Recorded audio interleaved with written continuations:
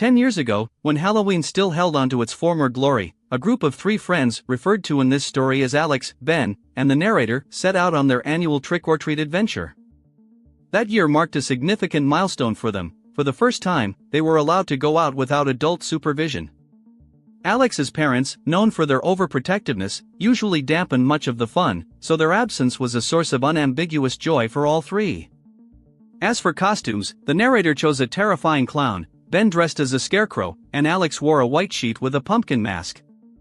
His concept wasn't entirely clear. Perhaps he was meant to be a ghost with a pumpkin for a head, creating an enigmatic figure. Their adventure began at 5 p.m., considered rather late, but in their town trick-or-treating continued until 9 p.m., making such a start perfectly normal. The first few hours passed in carefree revelry as the friends playfully dashed from door to door, relishing every moment of the holiday. By 7:30 p.m., however, their attention was drawn to 2 men who seemed to be constantly following them. This was especially odd given that the group kept switching streets and visiting random houses without following any set route. Noticing this, the friends grew uneasy and made several extra turns, essentially looping back on themselves. To their alarm, the 2 men mirrored nearly all their maneuvers.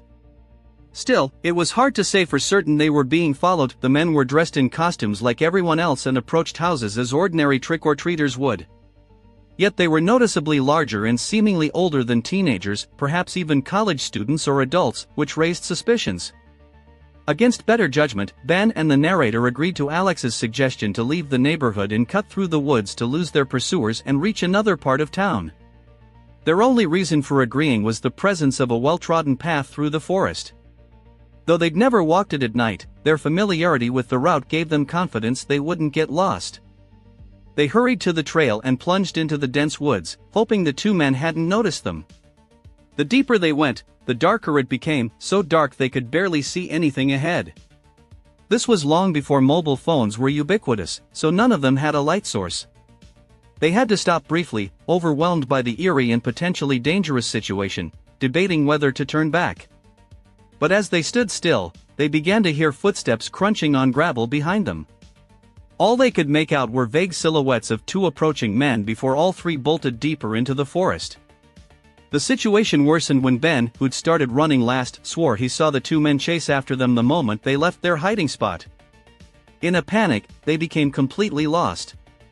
Every time they paused to catch their breath, they had only 10 to 20 seconds before hearing footsteps again, forcing them to flee once more. This convinced them beyond doubt that they were not only being followed but that their pursuers had truly sinister intentions, relentlessly chasing them through the woods. They wandered for what felt like over half an hour before finally emerging onto a street.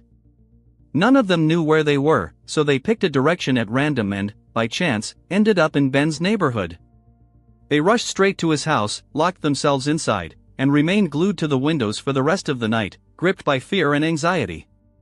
Naturally, being children, they told no one about what had happened.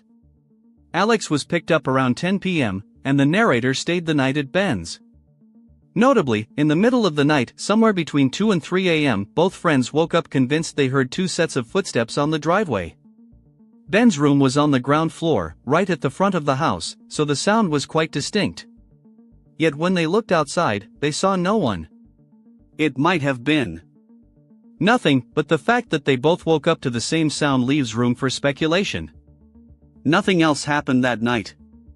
Every Halloween since has been entirely normal, yet they've always felt a faint surge of adrenaline mixed with a nervous sense of being watched, a memory that left an indelible mark. 5 years ago, on Halloween night, the narrator happened to own a lovely house in one of the city's larger neighborhoods. Larger here referred not to the size of the homes themselves but to their sheer number, which meant the streets were always teeming with children on Halloween, creating a lively, festive atmosphere. Typically, from 3 p.m. to 7 p.m., he'd been steadily handing out candy. Nothing unusual ever occurred. It was always the same routine. Kids would arrive, ring the doorbell, say trick or treat, receive their sweets, and leave. But near the end of the evening, the doorbell rang again.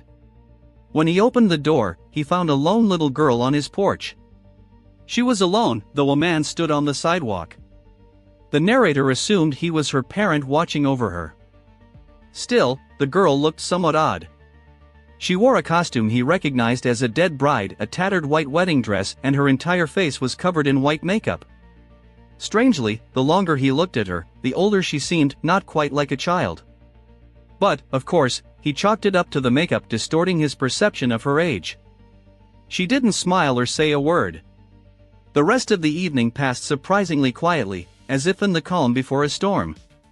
A few more young trick-or-treaters appeared, but the festivities seemed to be winding down. Having fulfilled his candy-giving duties, the narrator put away the leftovers and settled into his usual evening routine. He stayed up late, chatting casually on the phone with friends and tending to mundane household tasks. By his own admission, he didn't head to bed until around 1 a.m., realizing how late it had gotten. After turning off all the lights, he went upstairs to take a shower before sleeping. About 15 minutes after the water started running, he stepped out of the bathroom and instinctively checked his phone. A notification from his doorbell camera awaited him, recorded 10 minutes earlier, almost immediately after he'd entered the shower. Sometimes these alerts were false alarms, but as he reviewed the footage, his heart sank. For a split second, in the corner of the frame, the same girl in the white wedding dress appeared, then quickly retreated, as if remembering the camera and trying to stay out of view. The narrator hastily dressed, ran downstairs, and peered outside. The street was silent, the porch was empty. His heart raced. This couldn't be a coincidence, the girl had already shown up earlier. But then he heard something behind him. He spun around and stared down the shadowy hallway. Whispering came from the other end of the house, two people talking to each other. Without hesitation, he flung open the front door and bolted out, running to the other side of the neighborhood. He called the police and waited anxiously. Moments later, another notification popped up from the doorbell app. His face went pale. The footage showed the girl and the man running out of his house. He handed the video evidence to the police, who took all necessary measures. It was determined the intruders had likely forced the side door leading into the garage, then entered the house from there, but they were never found or identified. Notably, other neighbors reported similar strange encounters with the pair, though only the narrator's home was actually breached. It's likely the two had been roaming the neighborhood, seeking out those they deemed most vulnerable, though that remains speculation. To this day, no further information has emerged, and the pair has never been seen again. The narrator was 15 that year and felt too old to dress up and go trick-or-treating. Instead, he spent Halloween hanging out with his friend Aiden, lounging in Aiden's room and feeling bored. He thought they ought to do something special, given the occasion, and since his parents were at a corporate party downtown, the whole house was theirs for the night. After failing to come up with anything interesting, they did the most unoriginal thing possible, went downstairs to watch a Halloween-themed horror movie. They found one, turned off all the lights, and immersed themselves in an atmosphere of mystery.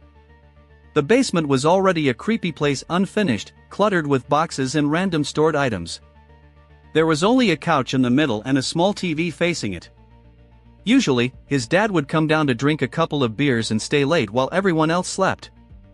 They watched the movie for a while, getting through the opening scenes, when suddenly they heard a dull thud. They exchanged glances and paused the film. Silence enveloped the house, thick and heavy. The narrator thought it might have been from the movie, so he rewound and replayed, but there was nothing even remotely similar to the sound they'd just heard. Everything upstairs sounded muffled, yet they were certain the noise had come from the floor above. The narrator stood up, and Aiden followed as he crept to the bottom of the stairs and listened again. Very faintly, they heard more dull thuds, quieter now, moving across the upper floor. They just stared at each other in fear, not moving or speaking, both certain of what the sounds meant. It sounded like someone was quietly walking upstairs. Then, suddenly, a voice called out, "Aiden! Aiden!" It repeated his name several times, low and unfamiliar. Aiden clearly had no idea who it was. And even if he had, these people had broken into the narrator's house while his parents were away. The friends quickly found a hiding spot, a tiny closet in the basement corner. The narrator was almost certain it was a utility closet, housing the water heater and such. Just seconds later, the basement door creaked open. Through narrow gaps in the closet door, they could see. The overhead light pierced the darkness, illuminating the stairs leading down into the shadowy space. After a brief pause, a man began descending. His steps were slow and deliberate, stopping occasionally to look around. He walked to the center of the basement, noticed the still-running TV, stared at it intently, then called out again, "Aiden." He started searching behind boxes and even opened one, carefully examining its contents for about a minute. That box held old photo albums and cherished family heirlooms, so watching a stranger rifle through them was deeply unsettling. After about 5 minutes, he turned and headed back upstairs. His footsteps echoed through the upper hallways for a while, then complete silence fell. The narrator waited in the closet for what felt like an eternity before finally daring to emerge. He grabbed his phone and dialed emergency services. The wait was agonizing, and by the time help arrived, the intruder had vanished without a trace. In the pitch-black basement, the man's face was impossible to discern, making identification hopeless. But one thing was clear: he knew who Aiden was and that he'd be alone in the house that night. The stranger's actions left no doubt about his stalking intentions, possibly aiming to abduct Aiden, or perhaps the narrator himself. The incident was deeply disturbing, and though the narrator still keeps in touch with Aiden, the case never progressed further. The man was never seen again. This unsettling episode occurred in the last week of October, just before Halloween. The narrator lived in a cozy, modest house in a typical suburban neighborhood. While he certainly enjoyed the holiday, outdoor decorations had never been his passion. A few years earlier, his sister had given him a small ghost figurine, so he simply placed it in the yard, and that was the extent of his Halloween preparations. But a week before Halloween, there was a knock at the door. It was the narrator's day off, so he was home and answered. The man on the porch was unfamiliar, around 40, with light stubble, short chestnut hair, and wearing a thick down jacket. He smiled broadly and said he just wanted to compliment the narrator's Halloween decorations. The narrator didn't quite know how to respond. After all, there was only one small ghost in the yard. It wasn't unusual or unique at all, just a piece of wood with a painted ghost. He thanked the man, who kept smiling, and left. It struck the narrator as odd but not alarming, probably just an overly friendly person, perhaps a bit too friendly. Yet just a couple of days later, the man reappeared. This time, the narrator had just returned from work at 7 p.m. and hadn't even changed out of his work clothes when he heard another knock. Seeing him again filled the narrator with dread, and the ensuing conversation only heightened his unease. The man praised the ghost again but then tried to strike up casual conversation. The narrator gave short, disinterested replies, clearly signaling he wasn't interested in whatever the man wanted. At this point, the situation turned genuinely creepy. Eventually, the narrator claimed he was busy, but even then, the man kept trying to keep him at the door, forcing the narrator to simply shut it in his face. The man stood there for 20 seconds, seemingly considering whether to knock again. Thankfully, he changed his mind and walked away. This guy was becoming truly disturbing, but the narrator hoped that would be the end of it. Several days passed with no further incidents, so he nearly forgot about him. It was Halloween night, and the narrator had the good fortune of finishing work early, so he was home to hand out candy. He ate an early dinner and spent the evening alternating between watching TV and keeping watch at the front door. By about 7 p.m., most of the trick-or-treating crowd had dispersed, and only a few small groups of children occasionally walked by.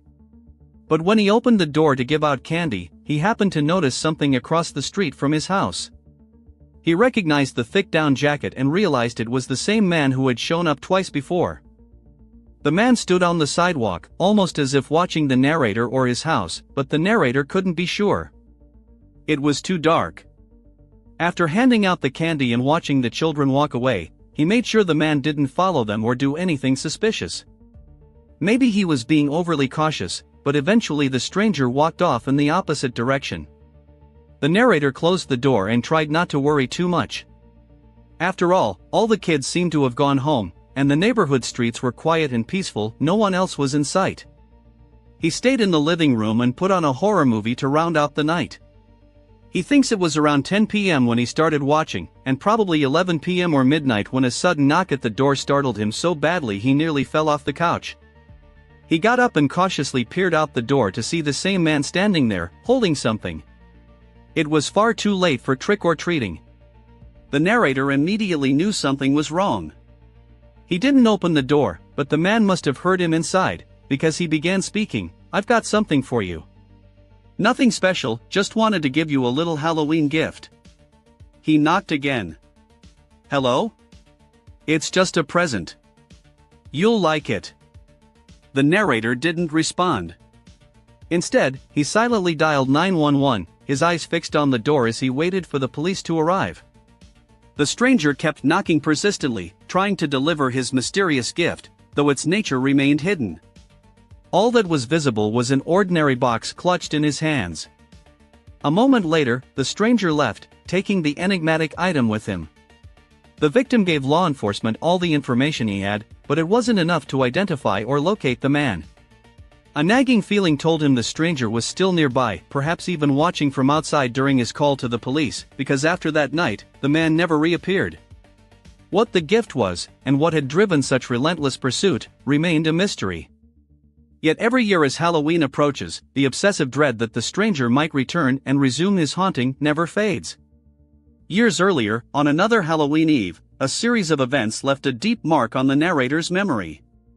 At the time, he was still a child, though nearing the age when many of his peers began losing interest in the traditional candy collecting ritual.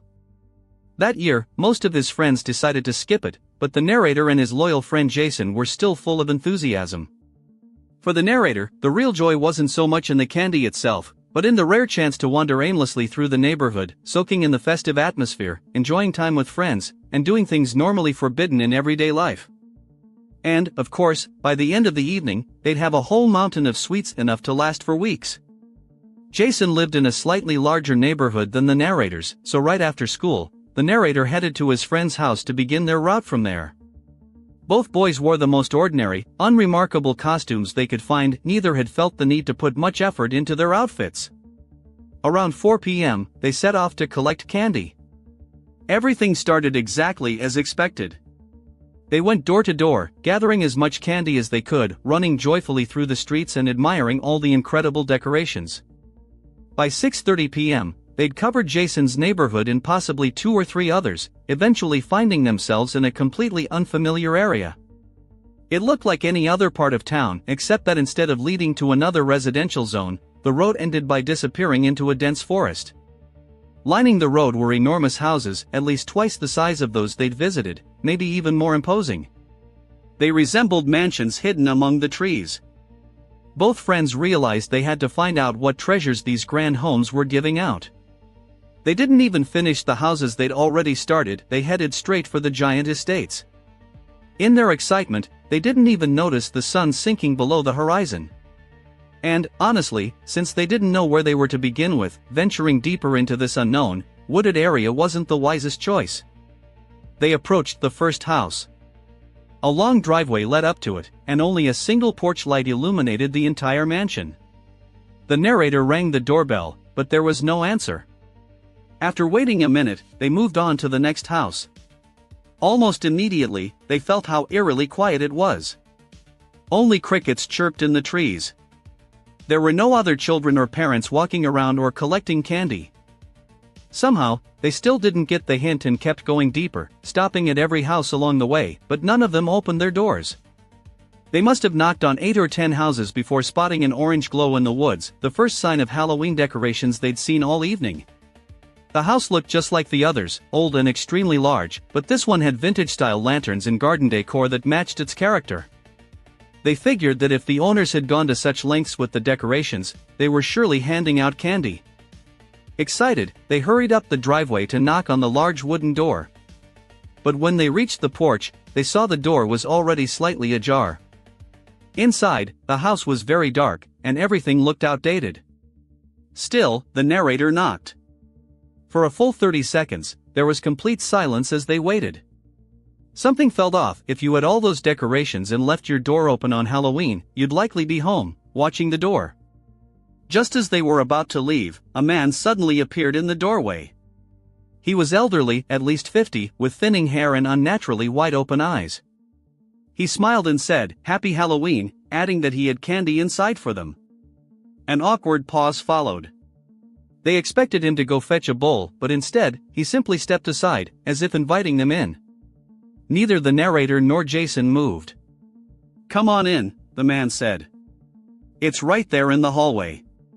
The bowl's too heavy for an old man like me to carry." He swung the door wider and gestured again toward the corridor, clearly encouraging them to enter. But common sense, mixed with the unsettling darkness swallowing most of the house, told them not to take the risk. Jason tried to mumble an excuse, but stumbled over his words and couldn't form a coherent sentence before his friend nudged him, signaling they should just leave. Both boys hurried away without looking back to see the man's reaction. They still didn't know whether he had ill intentions or if something else was at play, but they just wanted to be safe and avoid ending up in the news as kids who'd willingly walked into some lunatic's house on Halloween. In their rush to get away, however, they unconsciously kept following the road, wandering deeper into the maze of this strange neighborhood.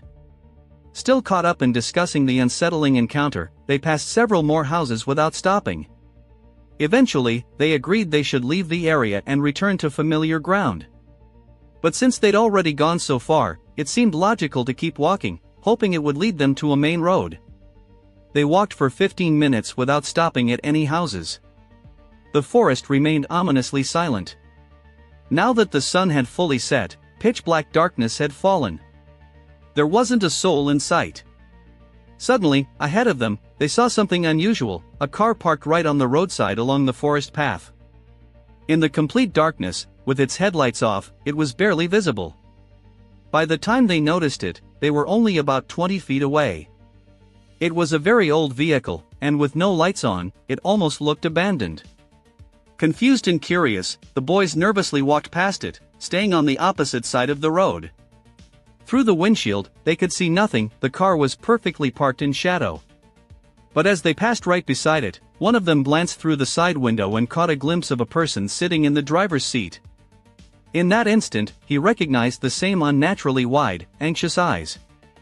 His friend told Jason to run, and they both bolted down the road. Almost immediately, the car's headlights switched on. They kept running, and luckily, just a minute later they reached an intersection leading back into a normal neighborhood.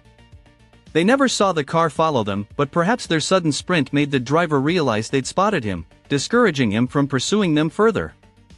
They went straight back to Jason's house and never told anyone, not even their other friends, about what had happened. It was their last year trick-or-treating on Halloween. Children's creativity, especially drawing, serves as a means for young talents to express deep feelings and emotions that they are not yet able to comprehend and articulate. At the same time, children often depict their surrounding world, familiar objects, and situations. Therefore, if a child's drawings include figures of strangers holding their hands, it could indicate something deeper and more unsettling. Martin and his wife, raising a 6-year-old daughter and a 3-year-old son, encountered an unexplainable phenomenon. Their daughter, whom we'll call Jess, had an extraordinary love for drawing, and her parents fully encouraged her hobby, providing her with all the necessary art supplies. They had a whole Crayola backpack filled with markers, colored pencils, crayons, and drawing paper. Jess's room and even her backpack were filled with numerous drawings, mostly with ordinary, innocent subjects. However, one day Martin discovered a drawing in his daughter's room that puzzled him. It depicted an unfamiliar woman holding Jess's hand. The woman didn't resemble the girl's mother, who was blonde. Instead, she had dark hair. Martin asked Jess who the woman was, and the girl replied that it was someone who sometimes visited her. Such words could be attributed to the fantasies of a 6-year-old with an imaginary friend. But when Martin asked for the friend's name, Jess said Lucia. This name immediately alarmed Martin, and he hurried to show the drawing to his wife, asking if the woman resembled her sister. Initially, Martin's wife suggested it could be anyone, but when Martin told her that their daughter had called the stranger Lucia, her face contorted in horror.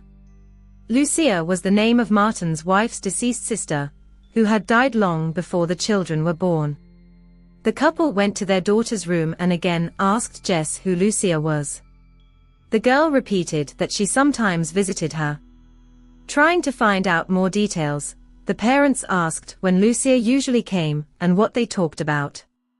Jess replied, "She comes sometimes at night when I'm drawing." Martin's wife asked Jess that the next time she saw Lucia, she should draw her again, but with more details. Jess agreed. From that moment on, Martin and his wife started leaving Jess's bedroom door ajar so they could hear if the girl was talking to someone. A few nights later, while in the kitchen, the couple suddenly heard Jess talking to someone in her room. They quietly approached the door to listen in on the conversation. There were long pauses in Jess's speech, but it was clear she was talking to someone or something invisible, answering questions the parents couldn't hear.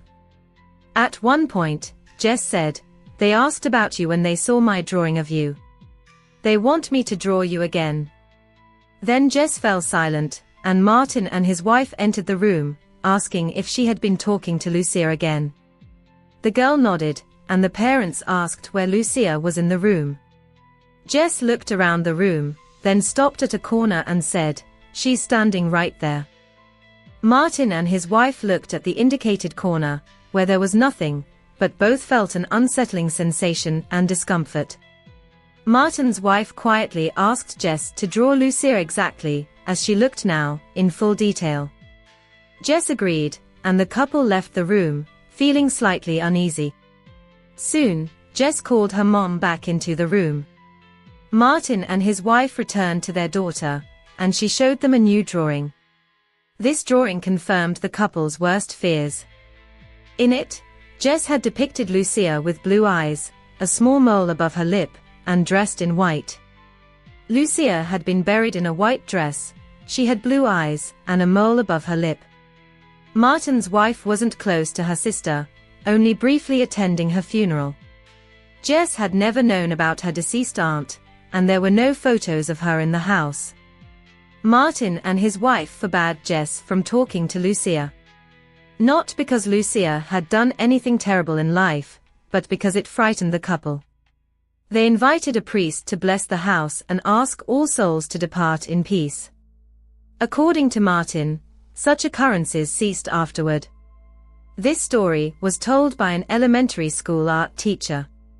Twice a year, she held an event with each class called Draw and Tell, where children drew something meaningful to them and then told the story behind the drawing. One day, in a third-grade class, most students drew themselves, their families, pets, and other familiar things.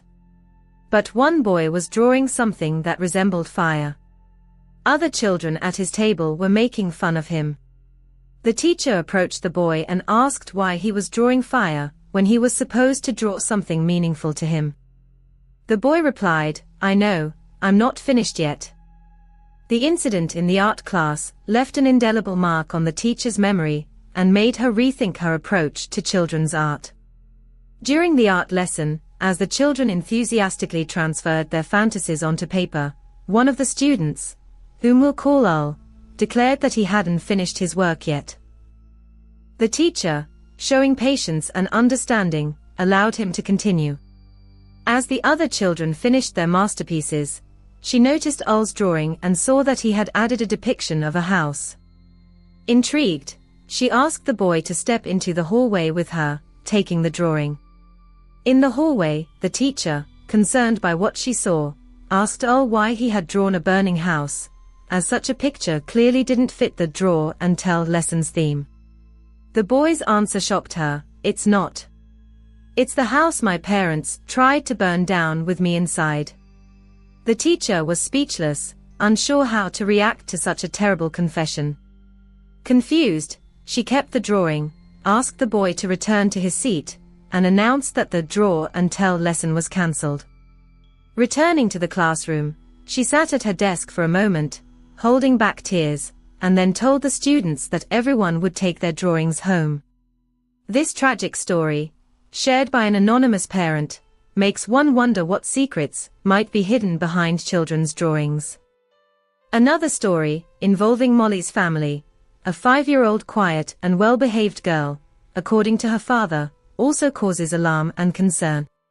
One night, Molly came into her parents' room and said she was afraid there was someone in her closet. Brad, the girl's father, took her back to her room and showed her the inside of the closet to convince her there were no monsters there. The next night, Molly again came into her parents' room, saying there was a monster in her closet again. This time, Brad and Jane allowed Molly to sleep with them. The next day, Molly drew the supposed monster she had seen and showed it to her parents. Brad stated that the drawing, admittedly, scared him, but up until that point, it all seemed like normal childish things. Until one of the following nights, Brad and Jane were woken by Molly's crying and screaming. They rushed to her room to find out what happened, and she said, "I'm bleeding," lifting her shirt on her back, where 2 scratches were visible. Molly claimed it was the monster. Brad turned the entire bedroom and the whole house upside down, looking for anyone who could have done it. When the house was empty, Brad and Jane had no choice but to assume that Molly had probably done it herself somehow, either intentionally or accidentally. But over time, as the couple was able to think it over, the chain of events seemed too wild to be just a coincidence. While the couple was getting Molly used to sleeping alone again, Molly never changed her story that the monster had scratched her back. To make her more comfortable sleeping alone, they moved Molly's furniture into the guest bedroom and made it her new room. Molly came into her parents' room a couple more times in the middle of the night, but both times when asked if she had seen the monster again, she said, "No, I'm just scared." Fortunately, no further physical harm was inflicted upon her in her sleep.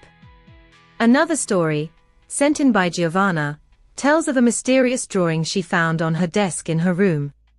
Since she lets her 7-year-old brother draw on her desk, it seemed strange to her from the beginning that her brother would leave it on the desk at all, because he usually took all his drawings back to his room and hid them.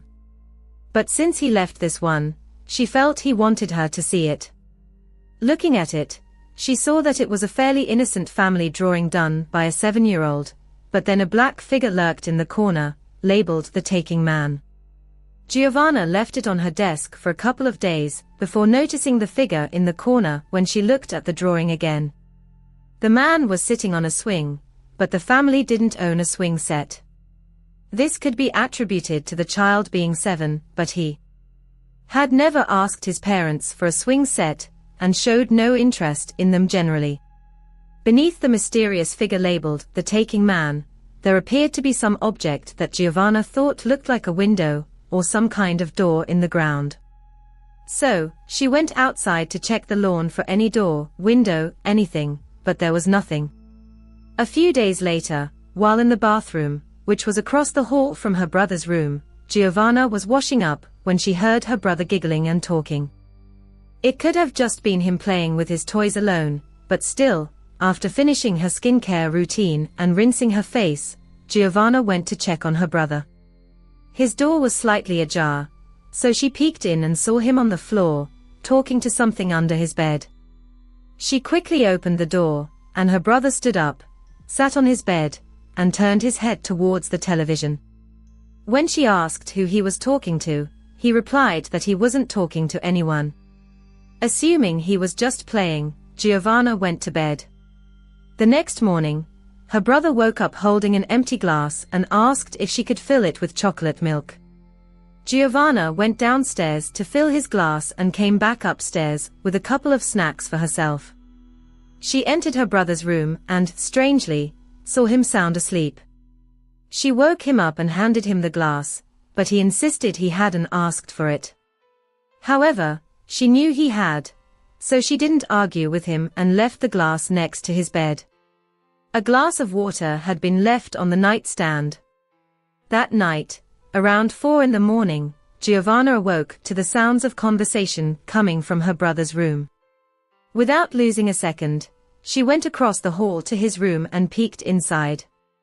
The girl remembered her brother's voice, animatedly talking to someone, and a vague silhouette of a dark figure looming in the dim light.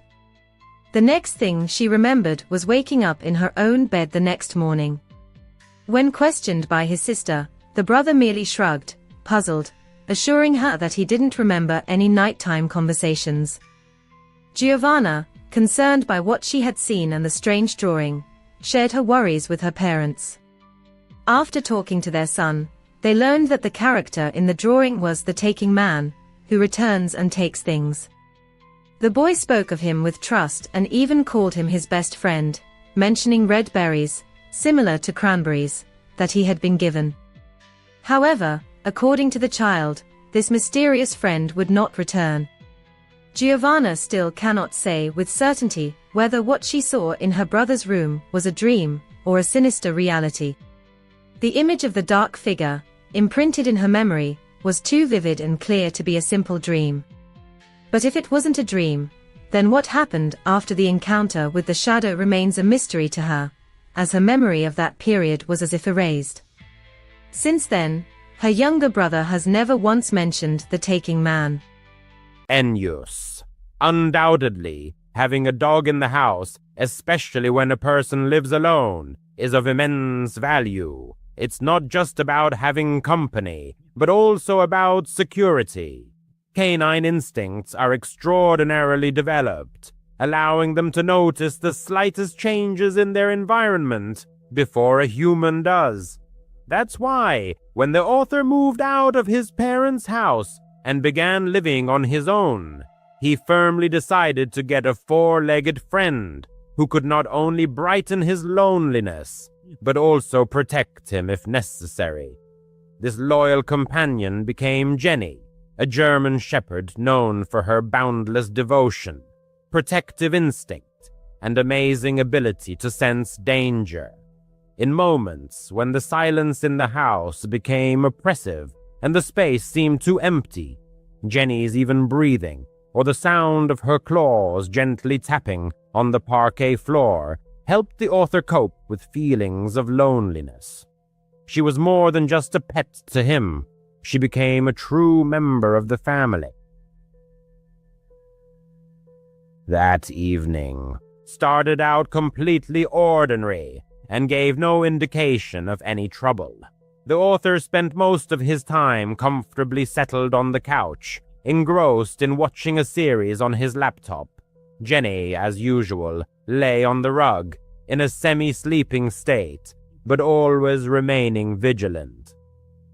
Around midnight, the author decided it was time to go to bed. He carefully locked all the doors, checked the windows, and turned off the lights before climbing under the warm blanket. At first, silence reigned in the house. However, suddenly Jenny jumped up abruptly. Her body tensed, her ears perked up alertly, and she turned towards the front door. The author, alarmed, sat up in bed, trying to catch the slightest sound. A moment later, a muffled knock was heard. He froze, unsure if he had imagined it. Who could be knocking on the door so late at night? Jenny barked sharply and deeply, and immediately the knock was repeated, this time more insistent. The author cautiously slipped out of bed and headed into the hallway. From there, he could see the front door, but he couldn't make out who was standing behind it. Jenny was already there, pressed against the door with her whole body and barking furiously, which made the author's heart clench. Then he heard a male voice shout, "Delivery! I just need you to come out so I can take a picture as proof." Every word seemed out of place and suspicious. Delivery services don't operate at this hour, the author thought. Besides, he hadn't ordered anything. Intuition told him to remain silent and not open the door. He hoped the stranger would realize he had the wrong address and leave. However, instead, the knocking turned into rough banging. Jenny growled with such ferocity that she seemed ready to tear the door to pieces. The man raised his voice, now sounding more insistent. "Come on, I just need you to come out for a second."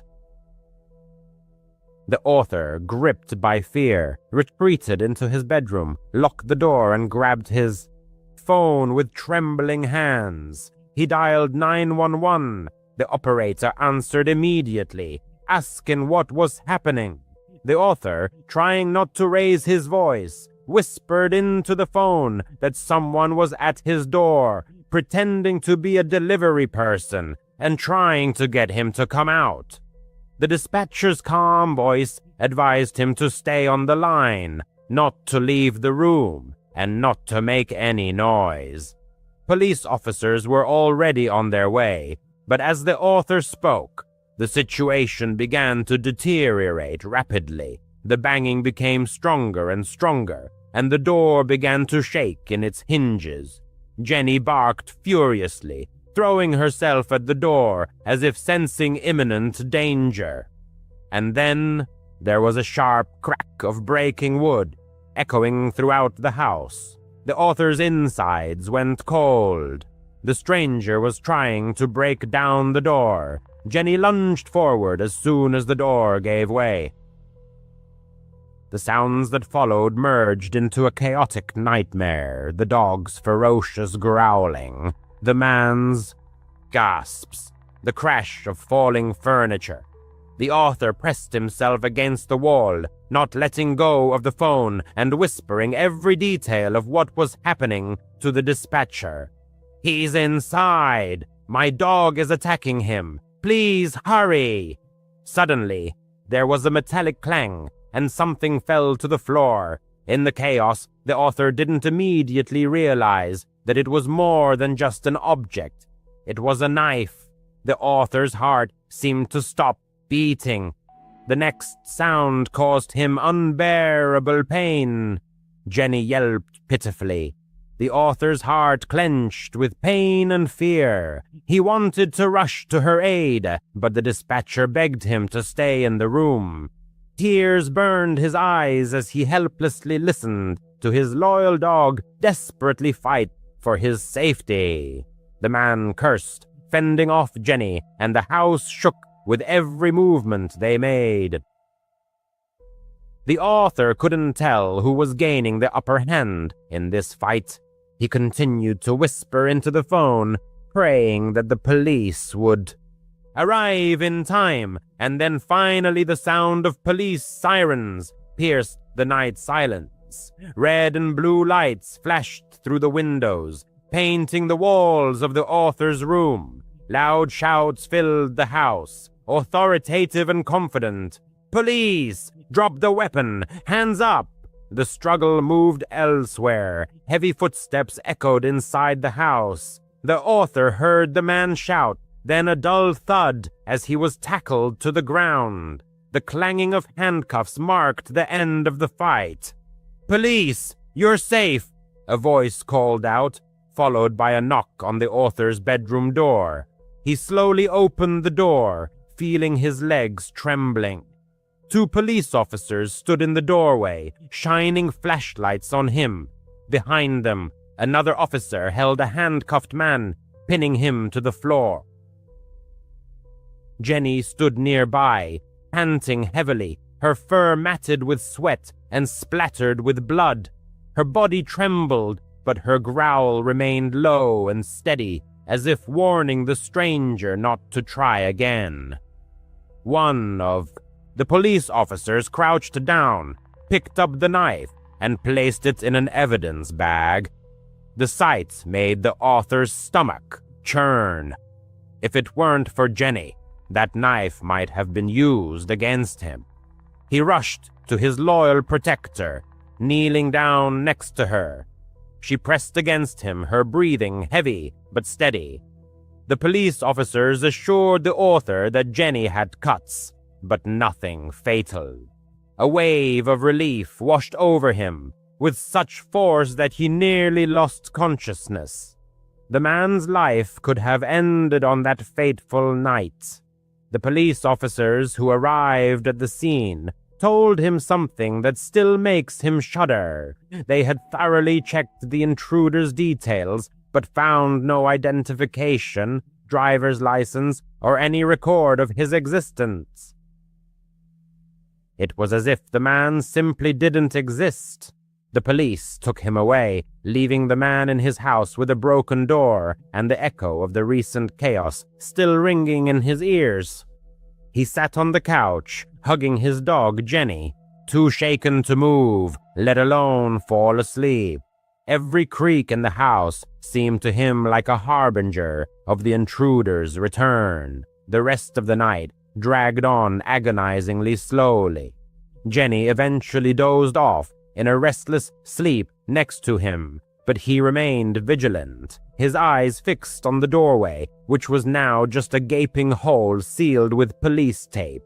A lot of time has passed since then, but the memory of that incident remains as vivid as ever. The man still checks the locks 3 times before going to bed and never opens the door to strangers, regardless of their claims. And every time Jenny barks, even into the void, he pays attention because, on that fateful night, the stranger tried to trick him into leaving the house. If it hadn't been for his dog's vigilance and the prompt arrival of the police, he might not be alive to tell the story. Jenny saved his life. About 3 months ago, he moved to a new house in a quiet suburb where everyone keeps to themselves. The lawns are neatly manicured. The cars are impeccably parked in the driveways, and you can exchange a polite nod with the neighbors when you pick up the mail. His closest neighbor to the right was a man who was probably in his 40s. The man had only seen him a few times, mostly when he was leaving for work early in the morning. The neighbor seemed quiet and a bit strange, but he figured he just valued his privacy, and he was okay with that. About 2 weeks ago, the man was in his living room late at night when he heard a faint but distinct sound. It was a female voice filled with panic, crying out for help. "Help! Somebody! Help me!" His heart pounded in his chest. The sound was coming directly from his neighbor's house. The cry was followed by a muffled thud, and then silence. He turned down the volume on the TV, straining his ears to catch anything else. For 10 minutes, nothing happened. He tried to convince himself that it was probably just a normal argument between spouses and that it was none of his business. The man tried to put it out of his mind and go to sleep. However, the same thing happened 2 nights later, but this time the cry was louder and more desperate. "Oh God, help! Let me go! Help me!" The genuine terror in the woman's voice made his hair stand on end. The cry was followed by a strange sound, and then there was an eerie silence. This time he couldn't shake the feeling that something serious was happening. He began to watch the house next door more closely. Since he worked from home, he had a clear view of his neighbor's property throughout the day. He saw him leave for work every morning in his old sedan and return every evening. The neighbor was always alone. The man never saw a woman. No car other than his ever parked in the driveway, and no one ever came to visit. The cries continued every few nights, always late and always with the same horrifying desperation.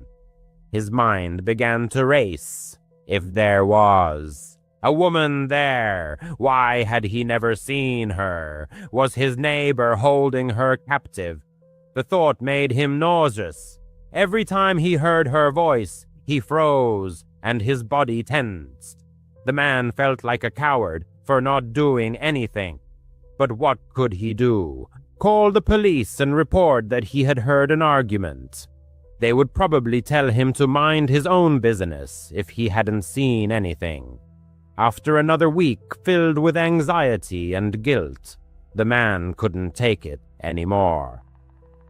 One Saturday morning he saw his neighbor outside watering his plants and decided he had to say something. He walked over to him, forcing a friendly smile. "Good morning," he said. "Just wanted to properly introduce myself. I'm Mark. I moved in here a while ago." The neighbor looked up, looking a bit startled. "Oh yeah, I'm David," he replied, not returning the smile. "Listen," Mark began, trying to sound casual. "This is a bit awkward, but I've heard screaming coming from your house a few times. I just wanted to make sure you and your wife were okay." David's face changed from neutral to puzzled, and then to annoyed. "My wife?" he asked sharply. I'm not married. I've lived alone for years." Mark's blood ran cold. "Oh," he said, thinking furiously. "Sorry, I could have sworn I heard a woman's voice." "You must be mistaken," David replied dryly, turning back to his plants. "There's no woman here." Mark was sure David was lying. The terror in the woman's voice had been real.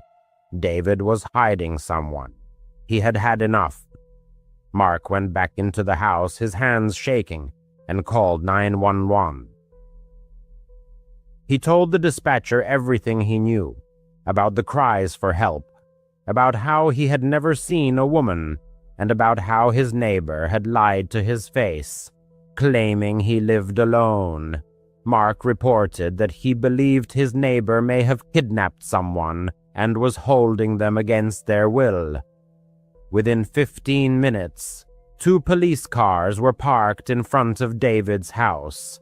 Mark watched through the blinds as the police officers knocked on his door, and agitated David answered the door, visibly annoyed by the unexpected visit. After a brief conversation, he reluctantly invited the officers inside. My heart pounded in my chest as I watched them methodically search the rooms, moving from window to window. Time stretched on agonizingly slowly. I wondered if they would lead out a tearful woman or David himself in handcuffs. After about 20 minutes, the officers emerged, followed to my astonishment by David, not only without handcuffs but laughing. One of the officers, spotting me on the porch, addressed me. "You called the police, sir?"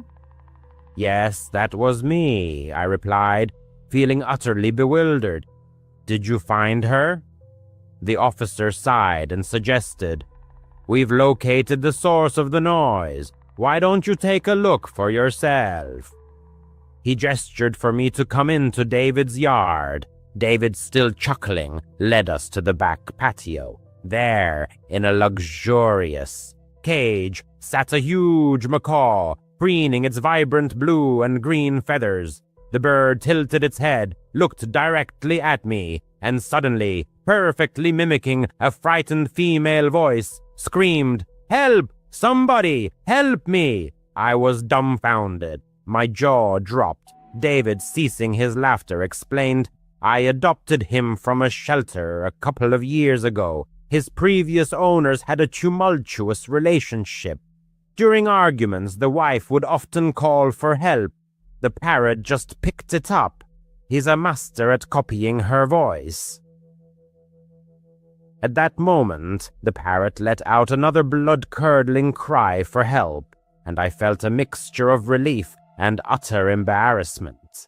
It turned out that for 2 weeks I had been living in a thriller of my own making, convinced that my neighbor was a monster. But the monster only existed in my imagination. The police officers, maintaining their professionalism, assured me that I had done the right thing by calling the police, and then departed. I apologized profusely to David, who merely waved it off. But even knowing it's just a bird, I still sometimes hear those cries. My heart can't help but clench, and I can't shake the thought of the real woman whose words are now eternally repeated by a parrot in a quiet suburban yard. When I turned 12, my family finally got our first dog. Max, a golden retriever mix, was adopted from a local shelter. He was about a year old, very friendly, and quickly won the hearts of all the family members. My room was on the 2nd floor, and it was my personal space. Small but cozy, with a window overlooking the yard. Every night Max slept at my feet, and I would fall asleep to the sound of his calm breathing. I felt safe, as if I had a personal bodyguard. However, a couple of years later, the situation changed. My parents had another daughter, a younger sister, and they decided to convert my room on the 2nd floor into a nursery. I was moved to the basement. It wasn't really a room, but more of a utility space. The concrete walls, although painted white, were peeling in places, and the floor was covered with a thin carpet on cold cement. A small window near the ceiling let in meager daylight, so it was always dim, even during the day. The creaky staircase made a loud noise with every step, and the air was always filled with the smell of dampness, like old newspapers or wet earth. My parents tried to cheer me up, saying that posters and a lamp would help make the room cozier. I certainly wasn't thrilled, but at 14, arguing was pointless. The first night in the basement, I called Max to sleep with me, as usual. He followed me to the top step of the stairs, but when I started to descend, he stopped. His ears perked up, and he stared into the darkness below. I gently pulled him by the collar. "Come on, buddy, time for bed." But he backed away, whimpering softly. Maybe he was afraid of the stairs, I thought. They were steep and narrow, so I picked him up and carried him down. As soon as I put him on the floor in the room, he ran to the door and started scratching it, whimpering louder than ever. It wasn't a playful whimper, but a cry of desperation, as if he was terrified. I tried to pet him, give him a treat, but nothing helped. He paced by the door, his eyes wide with fear, until I finally gave up and let him out. He immediately ran upstairs and fell asleep on the couch. This story repeated every night. Max flatly refused to go down to the basement. If I tried to force him, he would whimper and cry at the door until I gave up. My parents thought it was strange, but didn't think much of it. "Dogs have their quirks," my father said. "Maybe he just doesn't like the cold down there." But it started to bother me. Why was he acting like this? The basement was fine during the day, but at night it became very quiet. Too quiet. I would lie there listening to the house settle, the floorboards creaking upstairs, and sometimes, I don't know, I would hear faint scratching sounds from the walls, as if someone was quietly scraping their nails against the wood. I convinced myself it was mice or something like that. A couple of years later, the teenager got used to sleeping alone in the basement. At 16, the family decided to get another pet, as Max, their previous favorite, was getting older and losing his energy. That's how Buddy, a young Labrador radiating energy, came into their home. The teenager hoped that it would be different with the new friend, that he would keep him company downstairs, unlike Max. On the very first night, he took Buddy with him to the basement. At first, the dog behaved normally, sniffing around the space. But as soon as the door closed and the lights went out, he froze. The fur on his back stood up, and he stared at the far corner of the room, opposite the bed, where the walls converged in a shadow unreachable by the light of the lamp. Then came the bark, not a friendly one, but a deep, aggressive growl, interspersed with sharp yelps. His attention was riveted to the empty corner, as if something was present there. The teenager sitting on the bed felt his heart pounding in his chest. "Buddy, what's wrong?" he asked. But the dog didn't stop, continuing to stare into the void. His eyes were fixed on that spot, his ears pinned back, his teeth bared. Turning on the light, the young man saw only bare walls, a little dust on the carpet, and nothing more. No insects, no moving shadows. Buddy continued to bark for another 5 minutes until his owner opened the door and let him out. The dog shot up the stairs and never returned. The same story repeated with Buddy. He disliked the basement from day one. If they tried to force him to stay, he would whimper, scratch at the door, and bark at the same empty corner. It scared the teenager. What did the dog see that he didn't? Soon he began to notice other strange things. The temperature in the room would drop randomly. Reading in bed, he would suddenly feel the air become 10 degrees colder. Even in summer, goosebumps would run down his body. Sometimes the air felt heavy, as if someone was breathing with him. One night, he heard footsteps, not from above, but a soft shuffling on the carpet in his room. Half asleep, the teenager felt the footsteps approaching the bed.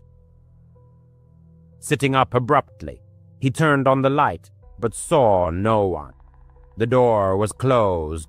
There was no one in the room. His heart was pounding so hard that he couldn't fall asleep for a long time. Checking the window, he made sure it was locked and too high for anyone to climb in. From then on, he started leaving the nightlight on. Then things started to move. First, small things. A phone left on the nightstand would end up on the floor, on the other side of the room. The zipper on the backpack, which he had definitely zipped up, was unzipped. The young man tried to convince himself of forgetfulness, but deep down he knew it wasn't true. One day he found scratches on the inside of the closet door, thin lines, as if from fingernails. There were only shelves and clothes in the closet. He couldn't have done it. Enna's the dog's reaction only made things worse. Even during the day when the teenager brought Buddy down to play, the dog would whine and pull toward the stairs. Max wouldn't even go near the top step anymore. Sometimes both dogs would start barking at the basement door upstairs, as if they could hear something that humans couldn't. The teenager started searching online for information about why dogs behaved this way. Some sites suggested they could sense mold or gas leaks that people didn't notice. He convinced his parents to check the basement. His father bought a carbon monoxide detector. Everything was fine. No visible mold or pests were found. But the strange occurrences continued. One night, the teenager heard whispering, faint murmurs, like a quiet voice with indecipherable words, were coming from that same empty corner. He froze under the covers, straining to listen. The whispering stopped as soon as he turned on the light. Sleep was out of the question. The scariest night happened about a month after Buddy arrived. The teenager was home alone. His parents had taken his sister to some family event.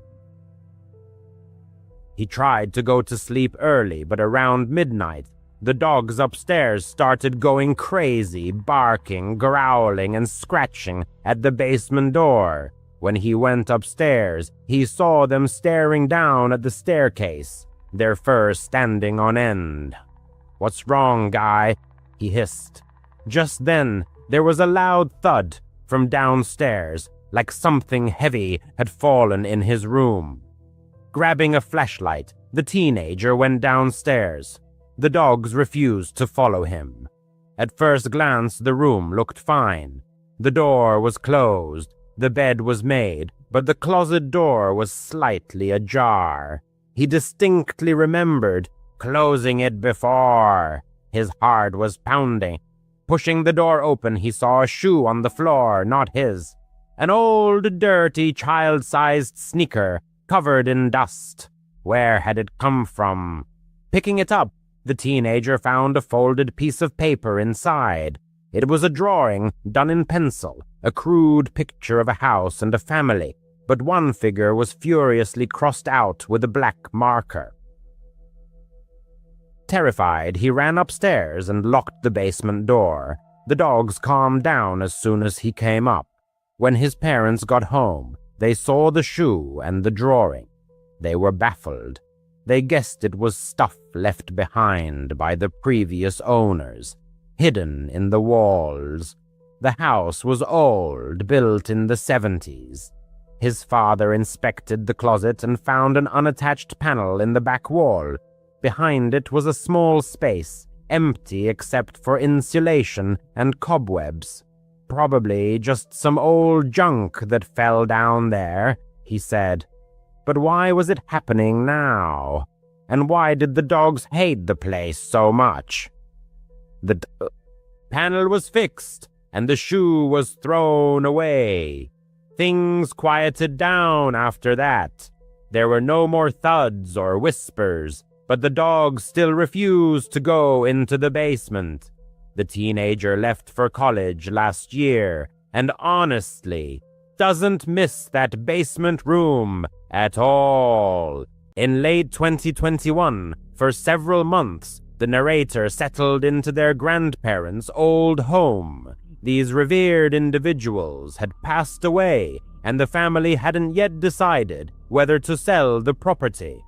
Until then, the house had been used as a temporary vacation retreat, but between moves, the narrator needed a place to stay, and the old house proved quite useful. They weren't particularly thrilled with the situation, as the house was quite dilapidated and worn. However, the absence of rent payments was an undeniable advantage and brought a certain satisfaction. The events in question occurred 2 months after they moved in. One day, returning from work around 6:00 p.m., they parked their car in the driveway and headed to the mailbox to collect the mail. At that moment, one of the neighbors approached them. She was an elderly lady with whom they had spoken several times about their deceased relatives, the current situation, and other everyday matters. During these few conversations, they had casually mentioned that they were temporarily living alone in the house. That's why she decided to speak with them. The neighbor recalled them saying a few days prior that they were living alone. However, earlier that day, while walking around the neighborhood, she had noticed some movement behind the windows inside the house. When she then noticed the absence of their car, it caused her concern, as she was sure they were at work. The narrator thanked her for the information, but honestly didn't fully grasp the seriousness of her words. The neighbor didn't seem entirely sure of what she had seen, and after all, it seemed absurd. Why would anyone break into their grandparents' old house? Continuing into the house, they quickly looked around for signs of a break-in or any disturbed items, but found nothing suspicious. There weren't even any shoe prints on the floor. This was certainly a strange and unsettling start to the evening, but they hoped there was nothing to truly worry about. They cooked dinner and spent the rest of the evening watching television in the living room. It was Friday, and they had 2 days off ahead. They likely stayed up late, past 1 a.m. By then, they had almost forgotten everything the neighbor had told them. The evening seemed completely normal. However, as it was very late, they turned off the TV and headed upstairs. When they had returned home earlier, the sun was still illuminating most of the house, so they hadn't turned on most of the lights, which made the entire house very dark, now that it was deep into the night. The only lights they had turned on were in the bedroom when they changed out of their work clothes. They ascended the creaking wooden stairs to the second floor, then walked down the hallway and entered the bedroom. It was a very old room, like the rest of the house, but it was divided into 2 sections. One area was dedicated to the bed itself, and then a small hallway with a wardrobe and one of those old-fashioned vanity tables built into the wall. On the other side of it was a large bathroom with a separate shower, a bathtub, and an excessive number of mirrors. To be honest, it was a bit unsettling for the narrator. Anyway, they used the bathroom, turning off the light there when they returned to the sleeping area, extinguishing the light there as well. However, immediately they realized something was wrong. The light was still on. They turned around, and a second later felt their hearts start to beat a little faster. In that hallway with the vanity and wardrobe, between the bed and the bathroom, the light was on. To explain why this was so unsettling, it was one of those single old-fashioned light bulbs attached to the ceiling, with a thin dangling string that you had to pull to turn it on or off. For this reason, they had never used that light. Not to mention, it was almost impossible to accidentally turn it on or off, because it was only operated by tugging the string. They walked over to the hallway and stared at it. The faint bluish glow of the bulb barely penetrated the frosted glass. The bulb must have been decades old. They cautiously raised a hand and pulled the string. The force it took for it to click and turn off was deceptive. It certainly couldn't have just turned on by itself. The more they thought about it, the more nervous they became, especially when the neighbor's comment about seeing someone inside came back to mind. Looking back, they should have left right then and there for their own safety. But they supposed it was much easier than it seemed for people to convince themselves it was just some kind of fluke. What if the light really did turn on by itself? It was awfully old. Maybe it was malfunctioning, and again, the likelihood of someone breaking into this old place was so extraordinarily low that they truly felt they needed real proof to believe it, let alone call 911. They meant one light on in a house they never used was creepy and unsettling. Don't get them wrong. But at the same time, they didn't feel it was enough to truly panic. Although they definitely weren't going to get much sleep anytime soon. They turned their bedroom light back on, but stayed there with the door closed, deciding to sit in bed with their phone until they got tired again. They decided to rest until their strength failed them again. For the next 30 minutes, they constantly found their gaze involuntarily turning to the door, then to the hallway leading to the bathroom, as if some internal paranoia had taken hold. Despite all the rational explanations they tried to instill in themselves, deep down the feeling that something inexplicable and disturbing was present lingered. They didn't know how to react to this premonition. The house had been checked before, but the thought of needing to inspect it again wouldn't leave them alone. They got up and flung open the door to the main upstairs hallway. A dead silence filled the house, sending shivers down their spine. Taking a few cautious steps down the hallway, they approached the spare bedroom and slowly opened its door. Inside the room, the old bed and furniture belonging to their grandparents were still there, along with numerous boxes neatly stacked along the wall. As soon as they stepped over the threshold, an extremely unsettling premonition enveloped them.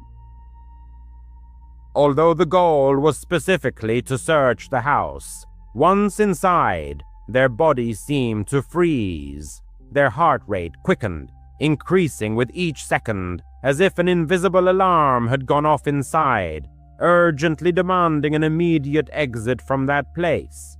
And at that moment, they noticed something. A silhouette protruding from under the blanket on the bed. The longer they stared, the clearer it became that it was a human body. Someone was lying in the bed, covered by a blanket. An instant wave of panic overwhelmed them as they tried to retreat, but this led to a slight stumble, causing a loud creak from the wooden floor. In an instant, the person sat up abruptly in bed, demonstrating that they were certainly not asleep, and were likely listening intently to every one of their movements. It was a man. His eyes pierced the hero's gaze, but that was all they managed to notice before they swiftly ran out of the room. The pursuer's footsteps echoed close behind them. They didn't stop until they burst out of the house and ran down the road to the doorstep of the neighbor, the same one they had spoken to before. She let them in and immediately called for help. They were genuinely grateful that the officers arrived relatively quickly, but the intruder must have fled immediately, as he was no longer found. In the following weeks, their parents helped conduct a thorough inventory of everything they believed was in the house, or at least all valuables, and, surprisingly, nothing was missing. If anything was absent, it held no value. This circumstance raised the question, why was he there? Many were inclined to believe that the man simply knew the house was vacant and was therefore squatting in it, living unnoticed. However, what truly frightened them and made them doubt this version was that they themselves had lived there for 2 months. This meant the intruder must have known about their presence. Was there a possibility that he had been hiding, living there with them all this time, while they suspected nothing? And what would have happened if they hadn't discovered him and escaped? They moved out immediately and haven't returned to that house since. They probably never will. He was returning from a road trip. Nothing remarkable. Just a few days visiting relatives. He always disliked that the drive took a full 14 hours. It was too much to comfortably cover in one day, but not long enough to justify stopping at a hotel and thereby doubling the total travel time. He always forced himself to drive the entire way in one day, which completely stripped the road trip of any pleasure. In short, he left his relative's place around 3 p.m., which meant driving all night. This decision was not the wisest. By midnight, he felt deeply tired and intensely sleepy, but this part of the road didn't pass through populated areas or anything similar. Ahead lay only deserted forests or simply open, vast emptiness. Occasionally, there were only a couple of gas stations and, perhaps, a few dirt roads leading nowhere. He decided to stop at the first opportunity and buy something to stay awake. Coffee, an energy drink, literally anything. Soon a small gas station appeared before him, nestled among the trees on the side of the highway. It looked like a typical local establishment.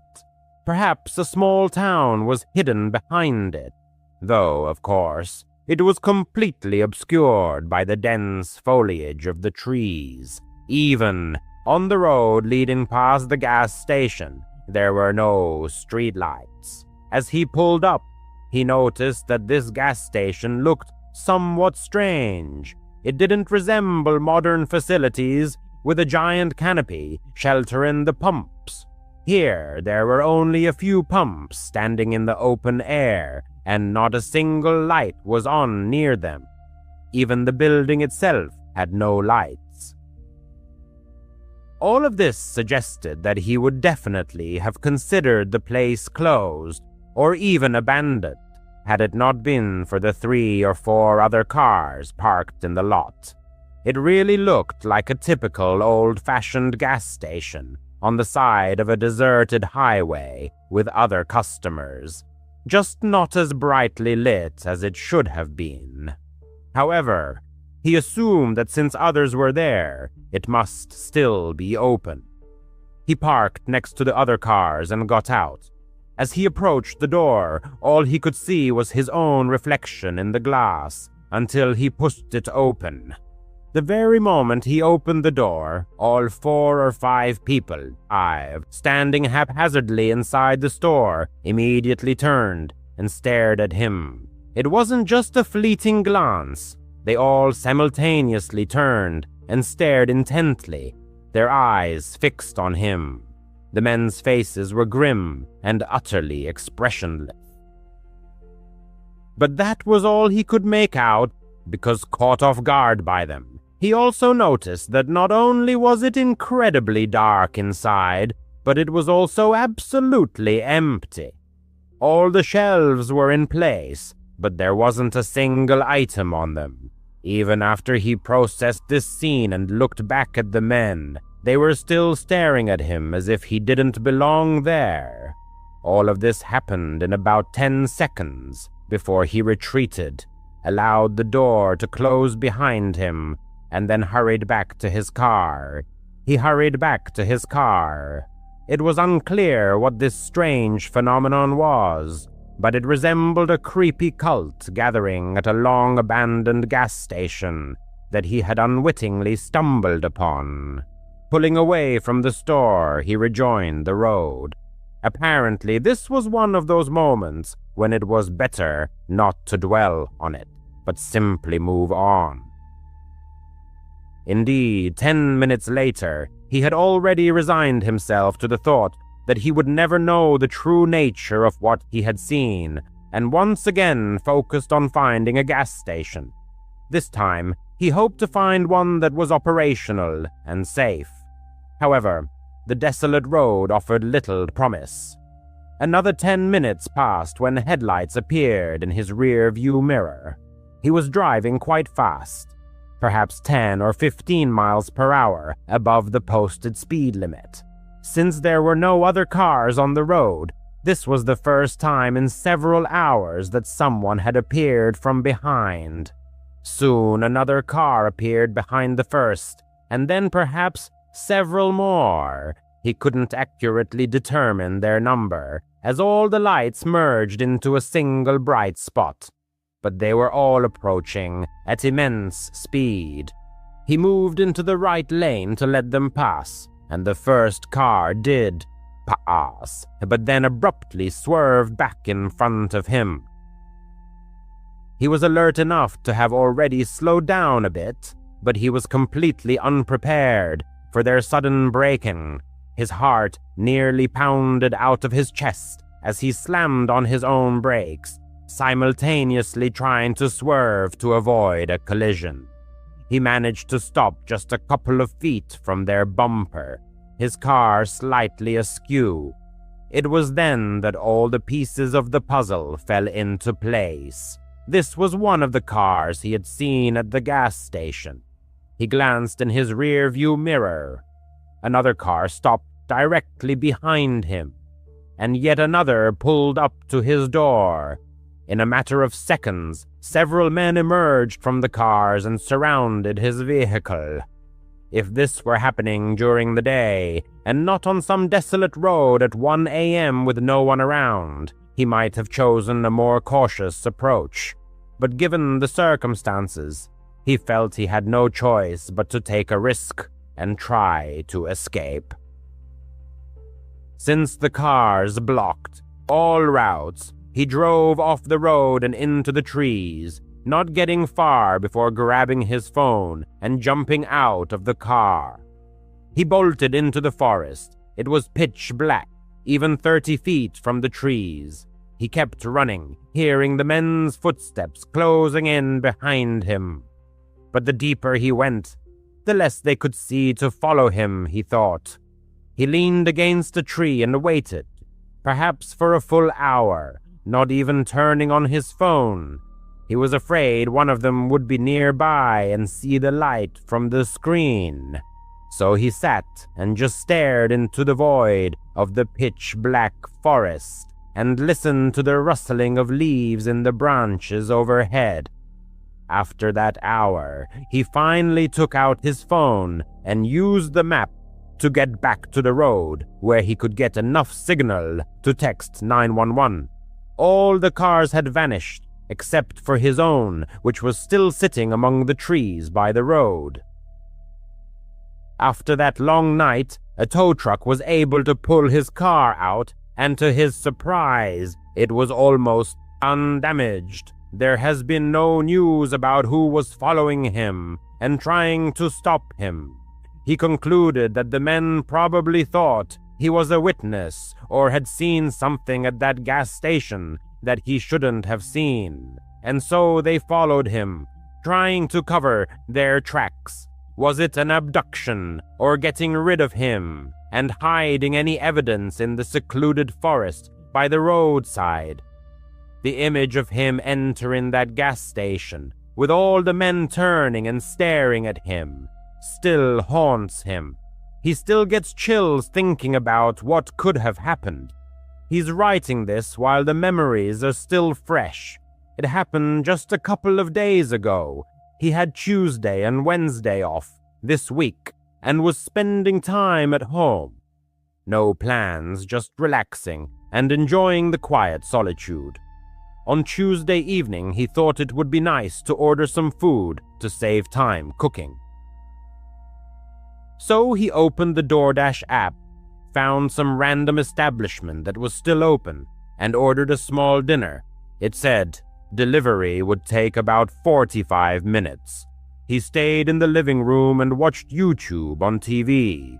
Until then, the evening had been good. About 45 minutes later, he happened to get up and just casually looked out the window. He doesn't even know why, as he could have easily opened the app to check the delivery status. But when he looked out, he noticed a car parked in his driveway. Immediately, he opened DoorDash and checked the map, and the delivery driver was still 10 minutes away. But then, who was in his driveway? He's not one to speak loudly, so he wasn't keen on going outside and saying anything to them.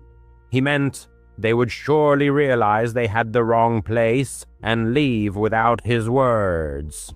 He went back to the couch but kept getting up and checking the window every couple of minutes. When the DoorDash order arrived, the car was still in the driveway. From the window, he couldn't really make out anything inside the car. So, when he opened the door for the delivery, he asked the driver if he had seen anyone in there. The driver replied, "Yeah, there was some guy in the driver's seat, but I didn't really look closely." He thanked him, and the driver left. He felt very uneasy. A profound sense of discomfort enveloped the person. In an attempt to gather his courage, he intended to go outside and find out what the unwelcome guests were doing. However, barely 5 minutes after he started eating, there was a knock at the door. The person jumped up from the couch. His heart pounded wildly, and he froze, staring at the door before slowly and silently approaching it. When he looked outside, no one was visible. The car was still in the same spot. Taking a deep breath, he cautiously opened the door and stepped outside. It was pitch black and completely silent. He scanned the porch but found no one, so he headed down the driveway towards the car. Looking inside, he was astonished to find that whoever had been inside was no longer there. A chilling sensation ran down his spine. He walked to the back of the car to examine the license plate, but was horrified to discover it was missing. This discovery filled him with even greater fear, as it made him wonder, had this person, whoever they were, planned everything in advance? He stepped back from the car, intending to return to the house, as the feeling of extreme unease was growing, and he felt it was the right time to call the police. Upon entering and firmly closing the door behind him, he immediately sensed something very strange. The house was silent, but his intuition persistently signaled that something was wrong. He cautiously crept into the living room and stared at the sofa. His phone was not there. Every fiber of his being seemed to be pierced with fear. Before he could move, he heard the slow creak of a door, hinge opening. Then, quiet footsteps echoed down the hallway towards the front door, but they stopped just before the turn. They were waiting there, around the corner, right by the front door. The person simply couldn't run out. He froze for a few moments, then very cautiously and silently began to make his way to another part of the house.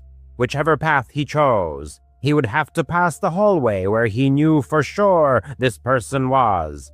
Therefore, whatever he was going to do, he knew he had to act fast. He froze for a second. He felt a surge of anxiety about the impending action.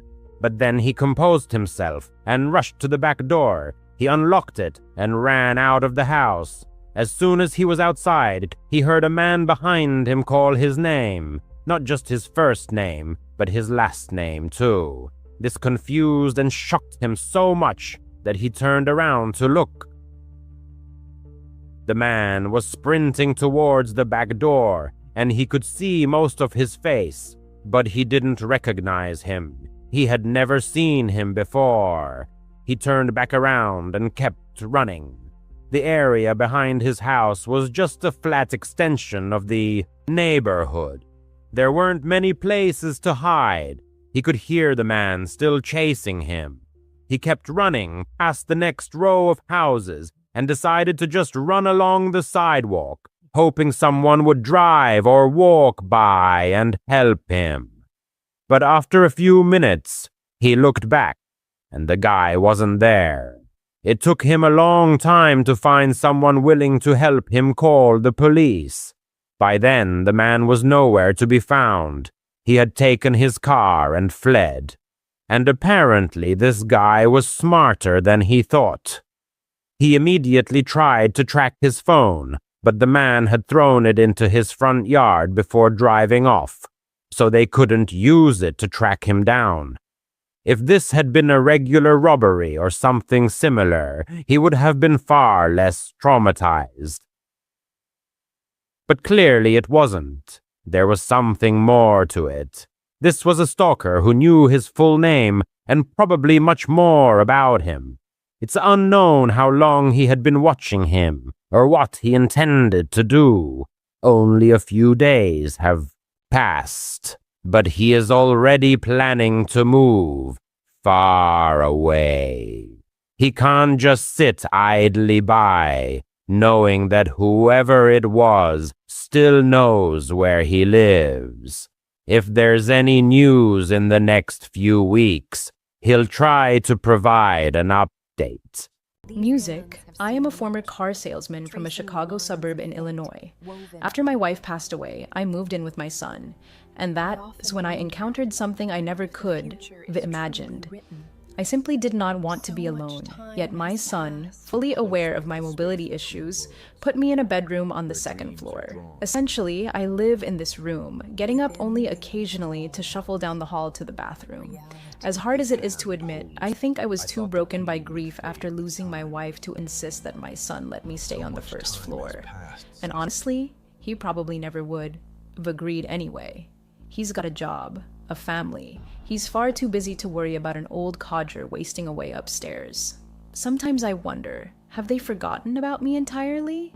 They hardly ever come into my room to talk, and lately, the characters on my TV shows feel closer to me than my own son and grandchildren. I get so unbearably bored that I have even taken to spying on the neighbors, just to have something to do. My bed sits close enough to the window that I can see their backyard without getting up.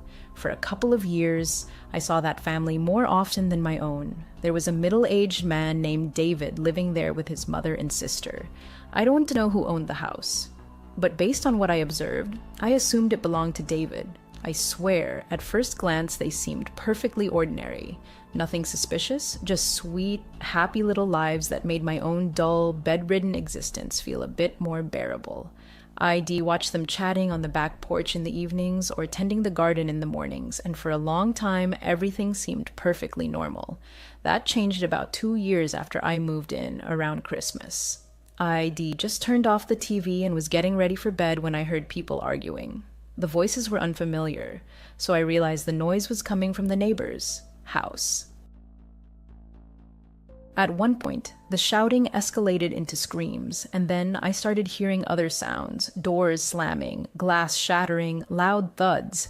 Then, suddenly, everything went silent. I was exhausted, so I figured it was just a domestic squabble that had blown over on its own. But something about it gnawed at me, keeping me awake.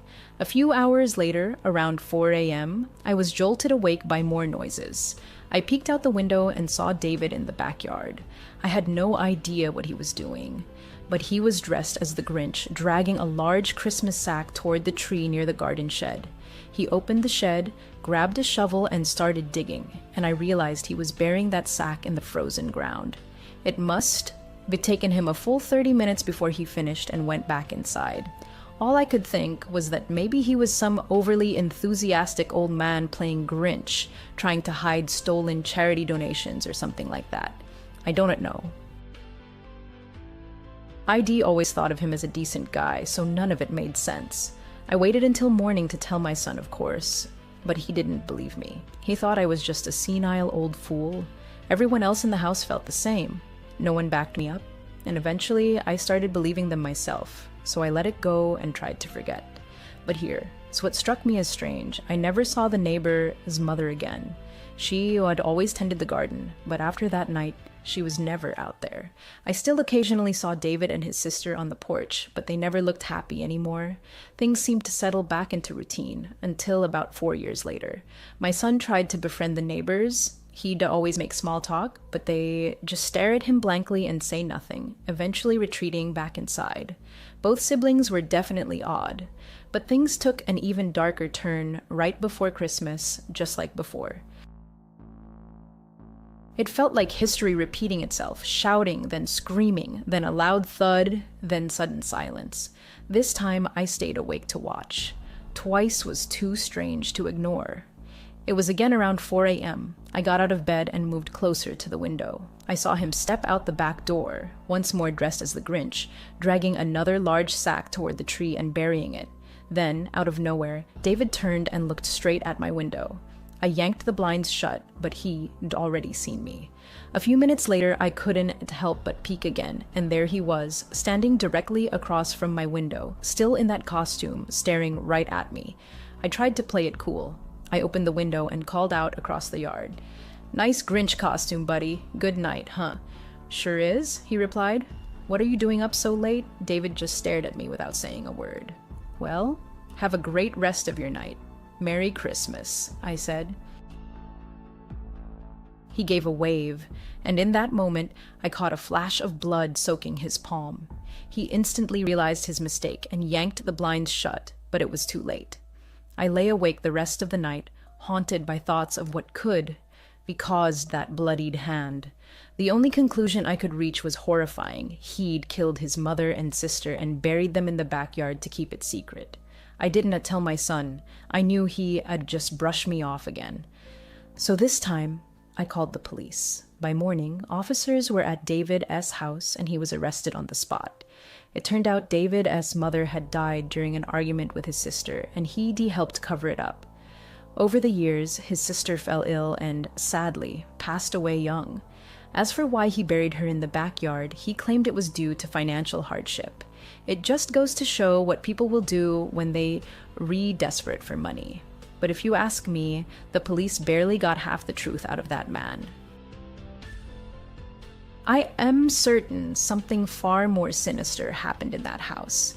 This story was inspired by a truly shocking real-life incident in Chicago, Illinois. Here's a photo of the so-called Grinch, a man named Michael who was 45 at the time. He since been charged with concealing the deaths of the family members mentioned in this story, burying them in his backyard. Ominous music, nervous applause. Raising my daughter alone was incredibly tough, especially after her own mother abandoned her. Damn that whore. When my daughter was just a year old, my wife left us for another man from a wealthy family. Every night I prayed that cursed witch would burn in hell. But the Christmas season is usually when I try to keep the darkness at bay and let my daughter enjoy the holidays. So on Black Friday, I took her to Mega Mart to buy a Christmas tree. The place was packed, like vultures circling, caring only about deals. People were snatching up electronics left and right, fighting, stepping over others, lying on the floor, screaming with toothless rage. I pushed my way to the tree section, where among dozens of small, pathetic trees stood 2 large Christmas trees, and one of them seemed to pull me in. There was something special about it, something that made it stand out. I stepped closer, but as I tugged at the branches to check what it was made of, I got cursed out. Not by someone trying to claim the tree, but by a strange, unsettling man standing right in front of me. "What the hell is your problem?" the man snarled, shoving me to the ground. "I'm sorry, man," I said. "You just blended in with the trees." I was about to buy the last big one. The man, eerily Grinch-like, scowled, baring sharp teeth. "Well, whoever told you that tree is yours is wrong. It's mine. Got it?" "What is the matter, you little runt?" I got back on my feet. "Excuse me, did you just say it's your tree?" "That's right, Buster. So if you are looking for a big one, go drink your way through the forest." I couldn't tolerate this bizarre behavior. I stood my ground, determined to buy that tree. My little girl was terrified, her whole body shaking as she whispered, "Daddy, can we go now?" "Not yet, sweetheart. Just 1 more minute." "Is that what you told your wife?" The Grinch snapped. "Now get out of my way."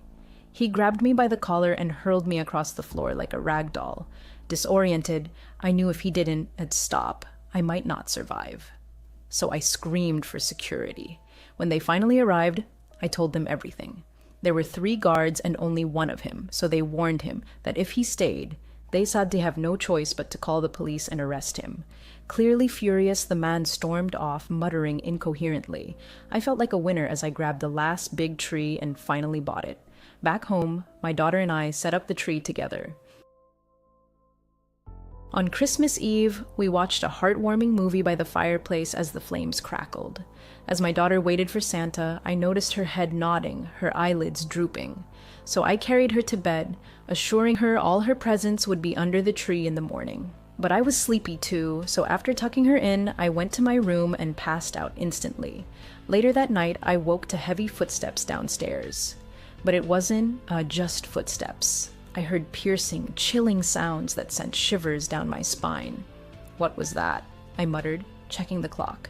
It was 3 a.m. I couldn't fall back asleep. Part 1. The Disappearance of Olivia.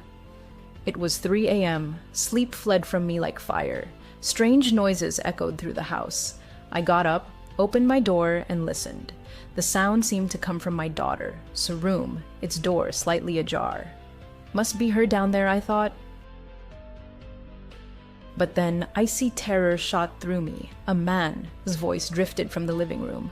"Ah, foolish tree, silver tongue shall add a chance." My heart, once steady, now raced wildly as the sounds grew louder, more unnatural. I bolted downstairs and froze. Standing there was the same man from Mega Mart. His face was sickly green, his features twisted into a sinister grin. Slung over his shoulder was a sack stuffed with my belongings, probably stolen. He was dragging our Christmas tree toward the front door. "Hey, stop!" I shouted, trying to sound brave. "I am armed. Drop it, or you are dead." "Then voila!" he sneered. "I dare strike you, you little whore. This is Eleanor. You won't ruin my Christmas this year, buddy." His words hit like a hammer. Fear of getting hurt, or worse, paralyzed me. I let him leave, hoping the security cameras had captured enough to catch this lunatic. Once his truck vanished around the corner, I called the police and gave them every detail. The worst part?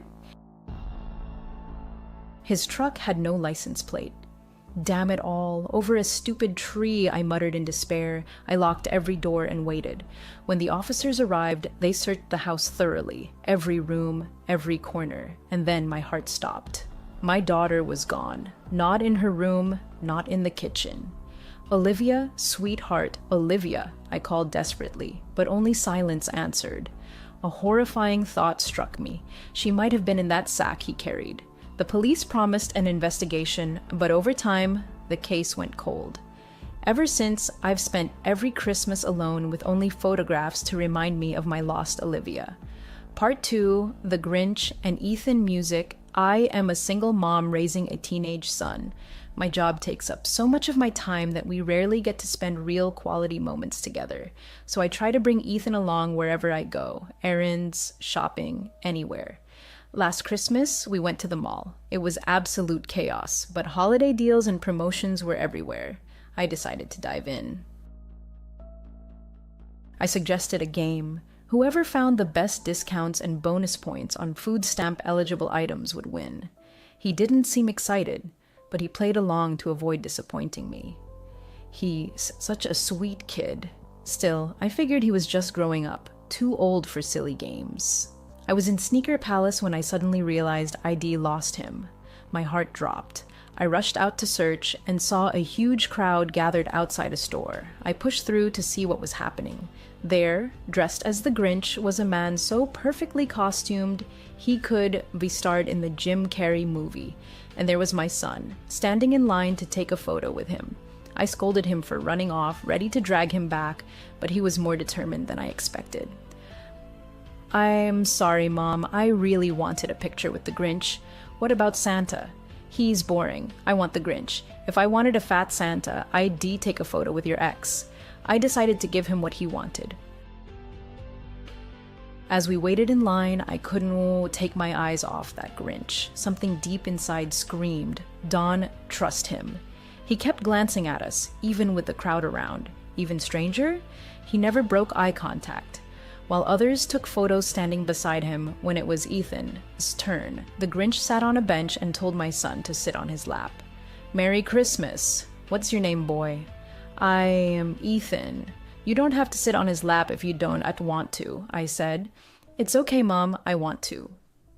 "You sure? Are you deaf, lady?" He said he wants to. I was stunned. I wanted to rip his head off when family secrets turn into nightmares and blood is spilled by the hands of kin, horror reaches an entirely new level. The 4 stories you are about to read are chilling precisely because they are rooted in reality, whether it siblings, cousins, or an entire clan. These are 4 terrifying, enigmatic families whose deeds have been forever etched into the dark annals of history. 4. The Bloody Benders. From 1871 to 1873 in Montgomery County, Kansas, lived the Bender family, whose name would soon become synonymous with unspeakable evil. The patriarch, known as Pa Bender or John Bender Sr., was a man in his 60s of German origin who barely spoke a word of English. His wife, 55-year-old Eliza, earned the nickname the She-Devil for her icy demeanor and impenetrable aloofness. Their 25-year-old son, John Jr., was considered handsome, with fiery red hair. He spoke English fluently, albeit with a German accent, but neighbors whispered that he was simple-minded, often seen laughing silently to himself. Mary Bender, the true muse of the family, embodied charm, beautiful, courteous, and speaking flawless English without a trace of an accent. She presented herself as a clairvoyant and healer, distributed pamphlets, and openly preached free love. It was largely thanks to her that the Benders' roadside inn and general store thrived, drawing travelers from across the region. But behind this facade of hospitality lurked a gruesome, bloodthirsty nature. Although accounts vary, it is believed that in 1872, Robert Smith, traveling with his child, stopped at the Benders' inn en route to visit Dr. Henry Johnson in Iowa. He never reached his destination. Concerned by his friend, silence, Dr. Johnson decided to retrace Smith's steps. His journey, too, ended within the walls of that sinister inn. Dr. Johnson was never seen again. Another version claims Dr. Johnson was a regular client of Mary S., and it was during his second visit that he vanished without a trace. Regardless of the details, it was Dr. Johnson's disappearance in 1873 that finally tore the mask from the Benders. Before his fateful trip, Dr. Johnson had informed his brother, Colonel Johnson of Fort Scott, of his plans. When the doctor failed to return, the colonel launched a search in Montgomery County. He personally visited the Benders, who assured him they hadn't seen the doctor, suggesting he'd either been delayed or fallen victim to native attacks. A plausible explanation at the time. Suspicion gnawed at Colonel Johnson, but he needed proof. He got it on April 3rd when a woman, who had miraculously escaped the Benders' home after Eliza attacked her with knives, recounted her ordeal. When questioned about the incident, Eliza flew into a rage, accusing the woman of being a witch who had cursed her coffee. This outburst exposed the lie. Despite claiming ignorance of English, Eliza clearly spoke it quite well. Rumors soon spread of numerous disappearances in Montgomery County. Suspicious skulls bearing signs of violent death were discovered. At a hastily convened town council, Colonel Johnson and local officials announced imminent individual home searches. Despite growing suspicion, no one kept watch over the Benders. By the time their turn came, the family had vanished without a trace. When authorities searched their property, they were met with a foul stench that led them to a trap door beneath the family room. Underneath lay a 6-by-7-foot cellar. The floor was caked in dried blood, the source of the nauseating odor seeping through the ground. No bodies were found inside. Attention then turned to the surrounding land, particularly the garden. It was there that the bodies were unearthed, including Dr. Johnson's. Many victims had been bludgeoned in the head and bore signs of mutilation. Among them was a little girl, likely strangled or buried alive. It's believed the Benders lured victims to dinner, seating them directly above the trapdoor. While Mary distracted or entertained the unsuspecting guests, the men would burst from behind a curtain and kill them with a single, crushing blow to the head with a hammer. The bodies were then dumped through the trapdoor, allowing blood to drain freely. Afterward, the victims' valuables were taken and the corpses buried on the Benders' property. In some cases, the motive remained unclear. Many travelers carried little of value. This led to a horrifying possibility: the Benders killed for sport. Once their atrocities were exposed, large posses of vigilantes set out in pursuit. A reward was offered, yet to this day, there is no conclusive evidence the Benders were ever captured. Over time, various individuals were arrested and accused of being one or more of the Benders, but none were ever definitively identified as family members. Eventually, other accomplices in these horrific murders were apprehended. It was estimated the Benders murdered over 20 people during their time in Montgomery County, but the true number was likely far higher, both before their arrival and even after they fled, and possibly several more after they went on the run. 3. The Smith family, life in the shadow of despair. David Smith, born August 22, 1946, was the eldest of 4 children. His childhood unfolded in an atmosphere of constant tension. A mother consumed by religious fanaticism and a father who was a violent alcoholic created an unbearable home environment. After finishing school, David joined the military and served in Europe for a time. Upon returning to the U.S., Smith settled in San Jose, California, beginning a relationship with Sarah Johnson, a married woman, and her children. By 1974, David had married Maria, Sarah as a daughter. Maria was only 15 at the time, and it was later revealed that Smith had been sexually abusing her since she was 12. The informal wedding took place after Maria became pregnant. In total, David fathered 10 children with her. In 1986, Anna Johnson, Maria's sister, decided to send all 7 of her children to live with Smith. The household swelled to an enormous size, yet David never held steady employment, preferring to live off government assistance. Often, this massive family crammed into dilapidated shacks, boats, or illegally occupied abandoned houses, scraping by in squalor. Smith spent some time in prison. Scientists estimate that over 5 million species on our planet remain undiscovered, and the prospect of uncovering one thrills the imagination of many. It's no surprise, then, that this has spawned countless fake videos created in pursuit of fame, fortune, and recognition.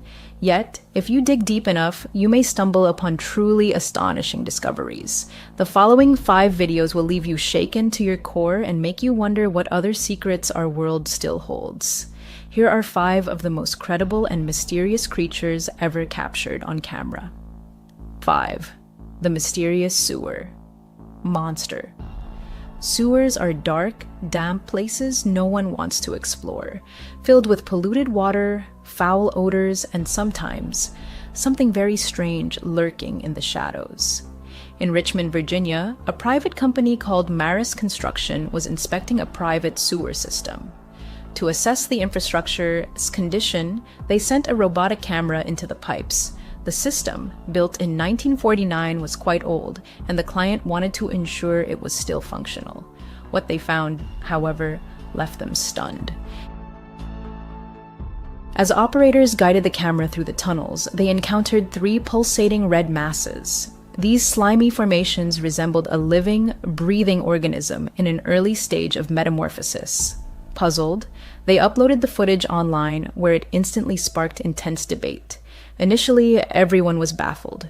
The city's environmental coordinator suggested it might be a colony of tube worms that had somehow entered the sewer, but many disputed this, noting that no individual worms were visible in the video.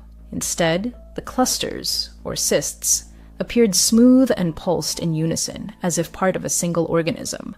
A biology professor proposed they were likely bryozoans, tiny, harmless creatures that extend tentacles to feed. Yet even this theory was challenged by a bryozoan expert who firmly stated, that is not them.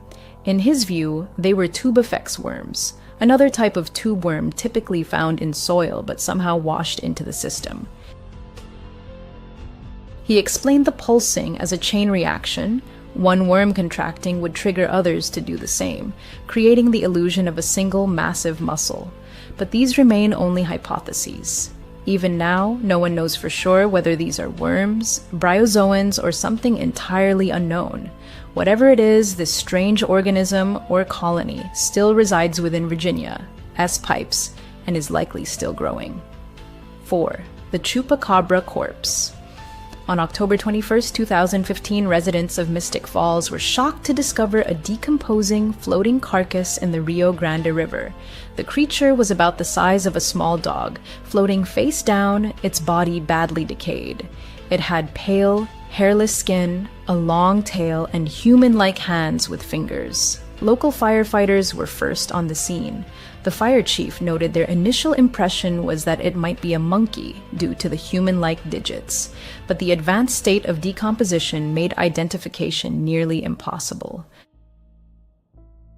When photos and videos spread online, many claimed it was the elusive chupacabra.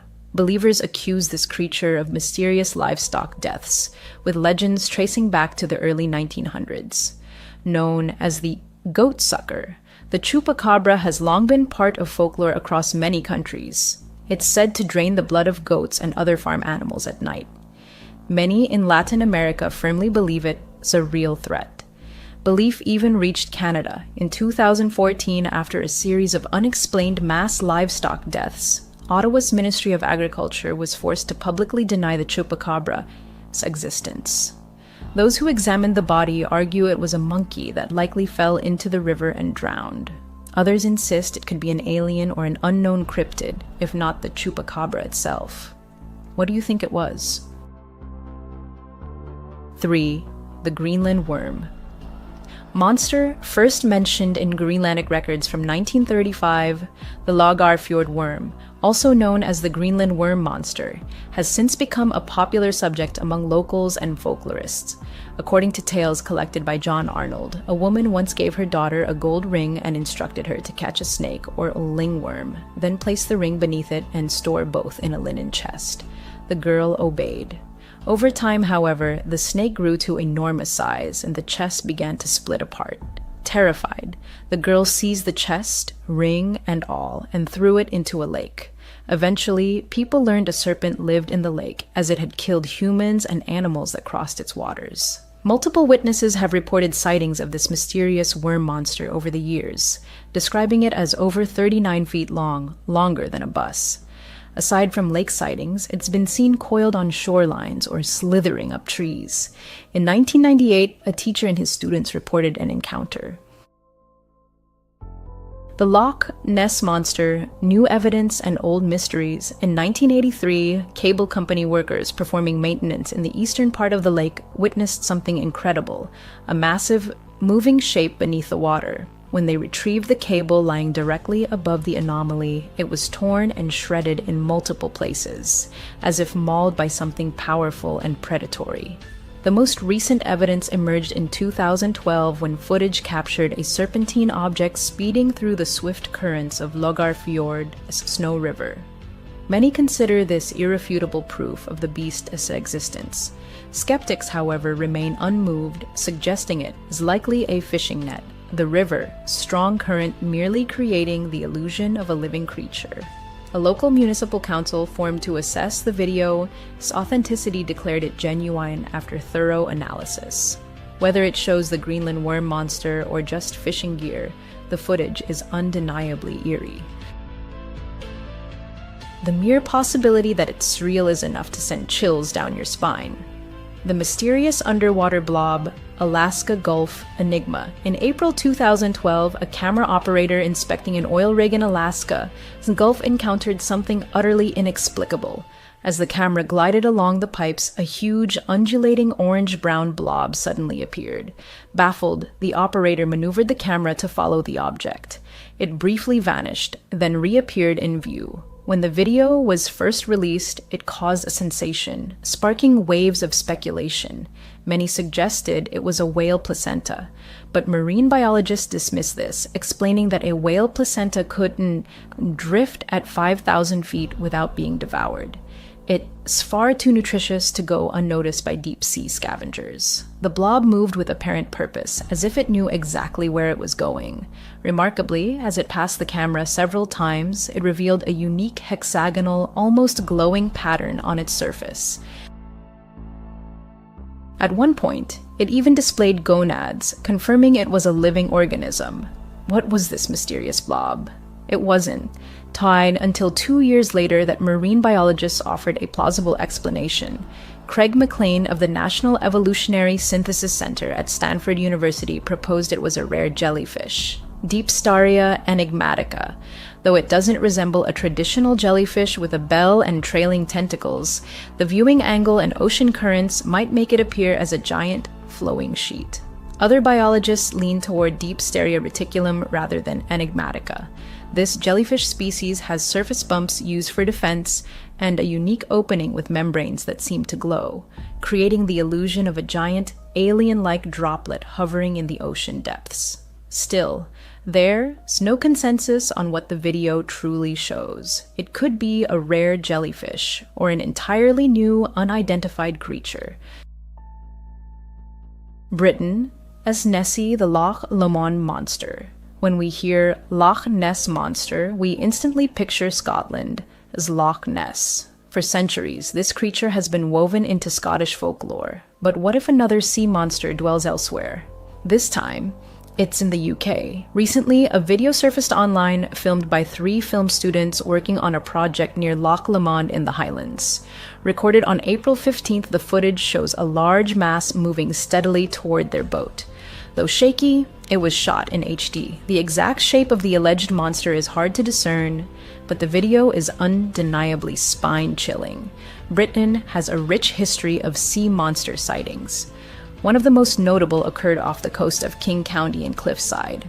The story appeared in a local newspaper in October 1871, a month after the event. It described a small group exploring the area known as Diamond Cliffs when a massive monster suddenly rose from the water, shocking everyone. The creature was said to have a horse-sized head, with a mane of seaweed just behind the head and around the neck. Its eyes were large and gleaming, and the churning water behind it suggested its body was far larger than what was visible. An artist's illustration of the monster and the event accompanied the article.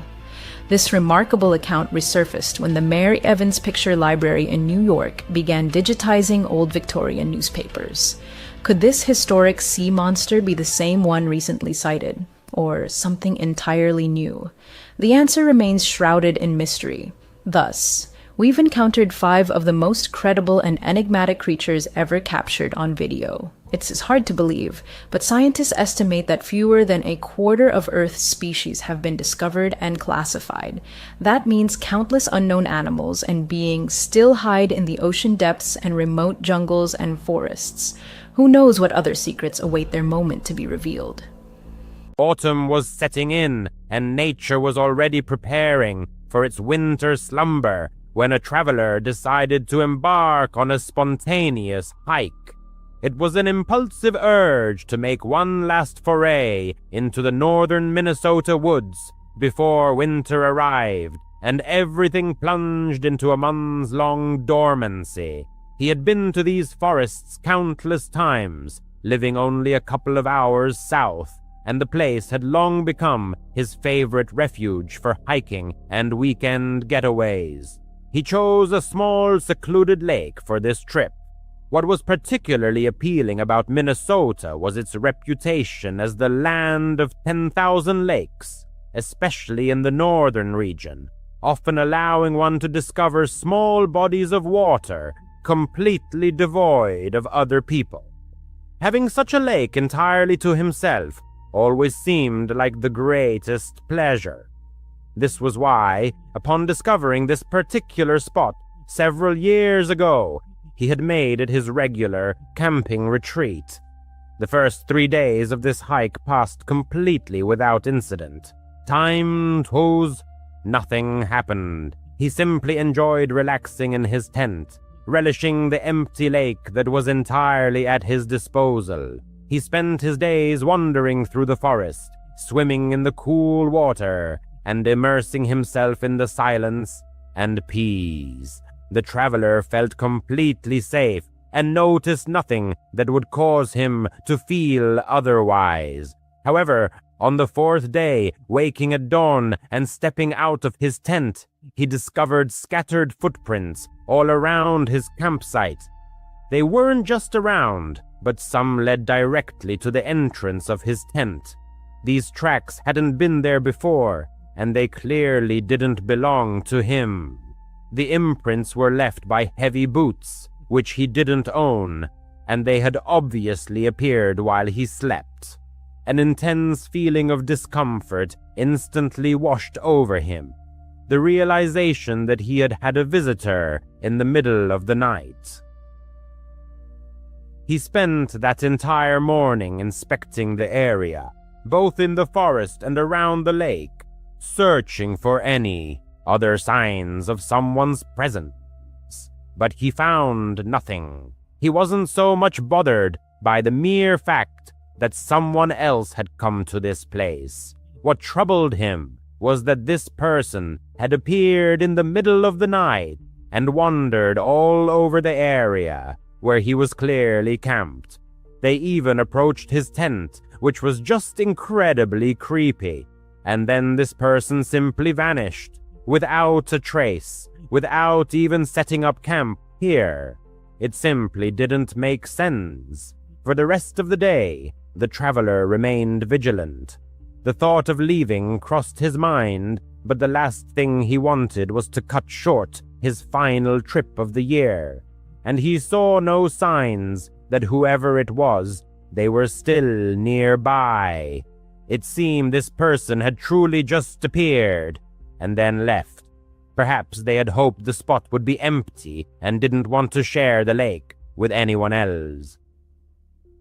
Overall, the day passed quite slowly. He stayed in camp, not doing much. As the sun set, he sat by the campfire, waiting until he felt tired. He had mostly calmed down about the situation. He still found it strange and almost inexplicable, but continuing to think about it would only upset him more, and he wouldn't get any answers anyway. The night was quite quiet. The sound of the lake water, the crackling fire, and the rustling wind kept him from fully relaxing. He settled into his chair and leaned back, cozy in his winter jacket. His eyes began to feel heavy, but he didn't want to get up, so he just allowed himself to doze off in the chair. He says doze off because he doesn't think he actually fell completely asleep. His eyes were closed and all, but he still believes he was mostly conscious. And then he heard it, a voice calling his name. His eyes snapped open, and he froze for a moment. He sharply turned his head in all directions. The forest was silent, and everything seemed as it was before. His eyes were still wide open, and his heart pounded wildly. He couldn't tell if it was just a brief dream or something similar, or if he had actually heard someone call his name. It seemed so ridiculous and impossible that it couldn't be true, but it felt so real. After a minute, he called out hello and listened as his voice echoed through the forest with no reply. He thought it was just a brief dream, or perhaps one of those sleep paralysis-type hallucinations due to his half-asleep state. That's how he tried to reassure himself. His heart, which had pounded so wildly, had still woken him up, and that feeling of unease still lingered. He couldn't shake it. He must have sat there for another half-hour until he felt his eyes grow a little heavy again. But this time, before he even closed his eyes or was close to falling asleep, he heard it again, a voice calling his name from the darkness of the forest. A voice he didn't recognize, but the way it spoke his name was as if it were asking for help or wanted him to come out there. He stood up and stared into the forest. The voice called his name again. It didn't seem too far away. He was clearly disoriented. How did this random person in the woods know his name? And what were they doing out there in the dark? He took a few steps towards the trees and the edge of the light, then reluctantly called out, "Hello again." There was a 15-second silence before a response came. The person called his name for the fourth time. Clearly, something was wrong. Their persistent attempts to lure him into the forest, where impenetrable darkness reigned, raised serious concerns. Under no circumstances was he going to succumb to that call, despite all his curiosity and desire for answers. The man took a few steps back and began to pack his belongings. This process wasn't quick, as he had to constantly stop, listen, and survey the surroundings. Additionally, the campfire had already turned to glowing embers, making packing in the dark significantly more difficult. However, the feeling that time was running out only intensified. The voice grew closer as the campfire light faded, and several times footsteps crunched on leaves quite nearby. Whoever was out there, they clearly knew what they were doing, and it was terrifying. When all his belongings were finally packed, the man slung his backpack on and took out his flashlight. He hesitated whether to turn it on, but decided it would be better to keep it off and try to blend into the forest, allowing the darkness to provide sufficient cover for retreat and to prevent pursuit. So the flashlight remained off, and the man quickly hurried in the direction opposite to the voice. The man called his name again as he was moving away, and he only looked back once he was a significant distance away. The barely perceptible warm glow of the campfire embers was visible, and right behind it, a faint silhouette was outlined. Nothing distinct could be made out, though something about it seemed extremely unnatural or just wrong. He turned and hurried deeper into the forest, hearing the man call his name one more time before he found himself alone again in the empty, silent, and dark woods. Getting out of the forest was, to say the least, exhausting. But the relief he felt upon making it out, getting back to his car, and driving away from those woods was indescribable. He considered calling the police, but honestly, he thought he'd sound crazy. Some guy calling his name in the woods and seeming to pursue him. What could the police even do about that? So, almost 3 years later, he still doesn't know what actually happened there that night. He admits it's crazy, but a part of him is frustrated that he didn't get closer to the voice to try and figure out who it was or how they knew his name. Though he knows that if he had, it might have been the last decision he ever made. The man prefers to remain anonymous, but this event happened several years ago. He worked at a small independent company, and one of his colleagues was a guy named Cameron. They hit it off immediately as they were hired around the same time and their desks were next to each other. So it goes without saying, they talked a lot and developed a great work friendship. They never socialized outside of work, but they always joked about going on a hike together, as they both enjoyed hiking and the outdoors and often brought it up during the work day. However, he never thought it would actually happen until one day he came to work and found Cameron's desk empty and Cameron himself gone. It turned out he had been fired for reasons they, of course, weren't allowed to know. That same day, he received a message from Cameron suggesting they meet up outside of work and go on that hike they always talked about. Honestly, he felt bad for him, and knowing now that he'd likely never see him again if he didn't agree, he accepted his offer. After all, what could go wrong? They made arrangements, and a week later, they met at the trailhead 2 hours west of the city. Cameron looked very excited and happy to see him, and he, in fact, was glad to see him too. However, right away the man felt that Cameron wasn't the same person he was in the office. It wasn't alarming, but he just noticed it. They started down the trail and talked the whole way. The man tried to delicately ask why Cameron wasn't at the office anymore, but Cameron evaded the question. At work, Cameron had always been very open about everything, perhaps even too open, so it was a little strange to see him so reserved, but the man assumed he had just made some awkward mistake or something similar. In short, they reached the campsite, set up both tents, and then made lunch, and as soon as they finished eating, Cameron abruptly stood up and said, "Be right back." Then he walked into the woods. The way he said it was as if he needed to go somewhere, which, in that setting, made no sense. Why not just say you're going for a walk or something? The man stayed in camp, resting for 10 minutes until Cameron returned.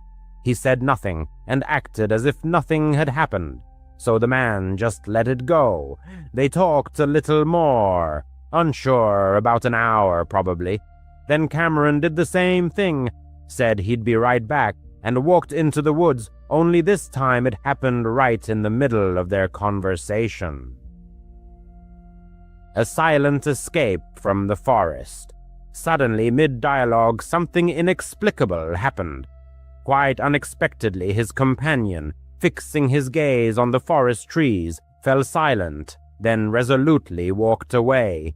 His first impulse was to follow the direction of his gaze, but nothing remarkable could be found. At this moment, the strangeness of the situation reached its peak, causing an almost alarming unease. 10 minutes later, he returned. This time, a direct question was posed about the purpose of his absence, to which, after a second's thought, a laconic answer followed: nowhere. No further explanation was offered, and again it was decided to let this oddity go. 6 months of daily interaction with Cameron prevented a few inexplicable occurrences from completely altering the established opinion of him. The conversation by the campfire continued for a while longer, after which they retired to their tents, preparing for sleep. The fatigue was so profound that falling asleep presented no difficulty whatsoever. However, he awoke in the middle of the night. His eyes snapped open, and the absolute silence, broken only by the soft rustling of the forest, was clearly imprinted in his memory. Unzipping his tent, the narrator peered outside, intending simply to look around, still unaware of the true reason for his awakening. Immediately, he noticed Cameron's tent was open, and Cameron himself was absent. A search of the entire camp yielded no results. He noticed the flashlight was missing, but no light was visible anywhere among the trees. "Cameron!" he called several times, but there was no answer. For a minute, the narrator sat by his tent, looking around and waiting for his return, until sounds resembling a quiet conversation between two people drifted from deep within the forest. "Cameron, are you out there?" he asked. The conversations instantly ceased, and silence once again reigned in the forest. After 30 seconds of tense waiting, Cameron slowly emerged from behind the trees into the camp clearing. His face was strained, but he tried to hide it with a nervous smile. He was asked about the presence of anyone else. He paused, then uttered, "Nobody." However, as he spoke, footsteps could be heard from behind the trees. It was clear that Cameron heard them too. Looking at him again, the narrator repeated the question about who was there. The feeling of discomfort intensified, but even then he stubbornly uttered, "Nobody." An extremely tense 15 to 20-second silence followed, during which both simply stared at each other while quiet footsteps slowly but steadily approached from the darkness. Adrenaline surged, and suddenly the narrator bolted down the trail, leaving everything behind. As he fled, he heard Cameron's voice and some other man's voice, but he never looked back. The escape didn't stop until he reached his car. Fortunately, they had arrived separately, and his keys and phone were with the narrator. He headed home and spent the rest of the night trying to process what had happened. An attempt was made to contact Cameron, but the message never went through. He had already blocked the contact. Since that night, there has been no further contact with him. It's unknown who else was there or what Cameron was up to, but the narrator believes he was incredibly lucky to get away. Last year, around early November, the narrator traveled to his hometown, primarily to meet old friends, and also to spend a week in a cozy country cabin, a spacious rented dwelling located deep in the woods. His hometown was small, surrounded predominantly by forests, offering many scenic views and camping spots. Although he had never been into hiking before, he had done extensive research and had a strong desire to try it. Gathering all the necessary gear, he decided that the ideal first hike would be a trip into a familiar forest just outside his hometown. This approach provided a sense of security and allowed him to gradually ease into his new hobby. The rented cabin was chosen specifically because of a trail that led to a small camping spot. The narrator reasoned that in case of unforeseen circumstances, he could always return to the cabin and everything would be fine. It seemed like a risk-free way to enjoy his first trip. The first few days were dedicated to meeting friends, and another day was spent relaxing at the cabin and preparing his gear. Then, finally, he set off for the camping spot. The trail was only about an hour long. For the first 10 minutes, He focused on properly adjusting his backpack and checking all his equipment. Once everything was settled and there was nothing more to worry about, a strange feeling washed over him, a sensation as if he was being watched from behind the trees. Since this was his first time alone in the forest, he assumed he was just nervous. However, this feeling didn't disappear as expected. Every time he looked into the forest beyond the trail, that empty, dreadful sensation enveloped him.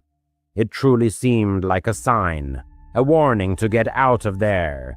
But he didn't listen. He kept walking, battling these feelings all the way to the campsite.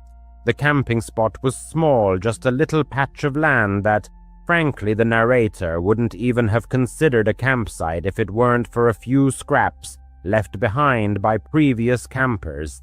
The place was definitely undeveloped, as it was unkempt and not maintained at all. Nevertheless, being off the trail and in a more open area, the narrator felt a bit better. He felt comfortable enough to stay. He began unpacking his things and setting up his tent. Since this was his first experience, he meticulously followed the step-by-step instructions, aiming to complete all actions flawlessly. This task took, by his estimation, about 15 minutes, which he felt was a perfectly acceptable result. It was at that very moment, as he was pulling the last tarp, that an unfamiliar man approached the campsite. The stranger was tall, and his age, judging by his appearance, was approaching 25, which matched the narrator's age. When the narrator looked at him, the man waved and gave him a strange smile. The strangeness of this smile was that it was normal, yet the rest of his face remained immobile. It seemed he was only smiling with his mouth and teeth, while maintaining a completely blank expression. The narrator found it extremely unusual, and even a crazy coincidence that the stranger appeared right after him at a campsite that, from his observations, wasn't very popular. However, what could he know? He continued with his tasks, setting up his area, getting everything he needed, and gathering branches for a fire. There was already a small fire pit there, likely built by someone long ago. While he was busy, the man set up his tent nearby. But oddly enough, that was all he had brought with him. The narrator saw the stranger approach with what he thought was a proper hiking backpack, but it was actually just a shoulder bag containing only a tent. He had no sleeping bag, no food, no other essential items. The narrator was certain of this because the stranger's tent was mostly mesh, see-through, and it even lacked a rainfly, and the man just sat there, doing nothing. The narrator felt a growing unease every time he accidentally glanced in the stranger's direction, because the man would instantly look back, forcing him to quickly avert his eyes. After gathering all the branches and finally being able to just sit and rest, the narrator became more and more frightened of this man.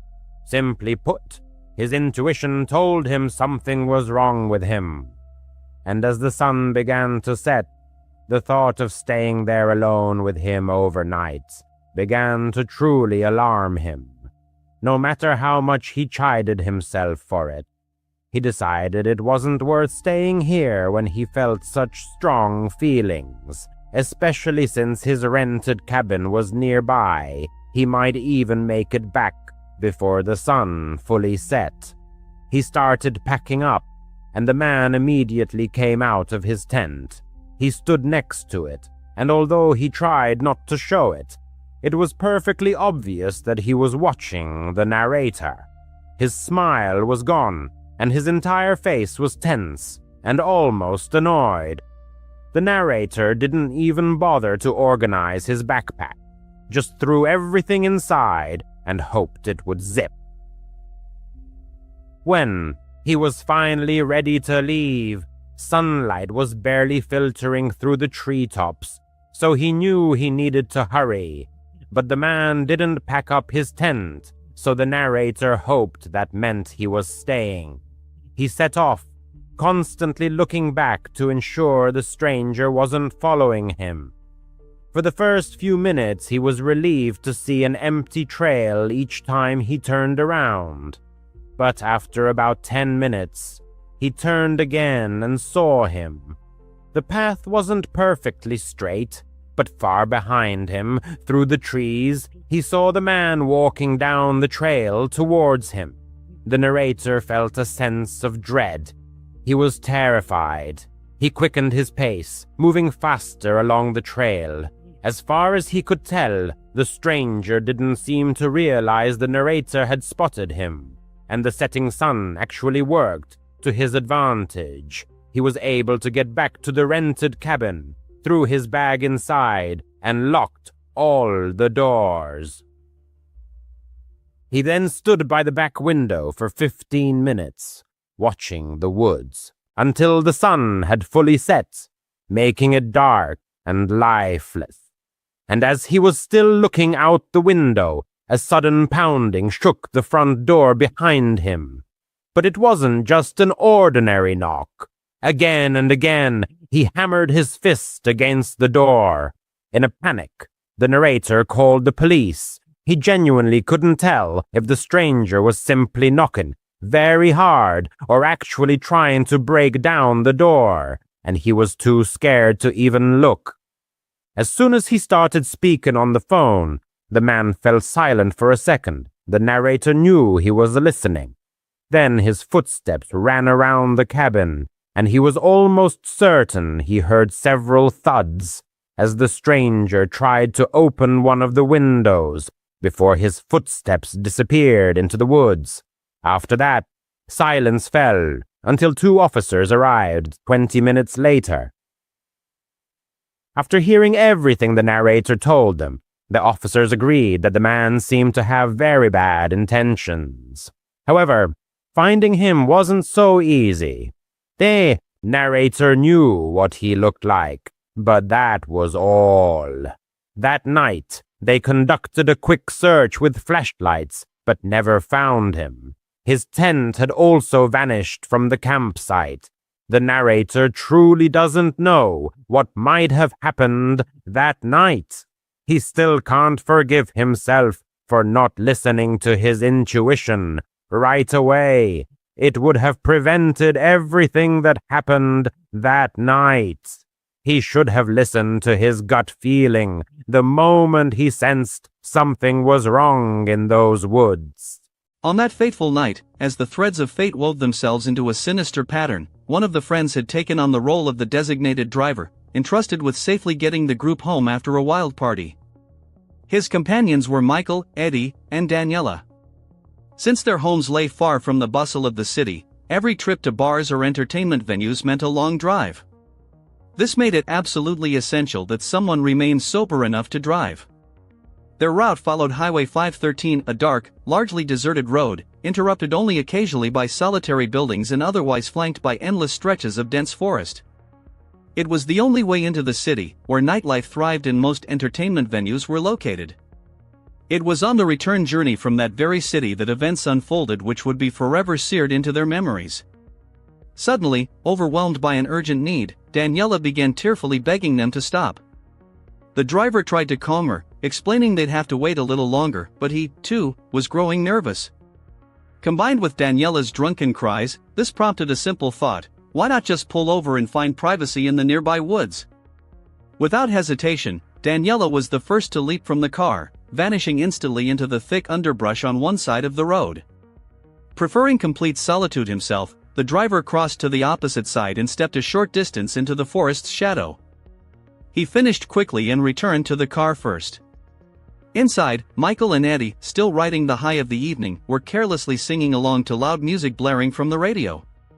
The driver, however, sat in anxious silence, his impatience mounting by the minute.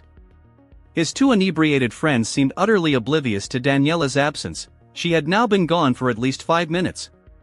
This delay forced him back out of the car to call her name.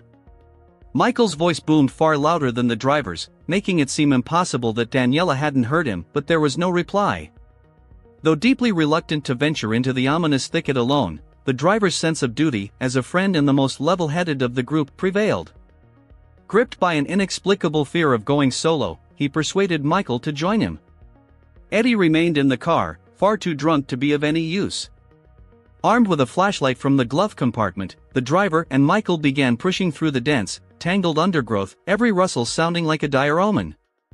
Their only possible path led straight away from the car, deeper into the unknown. Michael, still in high spirits, kept calling Daniela's name, laughing cheerfully. The driver understood why it seemed funny to Michael, but all he wanted was to ensure their friend was safe and get home as quickly as possible. Suddenly, cutting through the sounds of their footsteps, crunching leaves, and Michael's loud laughter, the driver heard something else, something deeply unsettling, very close by. He instantly shot out his arm, pressing it against Michael's chest to stop him. In the sudden silence, only a faint night breeze stirred the underbrush. "What was that?" Michael whispered, barely audible. The driver hissed, "Shoo," demanding complete silence. After a tense, breathless pause, Michael called Daniela's name again. The driver joined in, trying to convince himself it was just her playing a prank, sneaking up to scare them in the dark. After their shouts, the footsteps stopped once more, prompting them to push a little deeper into the mysterious thicket. That's when they unexpectedly emerged onto a narrow clearing. The driver knew little about farming or crops, but this spot seemed more like a narrow, man-made trail, perhaps just wide enough for 2 people to walk side by side. He slowly swept the flashlight beam across the area, first left, then right, straining to pierce the encroaching darkness. Suddenly, 3 distinct footsteps reached his ears, then several plants parted as someone stepped into the opening. At first, the flashlight illuminated only the newcomer's legs. Given the situation, the driver assumed it was Michael. But as the light rose, he realized with horror that it wasn't Michael at all, it was a complete stranger he'd never seen before. The man's features were too indistinct to describe clearly, but one thing was certain, he did not look friendly. Overwhelmed by sudden, all-consuming terror, the driver bolted back in the only direction he remembered. He ran so fast he estimated it took him only about 10 seconds to reach the car. Eddie was asleep inside, deeply unconscious, rendering any hope of help from him useless. The driver began honking the horn desperately, trying to get Michael's attention and, deep down, hoping Daniela would hear it too. The sight of that stranger had shaken him to his core. He didn't know if the man owned the land or not, but his presence was undeniably menacing. He kept honking until finally, Michael burst from the underbrush, dragging Daniela behind him. She appeared unconscious. The driver rushed to help lift her into the car. That's when Michael pointed to a terrible wound on her forehead, as if she'd been struck by a heavy, sharp object. The shock and horror of the situation seemed to sober Michael quickly. He urgently told the driver to head straight to the nearest hospital, just 10 minutes away. The drive was filled with panic and desperate cries. The atmosphere inside the car was unbearably tense. They rushed Daniela to the emergency room for immediate treatment. Only at the hospital did Michael explain to the nurses, but notably not to the driver, that he'd seen the man dragging Daniela's lifeless, unconscious body before vanishing deeper into the brush upon spotting him. He hadn't mentioned it in the car, but now this horrifying revelation made chilling sense. The man they'd encountered in the thicket that night was the perpetrator of the attack. Daniela regained consciousness after her wound was stitched, but, tragically, she remembered nothing from the moment they arrived at the party until the terrifying blow to her head. Silent terror on the night road. According to the glowing green digits on the car's dashboard, it was 017. The driver, returning home after a night shift at the pharmacy, remembered that moment clearly. Driving on the highway at such a late hour carried special dangers. Poor lighting, sparse traffic, and frequent deer crossings created a high risk of sudden collisions, often too late to avoid if an animal appeared directly in the car's path. So the driver always kept a moderate speed, never exceeding 80 kilometers per hour. As the road curved gently to the left, a distinct line of reflective lights appeared on the horizon. It soon became clear they were reflective strips on a row of traffic cones, with a faint blue light flickering in the distance. Ahead, the reflective material of a safety vest was visible. So puzzled was the driver by the scene that he didn't immediately realize he needed to brake. Only at the last second did he slam on the brakes, tires screeching, as the man in the vest began approaching the car. The man advanced with arms outstretched, waving them in what seemed like a signal not to move the vehicle. As he drew closer, the driver could make out what looked like a police uniform beneath the vest. The man tapped his index finger's knuckle on the driver's window, a clear demand to roll it down. When the window lowered, the driver got a better look at the man's face. He was black, about 6 feet tall, lean, with light stubble and an earring in his left ear, around 25 years old. He spoke in an unusually low, non-authoritative voice, which struck the driver as odd for an officer. "License and vehicle registration, please," he said. The driver froze for a moment, confused, wondering if he'd committed some violation, though he was certain he hadn't been speeding. The man fell silent too, glancing briefly to the left before meeting the driver's eyes again. "Sir, this is a sobriety checkpoint," he repeated in the same uncommanding tone. The driver asked why he needed to provide documents if he wasn't under suspicion. In response, the man stepped back and ordered him out of the car for testing. The driver immediately opened the door and stepped out. It was now obvious the supposed officer was significantly taller than him. From his vest pocket, the man pulled out a roll of tape and unspooled about 15 feet of it onto the ground. He instructed the driver to stand at the start, extend his arms, and walk a straight line. The driver performed the task easily, but the man stood uncomfortably close behind him the entire time. At the end of the tape, the driver got a clearer look at the flashing blue light. It wasn't coming from a police cruiser, but from an old, small sedan. He turned to the man and asked to see his badge. The man simply stared back with a completely blank expression. In that moment, realization dawned and the driver's heart clenched. This man was not a police officer. Then the man mumbled something unintelligible at first, but as he moved toward his car, the driver thought he said, "I'll get it in a sec." He leaned into his vehicle, reaching for something. Seizing the distraction, the driver sprinted back to his own car. The man raised a gun the instant the engine started. Needless to say, the driver floored the accelerator and the car surged forward, scattering traffic cones in its wake. He saw the pursuer's headlights switch on, but by then his own car was already hundreds of feet ahead. He was now doing over 95 kilometers per hour, leaving the other driver no chance of catching up. At the next exit, he turned off, and as soon as street lights appeared, he switched off his own headlights to avoid drawing attention on the way home. His only regret was not having a dashcam to record the incident. He was certain it would have made national news. Another driver, traveling from Maine to upstate New York, looked forward to a week with family. His journey began right after work, around 5:30 p.m., so he didn't expect to arrive before 1 a.m. The top of his Jeep Wrangler was off, letting him fully enjoy the warm night air. Somewhere in Vermont, long after night had fallen, a low fuel warning light flashed on the dashboard, accompanied by an alert sound. Unfortunately, the fuel gauge was faulty, making it impossible to know exactly how much gasoline remained. His brother, who'd driven the Jeep the day before, claimed he'd filled it to the brim, but clearly, he'd either been mistaken or deliberately misleading, as the driver hadn't used nearly a full tank. Just then, a blue road sign appeared ahead. One panel displayed a gas station symbol, prompting the driver to exit the highway onto a deserted road he assumed would lead to a town. But his hopes were quickly dashed. The Jeep began sputtering and lurching, emitting strange, ominous noises. Within seconds, acceleration failed and the engine died helplessly. He couldn't believe it, but the truth was undeniable: he was out of gas. He jumped out and immediately called roadside assistance, giving his exact location. He was told help wouldn't arrive for at least 20 minutes. Grateful for the prompt response but frustrated by the seemingly endless wait, he spent about 15 minutes slowly circling his Jeep, checking his phone, texting friends about his predicament, and scrolling through social media. Absolute silence surrounded him, no distant traffic, no passing cars, just the chirping of crickets and other nocturnal forest creatures.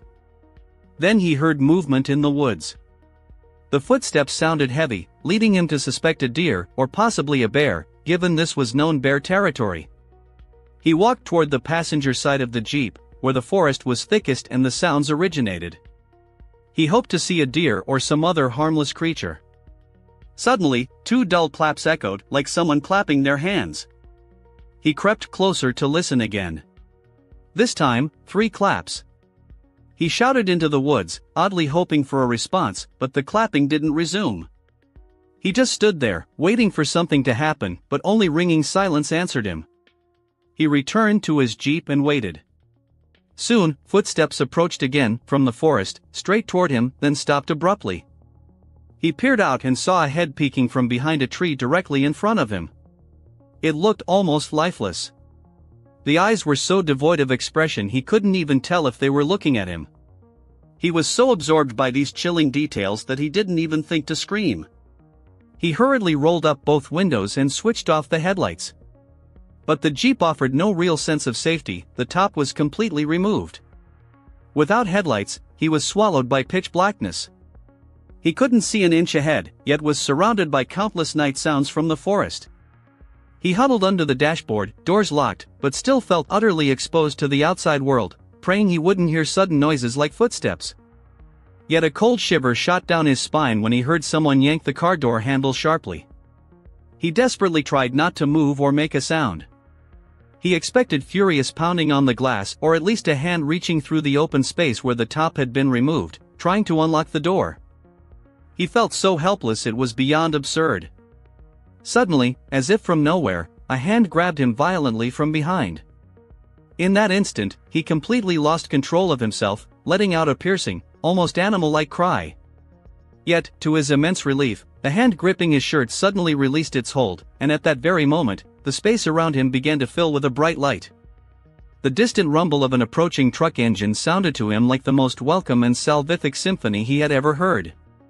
He hastily scrambled to his feet and turned to see the headlights of a roadside assistance vehicle, a beacon of salvation. But the figure who had just terrified him to his very core had vanished without a trace, swallowed by the darkness. Without wasting a second, he leapt out of his car and rushed toward the man who had stepped out of the truck, a tall man in his 40s. He was nearly sobbing, struggling to recount the horror he had just endured, gasping for breath between every sentence. There was something inherently calming and reassuring in the man's manner and very presence. The rescuers swiftly refueled his car, and shortly afterward, they parted ways. Although that man's aura had offered him the solace he so desperately needed in that terrifying moment, the memories of what happened that night continue to haunt him. The image of that lifeless face peering out from behind the tree remains indelibly etched in his mind, a relentless reminder of the terror he experienced. 5 forests. You to better never enter forests, with their towering trees, crisp air, and peaceful solitude, usually seem like the perfect escape from the chaos of city life. But on Earth, there are places where this idyllic image gives way to bone-chilling horror. The 5 forested areas described below have earned grim reputations. They are eerie, mysterious, and possibly even deadly. Prepare to step into the realm of the unexplained, because these are places best avoided entirely. 5. The Devil. Footpath. Long before America gained its independence, over 120 years ago, ominous whispers already circulated among the whispering pines of Willow Creek, Oregon. Locals spoke in hushed tones about a perfectly circular patch of barren earth, roughly 15 feet in diameter where nothing ever grew. They called it the Devil's Footpath. Year after year, surrounded by lush forest, this circle remained utterly lifeless. Not a single sapling, blade of grass, or even a tiny flower dared take root. Legend has it that even deliberately planted vegetation withers and dies almost instantly. Animals seem to sense something sinister. Dogs approaching the circle tuck their tails, whine pitifully, and howl as if crushed by an invisible force. Even stranger, locals claim that any object left inside the circle, regardless of size, is mysteriously thrown outside its boundaries by dawn. Daring individuals who spent the night within this cursed spot returned with stories too terrifying to speak aloud of what they saw and heard. Boy Scouts who accidentally pitched their tents inside the circle woke the next morning to find their shelters relocated far from where they had set them up. At least 2 men attempted to stay awake all night within the circle, but both reported being lulled to sleep by a gentle voice and an enchanting melody. By morning, they too had been moved beyond the circle, edge. So what makes this place so unnerving? According to legend, the devil himself walks here at night.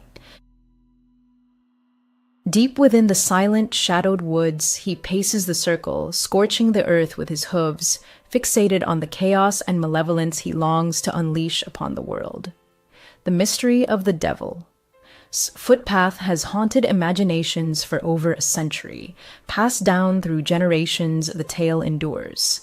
Scientists have been consulted and questioned about why this specific patch remains barren, but even they have no answers. Today, the site draws paranormal investigators. As for Willow Creek residents, most know the legend well and steer clear of the circle. Teenagers, of course, love to hang out there. Whether they had their own encounters, or seen or felt the devil guarding his sacred ground remains unclear. 4. A man discovers a shrine to the missing. In October 2016, Marcus Chambers was enjoying a leisurely walk through Briarwood Park in Riverdale, California, when he stumbled upon a truly chilling sight. Along the trail, he noticed something odd attached to the trees. Upon closer inspection, he discovered printed sheets of paper carefully sealed in plastic sleeves, hanging from individual trees across a section of the forest. Chambers examined each one and was horrified to realize they were missing persons posters. That alone was unsettling, but what terrified him more was the realization that every poster featured real people. Deeply disturbed, he pulled out his smartphone with trembling hands and began recording. He later posted the video on Facebook, where it quickly went viral, amassing over 1 million views. Chambers showed around 25 missing persons posters affixed to trees and wondered aloud who could have created such a display deep in the woods. It seemed the area had been deliberately turned into a shrine for the disappeared. He ended the video by running away, claiming he heard voices nearby. You might assume it was a hoax, perhaps even staged by Chambers himself. But as soon as he left the forest, he immediately contacted the police and showed them the footage. Authorities investigated the area and closed the case 2 days later, stating they identified the person responsible. According to them, the landowner had hung the posters as Halloween party decorations. Despite this explanation, Chambers remains unconvinced. He argues that using real missing persons as Halloween decor is not only tasteless, but deeply disrespectful to grieving families still hoping their loved ones will be found. It's disturbing and shows complete disregard for their feelings, he said. The posters and materials looked weathered, as if they had been there for a long time. Maybe they just claimed it was Halloween decor because it was discovered right before the holiday. Some viewers offered alternative theories. One suggested it was leftover film set dressing from a new movie, The Blackwood Witch. Others speculated it was a cruel prank. Although police closed the case, many questions linger unanswered. 3. Shadow Woods, the forest, where shadows come alive. Welcome to Shadow Woods, Maine, a forest that whispers of ghosts and secrets, widely regarded as one of the most haunted places in North America. Why? There are many reasons, and each is more chilling than the last. Here dwells the terrifying Shadow Woods demon. Countless restless spirits roam, and, most haunting of all, entire ghost towns lie buried beneath the wild undergrowth. For centuries, Shadow Woods has been the birthplace of countless urban legends. The stories evolve, but their dark protagonists remain unchanged. The saga of the Shadow Woods demon began in the 1700s when the first settlers arrived. Legend tells of Elizabeth Crawford, writhing in childbirth, who in desperation cried, "Let this child be the devil." As if in answer to her curse, a creature with a pointed tail and wings was born. Moments after its birth, it attacked its family and vanished into the night. Soon, eyewitnesses began reporting its appearances. In 1901, residents of Portland, Maine were stunned when they saw and heard the creature. A trembling postman described it as grotesque, emitting unnatural sounds before dissolving into darkness. In 1925, a farmer shot a mysterious animal killing his chickens. He showed the carcass to over 100 people, yet no one could identify the beast. Even today, the Shadow Woods demon continues to unsettle the region. Locals, paranormal investigators, and campers regularly report encounters with winged creatures or unidentifiable animals that inspire primal terror. But Shadow Woods is more than just the demon. It is also home to some of the state's most haunting ghost towns, so many that the forest is often called the Forest of Ghosts. Ruins of 18th and 19th century settlements are still visible beneath the overgrowth. Glass factories, paper mills, cranberry farms, brickworks, all now silent echoes of the past.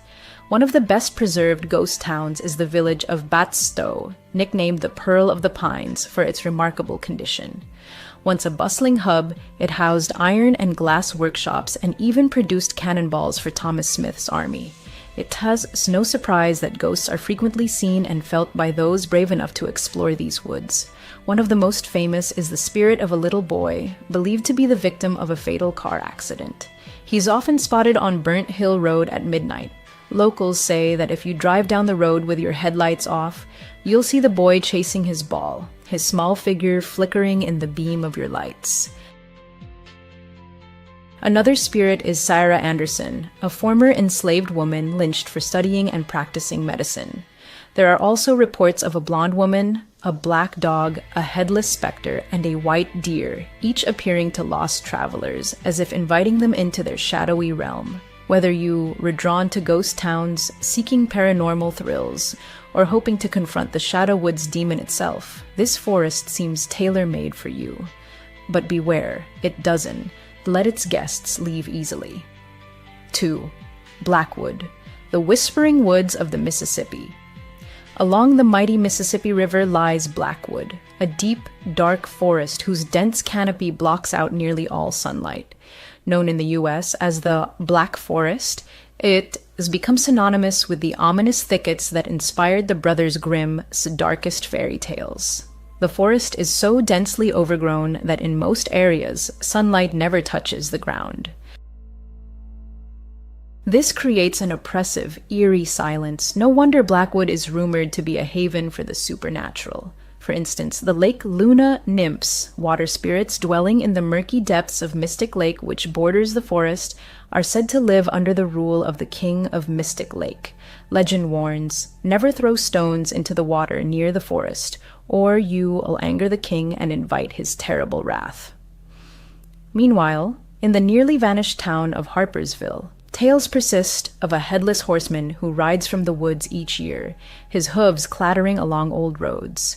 There is also Greystone Castle, where beautiful, enchanting ladies are said to reside, visible only at night, their silhouettes flickering in the windows. Stories even tell of a ghostly king who abducts young women foolish enough to wander into the forest. As if that weren't enough, Blackwood is also linked to werewolves, witches, and even UFO sightings. Because of these spine-tingling tales, paranormal experts and thrill-seeking tourists constantly explore the area. While charming towns and scenic trails lie nearby, the persistent horror stories serve as a grim reminder Blackwood may not be a place you want to enter if you value your peace of mind. 1. Interstate 75, the highway to nowhere. To most, the trees lining one of America's busiest interstates seem unremarkable. But few know that Interstate 75 near Austin, Texas hides a horrifying secret. It is a hidden dumping ground for bodies. For decades, the entire 200-mile stretch, from the Texas border deep into southern Louisiana, has served as a grim resting place for murdered and missing persons. Beneath the rustling leaves and the roar of passing cars lie untold stories that will never be fully known.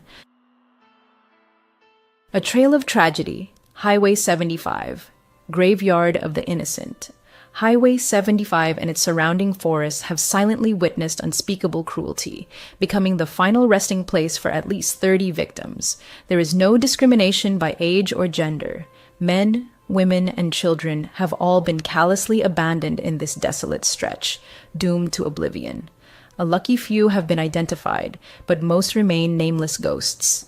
Some bodies were found naked, others clothed, some relatively fresh, others badly decomposed.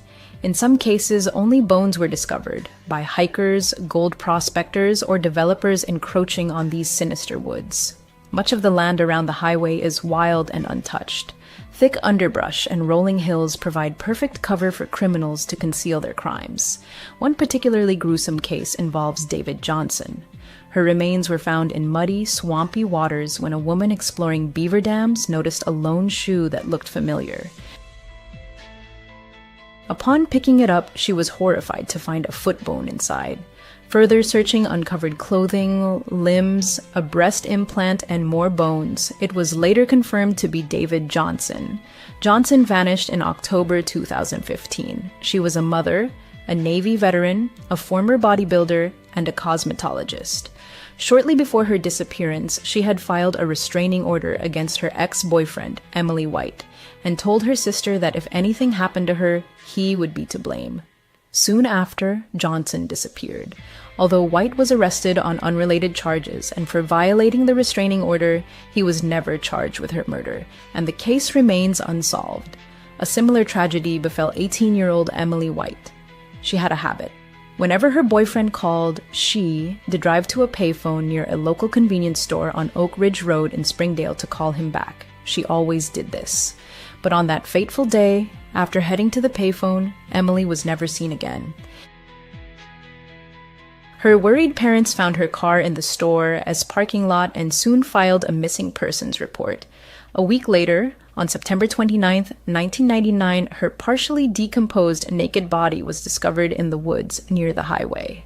Why does Interstate 75 attract criminals? Investigators believe the reason is simple: convenience. The highway lies just 20 miles from downtown. Within that radius, it's easy to turn onto a back road where a vehicle can vanish instantly into the dense forest. As parts of the highway are gradually developed, police suspect many more bodies remain hidden in these woods, waiting only for time to reveal them. These, then, are 5 terrifying forests you'd better never enter. The woods are lovely, dark and deep, as Robert Frost once wrote.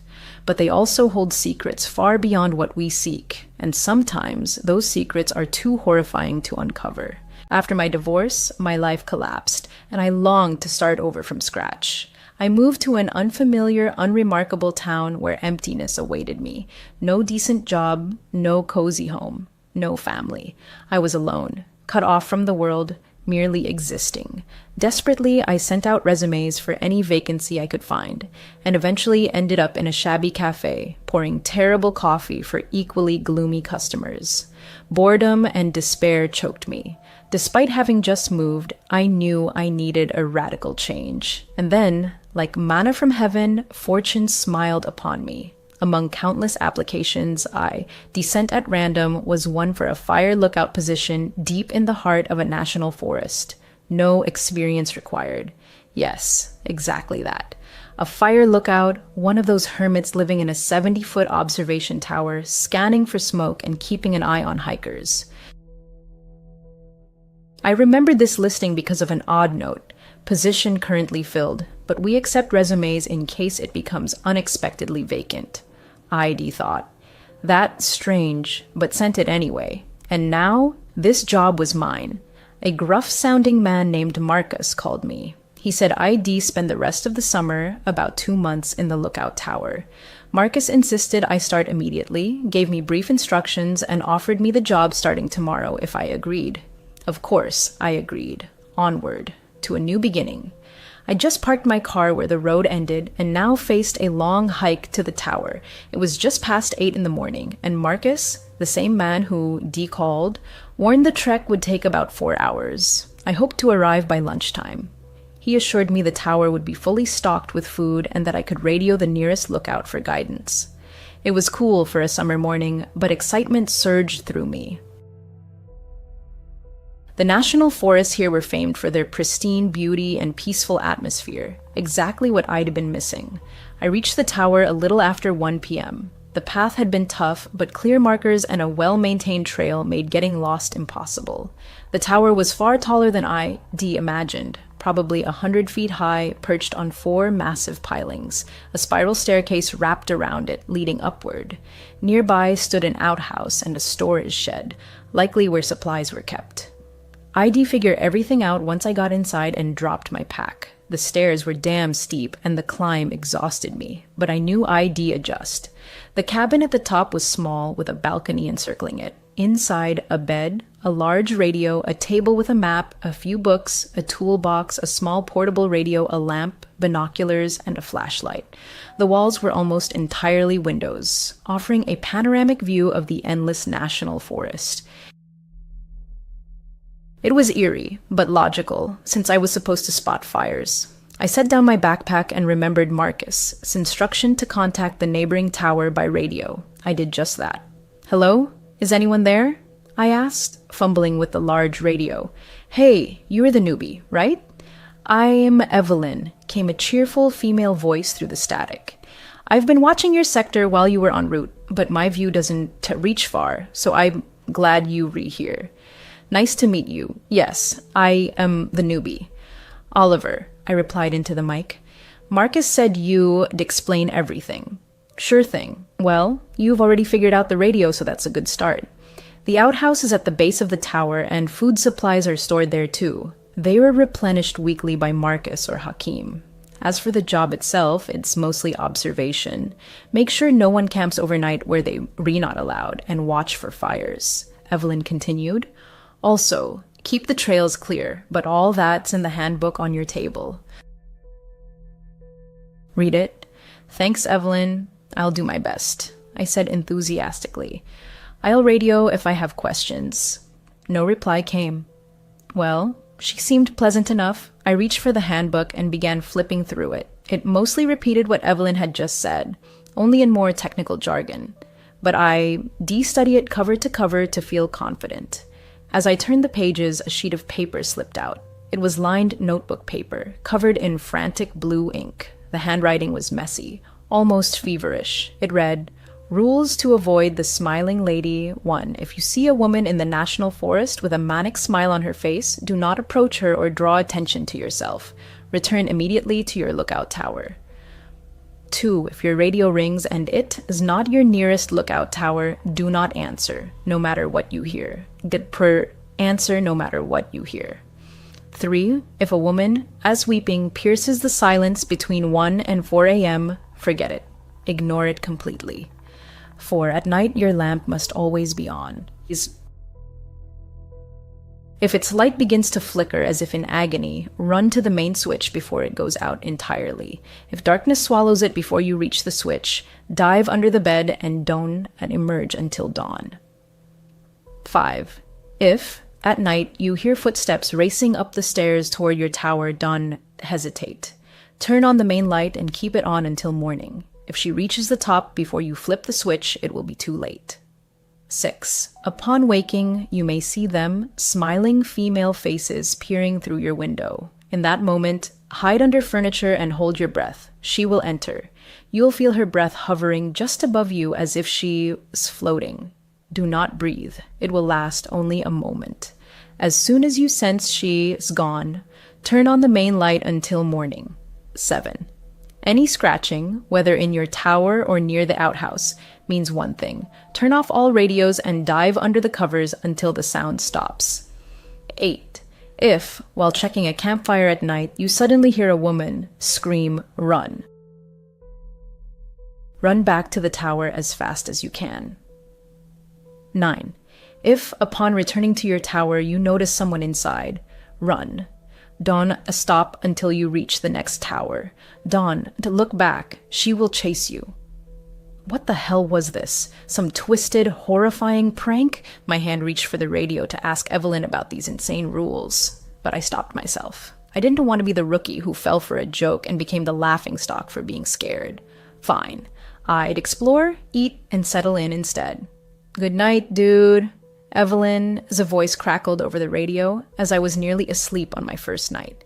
I jolted in surprise and quickly replied, "Good night, Evelyn. Thanks for your help today." My first day was over. After dinner, I explored the forest, practiced using a machete to clear trails, a great stress reliever, and reviewed both the national forest regulations and my duties. Evelyn checked in occasionally over the radio, but I never mentioned the strange rules ID found. But now I was wide awake, probably because of the fright from Evelyn, as unexpected. Good night. I got up and looked out at the vast forest. It was dark and eerie, but darkness was also a blessing, no fires. I knew other lookouts watched for flames at night because they were easier to spot, but I still needed to be ready in case I saw one. Just as I was about to climb back into bed, I heard a creaking sound. Strange, probably just an animal at the storage shed, scratching to get in. I jumped into bed, exhausted from my first day, and reached to turn off the lamp. The moment I did, the scratching sped up as if whatever made the sound had been excited. I yanked my hand back, and the scratching slowed. That was damn weird. Even stranger was how methodical it sounded. Rhythmic.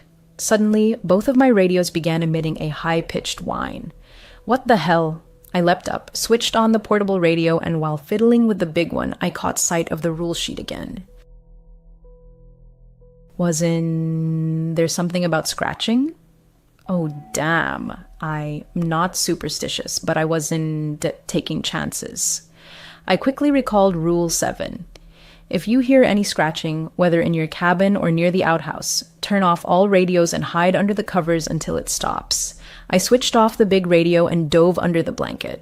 What the hell? I could still hear the scratching, but it was closer now, almost at the wooden door of my cabin. It grew fainter, like fingernails lightly dragging across the door frame. I didn't move. What the hell was this? Morning came. I'd eventually fallen asleep under the blanket. The scratching had stopped, but I hadn't yet moved all night, finally succumbing to exhaustion. In hindsight, I feel foolish. I am in a national forest, full of animals, and radios pick up all kinds of interference. I figured the first night would be the hardest, adjusting to life 100 feet up, alone in the middle of nowhere. Today, I'd make the most of it, and I was sure the coming nights would be far less eventful. But I couldn't stop thinking about that scratching. What was it? Had to be an animal, right?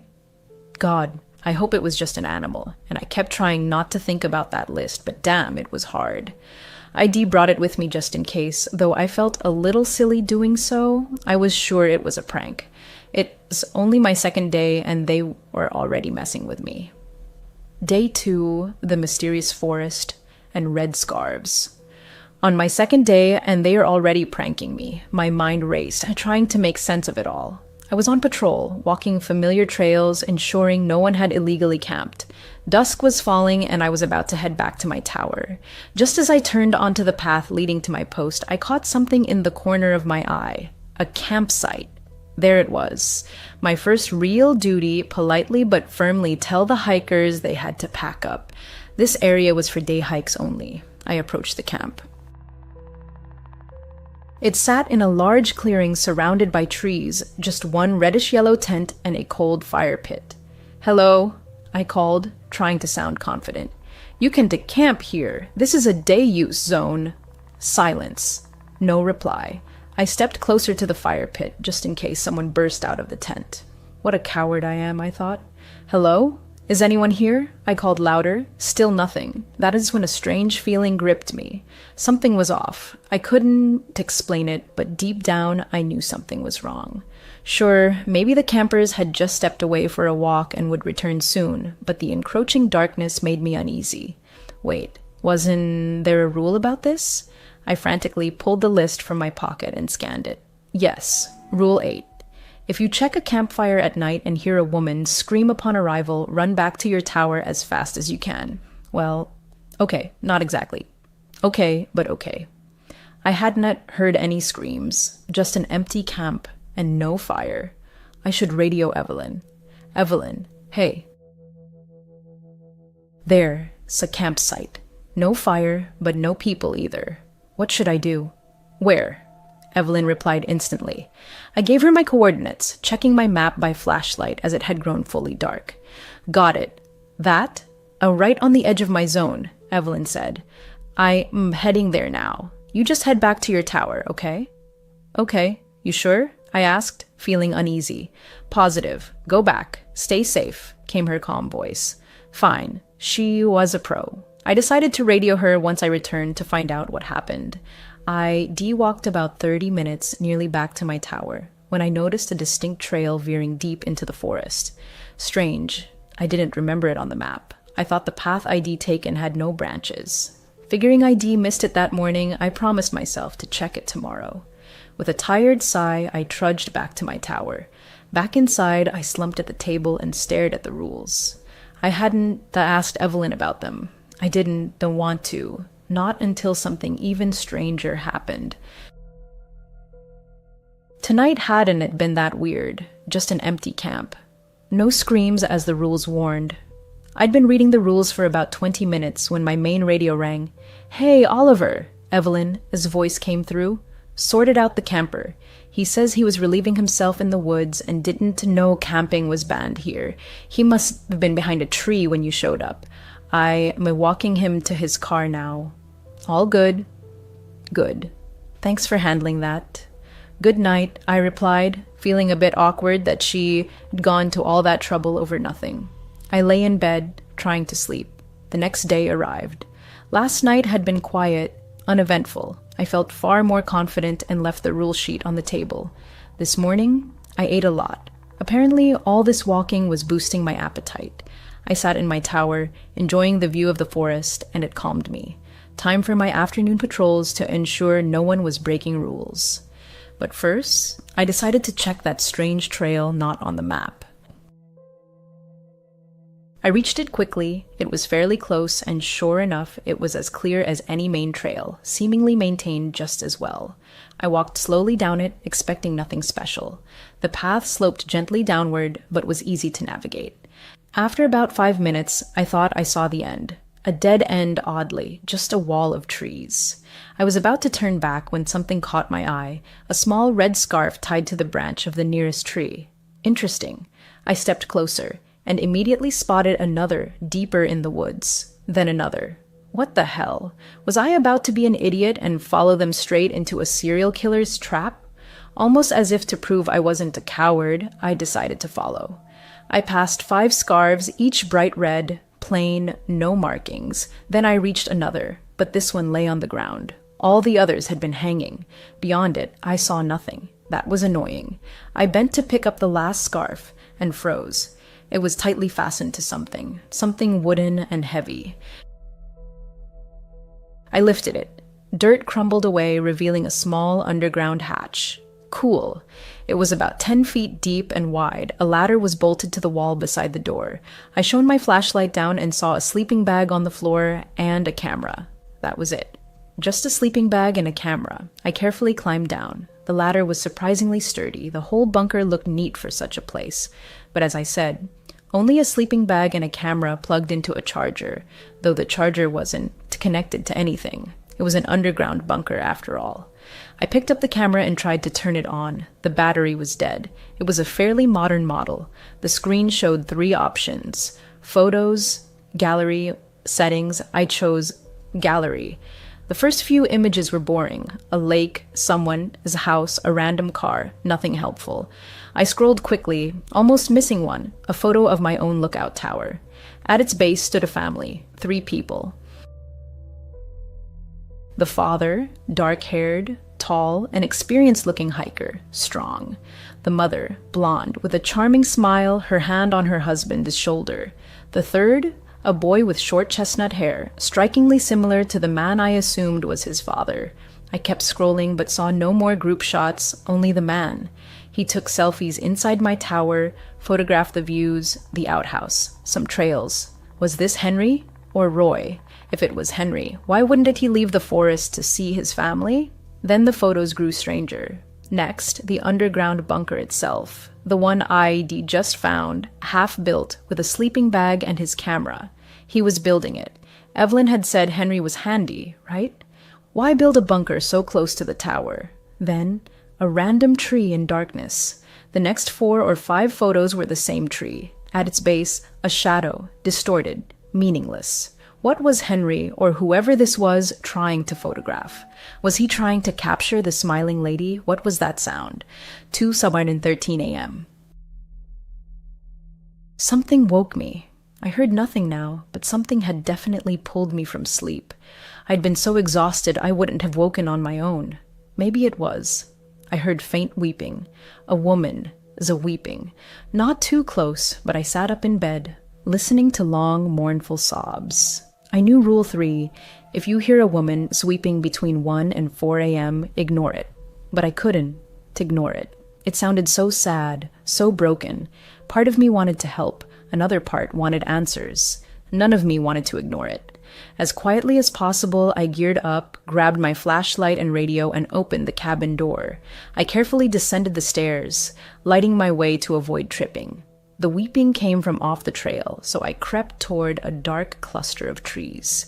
The cries were filled with such pain, such grief, I could only compare them to a mother who'd lost her child, howling in utter despair, losing a piece of her soul with every anguished breath. I turned off my flashlight as the weeping grew louder. Crouched low, I moved from bush to bush, tree to tree. The air grew misty, colder the closer I got. Crouching behind a tree, I saw her. She sat at the base of a tree, face buried in her hands, weeping. Long dark hair spilled down her back, tangled in the dirt. Though I couldn't unsee her clearly, her clothes looked clean and intact. But her hands were twisted and broken. One elbow bent backward, bones protruded under the skin of both forearms, though not piercing through. Her nails were long and sharp. She was skin and bone, skeletal. Her pale white skin glowed in the dark, clinging to her collarbones, emphasizing her gauntness. My radio crackled, just for a second. I quickly looked down to turn it off, and in that moment, the weeping stopped. Damn, she'd heard me. I couldn't look up. I felt sick. I forced myself to slowly raise my eyes. She was staring at me. Her eyes were empty, dark white orbs, lifeless. The whites sharply contrasted with her black pupils. Her eyebrows were raised. She was smiling. Her smile was unnaturally wide, stretched across her face beyond what should be possible, baring all her teeth. It was like some dark medicine. Tears still streaked her sharp cheekbones and thin neck, but she wasn't crying anymore. She looked excited. I was going to run. I couldn't look away, but I told myself, damn it, run. I needed to run. Dee stared at her for about 30 seconds, and she hadn't moved. Her eyes stayed locked on mine, her smile sinister. Just as I gathered the courage to turn and flee, she moved in one swift motion. Her neck snapped sideways with a crack, and she crawled into the darkness after it. The movement was so fast, her broken arms crackled as she retreated. The snap of branches under her heavy body was my signal, my chance. I bolted like a madman, not daring to look back. Dodging some trees, crashing into others, I did not stop for a second. Why did you just leave me alone? There it was. The lookout tower. Stumbling, I raced up the stairs, burst into my cabin, and slammed the door shut. Safe behind walls, I listened. Silence. I scanned the base of the tower, the forest stretching around. Nothing. Forget it. I dove under the blanket, clicked off the lamp, and jumped into bed. Shaking, I tried to calm down enough to hear anything beyond my own heartbeat. But there was only silence. Just as I gathered courage to peek out from under the blanket to radio Evelyn, I saw them, scratches on my cabin floor. Marks that hadn't been there before. Marks I must have missed in my panicked rush. They looked like something an animal or something crawling had made, from the door, across the room, all the way to the bed. I had not seen her outside because she was already here, with me, under the bed. I froze. I knew she was there. Felt her presence, under my bed. What to do? I frantically recalled the rules. Was there anything for this? Rule 6. If you wake and see smiling women peering through your window, hide under the blanket and hold your breath. She'll enter your cabin, and you'll feel her breath hovering above you as if she was floating. Don't breathe. It lasts only seconds. Once you feel her leave, turn on the main light until morning. Or Rule 9. If you return to your tower and find someone inside, run. Don't stop until you reach the next tower. Don, to look back. She will chase you. Hide under the blanket and wait, as in Rule 6. Or run, since she was already inside, as in Rule 9. She'd been here when I entered, so that was Rule 9, right? I heard her. Not loud, but clear. A sound of someone moving slowly, trying not to break the silence. Soft shuffling. A second later, the faint crack of her arms moving, and with it, a low, muffled moan. I closed my eyes. I had to decide. Stay under the blanket or run. Rule 6? Rule 9? I felt a light nudge under the blanket. Not strong, just for a second. Then a second nudge, slightly harder. I chose Rule 9. In a flash, I leapt from bed and burst out the door, which slammed shut behind me. I didn't see her, didn't look back. Luckily, I was wearing shoes. Halfway down the stairs, I heard a thud above, the door slamming as she left the cabin. I hit the ground, and above me I heard footsteps. She was descending too. I sprinted toward the trail, and behind me came the rustle of dirt and grass. She was at the tower's base. I ran to the underground bunker. The noise behind me grew louder. She was gaining. She was on the trail. I reached the bunker and flung it open. I dropped down the ladder and slammed the hatch shut. I could hear her above me, moving through the trees and grass around the bunker. Her low moans pierced me, making my hair stand on end as she gasped in agony. I sat in a corner of the bunker, staring up at the hatch, but saw nothing in the pitch black. She was still above me. I heard her movements, a mix of sudden, quick jerks and slow, almost confused motions. Maybe she hadn't seen me descend. Maybe she didn't know about the bunker, or couldn't get in. Did Henry spend his nights here when not in the tower? Evelyn said she didn't know where he slept. Was this it? Now I heard nothing. 20 minutes had passed. I think the thing above me had left, but I wouldn't and be an idiot again. To stay here until morning. Eventually, I fell asleep to the soothing sound of wind in the nearby trees. Last night had been too close. Looking back on my decision to investigate, I felt foolish. Whether from sleep deprivation or some spells she'd cast, I wouldn't make such choices again. I would stick to the rules. Morning came. I was still in the bunker. Finally, I gathered the courage to lift the hatch and peer out. Blinded by sunlight after so long in darkness, everything seemed clean. Carefully, I climbed out and headed back to my tower. As I quickly ascended the stairs, I heard a voice behind me. Hey, I nearly pissed myself. Whirling around, almost falling off the stairs, I saw a girl at the tower's base. An ordinary girl. Chestnut hair, glasses, a large backpack, dressed in hiking gear, smiling at me. Suddenly, a figure in hiking clothes appears before me, radiating a disarming smile. Oh, sorry to scare you, she says softly. Hi, I am Sarah. My heart pounds wildly. I stare at her stunned. Marcus's daughter, she explains. I'm here to restock your food. Evelyn hadn't mentioned Marcus or his son coming, let alone a daughter. Oh, hi, I stammer. Sorry, you startled me. I'm Oliver. Hi, Oliver, she repeats, that same warm smile. You okay? I force a weak, unnatural smile, trying to hide my confusion. Just caught me off guard. I thought Marcus or his son would come. She laughs brightly. Oh, usually they do. I just started helping, and you were my first stop today. Nice to meet you, Oliver. Evening falls. My resolve to unravel the forest's mysteries only grows stronger. Yes, I am scared, but I want to make foolish mistakes again. As far as I know, I am completely alone. I don't know who to trust. Evelyn? Maybe. I need to meet her. Before bed, I radio her with one question. Hey, Evelyn, I say. Does Marcus have a daughter? Ask her, Evelyn replies after a pause. I was just about to wish you good night. I'm not sure about a daughter. I've only met his son. Why? Oh, just curious. You okay, Oliver? Something else happen? No, I am fine, Evelyn. Good night. Fear still grips me, but I know exactly what to do. These rules are my lifeline. They will save my life, and I must follow them. Now I understand that more than ever. I decide to sleep in my boots tonight, just in case, and turn on the lamp before switching off the main light. I.D. lay in bed about 30 minutes when I heard it again, scratching. Rule 7. If you hear any scratching, whether in your cabin or near the outhouse, turn off all radios and hide under the covers until it stops. The scratching was faint, seeming to come from the stairs, or maybe the outhouse below. I immediately rushed to my big radio and switched it off. I checked my small radio. It was already off. I quickly returned to bed and dove under the blanket. The scratching continued, growing louder. Each scratch was slow and long, mimicking fingernails on wood.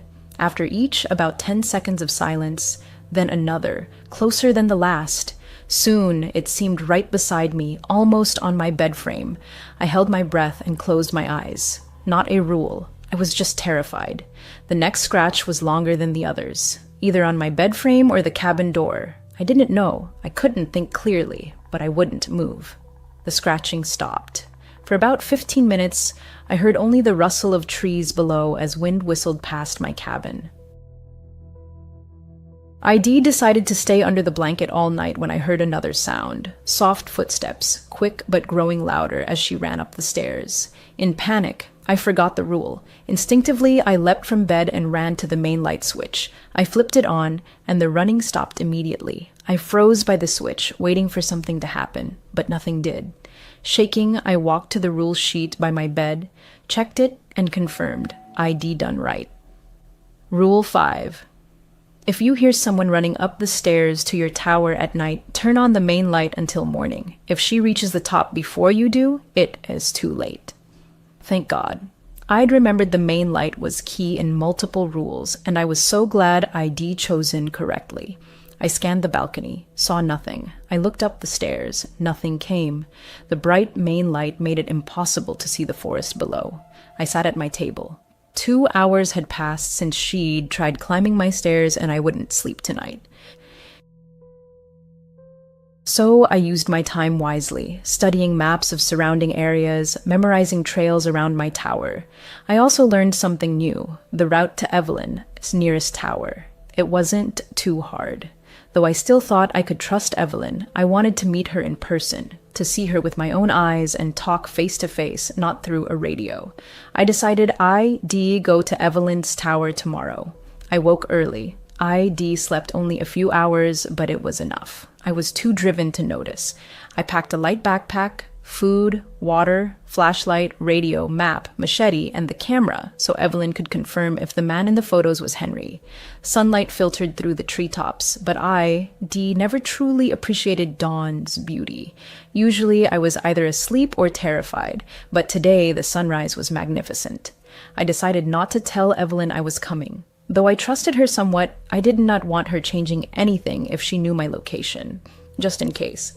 Lacing my boots, I set off for her tower. The hike should take about 3 hours, fairly direct, not too steep. I immediately felt a sharp difference leaving my zone and entering Evelyn's. Each lookout's job was to monitor their own trails, but Evelyn were completely overgrown. Honestly, they weren't maintained at all. Trees, bushes, and dense vegetation made me grateful I'd brought my machete. I hacked my way through, ensuring the trails were clear enough to run on if needed. Losing motivation and feeling hungry, I finally reached her tower. Clearing the trails had taken about 5 hours, but I made it. The tower was identical to mine. Same layout, same 4-piling structure in a small forest clearing. Her outhouse was on the opposite side, but the storage shed was in the same spot. But I immediately noticed one huge difference. What the hell? About 50 feet from her tower lay the remains of a massive fire pit, ringed with stones. It looked heavily used, though our job was to prevent fires in the national forest. That was odd, wasn't it?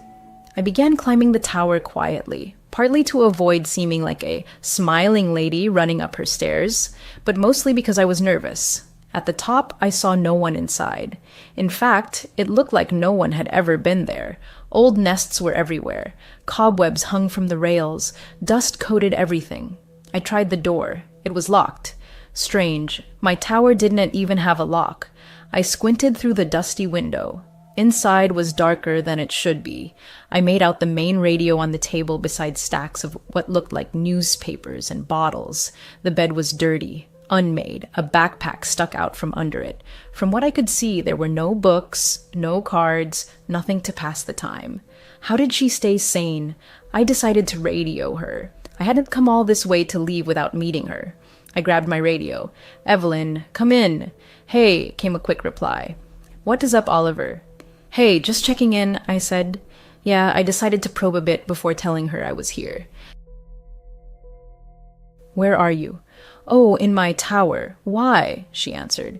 What the hell? I was sure this was the right tower. I'm looking at it and it's empty. She's lying." "Oh, nothing," I lied, masking my shaky voice. "Just some tourists on the edge of my zone. I'll handle it." No reply. Did she believe me? "Answer, Evelyn. I need to know if you trust me or not." "Cool. Good job, Oliver. Thanks for that." Okay, thank God she believed me, I thought. I decided to descend and hide behind the nearest tree. Maybe she was just returning, so she said she was already there. Maybe it was a misunderstanding. ID watch and see. Over 30 minutes passed. No sign of her. In fact, no sign of anything. This area was completely silent. Dead. Where were the animal sounds? Distant hikers? It was too quiet. While waiting, I told myself that if she didn't return soon, I'd break into her tower. I did not know if it was legal, but technically it was my employer's property, right? I assumed it was illegal, but I needed to investigate, and I needed to do it before dark. I slammed the back of my machete against the door, just above the handle. The loud crack broke the eerie silence, followed by the door creaking open, freezing me for a second as I waited for something to happen. Nothing.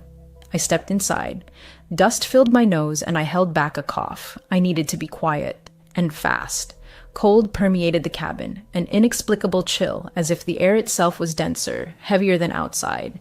My footsteps echoed as I approached stacks of newspapers and folders. The headline of the first paper sent chills down my spine. "Tourist sister missing." I frantically skimmed the article. These national forests. 2 sisters missing. 2? But Evelyn had only told me about one missing sister. Was this another, or was she hiding something? It didn't make sense. I flipped through more issues, same story, 2 sisters still missing, until I hit a headline. "One sister found after 3 weeks." The article said one girl was found alive and well, but the other was still missing. They'd gotten separated while lost in the forest. Evelyn never mentioned she had been lost too. If it was her, did she consider it too personal? Or was she lying? My attention shifted to the folders. One held a single sheet titled Oliver. What the hell? Below it, information about me, everything I'd told her about my divorce and why I took this job, my age, my appearance. Maybe she just kept it to remember. A weird way to be friendly. Wait, how did she know this if we'd never met? How did she know what I looked like? Something was seriously wrong. My eyes fell on the backpack under the bed, a large dark blue one. I pulled it out and unzipped it. Inside, men, clothes, t-shirts, hiking pants, a raincoat. I dug deeper, found a hammer, then a wrench. Nothing unusual. Next, sunglasses with green frames and initials that weren't T. Evelyn S. I reached to the bottom and felt a small metal object. I pulled it out. A pocket knife. A beautiful knife. Custom made. Gold outline with wavy silver and black patterns, engraved in tiny letters, "To my love. Yours, Henry." What the hell? Why did she have Henry's knife? Were these his things? What happened to his belongings after he disappeared? I didn't take anything. She'd know I'd been here, but I had to leave. I didn't feel safe. Just as I turned to go, I heard a familiar voice behind me. Evelyn S. "You know, she wants you to smile." I spun around. A woman blocked my path to the door. She was shorter than me, with dirty, unwashed blonde hair sticking out like a nest. Her clothes, long light brown hiking pants, were stained with old dirt and grime. Her light red flannel shirt looked like it had seen better days, wrinkled, dirty, sleeve torn. Her face was normal, or at least human. Her bright blue irises sharply contrasted with bloodshot whites. She looked like she hadn't slept in weeks. Her manic stare screamed madness, fixed on me. Her hands hung at her sides. Her frail body was starved, abandoned. Evelyn," I stammered, voice trembling. What do you mean she wants me to smile? She just wants you to smile, Evelyn repeated, not breaking her manic gaze. Okay, Evelyn, what is going on? I tried to sound confident, though my heart pounded. Are you okay? Evelyn moved toward the bed. I circled the cabin, staying closer to the door. Now I was at the exit. Good. She sat on the bed, staring at the dusty floor. I saw a tear roll down her face. She was a broken woman. We got lost, Evelyn called. Both of us. They saved me, but not her. I couldn't tell them what I did, but it was bad. And now she trailed off, her voice breaking. What did you do, Evelyn? I was ready to grab my machete, tension rising. We got lost, and we were lost so long. She kept telling me, it'll be okay, Evelyn, they'll find us. But they didn't find us for so long, and I was so hungry. She was always so positive, always smiling. But food, we couldn't catch anything. Nothing worked. We tried, Oliver, I promise. We tried, Evelyn said, her voice fading, growing weaker. Okay, Evelyn, I know you tried. What happened? She looked up. I flinched, but she kept talking. She looked at me, smiling when I pushed her. I pushed her far away. It was a moment of weakness, of hunger. She fell so far. Her arm, they cracked. She didn't move. I was so hungry, she looked down again, despair in her eyes. She died as she lived, smiling. My stomach twisted. She killed her sister. I'd heard hunger drives people to madness. I'd heard it makes you do anything for food. But after I pushed her, I couldn't. She looked at me again. Tears streamed down her already mad eyes. And the next day, they found me. My heart clenched in horror. They found her. Just one day later, though I feared Evelyn, I couldn't help feeling sympathy. I couldn't live with that moment of madness defining my life. And for what? Literally nothing. And then she found me. Evelyn whispered, staring at the floor again. Another tear rolled down her cheek. Who found you? I asked, hoping it wasn't who I thought. My blood ran cold. My sister. Still smiling, still hungry, Evelyn murmured. She is avenging me and avenging you. Evelyn stood, her gaze locking onto mine again. All of you. I took a small step back, exiting the cabin, eyes never leaving Evelyn. What did I do? I asked, voice trembling. She blames you all. You did not find her. Your job, our job, was to find her. Instead, she found me, and I'll never lose her again. Evelyn slowly moved toward me. Evelyn, I wasn't even working here. I'd never even been in these forests. I started panicking, stepping back. Evelyn, we can help you. We can get you out of this. She gets hungrier each time. She will never be full again. There's no way out, she whispered, and in that moment, I understood why the surrounding forest was so deathly quiet. Henry had written 10 rules, but she still got to him. Rules I couldn't even grasp. Evelyn smiled for the first time. And Oliver? She's so hungry now. She lunged at me with a sudden, piercing shriek, arms outstretched. Her frail body was easy to overpower. I rolled aside and shoved her away. She stumbled, her foot slipping off the balcony edge. Losing balance, she thudded onto the wooden floor before crashing down the side of the tower. It happened so fast. I collapsed to the floor from the shock. I heard her hit something on the way down, probably the stairs, followed by a dull thud as she hit the ground. Not a single cry escaped her lips during the fall. Oh my God, I just killed her. Oh my God, I jumped up and raced down the stairs, desperately hoping she was still alive. At the base, I saw her, lying about 10 feet from the tower. Face down, arms unnaturally broken and twisted, a small pool of blood seeped from her head, feeding the soil. Motionless. I bolted back toward my tower, stopping only when exhaustion hit. I had to reach it before dark. To hell with everything. I was leaving this forest. Evelyn was insane. She attacked me. It was self-defense. She was damn crazy. One thing she said stuck in my head. Henry had written 10 rules on that sheet. I now knew it was Henry S., but there were only 9. What was the 10th rule? That at least explained how Henry survived so long. A whole year. Poor Roy before him, who I now suspect only had the sunglasses, and Evelyn said he lasted only a week. But Henry had 9 rules. 9 ways the smiling lady could get you and how to avoid her. I wasn't staying to find out. I was leaving this forest. I was still running back. I felt someone watching me. I saw my tower. It was almost dark. I did not know how I'd reach my car, and I didn't want to walk these forests at night. So I decided to sleep in the underground bunker. I figured Henry spent his nights there when not in the tower. I thought it was key to his survival, and it had saved me before. I go up to my tower, grab my main pack, and head to the bunker.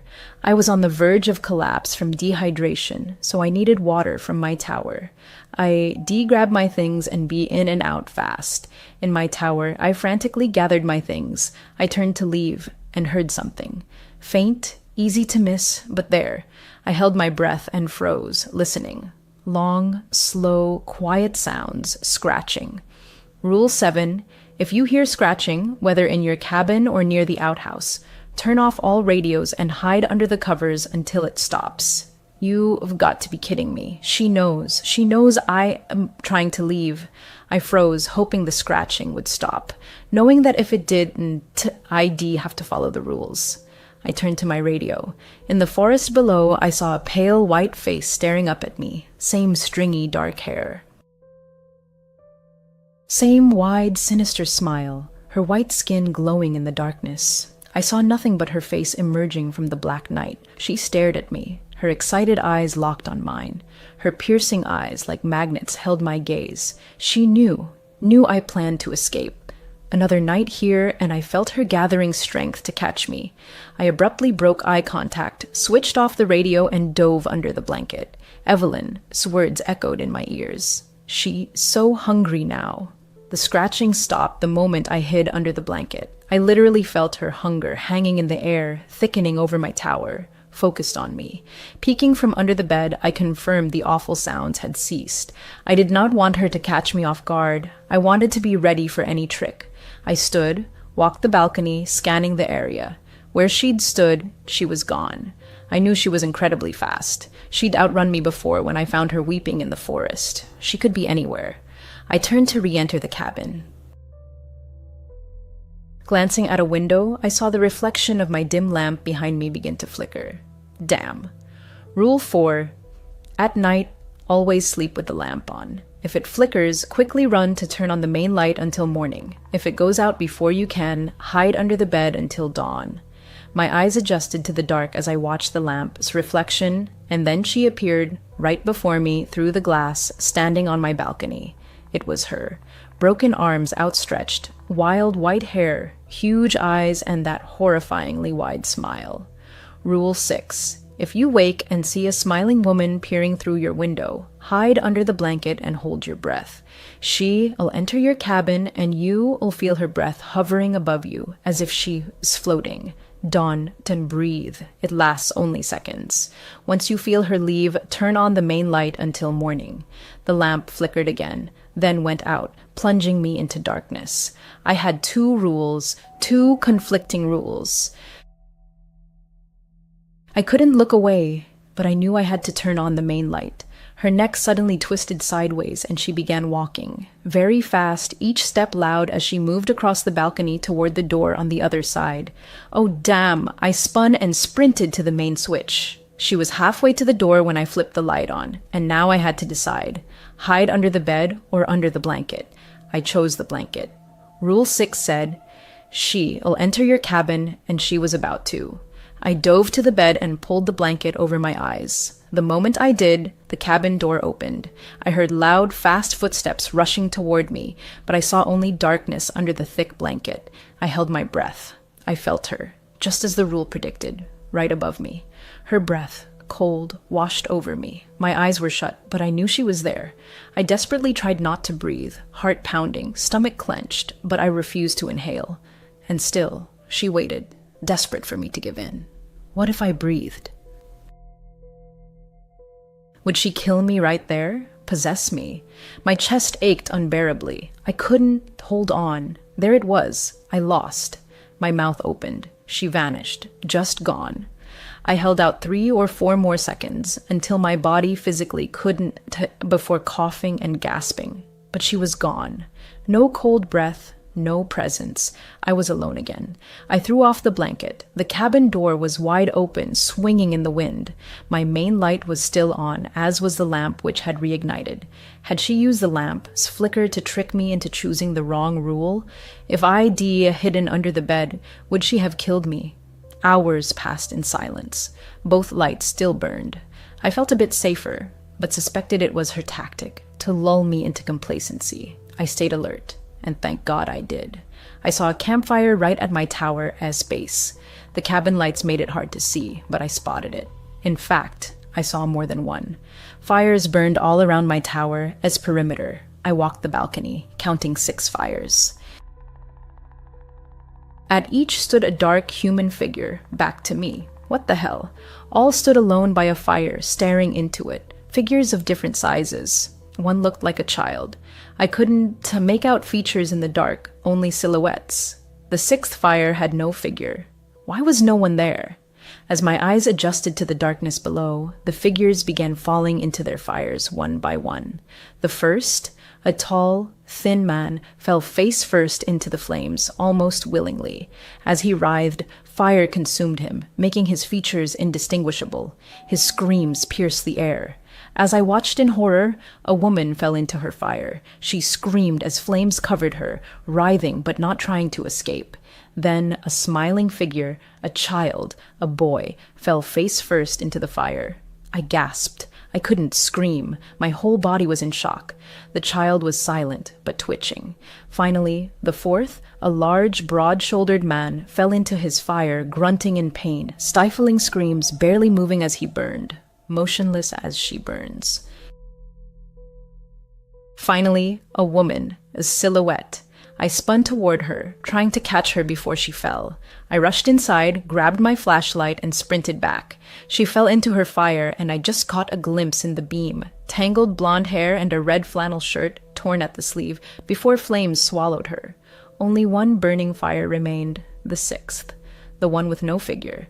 As screams echoed through the night, I heard faint weeping somewhere below among the trees. "Oliver!" A voice called as the first sun rays pierced the trees.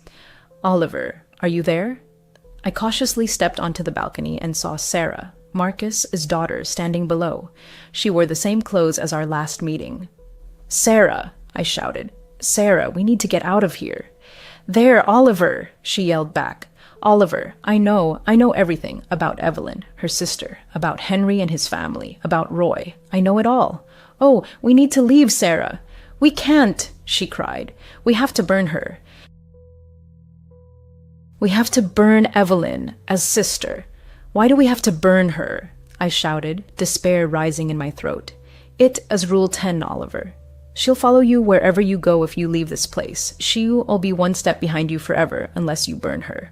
Rule 10, burn her body or she'll haunt you eternally." "How the hell do we find her body?" I yelled, feeling utterly broken. "I know where it is, Oliver." Sarah smiled warmly, trying to calm me. "Let me explain on the way. It's nearby." I'd survived all the other rules. Now I had to survive one more. I gripped my machete tightly. It made sense. This lady follows you out of the forest. That's why Henry couldn't leave and why he needed Evelyn. That's why Evelyn said there was no way out, because there isn't unless we burn her. And Sarah. Evelyn said Marcus had no daughter, but that was just to confuse me, to turn me against a potential ally. Either way, I didn't fully trust Sarah, not yet. Not until I heard what she had to say. So I grabbed my machete. I descended the stairs, approaching Sarah. She looked at me. Her eyes flicked to the machete, but she seemed to understand my caution. "Why didn't you tell me all this before?" I asked, voice trembling. "If you knew everything, why not tell me when we first met?" "I did not know who to trust, Oliver," Sarah explained, her expression turning serious. "I knew Henry and we trusted no one, not fully, except each other. And Henry is gone now." I was stunned. "How did you know him?" "Yes," she looked down, pain on her face. "It was confirmed last night. I befriended him while he worked here. I brought him extra food and ran errands just to see him. That is why I'm in this forest now? I was looking for him, but after last night, yes, he's dead. How was it confirmed last night? I asked, seeing her genuine grief. The lady, the smiling lady, seems to focus on one victim at a time. While she hunts someone, she ignores everyone else. That is why Evelyn kept feeding her people, to keep her sister from turning on her, Sarah explained. My breath grew heavy, heart racing. She continued, last night, I was looking for Henry, as I always did. I saw the fires around your tower, and I saw those figures fall into them. People she's taken. One looked like Henry, others like his family. I saw the 6th fire, the one she made for you, and heard her weeping, trying to lure you out. She focuses on prey one at a time, which confirms you are her target. She already got Henry. She never gives up until she gets them. And now it's you. You have to burn her. But I killed Evelyn, not her, I said, pushing her when she attacked me. So why did I see her fall into the fire last night? I trembled, barely holding myself together. I hadn't said aloud before that I killed her. Yes, I thought you might have. The smiling lady wouldn't have attacked her while focused on you. But that doesn't mean she didn't take Evelyn after her death, didn't eat her. She's always hungry. That is all she cares about. Why don't you just burn her body yourself? I shouted, despair overwhelming me. This is madness. I am desperate to escape this nightmare. It has to be you. It has to be the one she's hunting. I tried, but I only found her body after Henry disappeared. Every time I try to burn it, the fire won, to light.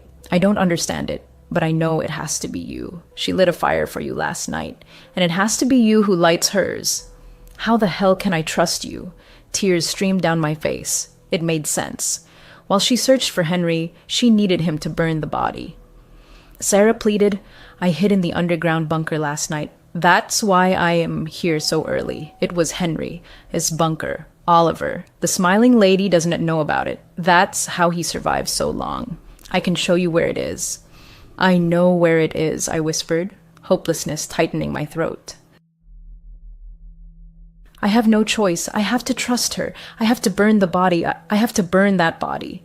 Trusting her, Sarah, was a mistake. I raced upstairs, grabbed my backpack. It already held a lighter and a can of kerosene.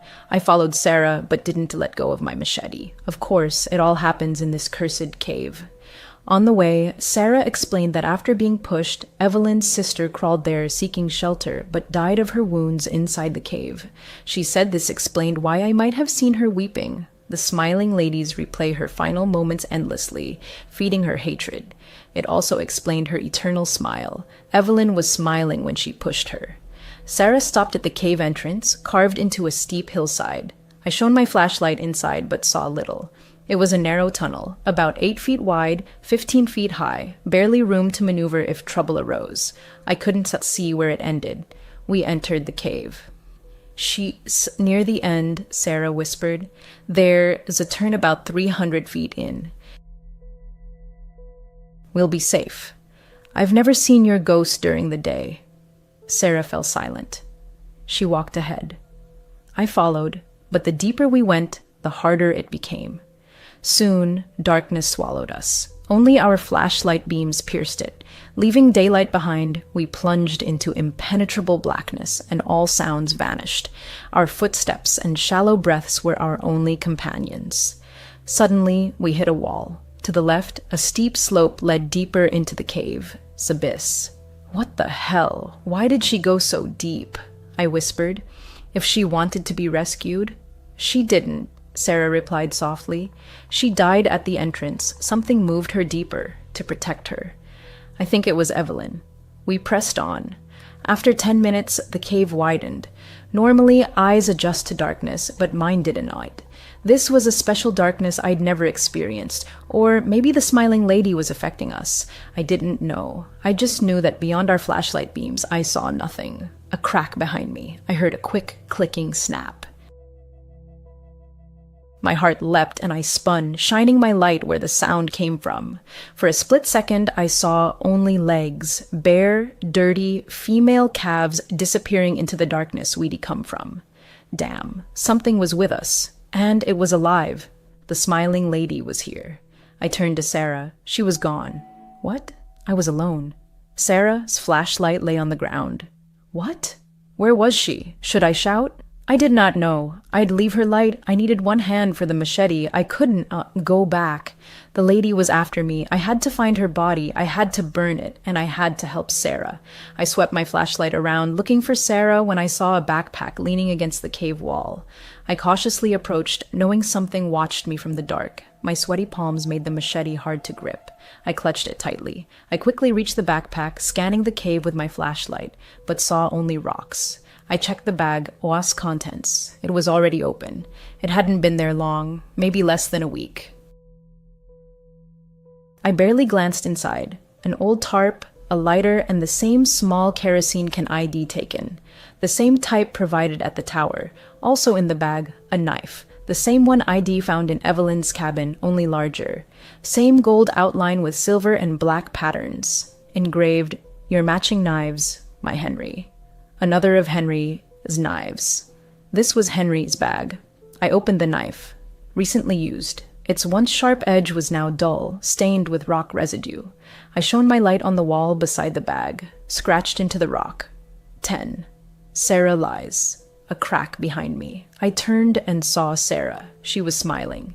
"Sarah," I started, but her eyes locked onto mine. She saw me through the darkness. Her hands began breaking, as if the air around them was snapping them. They jerked violently. Her elbows bent backward as bones protruded, stretching the skin under her forearms with each crack. Her smile widened. Soon, it stretched unnaturally across her face. Her eyes widened with joy. Her skin paled, hair lengthened. She was unrecognizable. Sarah. Now I knew her as the smiling lady. Fallen for it, just like Henry. She needed darkness. That's why she roamed at night. That's why I had felt watched leaving Evelyn's cabin. I was, but she couldn't act in daylight. She watched me as Sarah by day, but attacked as the smiling lady at night. That note in Evelyn's cabin describing my appearance, only Sarah had seen me before. God, I felt so stupid. I'd been safe from her in daylight, but now it was dark. And she was changing. She died in darkness, and now she lived in darkness. She dwells in this pitch-black void. I jerked upright. The machete in my hand trembled traitorously. Step by step, I approached her, ready to strike, but suddenly, explosive movement from both sides. I was grabbed. Creatures crawled over me, their bony fingers and claws digging into my flesh, dragging me down. 5. I counted 5, desperately resisting their grip. Too many, too strong. My flashlight fell, its beam now shining directly on me. In its light, I saw my attackers, faces, Henry, his wife, their child. The tall man, Roy, and Evelyn. They held me tight. Evelyn's broken arms, sharp as razors, dug into me as I struggled. Her shattered bones cut me as they all pinned me to the ground. They smiled. Out of the corner of my eye, I saw Sarah burst from the darkness and felt her teeth sink into my chest. A new person now lives in my lookout tower. He has a family, and a dog that visits him. We leave the darkness only when she commands. She doesn't want to lose us. Now I smile, and when she tells me to burn, I burn too. I write this to warn you of the smiling lady in the national forest. Don't try to find me. This is my last conversation with you. Dawn, and look for me. I belong to her, and she'll never let me go. NUS last spring, a 17-year-old girl took a Friday night babysitting job at the Davids house, just 5 blocks from her own home in Chandler, Arizona. She was saving up for college, and the prospect of earning an extra $20 an hour seemed especially appealing. The neighborhood seemed like a safe haven, with neat single-story homes, manicured lawns, and streetlights every 30 yards. Her parents approved of the visit. She arrived at exactly 6:30 p.m.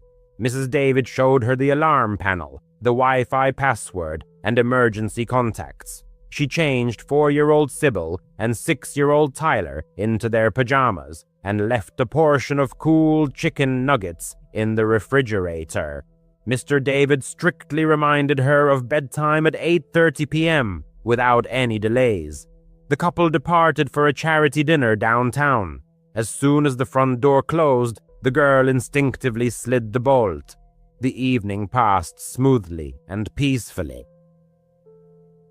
The children colored with crayons, then watched only half an episode of Paw Patrol, after which they brushed their teeth. At 8:25 p.m., she took them upstairs, read a brief story about a lost puppy, and turned on a nightlight in the shape of a glowing blue LED moon. The little ones fell asleep almost instantly.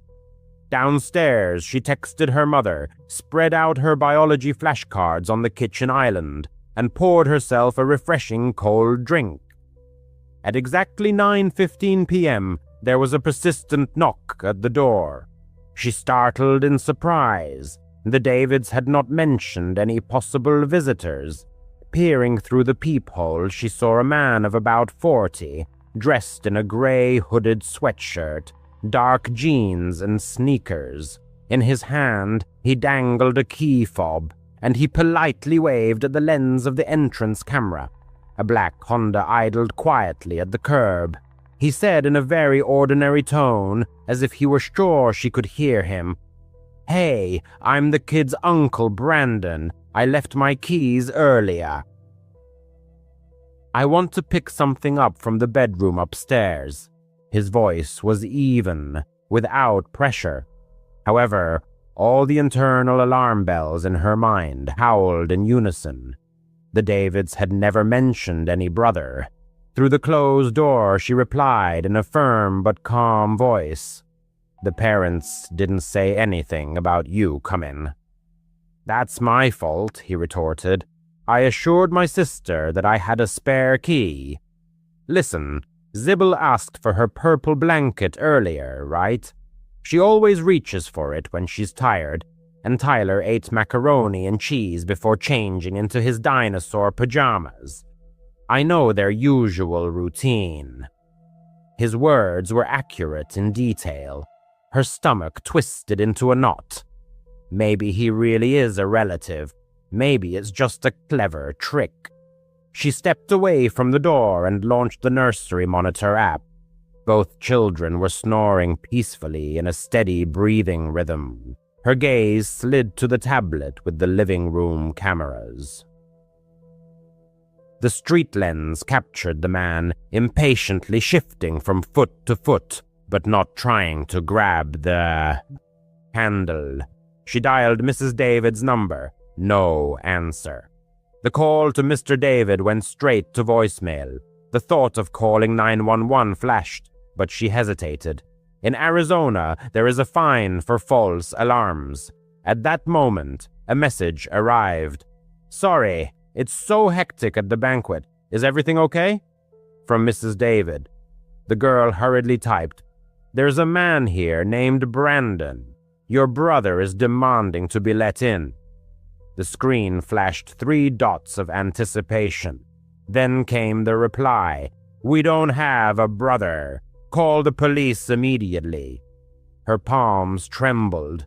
She took a deep breath and dialed 911, clearly stating the address, the stranger's description, and specifying that 2 children were sleeping peacefully upstairs. A muffled knock came from the hallway. The man knocked again, maintaining the same politeness. "I really need that blanket. I swear, just 2 minutes." She said nothing. He waited about 10 seconds. The camera caught him heading to the front windows, pressing his hands against the glass, trying to look inside. The girl hastily turned off the lights in the room to remain unnoticed. In the faint glow of the phone screen, she watched him go around the wall and approached the side gate. Soon, the motion sensor in the yard flashed and went out. The dispatcher kept in touch. "A patrol will arrive in 3 minutes. Don't go out and keep everything locked." She crept silently to the patio door. The lock was secure, the curtain securely drawn. Outside, there was dead silence. A heavy stillness hung in the house. Even the usual hum of the refrigerator seemed muffled. In the distance, she heard the wailing sirens of 2 police cars, which soon fell silent. Red and blue flashes broke through the blinds. The girl froze in the hallway until an officer called out to her from the porch, giving his badge number through the door. Only then did she crack the entrance open. The police officers thoroughly combed the yard and the surrounding streets.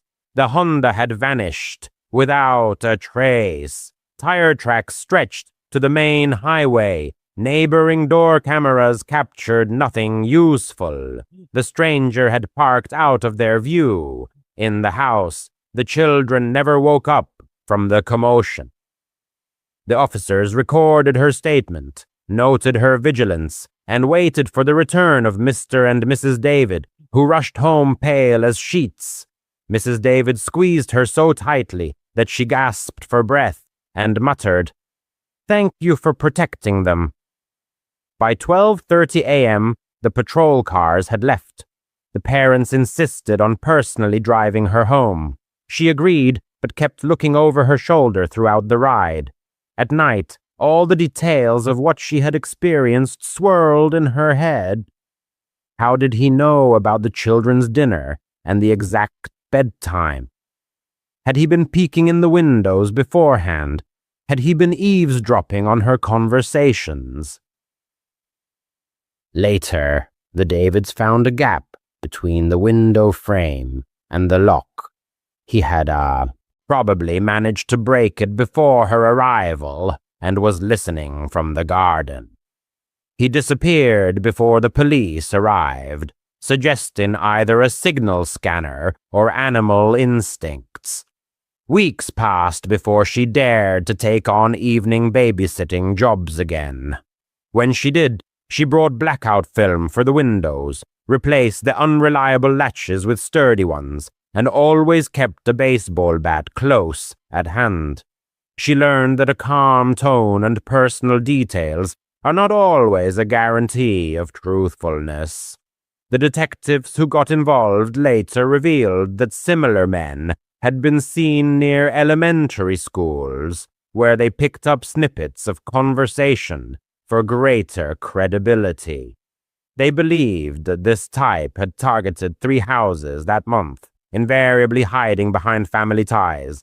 This brought no relief. On the contrary, it only highlighted the sophistication of his manipulative style.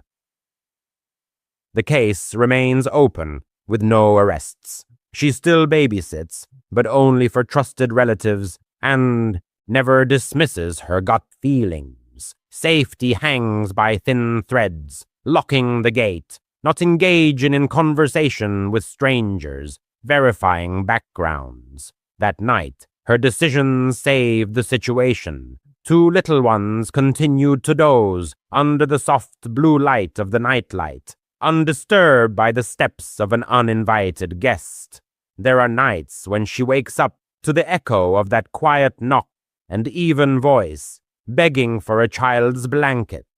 He seems so patient, almost cordial, waiting for a moment of trust. Let no one succumb. No one will believe this story, but it still hangs in the air, giving no peace. Leah isn't one for ghost stories or wild fabrications, but the events of the past month still rob her of sleep.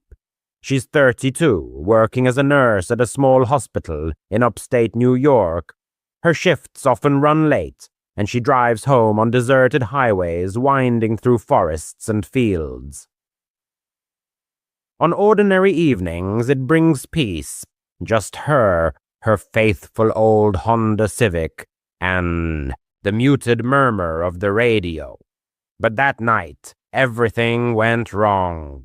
The clock read around 11:30 p.m. when Leah, exhausted after a 12-hour shift, finally pulled out. The main highway, Route 12, was her usual route, a 2-lane strip with dense thickets of trees on either side, and occasional gas stations blinking in the darkness. Approaching a turn 5 miles from home, she noticed orange warning signs about construction and plastic cones blocking the way. A huge arrow pointed insistently to the left, onto a secondary road that Leia had never even heard of before. The sign was concise. Detour, road work ahead. She sighed in annoyance, dreaming only of a hot shower and a soft bed. But there was no choice. She had to turn onto this narrow, unlit path. From the first few feet, the detour felt ominous, like a sinister labyrinth. The asphalt barely fit 2 cars side by side, and tree branches hung down on both sides, creating a feeling of being trapped. Not a single street light. Not a single light in the windows of houses, just solid blackness and the crunch of gravel under the wheels. Leah turned down the radio to concentrate better and gripped the steering wheel tighter, feeling her palms getting clammy. The road snaked and twisted, and she kept looking for signs of road work, a crew of workers in vests, rumbling equipment, or at least a pile of equipment. Nothing like that, just an endless succession of tree trunks and the steady hum of the engine echoing in the silence. After 10 minutes, a vague unease began to grow into anxiety in Leah's soul. Not a single oncoming car, the path seemed endless, like in a nightmare. The GPS signal kept disappearing and reappearing intermittently, refusing to give clear directions. Something's not right here, she whispered to herself, fighting the rising fear. At that moment, she glanced in the rearview mirror and saw it, a truck, 100 yards back, crawling forward at a snail's pace. Its headlights were off, blending into the night background. Her stomach twisted into a knot. Who in their right mind drives around in the dark without lights? Leah tried to convince herself that it was nothing, just a local resident on the same detour, hurrying about their business. However, the truck maintained its distance, neither approaching nor pulling away, like a shadow clinging to her tail. She pressed the gas pedal, trying to break away and escape this pursuit. It reacted instantly, also picking up speed. Leia's heart beat wildly, throbbing in her temples. To pull herself together, she mentally ran through explanations. Maybe their headlights had failed, or they were just as lost in this wilderness as she was. But then her gaze fell on the side of the road. There were no more construction signs. Not a single cone, no barricades, not even a trace of detour signs.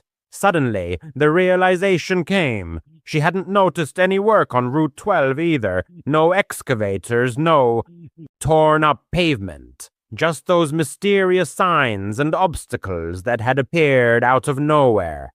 Panic washed over her in a wave, cold and clammy. Leia grabbed her phone to dial 911. There was no signal at all. In this wilderness, she was completely alone, cut off from the world. The truck stubbornly stayed behind, its silhouette in the mirror resembling a disembodied ghost, relentlessly following at her heels. She pressed down even harder on the accelerator, and the car shook on the potholes, protesting against such driving. It didn't fall behind by a single step. Now Leah could make out the details. It was a worn-out pickup truck, painted black or dark blue, and the figure of the driver was lost in the dimness of the cab. Hang on, find a way onto the main road. Everything will be fine, she repeated to herself like a mantra. But the road continued to twist and turn, and she lost all sense of her location. Suddenly, a dim light flickered ahead, promising salvation. Headlights of an oncoming vehicle were approaching, cutting through the darkness. A wave of relief washed over Leah. It could be a patrol car or just a good Samaritan willing to help. As the SUV drew level, she slowed down and flashed her high beams twice, signaling distress. It turned out to be a white SUV. It also slowed down and pulled to the edge of the shoulder. Leia stopped, leaving the engine idling, and cracked the window just enough to call out, "Hey, I think someone's following me." The driver, a middle-aged man in thin-rimmed glasses, leaned out of the cab and asked, "Are you okay?" She pointed back. "There's a truck back there, no headlights. It's been chasing me for miles." He squinted, peering into the darkness behind her. The expression on his face changed instantly, becoming concerned.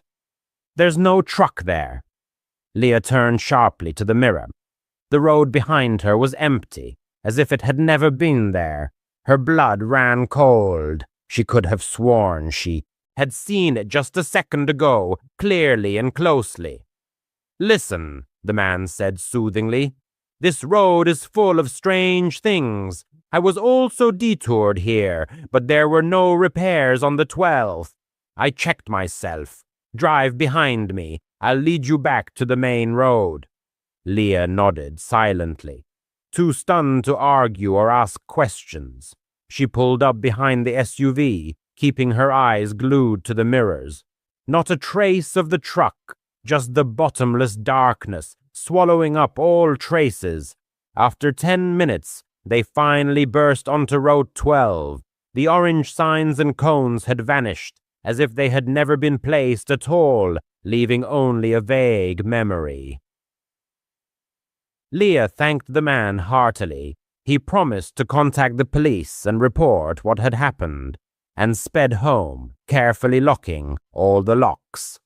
In her apartment, she couldn't close her eyes, running through the events in her mind, those sudden signs, the mysterious truck, its inexplicable disappearance. In the morning, she dialed the sheriff's office. They confirmed that no repairs had been planned on Route 12 that night. Not a single complaint of false detours. Leia dove into the internet and came across forums where others shared similar cases. Fake detours, mysterious cars leading nowhere. Some blamed it on someone's prank.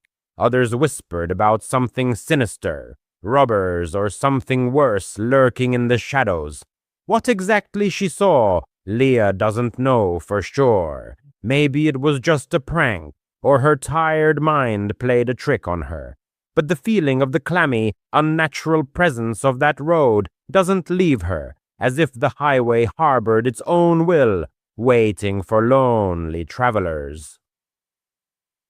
Now Leia chooses a different route, even if it's longer, avoiding suspicious sections. And every time she sees a construction sign, her heart clenches with foreboding. She doubts she will ever feel safe driving alone again under the cover of night. When Leia was 15, she first met her future husband, who had just turned 16 in art class. Their small town didn't spoil teenagers just starting romantic relationships with a variety of entertainment, except for rare outings to the nearest Target for small purchases. The settlement, despite its modesty, had a special charm due to its rich past. Tourists came specifically to wander along the ancient mining trails or enjoy the views of the river that cut through the canyon nearby. This river, with its winding paths and panoramic vistas, served as the soul of the entire district, attracting both locals and visitors eager to immerse themselves in the embrace of a wild nature, away from the hustle and bustle of the city. Leia spent her childhood exploring the trails near the river. She walked and biked them countless times, memorizing every turn and hidden corner. This place was home, like an extension of her own garden behind the house, full of cozy secrets. Usually, it gave a feeling of complete security and peace, where the rustle of falling leaves merged with the soft splash of water, creating an atmosphere of serenity and harmony.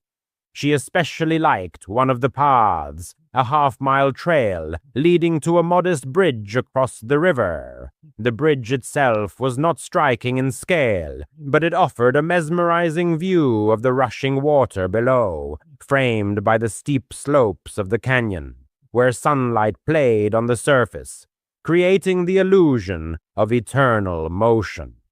It was there that Leah always felt a surge of lightness, as if time slowed down, allowing the world to unfold in all its beauty. Time seemed to stretch out, and the surrounding world slowed down. But nearby stood another bridge, far grander in scale and fame, one of the tallest on the planet, a true engineering masterpiece that attracted daredevils and curious tourists to its base. Walks in its vicinity opened up breathtaking panoramas of the canyon and the rushing river below. However, behind all this beauty hid a dark backstory.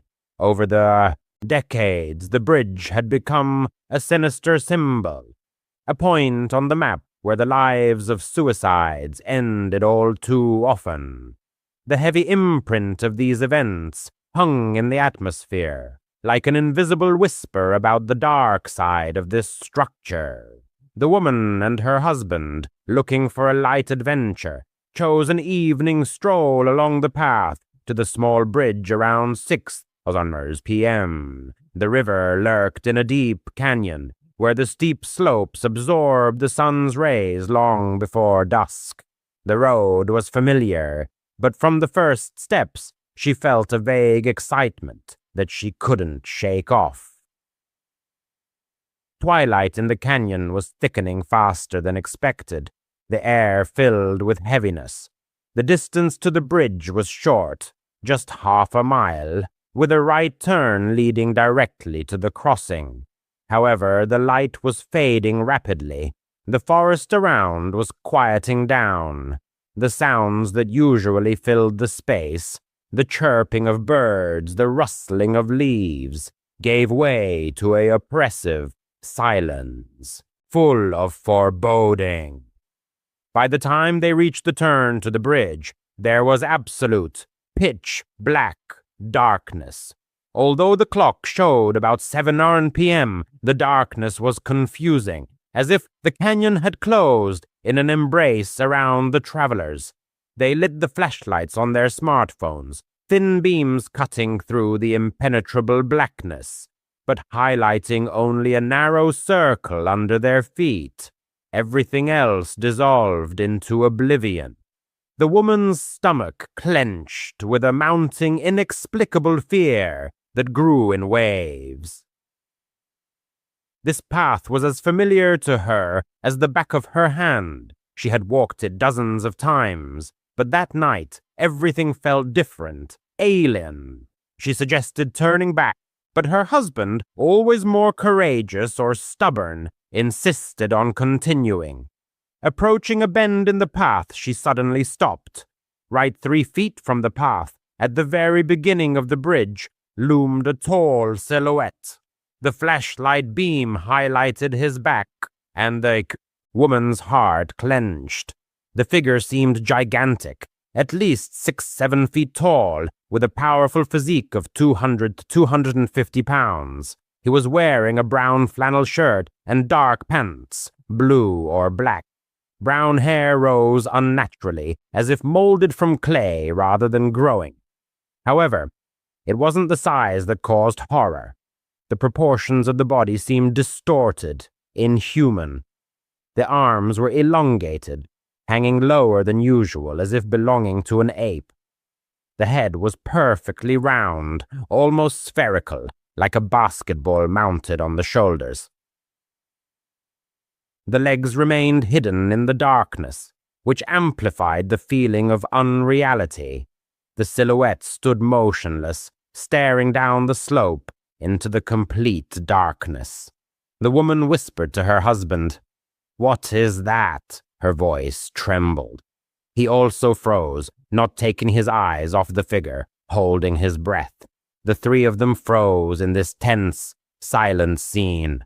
1 minute usually flies by unnoticed, but when your pulse is pounding in your temples and your instincts are screaming to run, it stretches on endlessly. The figure didn't stir, didn't react to their presence. The woman couldn't figure out if it was a human or something else. Thoughts swirled. How did he get here? There were no other cars on the trail. Why is he standing in pitch darkness, straying to the side, staring into the void? Why doesn't he turn around? Is he hiding his face, or what he's doing?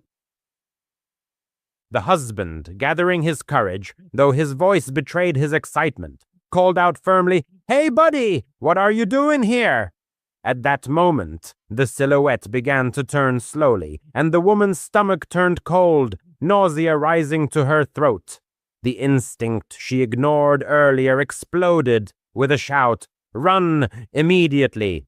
She didn't wait to see his face. Grabbing her husband's hand, she darted back toward the car. The flashlight beam flitted in time with her steps. Her breath came in gasps. She never looked back. She didn't want to know if this creature was chasing them. Behind her, her husband shouted her name. His steps echoed. He was lagging noticeably behind. They burst out to the car, panting and shaking. The woman fumbled frantically with the keys. The parking lot was empty, not a single other car. The nearest town was 5 to 6 miles away, depending on the route, and the entire stretch of road was out of cell service. Her heart didn't calm down until the lights of the streetlights flickered into view. They barely spoke a word. Shock had tied their tongues. A few days later, curiosity outweighed fear. The woman couldn't get that silhouette out of her head. Was it a person, a joke, an illusion of light?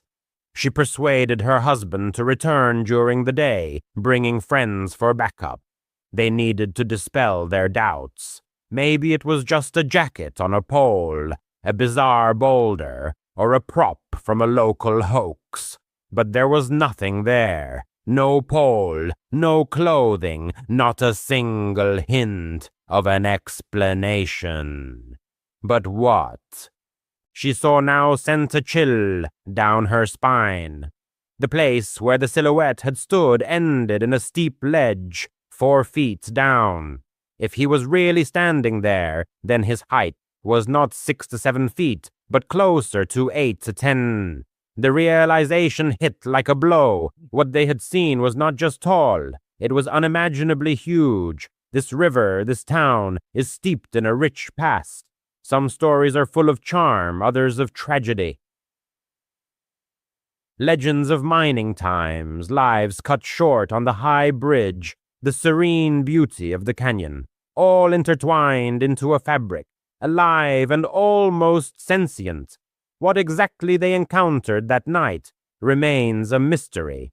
The woman shared the story with friends, relatives, anyone who would listen, but no one knew the answer. A person, a ghost, or something beyond. The memory of the motionless figure in the darkness doesn't let go. It's a fragment of the river's legacy that she will never solve. A mystery hovering like shadows in the canyon. For a long time she kept it secret. A year ago, silence seemed wiser. But now it's clear. It's useless to hide it. Someone may need a warning. He worked as a security guard at a small airport in Germany. Most flights took off in the pre-dawn hours, so his shifts were always at night. For 5 years, his service flowed monotonously, checking doors, verifying passes, monitoring cameras. Mid-July, the height of tourist season. Families with strollers, noisy groups with luggage, long lines at check-in counters. Despite this bustle, the terminal that night seemed distorted, wrong. He couldn't quite explain the feeling, so he just continued to perform his duties. Around midnight, he went out for a smoke. He went to the bakery, grabbed a chocolate bar and an energy drink, and sat down at a metal table. He was watching a short video on his phone when he felt an impulse to look back. Behind him stood a man in a black raincoat. The hood was pulled up, but his eyes were staring intently at him. His gaze didn't waver, no pretense of looking at the displays, just him, the watcher. The guard held out for a couple of seconds, then returned to the screen. Strange types in airports are a common, daily occurrence. The vast majority of them are harmless. AirTag, the vast majority of them are completely harmless. He finished half the can, slipped the phone into his pocket, and headed to the toilet to rinse his hands before the end of his break. Returning, he noticed the same man, now standing 50 meters away, in the main hall. The stranger's head was tilted, his gaze fixed on him again. As soon as the man realized he had been noticed, he turned and silently rushed into a side corridor, without a sound, without the slightest hesitation. A quiet alarm bell rang in his head, but nothing reprehensible had happened. He returned to his post and spent the next hours patrolling the gates, checking the locks, and waiting for the first rays of dawn. With the first rays of sun, his phone died. His house was nearby, so he just put the gadget in his pocket and set off. Halfway there, he remembered the power bank in his backpack, took it out, connected the cable, and continued walking. 10 minutes before arriving, he pressed the power button to look at the charge level. The screen suddenly filled with a foreign notification. Unknown AirTag detected. It is moving with you at a distance of 800 meters. He didn't have an AirTag. He froze in place. The street was empty. Only a row of dim lights cast a faint glow. A new alert. The distance had decreased to 600 meters, then to 500. He frantically searched for a rational explanation. Perhaps someone nearby had lost luggage with such a device. The numbers continued to fall inexorably. 400, 300. He broke into a run. The phone vibrated. 200 meters. He turned the corner and dashed forward. His legs felt like lead, numb with tension, but the distance was decreasing even faster. 100 meters. Finally, he burst into the entrance, inserted the key, slammed the door, and leaned against it. The hallway greeted him with a deathly silence. The screen showed 50 meters, then 20, 10. He pressed his eye to the peephole. The street remained deserted. His hands were shaking uncontrollably. He emptied his pockets and turned his backpack onto the floor. Nothing suspicious. He wanted to dial the police, but how to explain? The signal on the display supposedly indicated surveillance. In the end, he convinced himself that he was overtired. The shift had been exhausting. His mind was in a semi-sleep state. After changing, he collapsed into bed and started a video with a scary story on his phone. The narrator's voice usually lulled him to sleep. He only remembered the beginning, and then sleep finally overcame him. Later, he woke up in complete darkness. The video had ended, but the home screen was still flickering. A fresh notification appeared. Unknown AirTag detected. It is moving with you. Distance 2M. 2 meters. That's inside the room. He froze, unable to move. He locked the phone and the screen went dark. His eyes gradually adjusted to the darkness. At the foot of the bed, near the closet, loomed the silhouette of a man in a black raincoat. The same face, staring at him again. A hoarse cry escaped his throat. The stranger stepped back, threw open the door, and disappeared into the night before he could jump up. By the time the police arrived, the apartment was empty. No fingerprints, no tracker itself, just a wet footprint near the bed. The officers thoroughly searched the rooms, inspected the windows and the staircase. The door frame remained untouched. He had the only key. They advised him to spend the night with relatives. He spent the night on his sister's couch, with the light on in the hallway and the phone set to motion detection. In the morning, he returned with a locksmith. They installed new reliable bolts and a camera above the door. Then, on the kitchen table, they turned over the contents of the backpack. In the lower seam of the inner pocket, under the lining, was hidden a white plastic disc smaller than a coin, an air tag. Someone had skillfully cut the fabric, inserted the device, and sealed the seam so cleverly that the weight was not felt. That man had apparently come close to slip his hand into the bag unnoticed, either in the bakery or at the moment when he was distracted by the clock at the exit. The mystery remained unsolved. He keeps the tracker in a plastic evidence bag. The device lies on the table as a silent warning. A threat can disguise itself as commonplace and creep up from behind without a sound. He still works nights, but he doesn't walk home anymore. Every time the phone vibrates in his pocket, that impassive face flashes before his eyes, watching, waiting for the right moment. If your intuition tells you you're being followed, trust it and react without delay. He managed to get out. The next one may not be so lucky. He had always loved camping. The scent of pine needles, the crackle of a campfire, the forest stillness, it all made him feel truly alive. Last summer, he and his friends, Jake, Matt, and Amber, planned a weekend in Blackwood Forest, a dense pine forest 2 hours from the city. It was a popular but vast place, with miles of trails and thickets where sunlight barely penetrated the canopy. They had camped there before, so they weren't particularly worried. However, this time was etched in his memory forever. Months later, he still woke up in a cold sweat, remembering Jake. They arrived in Blackwood on Friday afternoon, the four of them crammed into Matt's beat-up Jeep. The air outside was warm, but the forest was cool. They set up camp by a stream in a secluded spot away from the main trail in a clearing with a ready-made fire pit from previous visitors.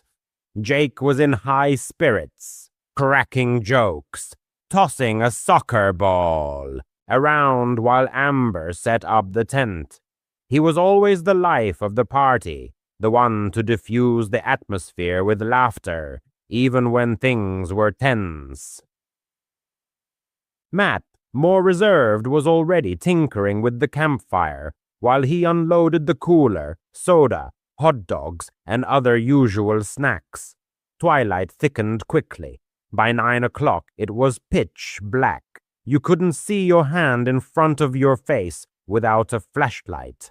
They settled down by the fire, roasting marshmallows, exchanging funny stories. Jake started talking about an ancient Blackwood legend. In the 80s, people disappeared there without a trace. Amber snorted, declaring it typical campfire nonsense, and everyone laughed. But he caught Jake glancing at the trees every now and then, as if sensing someone's presence.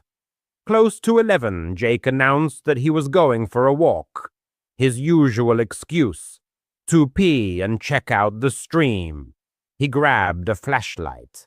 Amber reminded him not to go far, but he waved her off. "I'm not a kid, Mom." Classic Jake, cocky but harmless. No one paid much attention. The stream was only 100 yards away. Its splashing could be heard in the camp. Minutes dragged on, 10, 20. Amber began to get nervous, looking at her phone every now and then.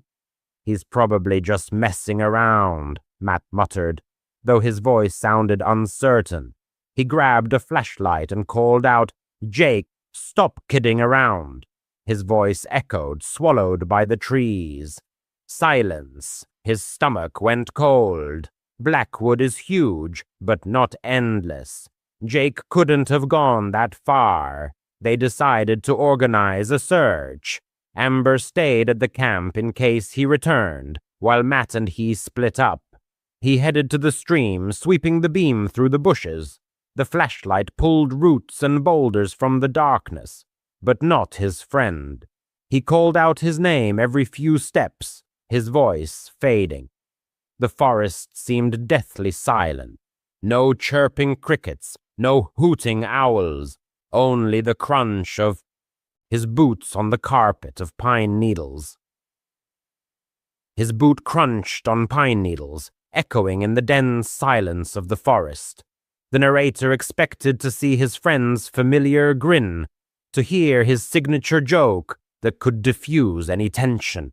However, with each step, the situation worsened, as if the forest was tightening its grip. By the stream, he stumbled upon Jake's flashlight. It was lying in the mud, still on, the beam pointing at the dense ferns. His heart clenched. Jake was never sloppy. He didn't leave things to chance. Picking it up, the narrator shouted louder, but the echo only mockingly returned with emptiness. An examination of the area revealed footprints in the mud. Jake's boot prints led to the water, and then abruptly stopped, as if he had vanished into thin air halfway. His voice broke as he called Matt.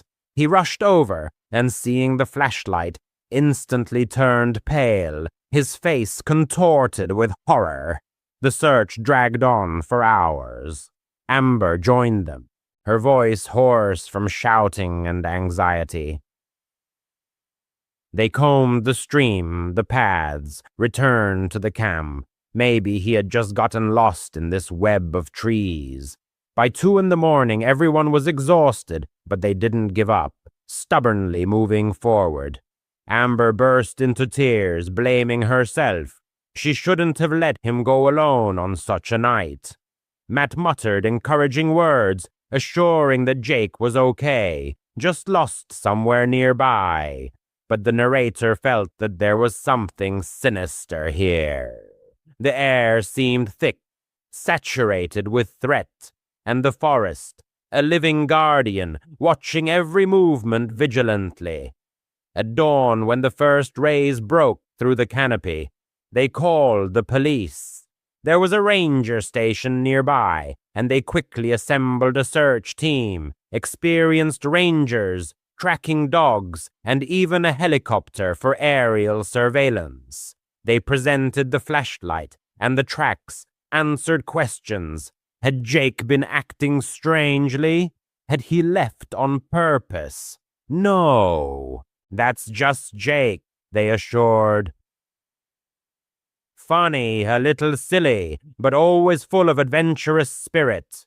The rangers nodded, though their eyes betrayed suspicion of the worst-case scenario. Blackwood Forest had a grim reputation. People disappeared here, though not often, but inevitably. Hikers, campers, even locals. Some were found safe and sound, while others were never seen again. Days flowed into one another. The search efforts grew. Volunteers, additional dogs, drones to scan hard-to-reach areas joined in. The group stayed at the campsite, barely closing their eyes, helping as much as they could. Amber went into hysterics, endlessly blaming herself for that fateful night. Matt fell silent, staring into the endless wall of trees, as if his gaze could magically bring his friend back. The narrator, on the other hand, mentally reviewed the events of that night. Jake's strange look at the forest before leaving, the sudden silence after his step, the break in the tracks at the stream. All this didn't fit into a logical picture, like a puzzle with missing pieces. The rangers found nothing suspicious. Not a scrap of clothing, not a drop of blood, no signs of a struggle. They thoroughly checked the caves, ravines, and abandoned forest roads, but all in vain. The dogs, like the human tracks, lost the thread at the stream, as if the scent had evaporated into nowhere. One of the rangers, an older and seasoned man, took the narrator aside and said with a heavy sigh, "Sometimes people just disappear without explanation. Blackwood is treacherous. It has too many nooks and crannies." These words hit like a slap. He wanted to object, even hit, but the reality was cruel. Jake wasn't just lost, he had disappeared, as if swallowed by the very essence of the forest. Weeks stretched into months. Search operations were scaled down. The police stated that the case remained open, but in reality, they gave up, putting it on the back burner. Amber couldn't take it and left for the city, where she was trying to start over. He and Matt stopped communicating, meeting him only resurrected pain and memories. The narrator sometimes returned to Blackwood alone, went to that stream, stood where the tracks ended, peering into the water and the grass. He didn't know exactly what he was looking for, a sign, a clue, or at least comfort. Reading online articles about people who disappeared in forests like Jake. Without a trace, he came across theories. Some blamed bears or cougars, but then there would be signs of a struggle. Others talked about sinkholes or hidden caves, although the rangers had checked all this. On the internet, there were posts about the paranormal, strange lights in the canopy, whispering voices luring into the depths. The narrator didn't believe in such things, but at night, alone, his thoughts swirled. What if Jake saw something forbidden? Was he followed by a forest spirit? Dreams about Jake haunted him. In one, he was standing by the stream, smiling as if everything was okay, peaceful and serene. But as soon as he got closer, his face distorted, became empty, alien, not Jake, but something else, waking up in a panic, covered in sweat. The narrator realized the truth would remain a mystery. Will he ever know? Unlikely. But one thing was clear, he would never go camping in Blackwood again. The forest had already taken a friend, and the narrator wouldn't let it take him too. It all started with a guy named Isaiah, whom the narrator met as a landscaper a year ago. For context, it's worth noting that the narrator himself was also involved in landscaping, hence this story. He worked at a company where a lot of problems had accumulated. He won't name it. They risk being sued for disclosure. The meeting with Isaiah took place at the dump, where the narrator had come to drop off a trailer. As the driver and foreman, he often took care of such matters. Isaiah approached him. They talked about work, nothing unusual at first glance. He said that he had been in the landscaping business for only a year and dreamed of starting his own business. He handed out business cards to the narrator and his crew, but he didn't pay attention. He already had enough orders. A year passed. The narrator was fired, and he remembered the business card. He called, asked for a job. Isaiah hadn't. NUS last spring, a young woman, 17 at the time, got a job as an evening babysitter for the Davids, whose house was just 5 blocks from her own in the quiet town of Chandler, Arizona. Eagerly saving money for upcoming college expenses, she couldn't resist the prospect of earning an extra $20 an hour. Besides, the Davids neighborhood seemed the epitome of safety. Neat, single-story homes, well-manicured lawns, and evenly spaced lampposts every 30 yards. These factors convinced the girl's parents to give their consent. At the appointed time, 6:30 p.m., she arrived at the Davids' house. Mrs. David meticulously instructed her on using the alarm system, provided the Wi-Fi password and a list of emergency phone numbers.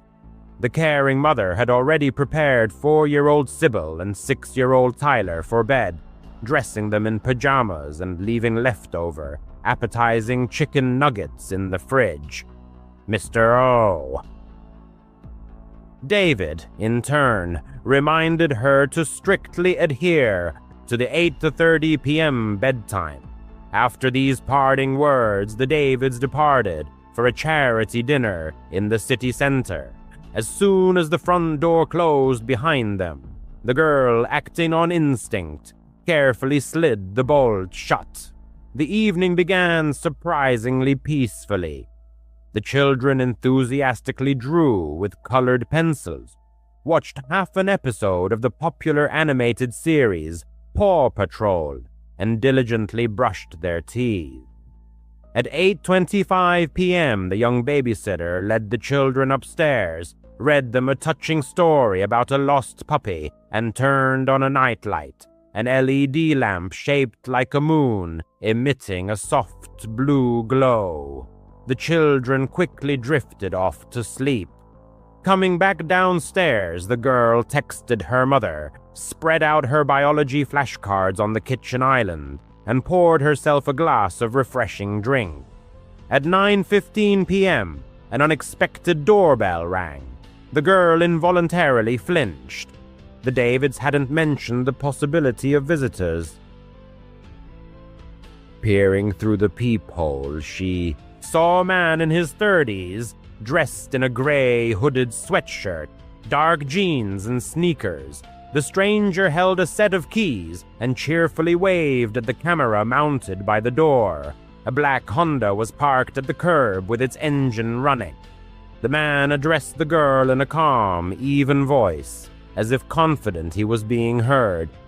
"Hi, I'm the kid's uncle, Brandon. I forgot my keys. I need to grab something from the bedroom upstairs." His tone was friendly and casual. Despite this, alarm bells went off in the girl's head. The Davids had never mentioned a brother. Through the locked door, she replied, trying to keep her voice steady. "Your parents didn't tell me anyone was coming." "That's my fault," the man replied. "I told my sister I had a spare key. Look, Sybil asked for her purple blanket earlier, right? She always wants it when she's tired, and Tyler ate mac and cheese before changing into his dinosaur pajamas. I know their routine." He was absolutely correct. The girl's stomach churned. Maybe he really was a relative, or maybe not. She stepped away from the door and opened the Video Baby Monitor app. Both children were sleeping soundly in their beds, snoring softly. The girl glanced at the security system tablet mounted in the living room. The outdoor camera showed the man shifting from foot to foot, but not trying to open the door. She tried to call Mrs. David, but no one answered. Next, she tried to contact Mr. David, but the call went straight to voicemail. The girl seriously considered dialing 911, but hesitated. Arizona has penalties for false calls. Suddenly, a text message arrived. "Sorry, it's very noisy at the banquet. Is everything okay?" It was Mrs. David. The girl quickly typed, "There's a man here, says he's Brandon. Your brother, he needs to come in." 3 dots appeared on the screen, indicating that the other person was typing a response. Then the message arrived. "We don't have a brother. Call the police now." The girl's hands trembled. She took a deep breath and dialed 911. Reporting the address and the situation, she emphasized that there were 2 young children asleep upstairs. At that moment, a soft knock came from the hallway. The man knocked again, still politely. "I really need that blanket. I promise I'll only be 2 minutes." The girl didn't answer. He waited about 10 seconds, Then the camera on the door recorded him walking over to the windows, cupping his hands to peer inside. The girl turned off the interior lights so he couldn't see her. In the dim light of her phone screen, she watched the stranger walk along the wall to the side gate. A moment later, the motion sensor in the yard turned on, then off. The dispatcher stayed on the line. "Units will be there in 3 minutes. Stay inside and keep the doors locked." The girl cautiously crept to the patio door. The lock was intact, the curtain tightly drawn. There was no movement outside. An eerie silence fell over the house. Even the hum of the refrigerator seemed muffled. Soon, the approaching sound of police sirens could be heard, which suddenly stopped. The red and blue strobe lights flashed through the blinds. The girl remained in the hallway until an officer shouted his badge number from the porch through the locked door. Only then did she dare to open it. The police thoroughly searched the yard and the nearby streets. The Honda had vanished without a trace. Tire tracks led toward the main road. Questioning the neighbors yielded no results. The stranger had parked in a spot not covered by surveillance cameras. Inside the house, the children slept peacefully, unaware of what had happened. The officers took the girl's statement, praised her for her vigilance, and waited for Mr. and Mrs. David to return, their faces pale with fear. Mrs. David hugged the girl so tightly she could barely breathe. She repeated endlessly, "Thank you for protecting them." By 12:30 a.m., the patrol cars had left the scene. The parents insisted on driving the girl home. She agreed, although she kept looking over her shoulder the entire way. That night, she replayed every second of what had happened in her head. How did the stranger know about the dinner and the children's bedtime? Had he been watching the window beforehand? Had he overheard her conversation? Later, the Davids discovered a small gap between the window frame and the lock. Perhaps the intruder had pried it open before the girl arrived, listening from the yard. His disappearance before the police arrived indicated that he either had a scanner app or simply a well-developed intuition. With her heightened intuition, the author did not immediately return to her evening job after the incident. Only after a few weeks did she resume her duties, but with increased caution. Special films were installed on the windows to protect against prying eyes. Unreliable latches were replaced, and a baseball bat was always kept within reach. She stopped trusting calm voices and personal details, realizing that they could be just part of a carefully crafted strategy. Later, the detectives working on the case reported that similar men had been seen near schools, where they listened to snippets of conversations to use them to gain trust. It was suspected that the perpetrator had attempted to break into 3 homes within a month, posing as a relative. This information did not bring the author relief, but only confirmed that his polite approach was the result of training. The case remains unsolved, and the perpetrator has still not been found. Despite what happened, the author continues to work as a babysitter, but now only for family members. She never ignores her intuition, understanding that safety depends on many small decisions: locking the side gate, cutting off conversation with a stranger, double-checking information. By making those decisions that night, she saved 2 children from possible danger. Sometimes, late at night, she is awakened by the memory of the soft knock and the even voice asking for a child's blanket. That voice sounds patient, and almost friendly, waiting to be believed. The author hopes that something like that never happens again. The narrator, who introduced herself as Leah, does not consider herself a fan of ghost stories or a wild imagination. She is 32 years old and works as a nurse in a small hospital in upstate New York. Her shifts often end late, and she has to drive home on quiet roads through forests and farmland. Usually she is accompanied only by silence, her old Honda Civic, and the radio. But one night, everything changed. Around 11:30 p.m., after a 12-hour shift, Leah was driving down a main road lined with trees and occasional gas stations.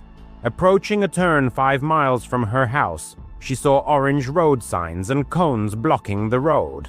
A large arrow pointed left onto a dirt road she had never driven on before. The sign read, "Detour, road work ahead." Leah sighed, dreaming only of a shower and bed, but she had no choice. So she turned onto the narrow, unlit road. The detour immediately felt ominous to her. The road was barely wide enough for 2 cars, and dense trees loomed on either side. The lack of streetlights and houses only heightened the sense of darkness and isolation. The car's headlights cut through the night, but didn't reach far. Leah turned off the radio to concentrate and gripped the steering wheel tightly. The road twisted and turned, but there was no sign of roadwork or equipment. Only endless trees and the faint hum of the engine. After about 10 minutes, Leah began to feel uneasy. She hadn't seen another car, and the road seemed to go on forever. The GPS was glitching, constantly rerouting. "This isn't good," she muttered. Just then she noticed a truck in her rear-view mirror, moving slowly about 100 yards behind her with its headlights off. Fear gripped Leah. Who drives at night without lights? She tried to convince herself it was just a local resident taking the same detour. But the truck wasn't getting closer or farther away, maintaining the same speed. Leah sped up, hoping to increase the distance between them, but the truck followed suit. Her heart pounded.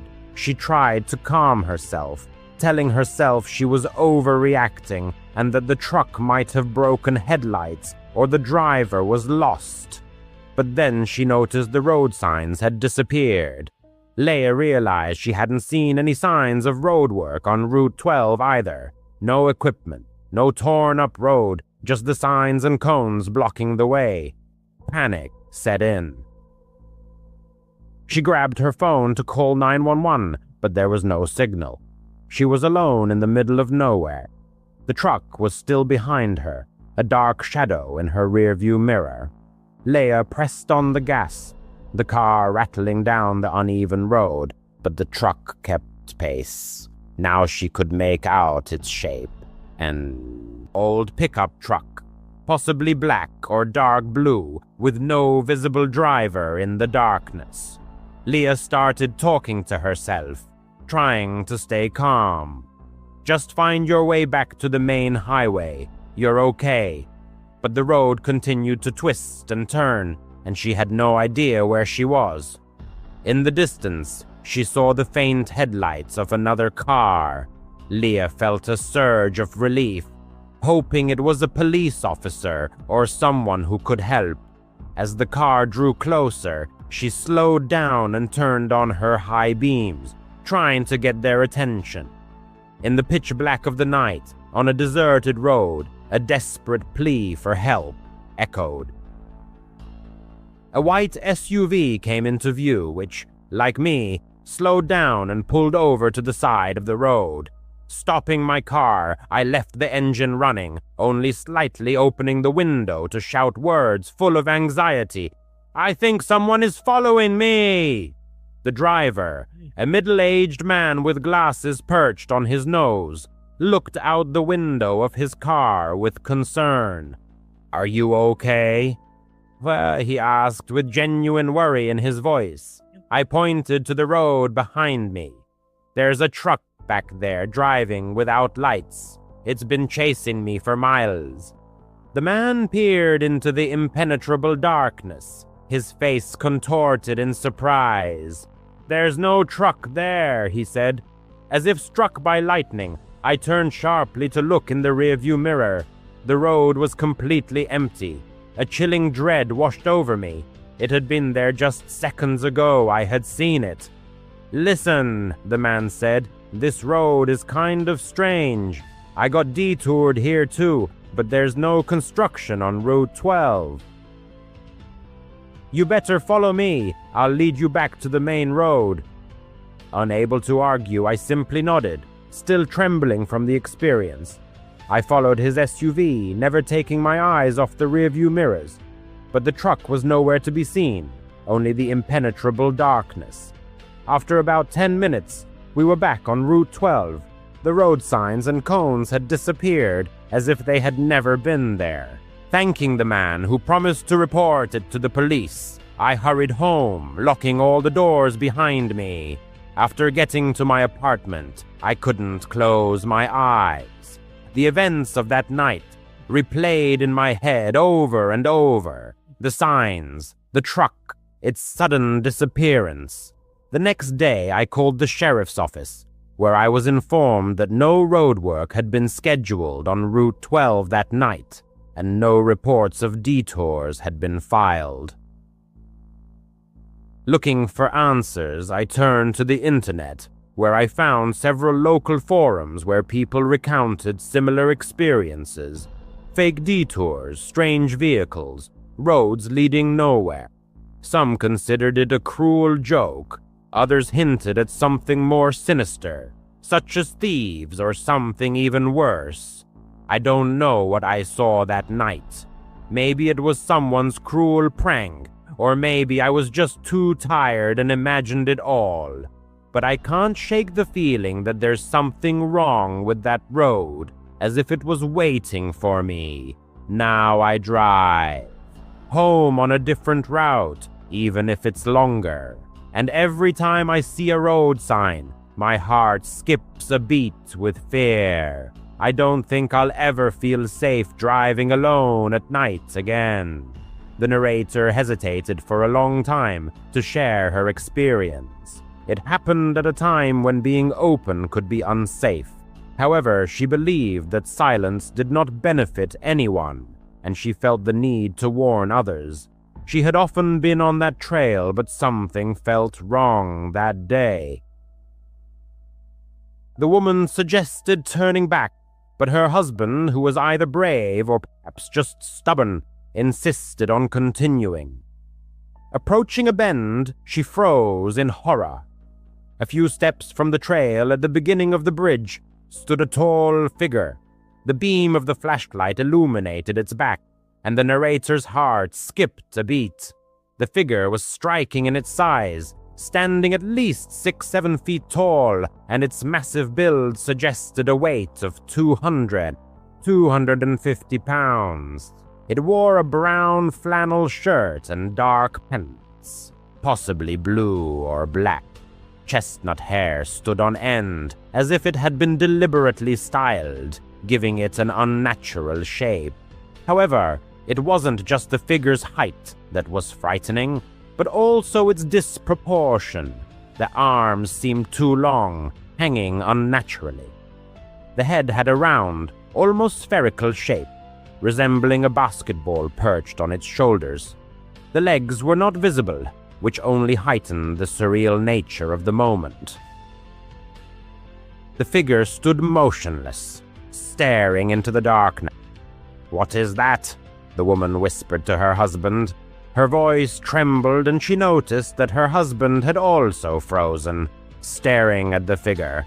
All three stood in tense silence. The minutes seemed like an eternity as her heart raced and her instinct demanded flight. The figure did not move or pay attention to them. The narrator couldn't understand if it was a person or something else. Questions raced through her mind. How did it get here? There were no other cars on the trail. Why is it standing in the dark away from the trail and staring into nothing? And why doesn't it turn around?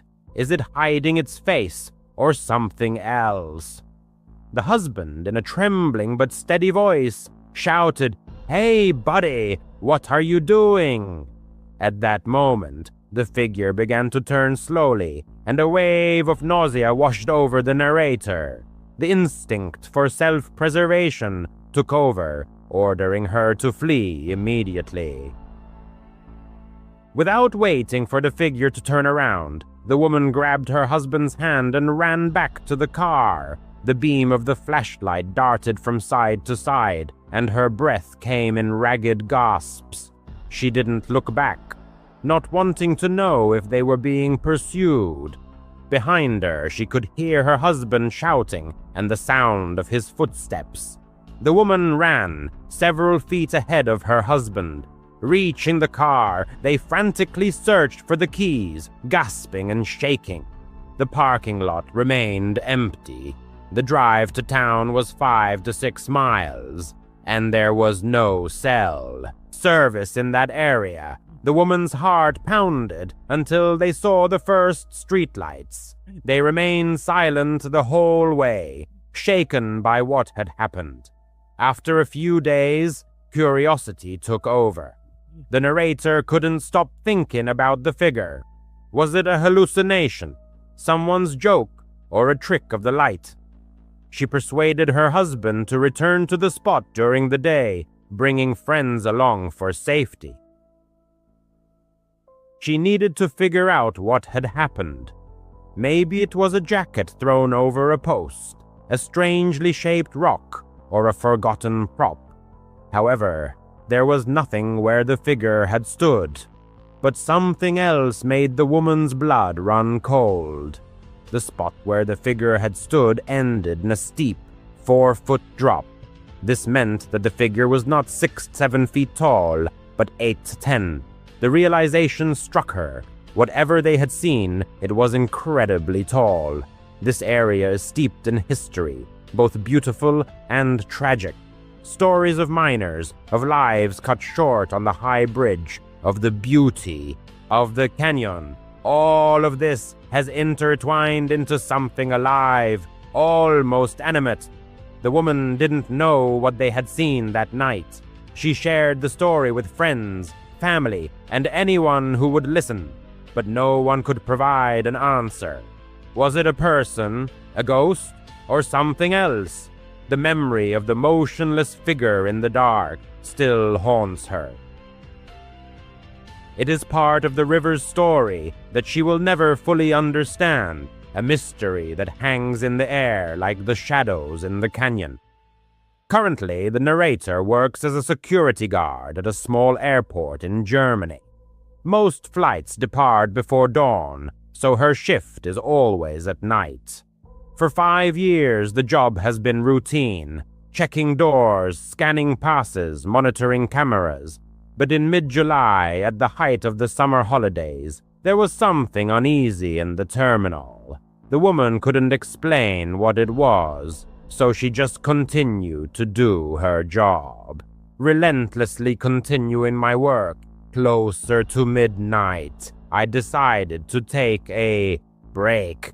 Heading to the nearest bakery, I bought a bar of chocolate and a can of energy drink, settling down at a modest metal table. Busy watching a short video on my phone, I suddenly felt an overwhelming urge to turn around. Before my eyes stood a man, dressed in a black raincoat. His hood was down, revealing a gaze fixed directly on me. He didn't look away, didn't pretend to examine the shop windows, but looked exclusively at me. After holding his gaze for just a few seconds, I turned my attention back to my phone. Hundreds of strangers pass through airports every day, and most of them pose no threat. After drinking half of the drink, I put my phone in my pocket and headed to the restroom to wash my hands before the end of my break. Enas. Upon returning, I noticed the same individual standing approximately 50 meters away in the main hallway. His head was tilted slightly, and his gaze was fixed on me once more. As soon as he realized I had spotted him, he abruptly turned and disappeared down a side corridor without making a sound. A quiet alarm went off in my head, but his actions hadn't broken any rules. Back at my post, I spent the next several hours walking the perimeter of the gate, checking the locks, and waiting for dawn. By morning, my phone battery was completely dead.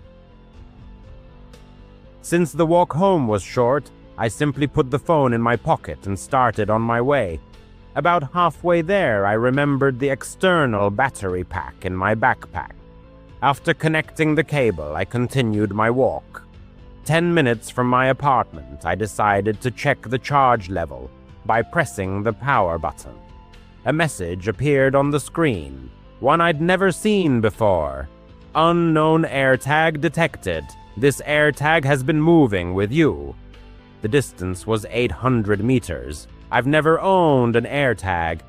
I stopped and scanned the empty street, lit only by dim streetlights. Soon, another notification appeared. Distance 600 meters, then 500. I was trying to find a logical explanation. Maybe someone nearby had lost luggage with a tracker, but the numbers kept decreasing. 400, 300. I broke into a light jog. The phone vibrated again, showing 200 meters. Turning the corner, I ran as fast as I could. My legs went numb, but the numbers continued to plummet. 100 meters. Reaching my building, I fumbled with the key, slammed the door shut, and leaned against it. The hallway was silent. The phone screen displayed 50 meters, then 20, and finally 10. Peeking through the peephole, I saw only an empty street. My hands were shaking. I emptied the contents of my pockets and bag onto the floor, but found nothing unusual. I wanted to call the police, but what could I tell them? A signal on my phone indicated that someone was tracking me. I tried to convince myself that I was simply overtired. The shift had been long, and my mind was in a semi-conscious state. After changing clothes, I got into bed and put on a horror narration video on my phone. The narrator's calm voice usually helped me relax. I only remember the first few minutes before sleep overtook me. Awakening sometime later in complete darkness, I saw that the video had ended and the phone screen was glowing. Another notification awaited. Unknown AirTag detected. This AirTag has been moving with you. The distance was 2 meters. 2 meters meant the tag was in my room. I couldn't move. Locking the phone, I allowed my eyes to adjust to the darkness. At the foot of the bed, near the closet, I saw the silhouette of a person in a black raincoat. The same face that had been watching me before. A raspy scream escaped my throat. He stepped back, opened the door, and vanished before my feet hit the floor. By the time the police arrived, the apartment was empty. No fingerprints, no tracker, only a wet spot near my bed. The officers thoroughly searched every room, checked the windows and the stairwell. The door frame was intact, and the only key was in my possession. They advised me to stay with relatives. I spent the night on my sister's couch, leaving the hallway light on and setting my phone to alert me to any movement. The next morning, I returned to my apartment with a locksmith. We installed new deadbolts and a camera above the door. Then, we turned my backpack inside out on the kitchen table.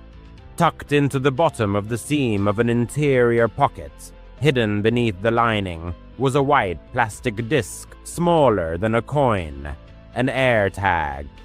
Someone had cut the fabric, inserted the tracker, and glued the seam so neatly that I hadn't felt a thing. This person had gotten close enough to slip their hand into my bag unnoticed. Perhaps it happened at the bakery, or when I was checking the time at the gate. I'll never know for sure. Now I keep the tracker sealed in a plastic evidence bag. It sits on my desk, a reminder that danger can hide behind an ordinary facade and lurk right behind you without making a sound. I still work night shifts, but I no longer walk home. Every time my phone vibrates in my pocket, I remember that silent face, watching me and waiting for the right moment. If you ever feel like you're being followed, trust your instincts and act immediately. I was lucky, but the next person might not be. Story 2. I've always had a special love for hiking. The smell of the pines, the crackle of a campfire, the peaceful silence of the woods. It's where I truly feel alive. Last summer, my friends Jake, Matt, and Amber and I planned a weekend trip to Blackwood Forest, a dense pine forest about 2 hours from our town. It was a popular spot, but vast, with trails winding for miles and sections where the trees barely let in sunlight. We'd been there before and never felt uneasy, but this trip is one I'll never forget. Months have passed, but I still wake up in cold sweats thinking about Jake. Cold sweat breaks out on my skin as thoughts return again and again to Jake. On Friday afternoon, our group arrived at Blackwood. The 4 friends were crammed into Matt's beat-up Jeep. The daytime air was still warm, but a pleasant coolness filled the depths of the forest as we set up camp near a small stream. Our spot was off the beaten path, in a small clearing with a fire pit left by other campers. Jake, as always, was full of energy and optimism, cracking jokes and tossing a football while Amber set up the tent. He was always the life of the party, the guy who could make you laugh even in the tensest moments. Matt, quieter and more even-keeled, was already tending to the campfire, and I was unloading provisions from the cooler. Our modest menu, as usual, consisted of soft drinks and hot dogs. Night fell unexpectedly quickly. By 9 o'clock it was pitch black, so thick that you couldn't see your hand in front of your face without a flashlight. We sat around the campfire, roasting marshmallows and sharing funny stories. Suddenly, Jake started talking about an old legend he'd heard about Blackwood, about mysterious disappearances in the 80s of people who were never found. Amber just rolled her eyes, calling it a typical campfire story, and we all laughed along. But I couldn't help but notice that Jake kept glancing furtively toward the dark trees, as if expecting someone to emerge from the woods at any moment. Around 11 o'clock, Jake announced that he was going for a short walk, as he usually did. "Just gonna take a leak and check out the stream," he said, grabbing his flashlight. Amber told him not to go too far, to which he just waved her off, replying, "I'm not a kid. I know what I'm doing." That was Jake all over, confident, but without any malice. We didn't think much of it. The stream was only 100 meters from the camp, and we could hear its gentle murmur while sitting by the fire. 10 minutes passed, then 20. Amber started to get worried, checking the time on her phone every few minutes. "He's probably just messing with us," Matt suggested, but there was uncertainty in his voice. I grabbed my flashlight and shouted loudly, "Jake, cut the crap!" My voice echoed through the area swallowed by the dense trees. But in response, there was only silence. It was at that moment that I felt a knot of anxiety in my stomach. Blackwood was a big forest, sure, but not that big. He couldn't have gone that far. We decided to organize a search. Amber stayed at the camp in case Jake returned, while Matt and I split up to cover as much ground as possible. I headed toward the stream, shining my flashlight into the undergrowth. The light revealed tree roots and rocks, but no sign of Jake. I shouted his name every few steps, but my voice grew quieter and quieter, as if fading into the surrounding silence. The forest was eerily silent. No crickets, no hooting owls, just the sound of my boots crunching on the fallen pine needles. I kept hoping that I would see him any minute, grinning from ear to ear and ready to scare me half to death. But the further I went into the forest, the stronger the feeling of unease became. Finally, I reached the stream and found his flashlight. It was lying in the mud, still on, shining on a patch of ferns. My heart was pounding. Jake was a very careful person. He wouldn't just drop his flashlight like that. I picked it up and called Jake's name again, loudly. But in response, there was only silence. Shining the light around with a trembling hand, I noticed footprints in the ground.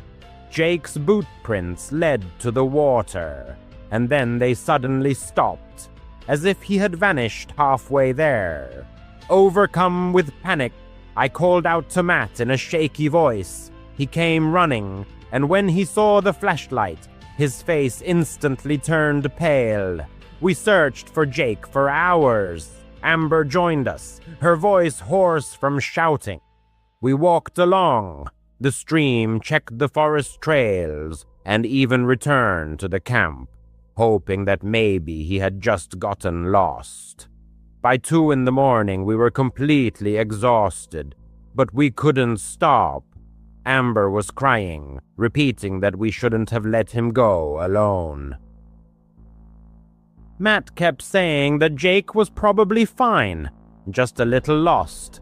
But I knew that wasn't the case. Something was wrong. The air felt heavy and ominous, as if the forest was watching us. At dawn, we reported the incident to the police. There was a ranger station nearby, and they immediately sent out a search party. Rangers, dogs, even a helicopter. Everyone was involved in the search. We showed them the flashlight and the footprints. They asked if Jake had been acting strangely, if he had said anything about wanting to leave. I replied that he had been himself, happy, a little goofy, an adventure-loving Jake. The Rangers nodded, but I could see that they were preparing for the worst. Blackwood had a bad reputation. People disappeared here. Not often, but it happened. Tourists, hikers, even locals. Most of them were found, but some weren't. Days passed. The search expanded. Volunteers joined. More dogs. Drones were used. We stayed at the campsite, barely sleeping, helping in any way we could. Amber was in terrible shape, blaming herself for everything that had happened. Matt stopped talking, just silently staring at the trees, as if expecting them to spit Jake out if he stared long and hard enough. I kept going back to that night in my mind, trying to figure out if I had missed something important. The way Jake had been looking at the forest, the silence after he left, those footprints stopping at the stream. It all seemed completely illogical. The Rangers found nothing. No clothing, no traces of blood, no signs of a struggle. They checked caves, ravines, and even old logging roads deep in the forest. The dogs lost the scent at the stream, as if Jake had vanished into thin air. One of the Rangers, an older man, took me aside and said, "Sometimes people just disappear. Blackwood is a treacherous place. Too many places to get lost." I wanted to punch him. Jake hadn't just gotten lost. He had vanished. In the shadow of the forest, the disappearance of Jake and its aftermath. In an instant, as if dissolving into thin air, Jake vanished. He simply got lost, and this lost became a sinister synonym for disappeared. Weeks dragged into months of unsuccessful searching. Hope dwindled and the search efforts gradually faded away. The police didn't formally close the case, but their eyes reflected hopelessness.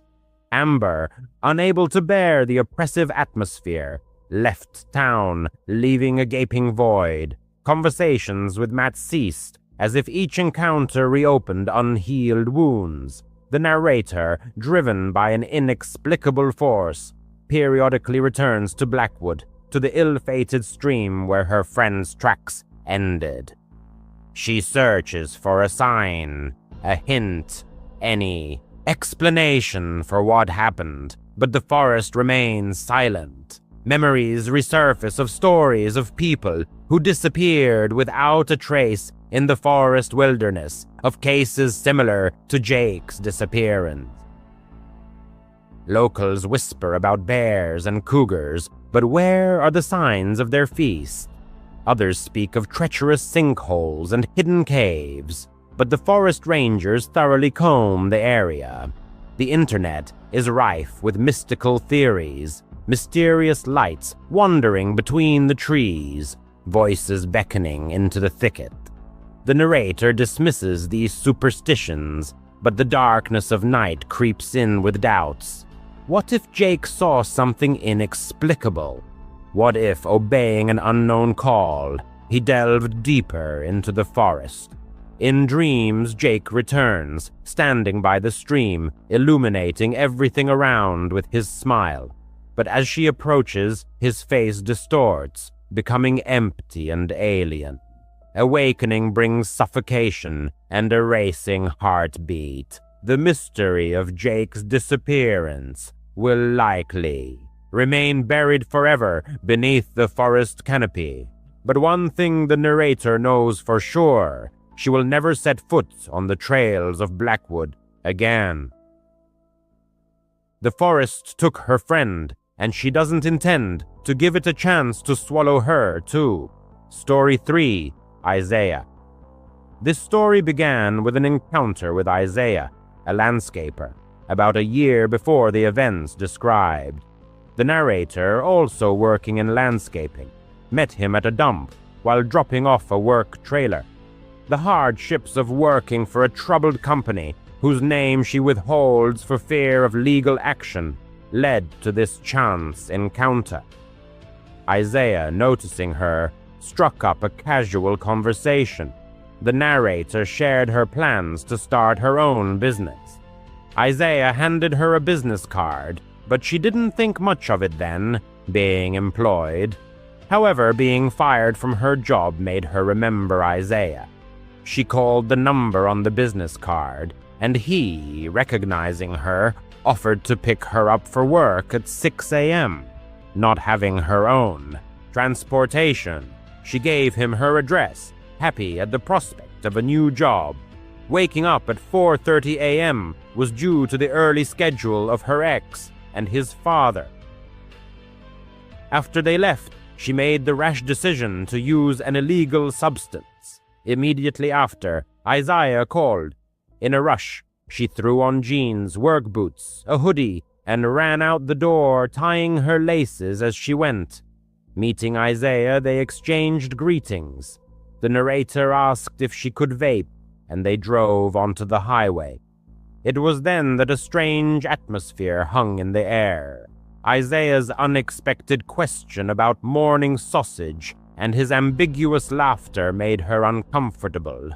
She asked him not to bring up topics like that. During a brief stop to check the trailer, she had a bad feeling. Back in the car, Isaiah began asking strange questions, such as whether she had considered a career as a dancer. Receiving a negative answer, he became insistent, trying to convince her that she had talent. The narrator reminded him of her boyfriend and her lack of interest in such activities. Along the way, Isaiah started touching her leg.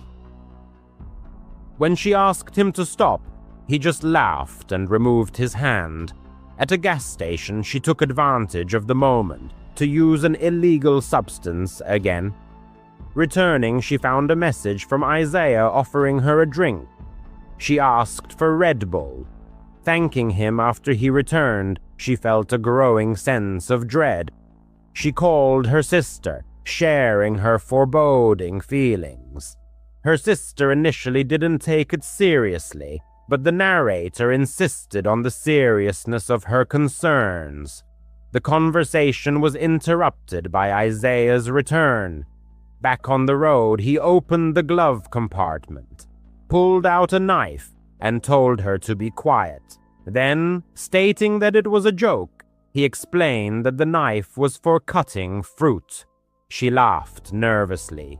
Arriving at a gated community, they began working.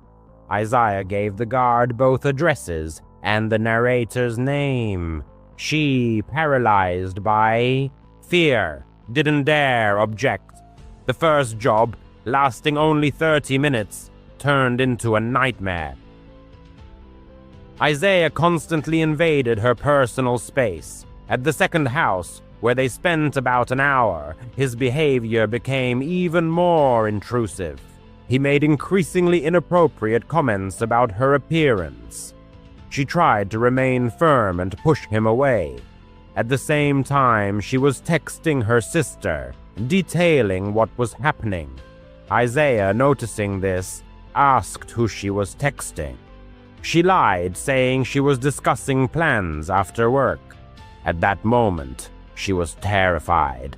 She felt that this man was capable of harming her, and no one would know.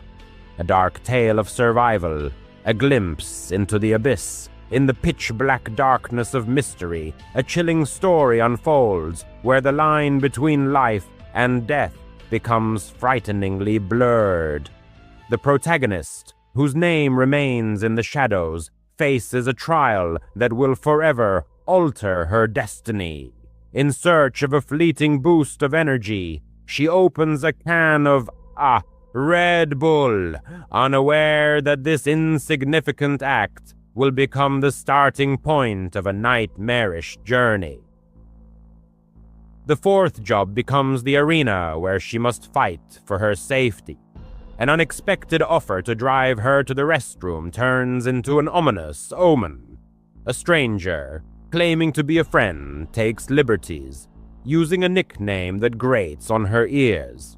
The request to stop is not ignored, but the apologies cannot drown out the growing sense of unease.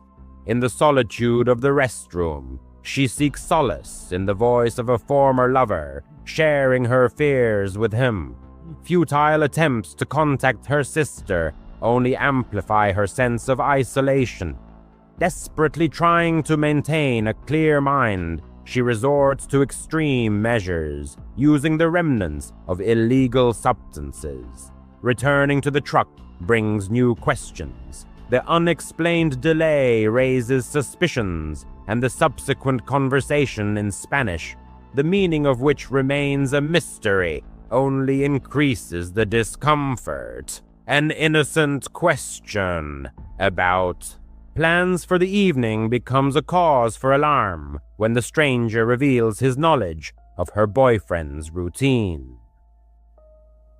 The suggestion to rent a hotel room plunges her into a state of panic.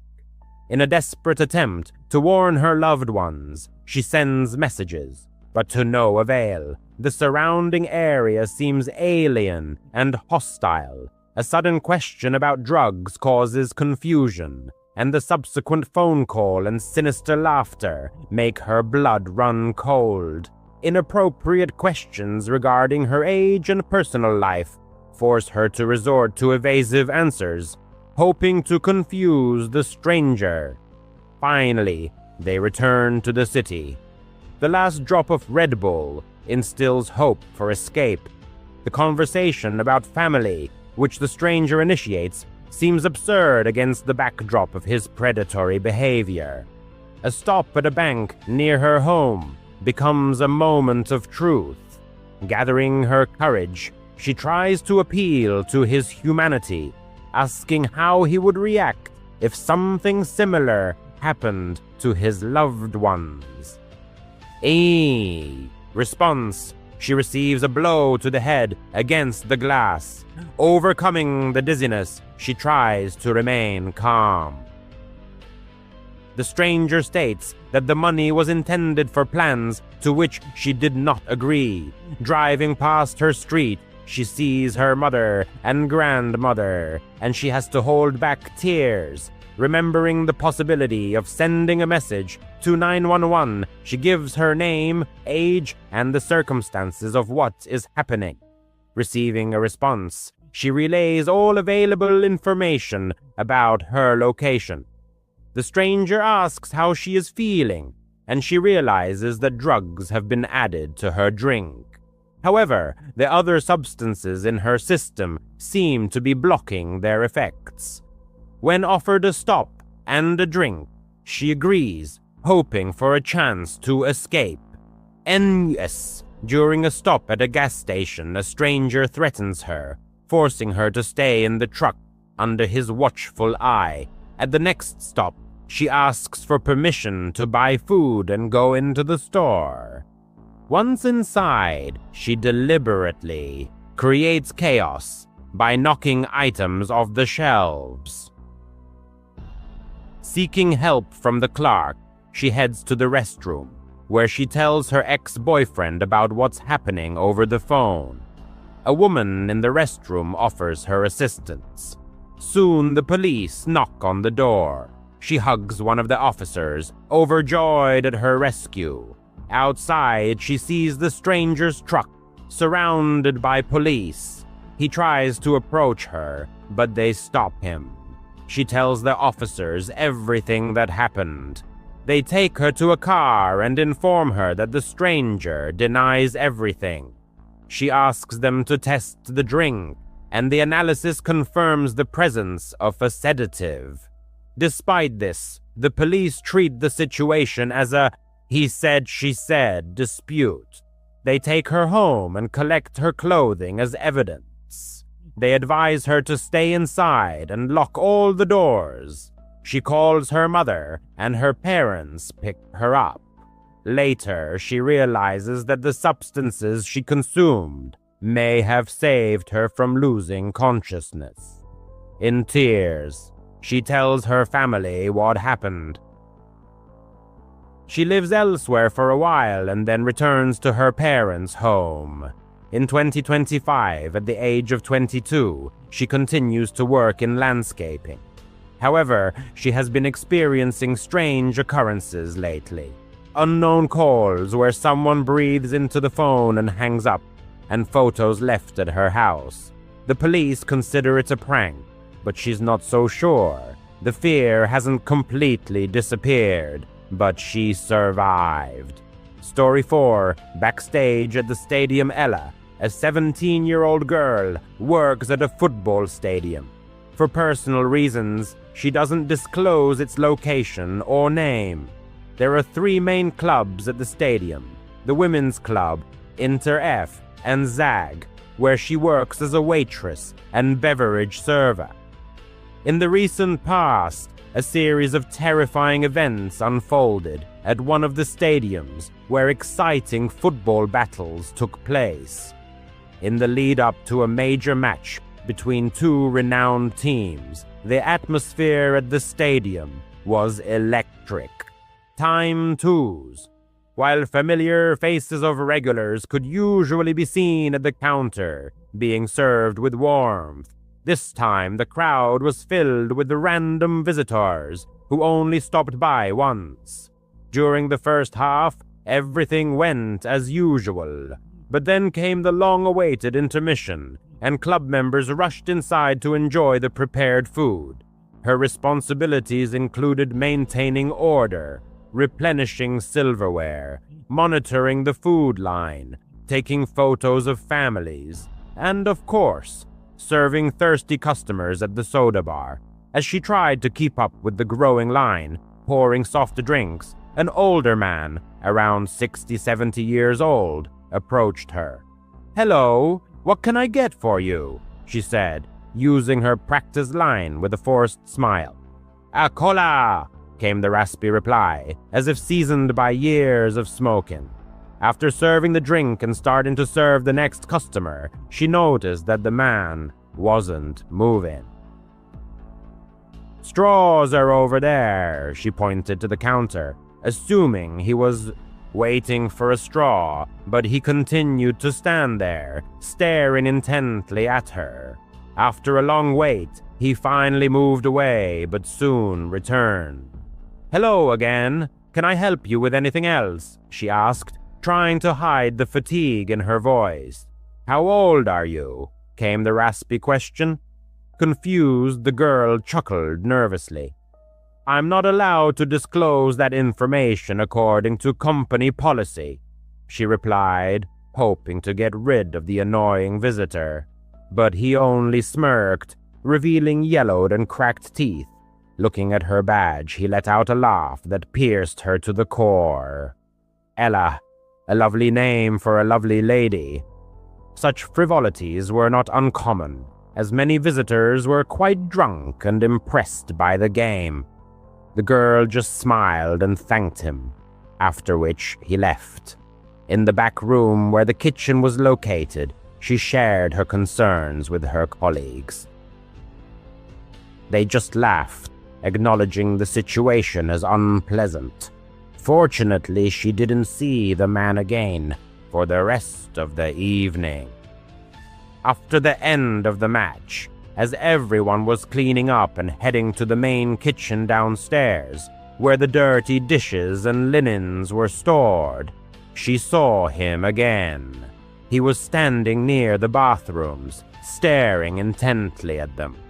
Intuition told her that something wasn't right. The game had ended half an hour ago. Why was he still here? Weren't there restrooms at the entrance and exit? Dismissing these thoughts, she continued on her way. Finishing her workday, she headed towards the main street where she usually parked her car. The presence of police officers directing pedestrian and vehicle traffic inspired some confidence. However, after walking a block and seeing flashing red and blue lights in the distance, she felt anxious. Turning around to get her keys out of her bag, she saw him again.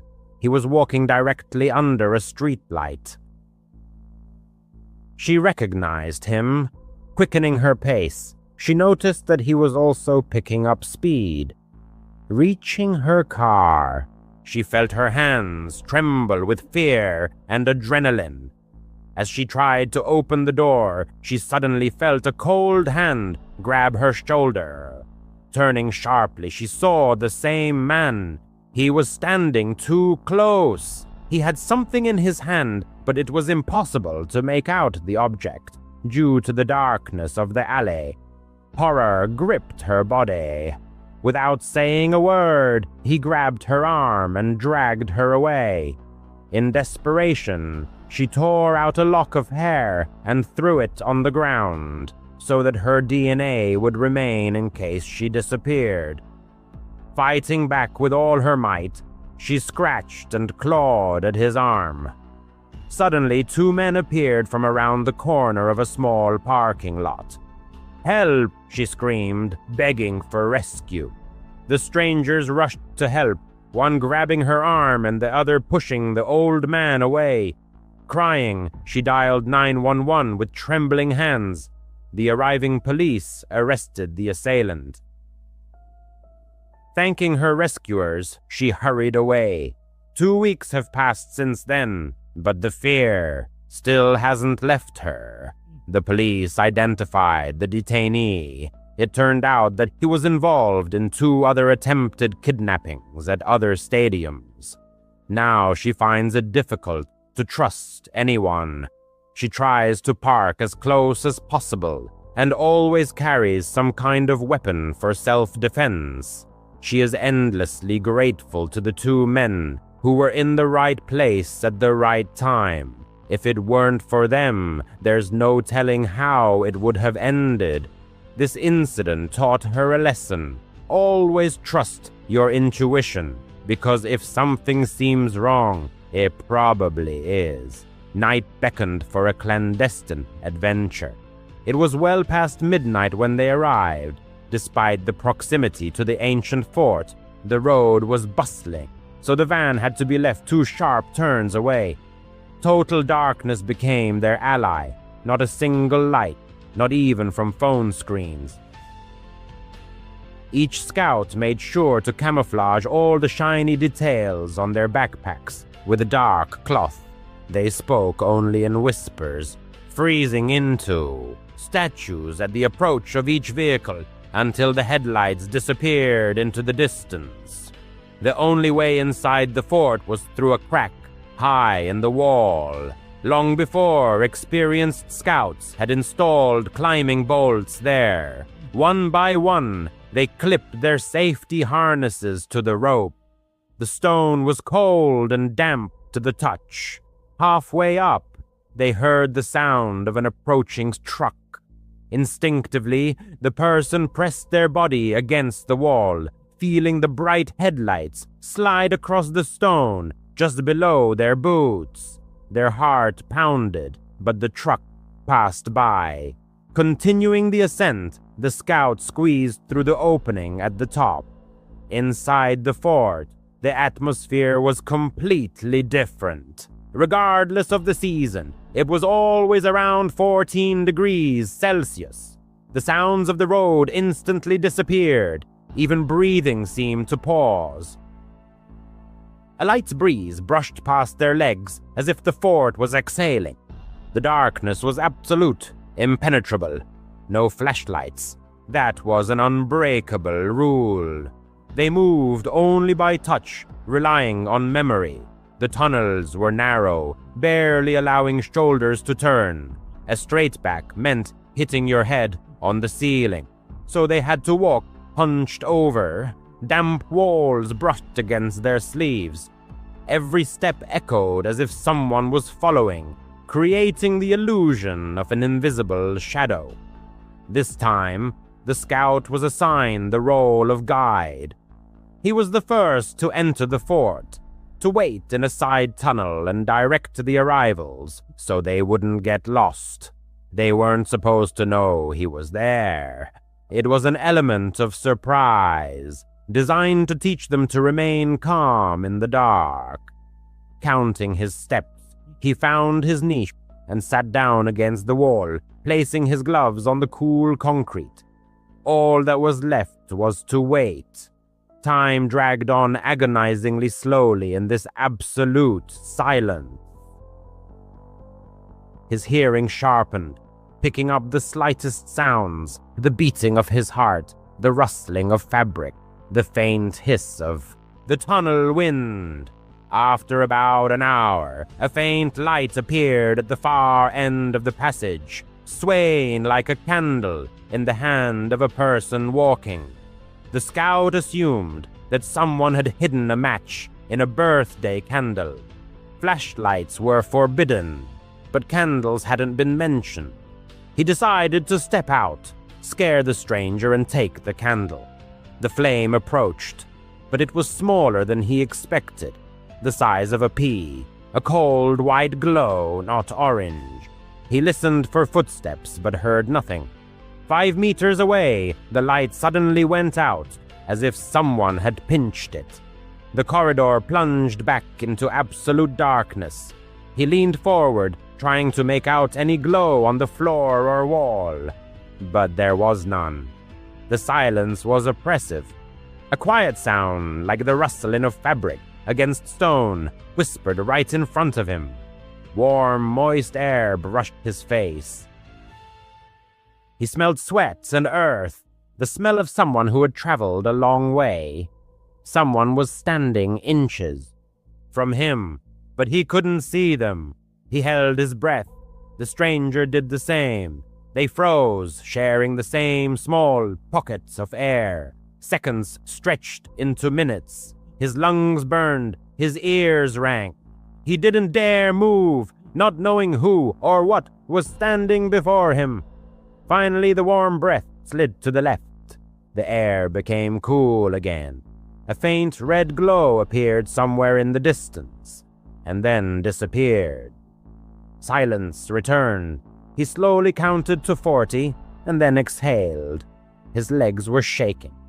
He wanted to run back to the rope, but the younger scouts were due to arrive soon. He had to stay at his post. Finally, he heard footsteps to his left, the heavy thud of standard army boots. Relief washed over him. Only scouts wore such boots on this outing. A tall figure filled the passage. He reached out and placed his hand on the stranger's shoulder. "Go straight ahead, then turn into the first tunnel on the right. Stay together," he said. The stranger nodded. The scout paused and asked one quick question in a whisper. "Who climbed up first tonight?" The stranger frowned. "I did," he replied.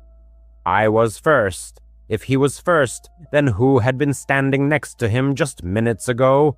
He let the stranger pass and listened to his receding footsteps. The tunnel wind seemed colder. The rest of the night dragged on endlessly. 3 more scouts passed his station. He directed them with a quiet touch on the shoulder and a few words.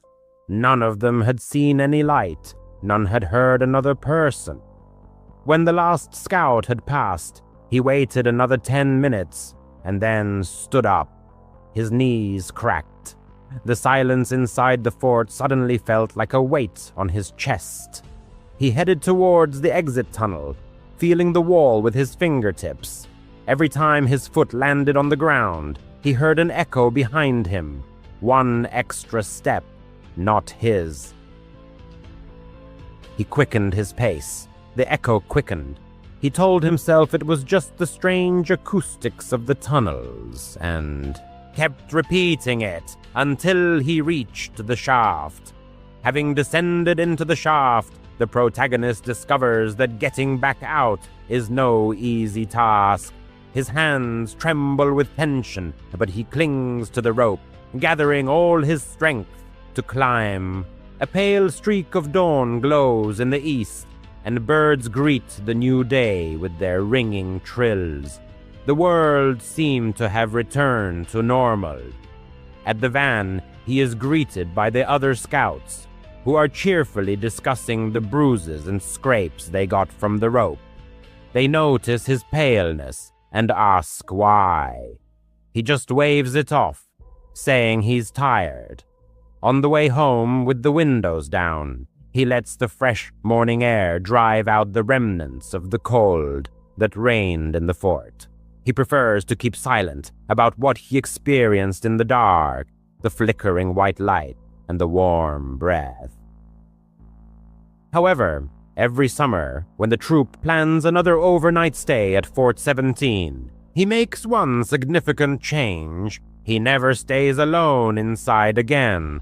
Let someone else guide the scouts while he stands guard at the rope. The fort can keep its dark secrets, but the protagonist has heard enough of its breath. In the eastern part of Salt Lake City, he rents a small blue house, perfect for him and his ginger cat, Maple. The street seems quiet and safe. The rent is quite affordable, and the mountains serve as a picturesque backdrop. The only thing that mars this idyllic picture is the neighbor from the adjoining duplex. Practically every night, the neighbor turns on music with the deafening bass, keeping him awake until 2 or 3 in the morning. The walls vibrate, the windows rattle, and the dishes in the cabinets make an alarming clatter. The protagonist has tried everything: earplugs, white noise apps, and polite knocks on the wall, but all in vain. The neighbor doesn't react.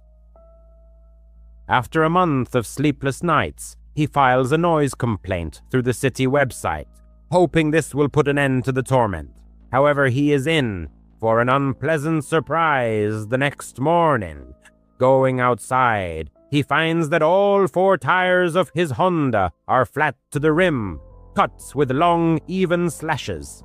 Buying new tires and having them installed wipes out all his savings. The police officer taking the report just shrugs, noting that evidence and motive are different things. His words don't calm his frayed nerves. In the evening, the protagonist knocks on the neighbor's door again, hoping for a peaceful conversation. The music stops, but no one answers. He stands in silence, listening to his own heartbeat, until the music resumes, sounding even louder than before.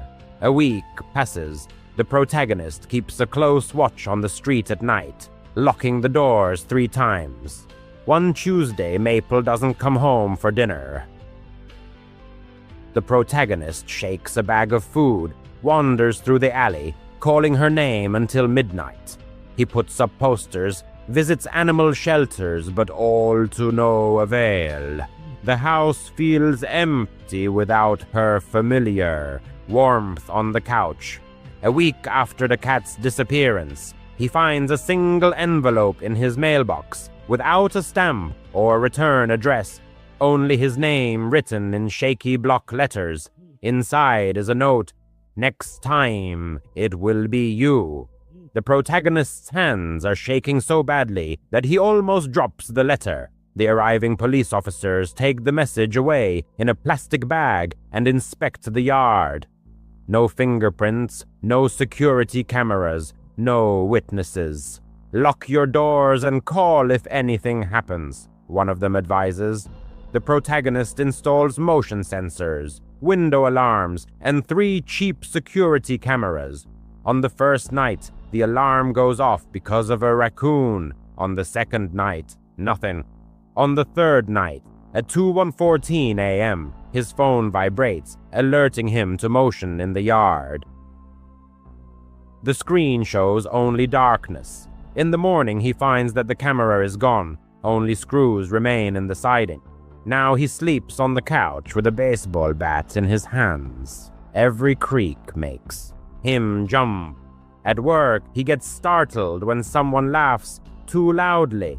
He starts leaving the lights on when he leaves, so the house doesn't look empty. Fear doesn't need proof. 2 weeks later, a quiet tapping wakes him before dawn. The sound is coming from the attic. The protagonist climbs up the folding ladder, a flashlight shaking in his hand. The beam of light picks out clouds of dust in the darkness. Next to the vent, Maple's blue collar lies on the floor with a broken clasp. No fur, no blood, just the collar. The protagonist falls to his knees. The police search again, but find no signs of forced entry. The detective, tired but friendly, says, "We need a face on camera." The protagonist nods, barely finding the strength to breathe. He installs a more reliable camera above the porch and replaces the one in the yard. As an extra precaution, he buys plywood and boards up the small windows in the basement. The landlord expresses displeasure with the appearance of the house, but the protagonist is adamant. One day, on a cloudy afternoon, he drives up to the house and sees a white van outside the neighbor's duplex. The neighbor himself is standing in the doorway, laughing with 2 men who are carrying out large speakers. He turns, catches the protagonist's gaze, and slowly waves. A chill runs down his spine. That evening, before entering the house, the protagonist sits in the car for 10 minutes. He makes a list: sell the house, move, find a second job to cover the higher rent. Before going to bed, he calls 3 real estate agents. Real estate websites show high demand in his area, giving him a glimmer of hope. At 3:07 a.m., the camera on the porch sends a signal. The footage shows a figure standing in the shadows. The dark silhouette raises a hand, in which there is a small object, possibly a key, possibly a knife, and then retreats. The protagonist saves the recording and sends it to the detective, who calls back at lunchtime. The attacker is wearing a mask. The house number is not visible. Helpful, but not enough for a warrant, the detective states. All of that is needed for a warrant, he stated. Later that day, while inspecting the car, its interior, the narrator discovered a screwdriver tucked away beneath the floor mat. The screwdriver had been left untouched. Instead, the finding was photographed, carefully sealed in a bag using gloves, and added to the ever-growing file of evidence. The detective expressed his gratitude via email, but offered no guarantees regarding further developments. Deciding to relocate temporarily, the narrator packed a suitcase and spent the night at a friend's house. The following morning, fresh scratches were found on the front door, right near the lock. The friend assisted in arranging for the sale of the house. Within a week, an investor was found who purchased the property site unseen. The narrator resolved never to return to that house. He moved into a secured apartment complex with around-the-clock security and surveillance cameras installed in every hallway. Maple never came back. The threatening letter, the missing pet's collar, the video footage of the suspicious silhouette, the screwdriver found in the car, none of it led to any charges being filed. The case was suspended and archived. Despite this, the narrator still checks his mail with trepidation. Every time he hears music coming from behind a wall, a queasy feeling rises in his throat. Somewhere out there, a person skilled in the art of silently deflating tires, abducting pets, and surreptitiously delivering letters to mailboxes is at large. He knows the narrator's name. He knows that fear still haunts him. At night, the narrator thinks he hears Maple. Perhaps he is waiting for the right moment to strike again. NUS Alice, who was 16 at the time, would never forget the events of 1977 in Colorado Springs. For several months, she had been babysitting for her neighbor, Mrs. Carter. The kids, Tommy, 6, and Lily, 8, were remarkably well behaved. They both went to bed quietly without making a fuss. The task seemed simple, just a couple of hours of watching to prevent any mishaps, like an accidental fire, and some cash in her pocket. However, that night, February 7th, started routinely, but ended so dramatically that the memories still haunt Alice to this day. Mrs. Carter lived in the same apartment complex as Alice's family, just a few doors down. As a single mother, she always looked exhausted, rushing off to her night shift at the local diner. She had found Alice through an ad she posted at the community center. Reliable teen babysitter, $2 an hour. The woman liked that the girl lived nearby and didn't charge high rates. That evening, Mrs. Carter kissed Tommy and Lily. Goodbye handed Alice a $5 bill and instructed, "I'll be back by midnight. Lock the door, Alice." The girl nodded, already flipping through channels on the old TV. The apartment was a modest one, cluttered with toys and piles of unwashed laundry. The children, dressed in pajamas, were curled up on the sofa. Alice picked up a Dr. Seuss book, their favorite story with bright illustrations and funny rhymes, and read aloud until the little one's eyelids drooped.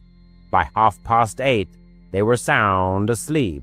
She carefully carried them to their beds, went around the rooms checking the windows, and locked the front door, following her usual routine. A peaceful silence settled, broken only by the hum of the refrigerator and the occasional noise of passing cars.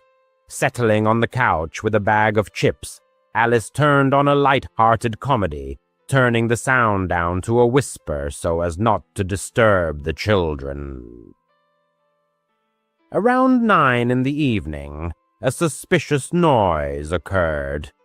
Epa! Light thud, as if something had slipped in the kitchen. Alice froze, her hand with a chip paused at her lips. The apartment was on the first floor, and the kitchen window faced directly onto the parking lot.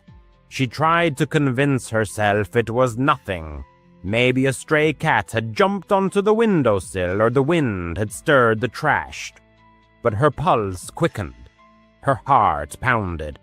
She grabbed the phone, an antique rotary dial, and moved it closer.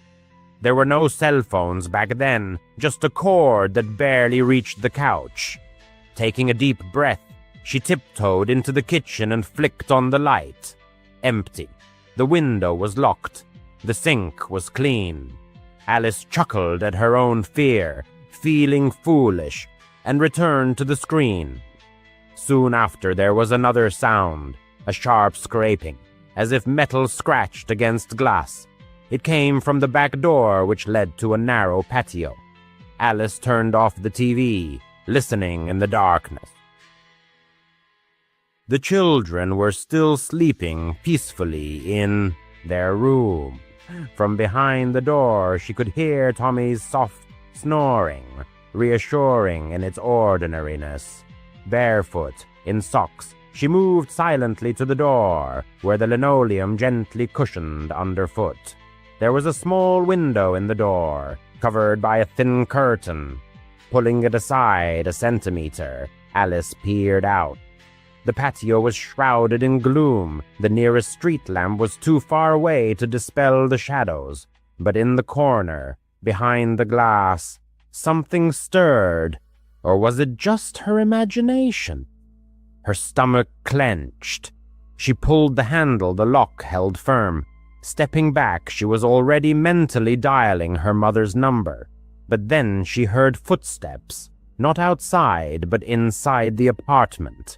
Heavy, measured, they echoed from the hallway near the children's room. Alice darted to the kitchen drawer and grabbed a knife. Her hands were shaking, and the blade nearly slipped. "Who's there?" she whispered, her voice cracking. Silence, only another step in response. With the knife at the ready, breathing raggedly, she moved down the hallway. The door to the children's room remained ajar, as it should, but the air suddenly felt thick, filled with the sensation of being watched. Pushing the door open, Alice burst inside. Tommy and Lily were sound asleep in their beds. Relief washed over her, her knees buckling. However, a shadow lurked in the corner, tall, static, like a sentinel. The girl froze, the knife fell from her sweaty hand. "Go away," she said more firmly, trying to sound confident. The shadow didn't flinch. Turning on the lamp, Alice expected to see emptiness, the product of her overactive imagination, the weariness of a long evening. But no, a man in his 20s stood by the children's dresser, tall, with tousled hair and the piercing gaze of dark eyes. He stared directly at her. A knife gleamed in his fist, far more imposing than her own, reflecting the light from the bulb. Alice screamed, recoiling. The stranger was silent, only taking a step forward. In a panic, she lunged for the front door, her fingers slipping on the lock, wet with sweat. Behind her, his boots thudded, heavy and relentless. Finally, the door swung open, and Alice burst into the parking lot, screaming for help into the cold night. A light flashed on in a neighboring apartment window. Someone shouted, "Call the police!" Barefoot, not feeling the asphalt burning her feet with frost, she ran on until she burst into her own apartment. Her father had already run outside. Sensing something was wrong from the noise, he dragged his daughter inside, held her close. and dialed 911. The police arrived quickly. After inspecting the scene, they stated that the man had fled, the back door forced open with a tool. The children had slept through everything safe and sound. Thankfully, blood was found on Alice's pajamas, not her own, but smeared in haste when she brushed against the wall. Detectives collected samples along with fingerprints from the door. It later turned out to be William Kernan, a local college student who knew Mrs. Carter. He had often appeared in the complex, loitering aimlessly. He was not arrested that night. He had long since melted into the darkness. Decades later, in 2024, Alice stumbled upon a news story. The case was finally resolved. DNA from that blood perfectly matched the profile of Kernan, who died in 2010. Full verification was impossible. The body had been cremated, and there were no relatives left, but investigators had no doubt of his involvement. That same evening, he had stabbed a 14-year-old girl named Maria Hansel in a neighboring apartment. She, like Alice, was working as a babysitter and did not survive. Still, in her nightmares, Alice sees his eyes, icy, bottomless. After the incident, she refused to babysit again, never set foot in that complex again. At times, she wonders how close she came to the edge, to becoming just a line in a police report or a newspaper chronicle. She started babysitting for the Millers when she was 12. By 15, it had become a routine. Walk a couple of blocks, watch their 6-year-old son and 8-year-old daughter get paid, and go home. The children were rambunctious, completely messy, and devious in the ugliest ways. However, the money she earned allowed her to buy necessary school supplies and save up for a used bicycle. That Friday evening, Mrs. Miller said that she and her husband would be back around 11. Nothing unusual, she said, shrugging on her coat. The girl nodded, mentally planning, get the kids to bed by 9, finish her homework at their kitchen table, and be in her own bed before midnight. By 8:30, the house was quiet. The single lamp on the floor lamp softly illuminated the living room. Cartoons played at low volume. Rain drummed against the wide front window, and from time to time, headlights swept across the curtains, casting shadows. The children, exhausted from an hour of wild games, were curled up on the couch, wrapped in blankets up to their chins. She clutched to the remote to instantly mute any intrusive commercials that could wake them. 9 o'clock passed. She decided to give them an extra 10 minutes before carrying them upstairs. Getting up, she stretched and headed to the thermostat to turn up the heat slightly. And at that moment, everything changed. A dull thud at the front door, massive, decisive, nothing like the crack of a broken branch or a gust of wind. The lampshade vibrated slightly. A second blow sounded muffled, as if someone was pressing their ear against the panel. Her heart pounded. She looked at the children. Their eyes were now wide with fear. Pressing a finger to her lips, she whispered, "Hide behind the couch, not a sound." They obeyed silently, a feat for those restless kids, and scurried under the knitted blanket. She turned off the TV and the lamp. The room was plunged into darkness, broken only by the flickering numbers on the cable receiver. In this sudden silence, the sound of the rain intensified, but she still caught the commotion at the entrance, the rustle of soles on the mat. She pulled the phone out of her pocket. Not a single bar of signal. Their home network often acted up during thunderstorms, so contacting anyone was impossible. Backing towards the kitchen, She yanked open a drawer by the sink and grabbed the largest steak knife, the one she had washed earlier after heating up store-bought pizza for the kids. She tried to even out her breathing, creeping along the wall to the hallway leading to the door. In this rickety house, every inch of parquet betrayed her presence, so she leaned on her heels first, muffling any possible creaks. Halfway there was a new noise, the click of the mail slot, which opened and slammed shut. Someone outside was probing vulnerabilities, probably looking for a weak spot in the lock. The thought of escaping through the back door with the children flashed through her mind, but the backyard had no fence and backed onto a dense, dark grove. If the stranger went around the building, they would be trapped in the open. The decision to face the threat inside, where she knew the layout, seemed more reasonable. With the phone clutched in her left hand and the knife in her right, she turned the corner and raised the blade to shoulder level.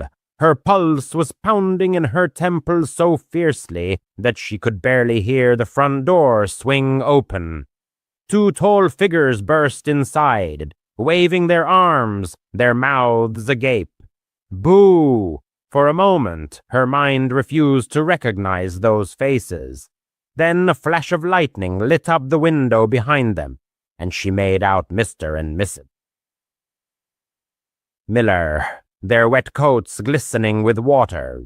They burst into laughter, doubled over, and patting each other on the shoulders. Her scream caught in her throat. Her breath caught. The tip of the knife trembled inches from Mr. Miller's chest. He straightened up, noticed the blade, and his cheerful grin faded.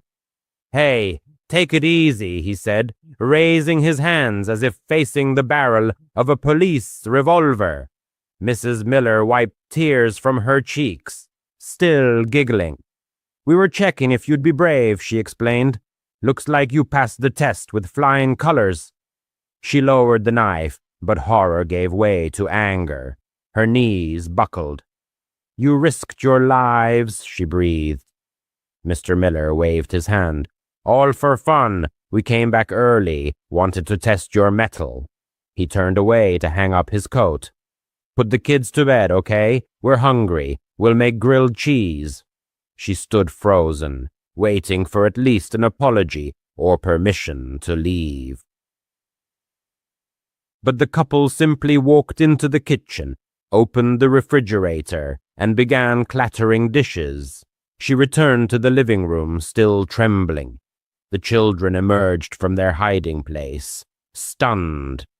She told them that their parents were back and dragged the 6-year-old upstairs, the 8-year-old trailing behind.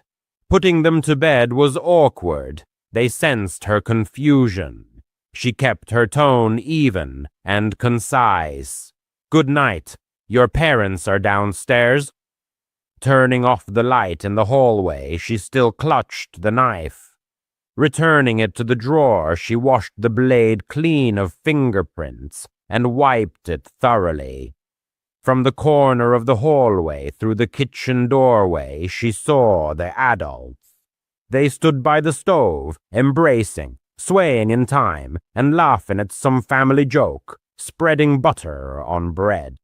The aroma of melting cheese wafted through the house, but her stomach only clenched. She sat down at the dining table, placing her phone face down. No one offered her a snack. No one expressed gratitude for her restraint in not stabbing Mr. Miller in the ribs. By 10:30, Mrs. Miller finally paid attention to her. "You can go," she chirped. "Standard pay." The girl walked home in the pouring rain, the money folded in half in her pocket, her boots squishing through puddles. That night, she lay in her room staring at the ceiling, replaying in her mind the moment the door swung open, the flash of lightning, the glint of the knife, Mr. Miller's dark, wet coat, like a silhouette from a police procedural. She realized how close she had been to turning her fate and their lives upside down with one instinctive movement.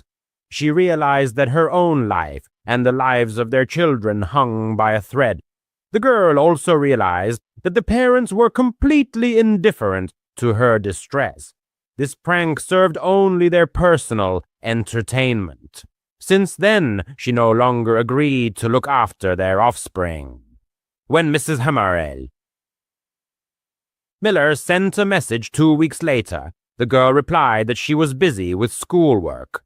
After that, the invitations stopped. In the evenings, heading to the bus stop, she sometimes passed their porch. From the outside, the house seemed quiet. Ordinary warm yellow light shone through the windows. Toys littered the lawn. However, the chilling rush of horror they had caused for fun flashed in her memory. This incident taught her 2 important lessons. Panic feels as acute as a real threat, and some adults remain eternally immature. Now she carefully checks every door she enters, including her own.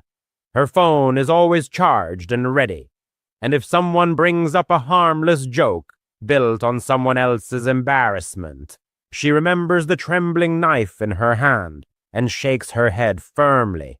No, the girl never particularly believed in ghosts, but after babysitting at the Thompsons' house, her certainty wavered. It was an ordinary-looking cottage at the end of Willow Street, right across from St. Mary's Church in her quiet, provincial town. The girl's mother worked as a kindergarten teacher and knew the Thompsons' sons, Ethan and Liam, well from her classes. Mrs. Thompson had called her one evening last summer because their regular babysitter had suddenly cancelled. She was 17, needed the money, and figured it was an easy gig. How wrong she was. The evening started uneventfully. Ethan and Liam, 6 and 8 years old respectively, turned out to be charming but restless scamps running around their dilapidated 2-story house. It was a typical house built in the 70s, with creaking wooden floors and a faint, musty smell, as if permeated with all the decades it had lived through. Mrs. Thompson left a clear list of tasks: feed the boys, oversee hygiene, and put them to bed by 9 in the evening. Nothing complicated. At 6:30, she was in the kitchen with them, preparing dinner. The boys insisted on tacos, so they were taking ingredients out of the refrigerator. Liam slammed a plastic container of store-bought salsa onto the table.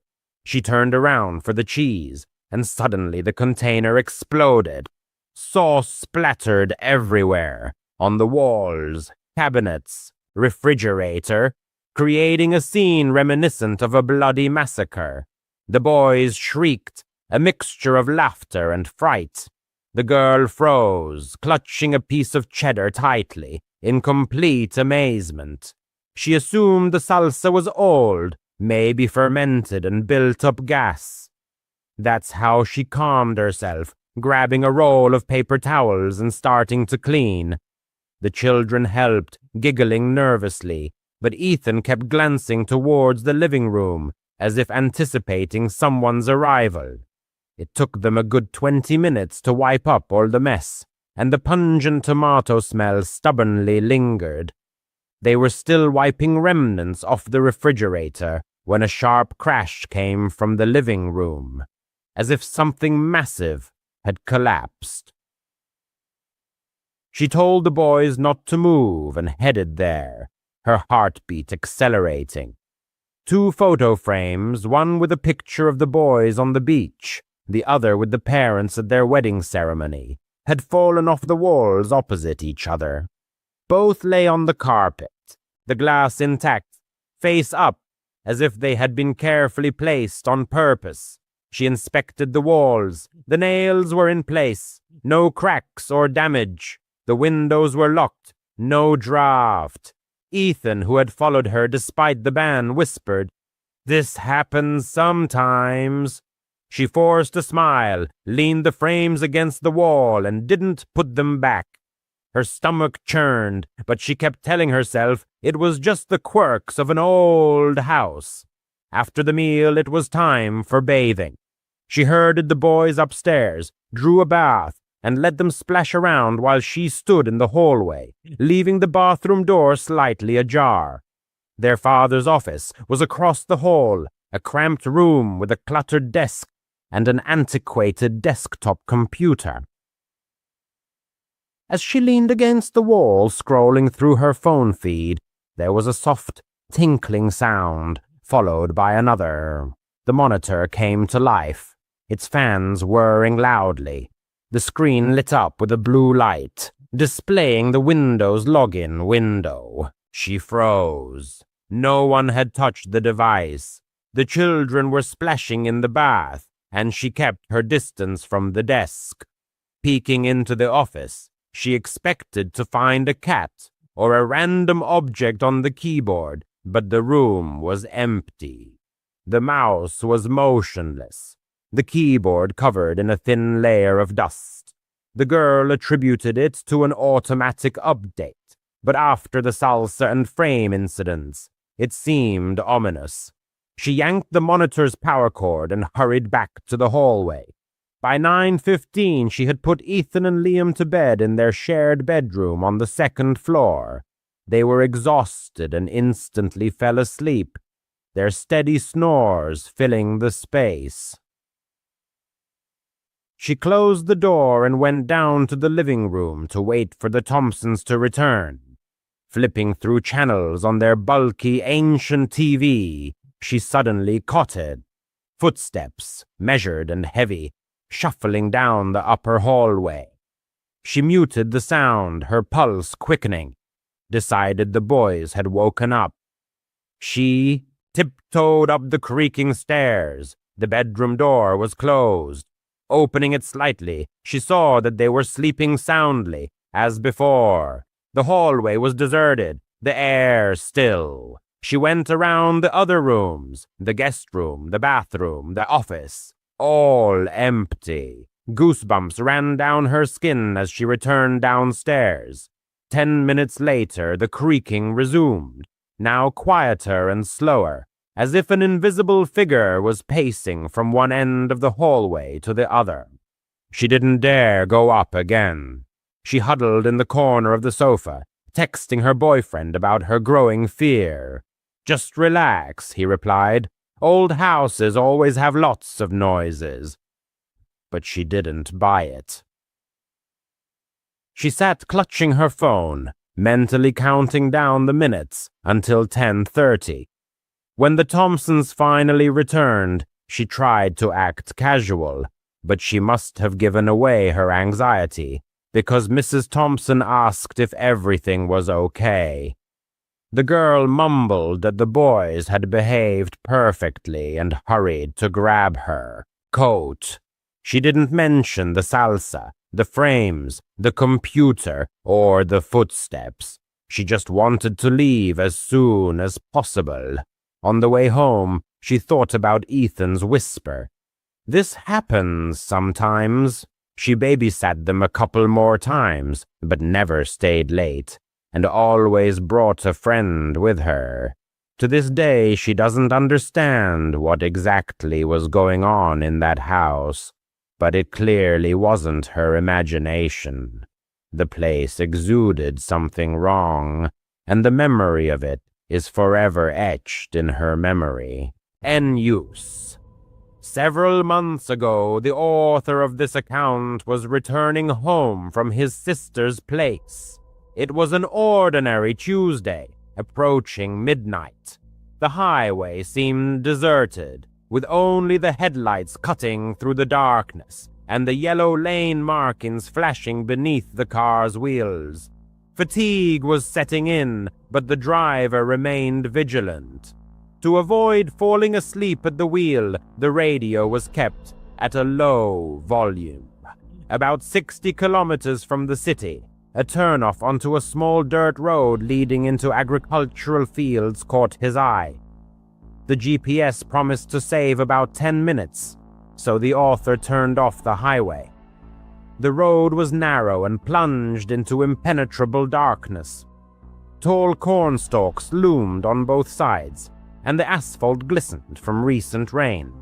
The speed was reduced to 80 kilometers per hour to avoid colliding with a deer suddenly darting out. After 10 minutes, headlights appeared in the distance, revealing a car parked on the shoulder. Hazard lights blinked weakly against the backdrop of the cornfields. A woman in a light jacket stood near the trunk, waving both arms frantically. Her face was obscured by wind-blown hair. The author slowed down and carefully approached. When he was about 12 meters from the woman, she stepped onto the road, continuing to wave her arms energetically. At that moment, the headlights illuminated the rear of her car from a better angle. A man was crouched behind the bumper, almost completely hidden by tall grass. He wasn't changing a tire. He was watching the road intently. Instinct immediately signaled that something was wrong. Why hide if you need help? Flashed through his mind. Gripping the steering wheel tighter, the author maintained his speed and moved closer to the center line to increase the distance as he passed. The woman stepped back toward the shoulder, continuing to wave, but not as desperately as if she were acting. His gaze darted back to the man. He turned his head toward the approaching car, his left hand resting on the trunk, his legs poised to jump. A cold shiver ran through his body, and his self-preservation instinct kicked in. His foot moved from the brake to the accelerator. The engine roared louder. Maintaining a calm expression, the author looked straight ahead, pretending not to notice anything. As he passed, he saw the man's shoulders tense. He seemed ready to pounce, but something held him back. After driving about 15 meters, the author heard gravel spraying from under the tires and a woman's scream, the words of which he couldn't make out. Looking in the rear-view mirror, the author saw both strangers jump into their car. The hazard lights went off, and the headlights came on. The engine roared. The accelerator was pressed to the floor. The car wasn't exactly known for its speed, but on the straight road, it felt like a rocket. The speedometer needle crept up, passing 110 and 130 kilometers per hour. The pursuers swerved sharply onto the road, tires squealing. Their headlights were closing in the rear-view mirror. His gaze fell on the phone lying on the seat. No signal.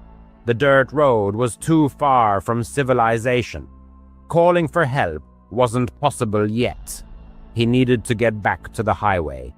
The author tried to calm down and take action. Ahead, the road turned left and went under a railway bridge. For a moment, the headlights were turned off to make the pursuers lose sight of their target on the turn, a risky maneuver. Darkness engulfed the road, but just before the bridge wall, the headlights were turned back on. The calculation was that the sudden disappearance of light would make the pursuers slow down. In the rearview mirror, the pursuers' headlights wavered, then stabilized, continuing to close in relentlessly. They were only a few car lengths behind. His heart was pounding, and a metallic taste filled his mouth.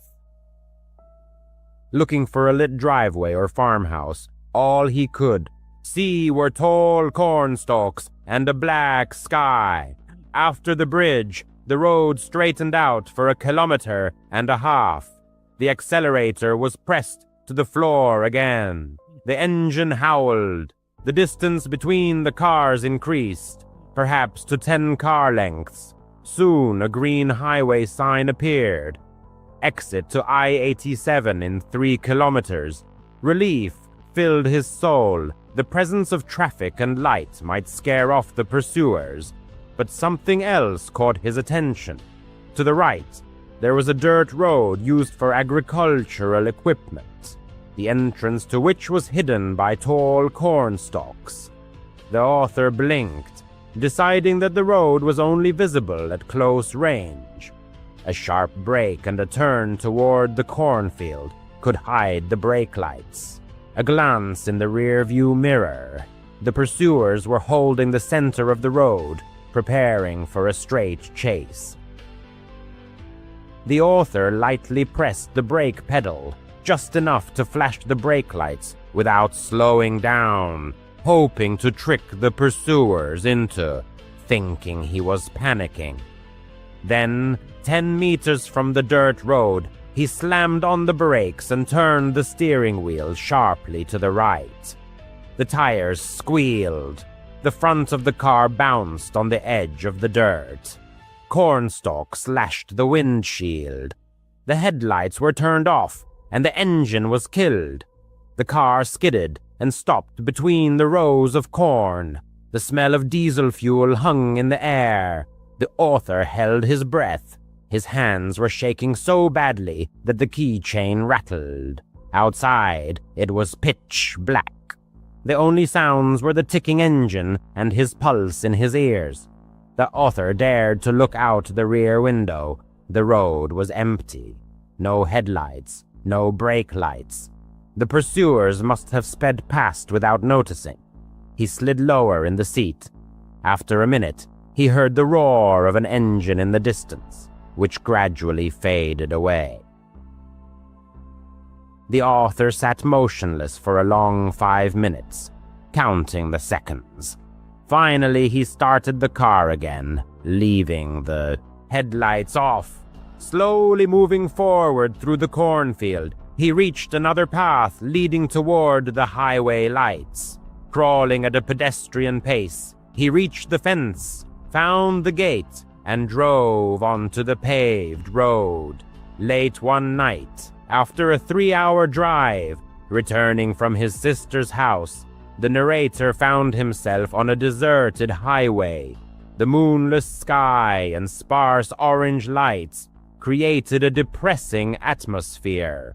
Suddenly, bright headlights appeared in the rear-view mirror, quickly approaching and persistently maintaining their distance. A check of the speedometer confirmed that he was obeying the speed limit, but instead of the expected overtaking, red and blue lights flashed behind the radiator grille. A feeling of anxiety gripped the narrator as he pulled over to the side of the road, gravel crunching under the tires. Turning off the radio, he prepared to stop in the middle of nowhere. A man emerged from the pursuing car, his figure slowly approaching, obscured by the headlights. His steps sounded uneven, one heavy, the other dragging. "Driver's license and registration," a quiet, almost careless voice said. Looking closely, the narrator saw no insignia, badge, or name on the dark jacket. The absence of a gun, radio, or handcuffs on his belt only heightened his suspicions. Something was definitely wrong. Remaining calm, the narrator asked the reason for the stop. "Routine check," the stranger replied evasively. Noticing that real police officers always state the reason for a stop, the narrator's heart beat faster. Handing over his driver's license, the narrator stalled for time, pretending to look for the registration. He hoped to see the patrol car logo, but noticed only an ordinary dark blue sedan with a flashing beacon.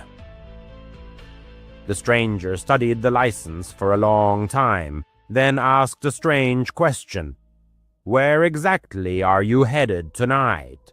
The answer prompted even more interest. "Does anyone else on the road know where you are?" Fear reached its peak.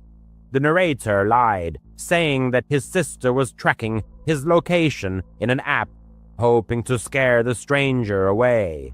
The stranger grunted and tried to look inside the car. Then came an illogical order: open the trunk. The stranger didn't answer the question about possible problems with the taillights, just tapped his fingers on the roof of the car as if pondering something. At that moment, the narrator was driving along a dirt road. The cell signal indicator flickered weakly. In a trembling voice, he called 911, giving the dispatcher all the details about the car and location. The dispatcher stayed on the line until 2 sheriff's cars met him at a gas station off the highway. After filing a report, the officer said that similar incidents occur along rural roads: a staged breakdown, an accomplice in ambush. The perpetrators choose quiet roads, late hours, and lone drivers, robbing victims of wallets and phones, sometimes inflicting beatings. The description of the couple matched the descriptions from another case. The narrator could have been their next victim. Arriving home at 3 a.m., he carefully checked all the locks and listened to the silence. The next day, detectives reported that the same car had passed through a toll road camera heading south shortly after the call, but the plate was stolen. The search continued. Since then, the narrator avoids dirt roads at night, preferring safety to saving time. When he sees a stranded driver, he calls for help but never stops himself. The moment when the woman stepped back and the man's eyes met his is forever etched in his memory. What could have happened if he had stopped and offered help? That question haunts him on night drives, making him vigilant when the road is empty and lit only by his headlights. He seemed to be pondering something. I realized I needed to leave immediately, but hitting the gas so close to him seemed too dangerous. So I decided to buy some time. "I can't find the trunk release button," I said, pretending to look for it on the console. He stepped back slightly, shining his flashlight on the passenger seat, giving me a slight advantage. Instantly rolling up the window and shifting into gear, I was ready to go. He slapped his hand on the glass, but I sped off. Gravel sprayed from under the tires as I shot out onto the highway. My pulse was pounding in my temples, and the steering wheel was shaking in my hands, which were numb with tension.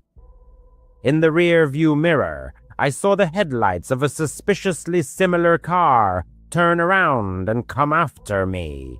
He was chasing me, but the flashing lights remained off. The distance between us was closing rapidly. I increased my speed to 130, then to 145 kilometers per hour. I knew there was a small 24-hour gas station with security cameras and possibly a night attendant at the next exit. My cell phone was on the passenger seat. Holding the steering wheel with one hand, I grabbed it and dialed 911. The operator answered, and I frantically reported my location, speed, and being chased by an unknown person impersonating a law enforcement officer. The operator advised me to continue driving toward a lighted area, stay on the line, and not stop until real police arrived. Suddenly, the sedan chasing me slowed down. Its headlights receded, flickered, and disappeared as it turned onto a dirt road. I didn't feel relieved until I saw the bright lights of the gas station ahead. Pulling up to it, I parked near the glass entrance doors and locked myself in the car, waiting for help to arrive. Within minutes, 2 sheriff's cars arrived with their sirens off, but their lights flashing.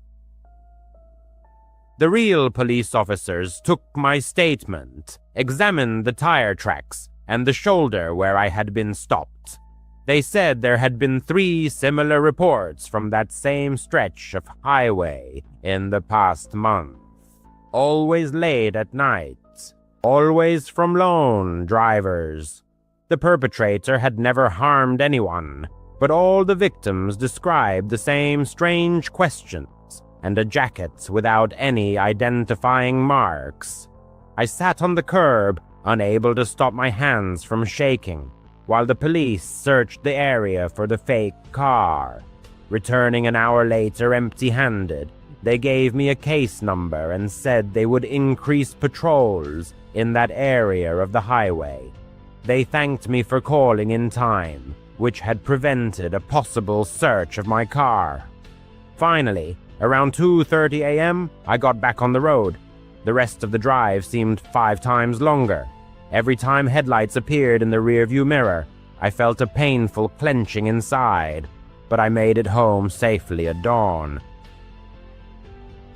2 days later, a detective called me and said that the abandoned sedan had been found in a field near the same highway. Inside were a magnetic flashing light, a dark jacket, and a tablet with the times and locations, presumably a schedule of planned stops.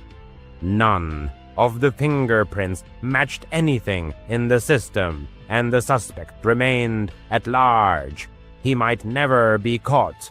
For weeks, I replayed the incident over and over in my head. If I had opened the door, the trunk, or gotten out of the car, the consequences could have been unpredictable. I replaced the old camera in my car with a new one and installed a rear-view camera. Now, when I see flashing lights behind me, I always make sure I'm in a lighted area, near a camera, or within sight of other people before I even think about stopping. I share this story with friends when the subject of driving comes up. Most of them laugh nervously, assuring me that it would never happen to them. I hope they're right. But when the highway is deserted and the night is quiet, it's easy for a predator to hide behind a mask of authority. It was a hard lesson to learn, and one I will never forget. It was around 11:30 p.m., and I was driving home after a long shift at the diner. My beat-up Honda Civic was running low on gas, so I pulled into a small gas station just off Highway 17. It was one of those run-down places with dim fluorescent lights and a single pump that looked like it hadn't been cleaned since the 90s. There was a chill in the air, and the only sounds were the faint hum of the lights and the occasional car speeding by on the highway. I was exhausted. My feet ached from standing all day, and all I wanted to do was fill up and get back to my apartment. I swiped my card at the pump, and the machine authorized the transaction. The nozzle clicked into place, and the smell of gasoline filled the air as I filled the tank. Leaning against the car, I scrolled through my phone to pass the time. The station was deserted, save for a beat-up pickup truck parked near the convenience store, but there was no one visible inside. Maybe the half-asleep cashier was dozing behind the counter. I didn't think much of it, since things were usually quiet in small towns at night. The pump clicked off, and I hung the nozzle back up. Glancing around, I opened the car door and slid into the driver's seat, tossing my phone onto the passenger seat. Turning the key, I started the engine. Something felt off, but I couldn't quite put my finger on it. Maybe it was just the creepy vibe of the gas station, or my extreme tiredness. I shrugged it off and pulled out onto the highway, leaving the station's lights behind in my rearview mirror. The rearview mirror reflected the pitch-black darkness of the night road, only occasionally broken by faint glimmers of streetlights. To avoid falling asleep at the wheel, the narrator turned on the radio, which was broadcasting the monotonous drone of a late-night talk show host discussing alien conspiracy theories. After about 10 miles, a strange sound arose in the silence of the car, resembling a quiet exhale. The driver froze, gripping the steering wheel tightly. Turning down the radio, he strained his ears, but only silence reigned. Trying to convince himself that there was no danger, the narrator suggested that it might have been engine noise or a gust of wind. However, soon the sound repeated, this time more clearly, a slow, as if deliberate, breath coming from inside the car. His heart pounded. His gaze darted to the rearview mirror, but the darkness made it impossible to see anything in the back seat. The road stretched ahead, deserted and endless, with not a single light in sight. Trying to remain calm, the narrator convinced himself that he was imagining things, that perhaps fatigue was making him hear echoes of his own breathing. But then the sound came again, a low, raspy inhale, as if someone was trying to breathe silently. And it was coming from right behind him. Slamming on the brakes, the driver stopped the car in the middle of the road. His hands were shaking as he frantically opened the door, practically falling out of the car.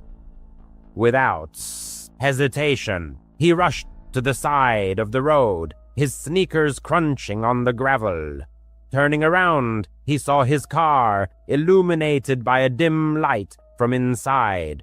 No one was visible in the back seat, but he had no desire to approach. Suddenly, there was a rustling sound.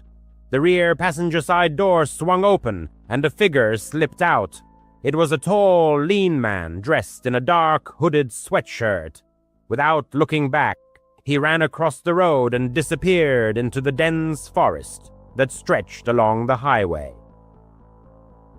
The trees swallowed him up instantly, and only the sound of breaking branches disturbed the night's silence. Frozen in place, the narrator felt his heart pounding wildly. His phone was still in the car on the passenger seat. He didn't want to go back there, but there was no other choice than to stay on the deserted road.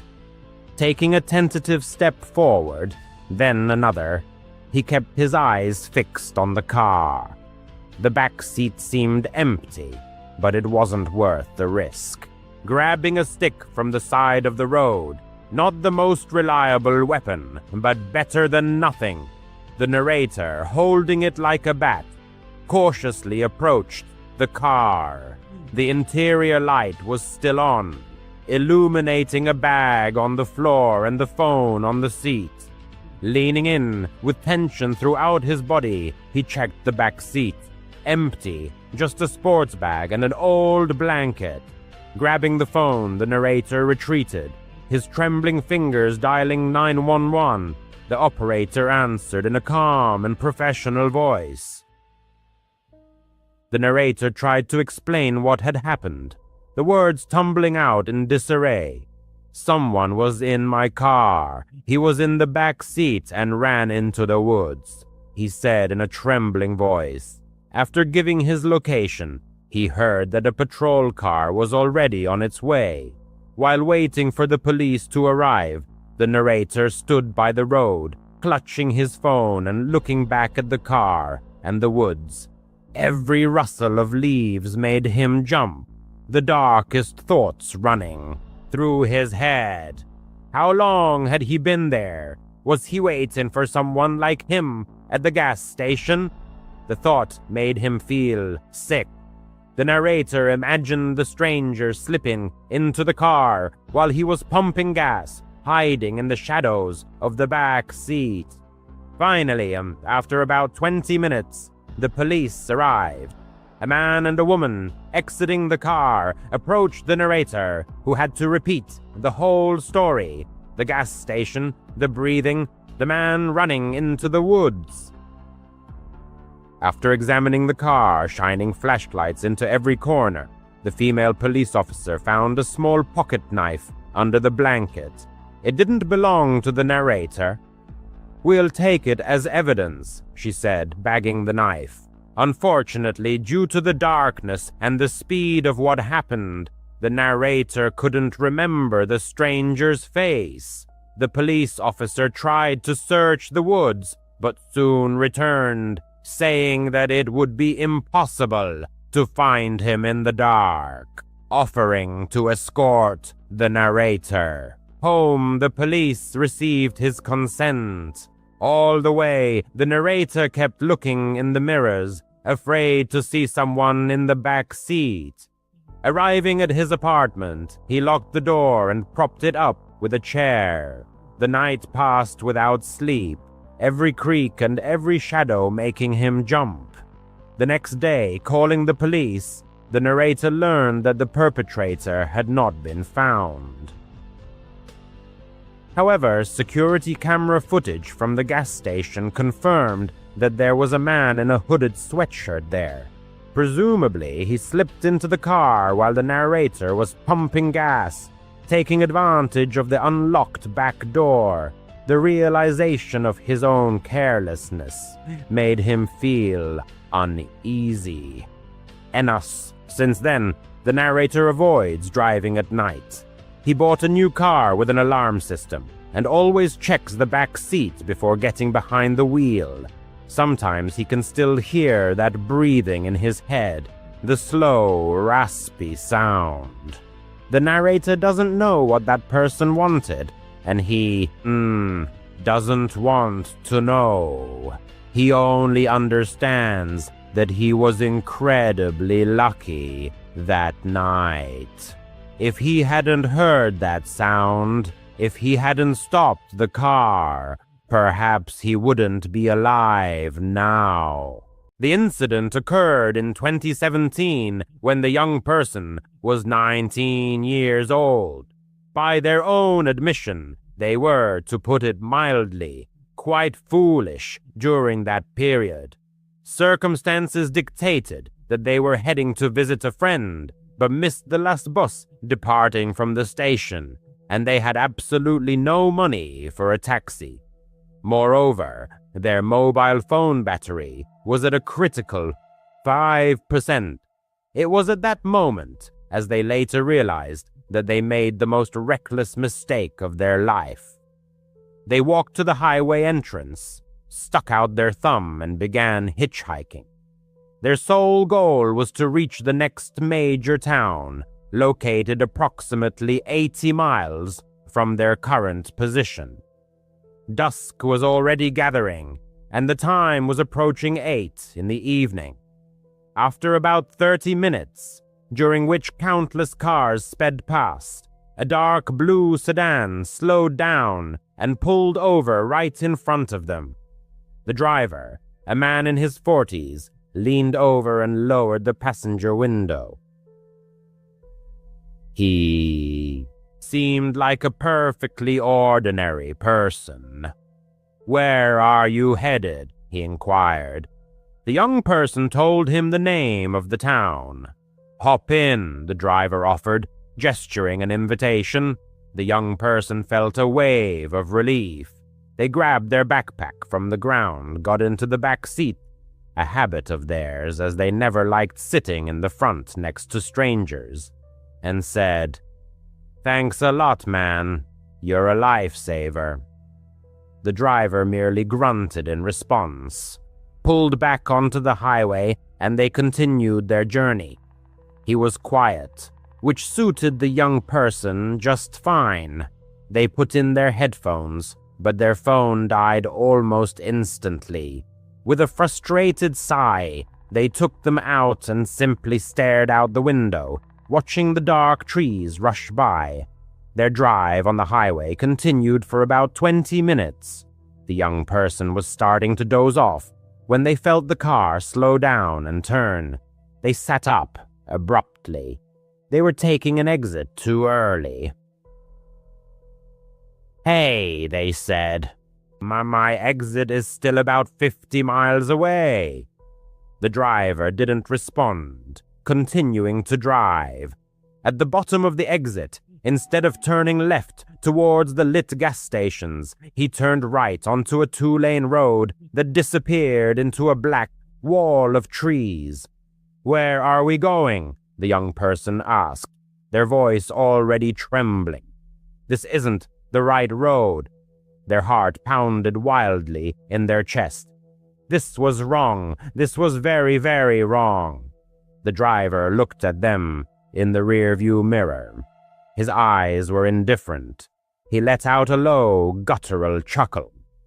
"I'm going to take you into that forest," he said in a calm voice, "and have some fun with you." The young person's blood ran cold. They didn't think, they just reacted instinctively. They grabbed the door handle and pulled. Nothing. In desperation, they pulled again. The plastic handle simply spun freely in their hand, as if disconnected from anything, clicking and turning. Useless. The driver laughed again, louder, this time. "You're not going anywhere," he said. "Child lock. Very useful feature." The young person simply slumped. They began to sob, pleading with him. "Please," they cried. "Please don't. You can take my money, anything you want. I won't tell anyone. I swear I'll say I got lost. Please, just let me go." The driver completely ignored them, as if the young person wasn't even speaking. He just continued to drive slower, turning his head from side to side, surveying the dark forest. He muttered almost to himself, looking for a good spot. It was then that the young person realized they were going to die. They would die here in the dark, and no one would ever know what happened to them. They felt unbearably sick. They were sure they were going to vomit right there in the driver's car, and then they felt it, a sudden, hot and strong gush in their jeans. It was so instantaneous and so copious that for a second they thought they had wet themselves. They were so scared they had lost bladder control. It was a new layer of humiliation on top of pure terror. They were still crying, but they seemed to freeze. They looked down. In the dim light of the dashboard, they saw a dark, spreading stain on their faded jeans. It wasn't urine. It was blood. A lot of blood. Their period wasn't due for another 2 weeks, but it had started immediately. They had no plan. It was just a final animal instinct. The driver was slowing the car almost to a complete stop, pulling onto the gravel shoulder. "Wait!" the young person cried, their voice hoarse. "Look!" The driver looked back in the mirror, annoyed. "Look at what?" "Just look!" They pointed to their knees, to the blood. "I'm bleeding. Look at me. I'm getting blood all over your car." The driver's face instantly changed. The cold, predatory look in his eyes simply vanished. It was replaced by pure, sudden disgust.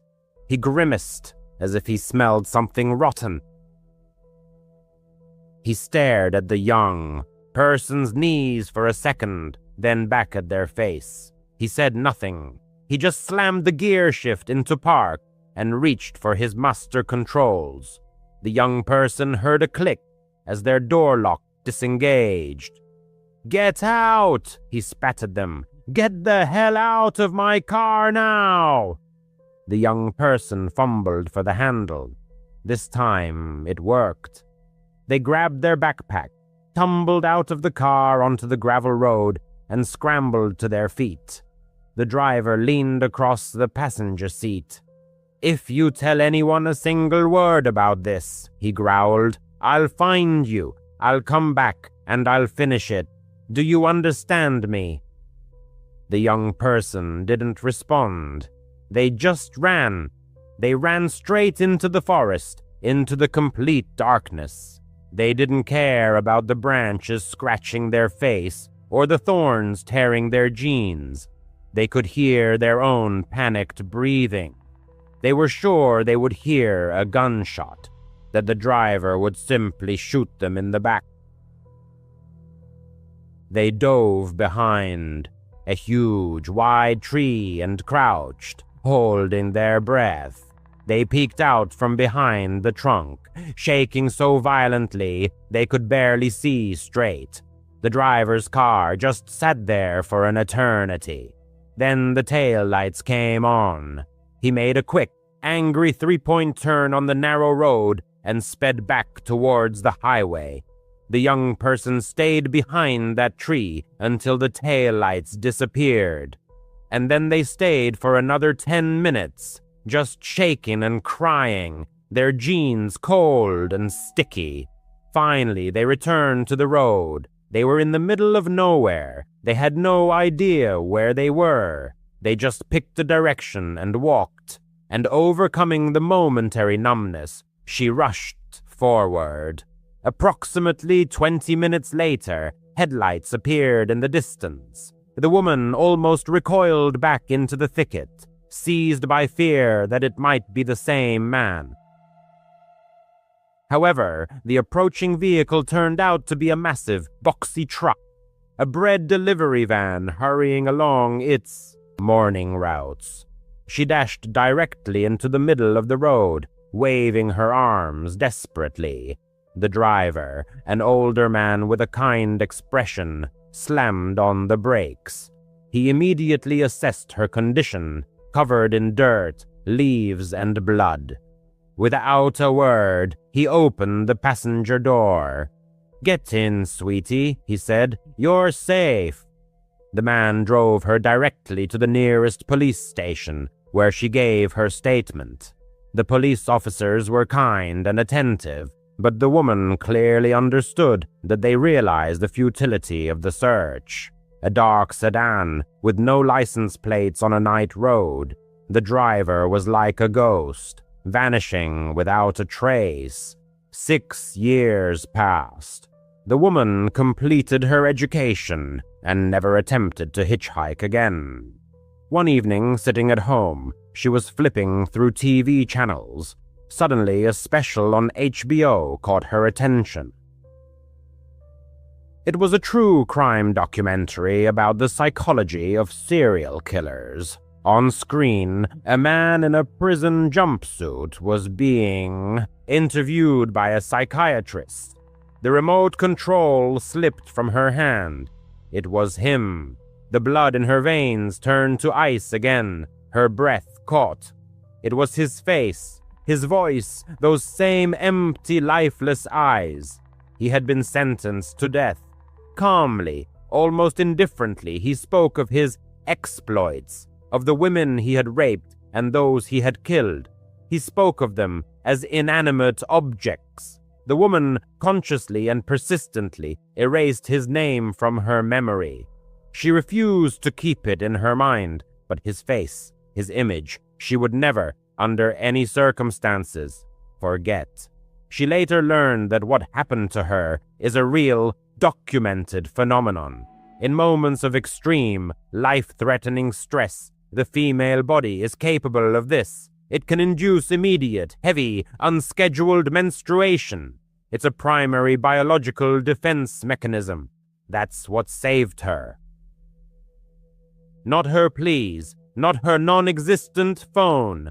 Her own body did the only thing that could stop that monster. And that's the only reason she's here to tell the story. She owns a 10-year-old sedan that has certainly seen better days. But there's one thing she treats with almost religious reverence. The door locks. As soon as she settles into the car, she immediately presses the button, and the characteristic click is heard. She doesn't care who walks by. She never stops for people standing on the side of the road. It's not because she's a bad person. It's because of Dr. Evans.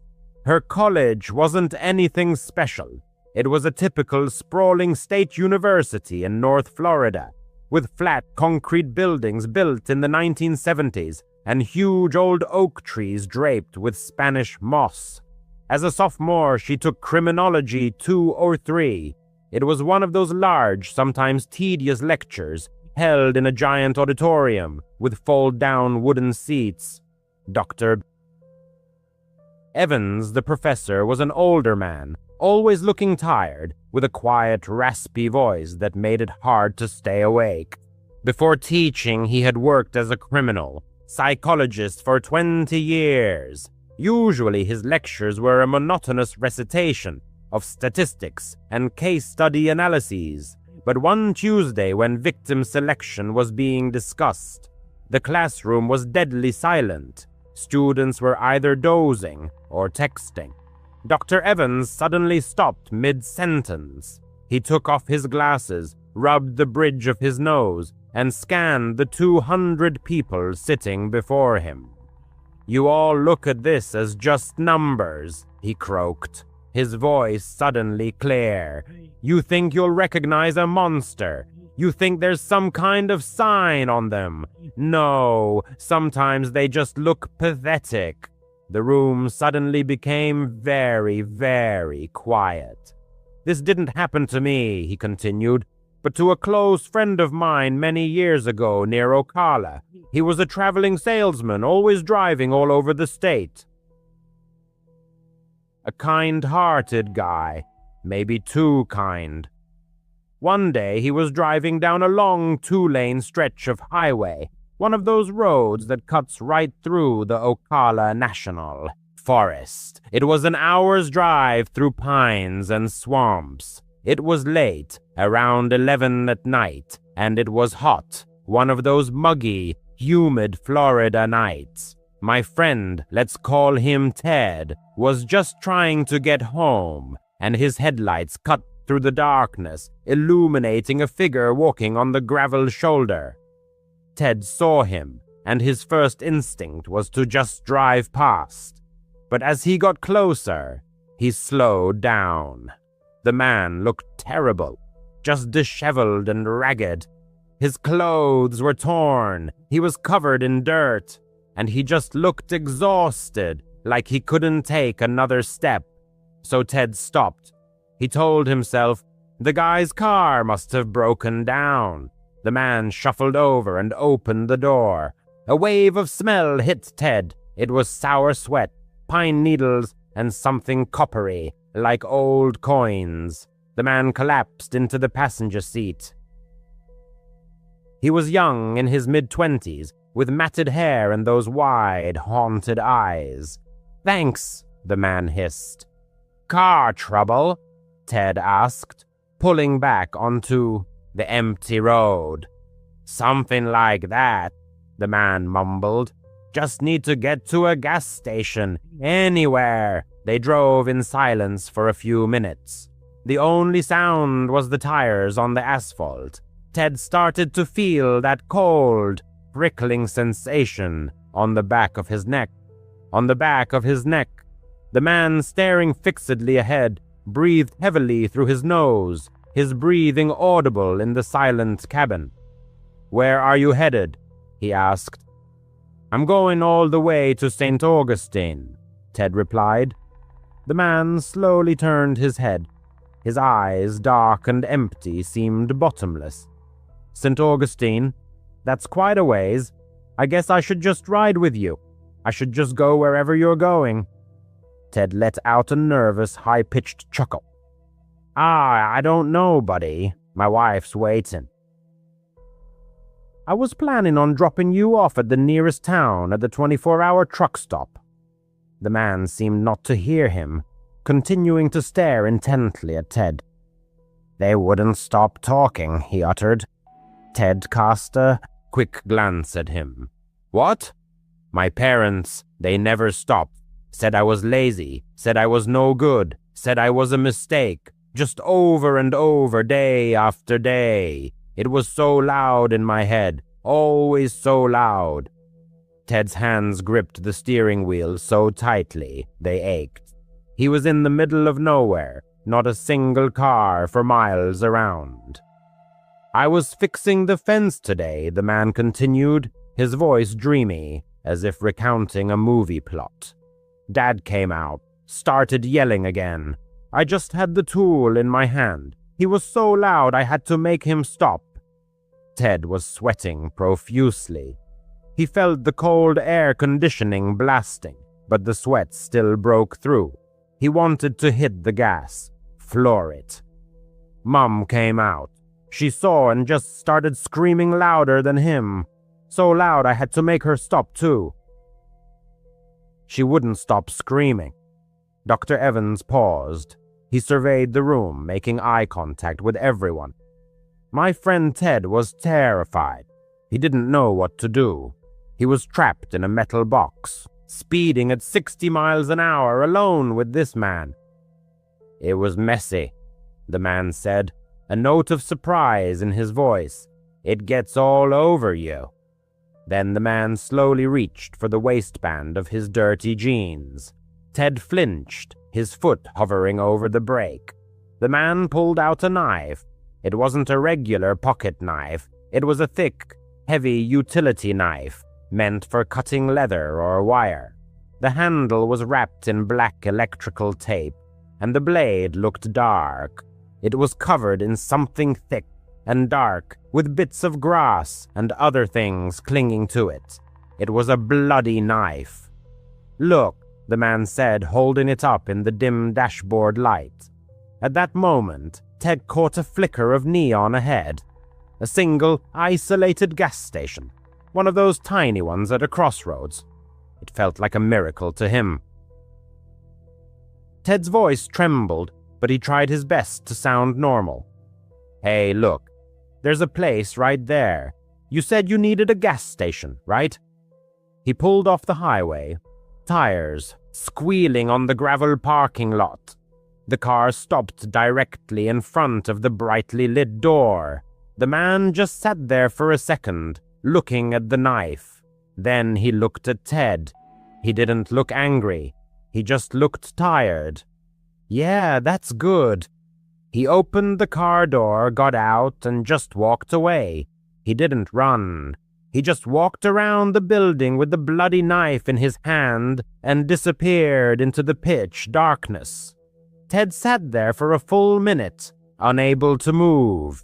Then he slammed the car into drive and sped out of the parking lot. He didn't stop until he was home, securely locking the door behind him. Dr. Evans put his glasses back on. He called the police, of course, but by the time they arrived, the man was long gone. Ted sold that car. He claimed he couldn't get rid of the smell, and he told me he never, for any reason, stopped for a stranger on the side of the road again. The school bell rang, and the narrator jumped. She still remembers that story every time. She drives at night. Previously, the narrator had actively hitchhiked. It was simply an economical way to travel, and most of the time she met interesting, normal people. However, this particular trip made her abandon hitchhiking forever. She was in Pennsylvania trying to get to Ohio. The previous day had been a beautiful, sunny, perfect spring day. So naturally her clothes matched the weather, simple shorts and a t-shirt. But this is Pennsylvania. She woke up, and the weather was like a monsoon, just cold, pouring rain that soaked her to the bone in about 30 seconds. She stood on the side of some 2-lane highway, shivering from the cold, thumb out in desperate hope. After about an hour, an old sedan pulled up. A woman in her early 30s was driving. The narrator looked into the car and saw 3 other women, one in the passenger seat, 2 in the back. Honestly, a car full of women is usually a good sign. You feel safer, you know. She ran up to the window, and the driver rolled it down. "Where are you headed?" she asked. "Just trying to get to Ohio, but honestly, the state line would be awesome," the narrator said.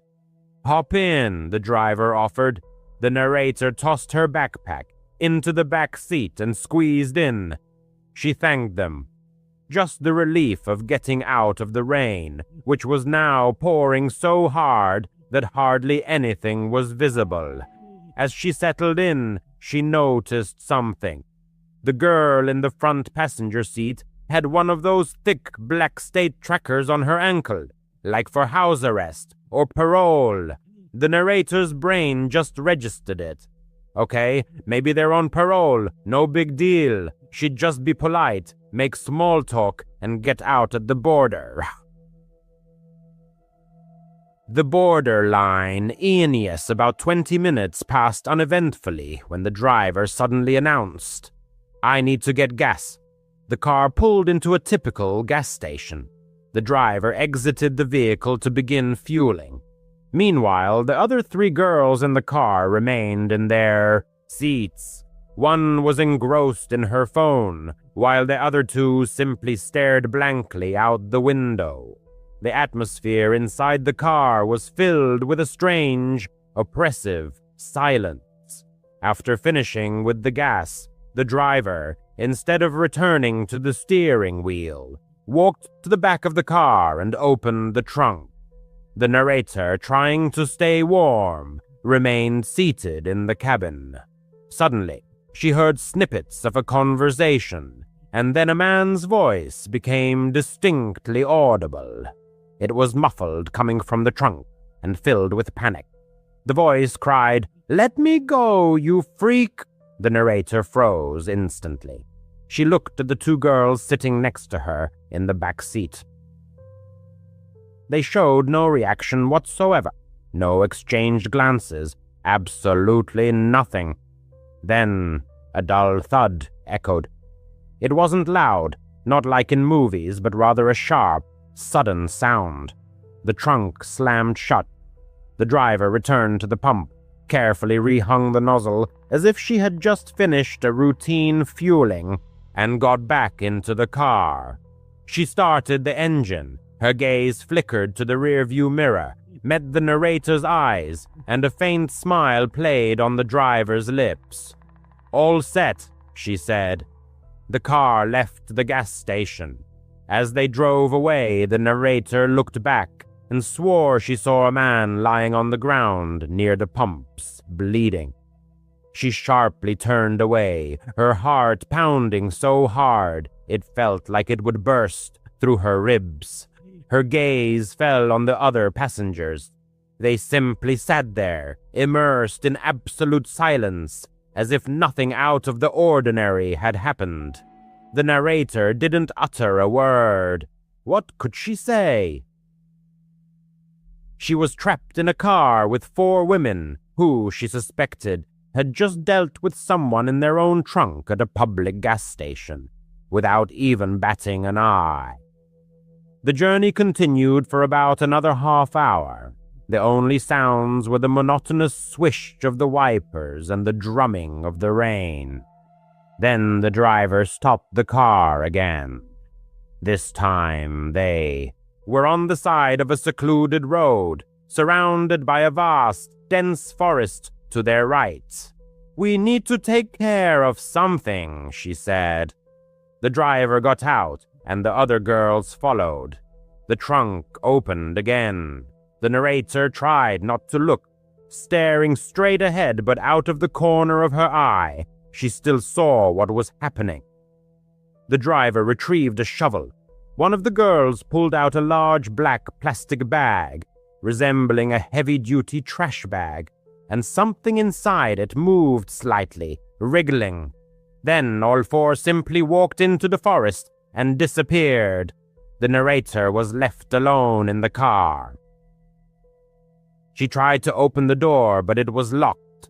For 2 hours, a full 2 hours, she sat there, staring intently at the spot where they had gone. The rain was finally subsiding, but it was already starting to get dark.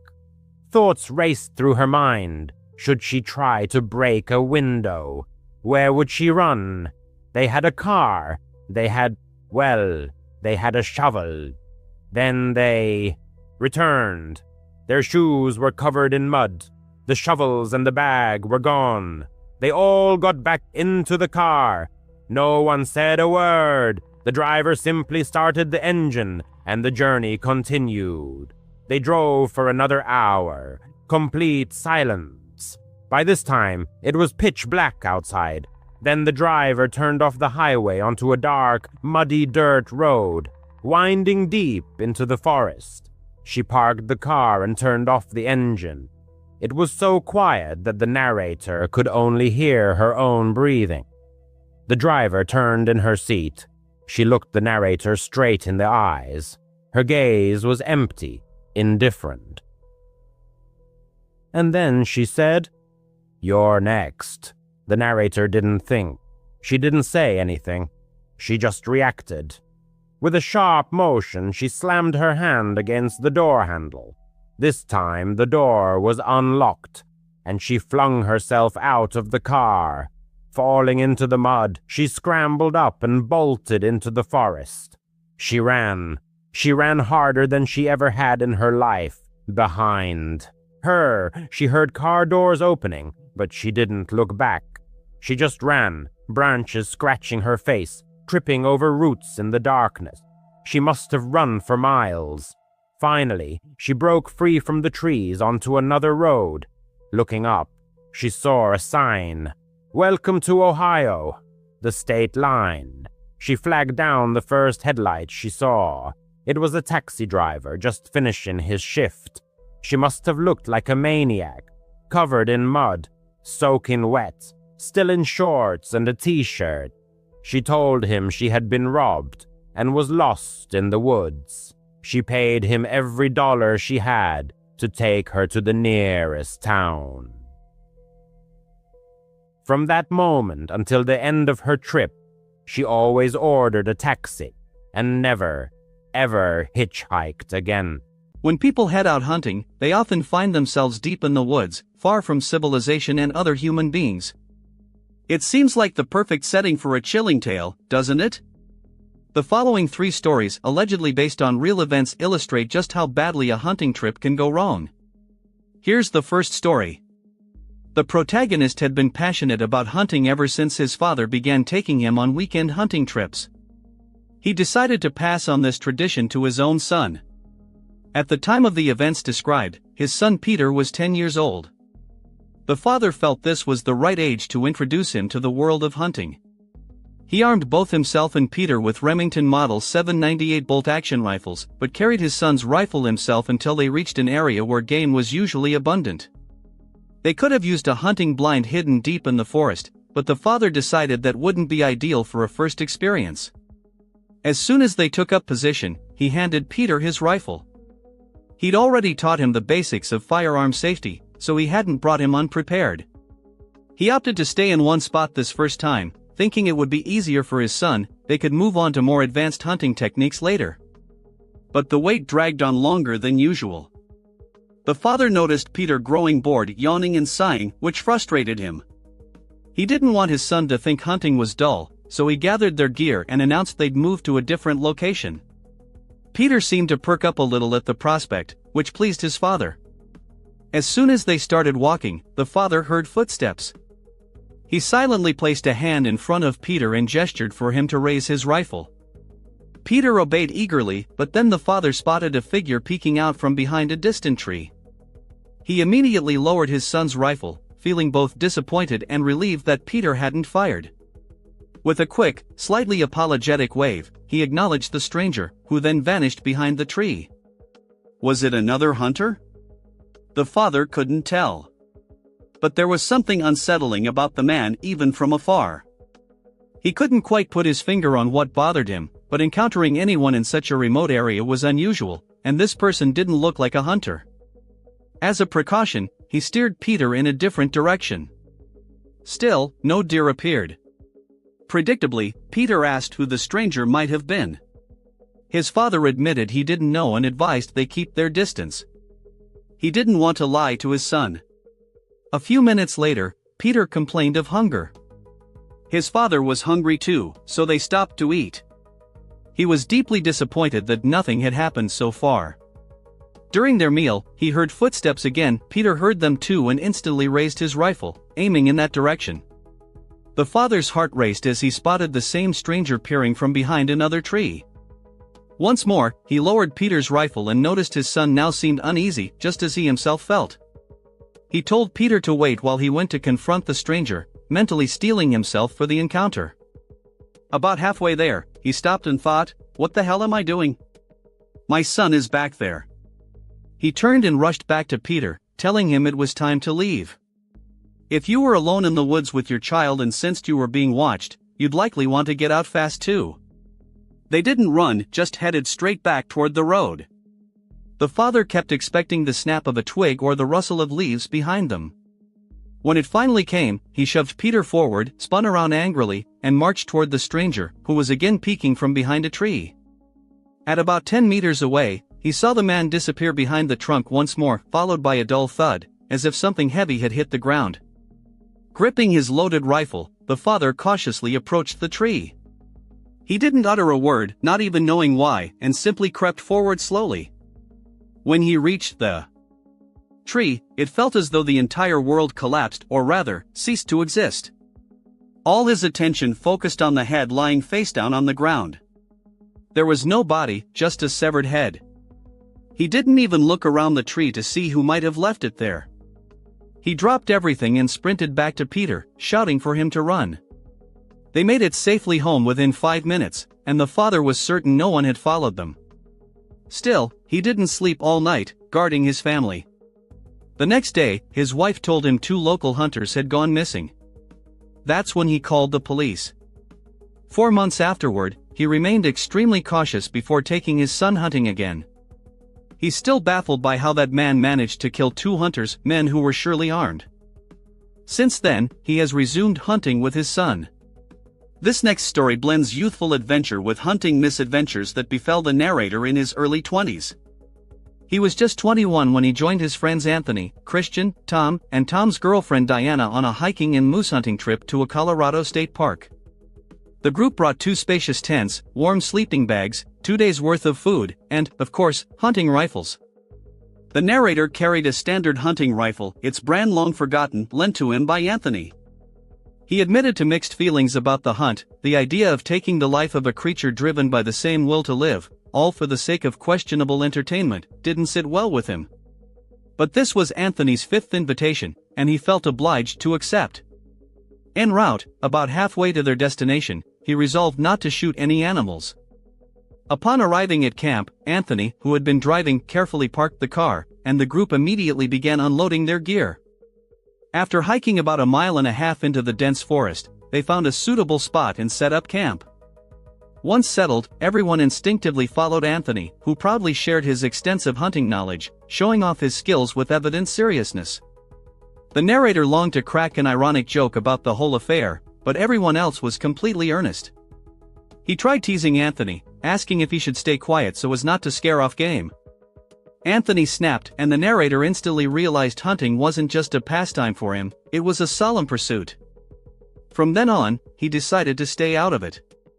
That period of calm, however, proved short-lived.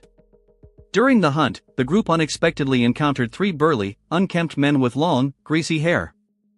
They looked like descendants of some inbred, isolated clan living deep in the wilderness. As they passed, the men gave odd, jerky nods, perhaps a form of greeting. The group was genuinely frightened. It might sound exaggerated, but the situation felt ominous. They were far from camp, which itself was completely empty, and these strangers radiated the aura of dangerous outcasts. Thankfully, the men didn't follow them, allowing the group to continue without further incident. In the end, Anthony managed to shoot a deer, though they never saw a moose.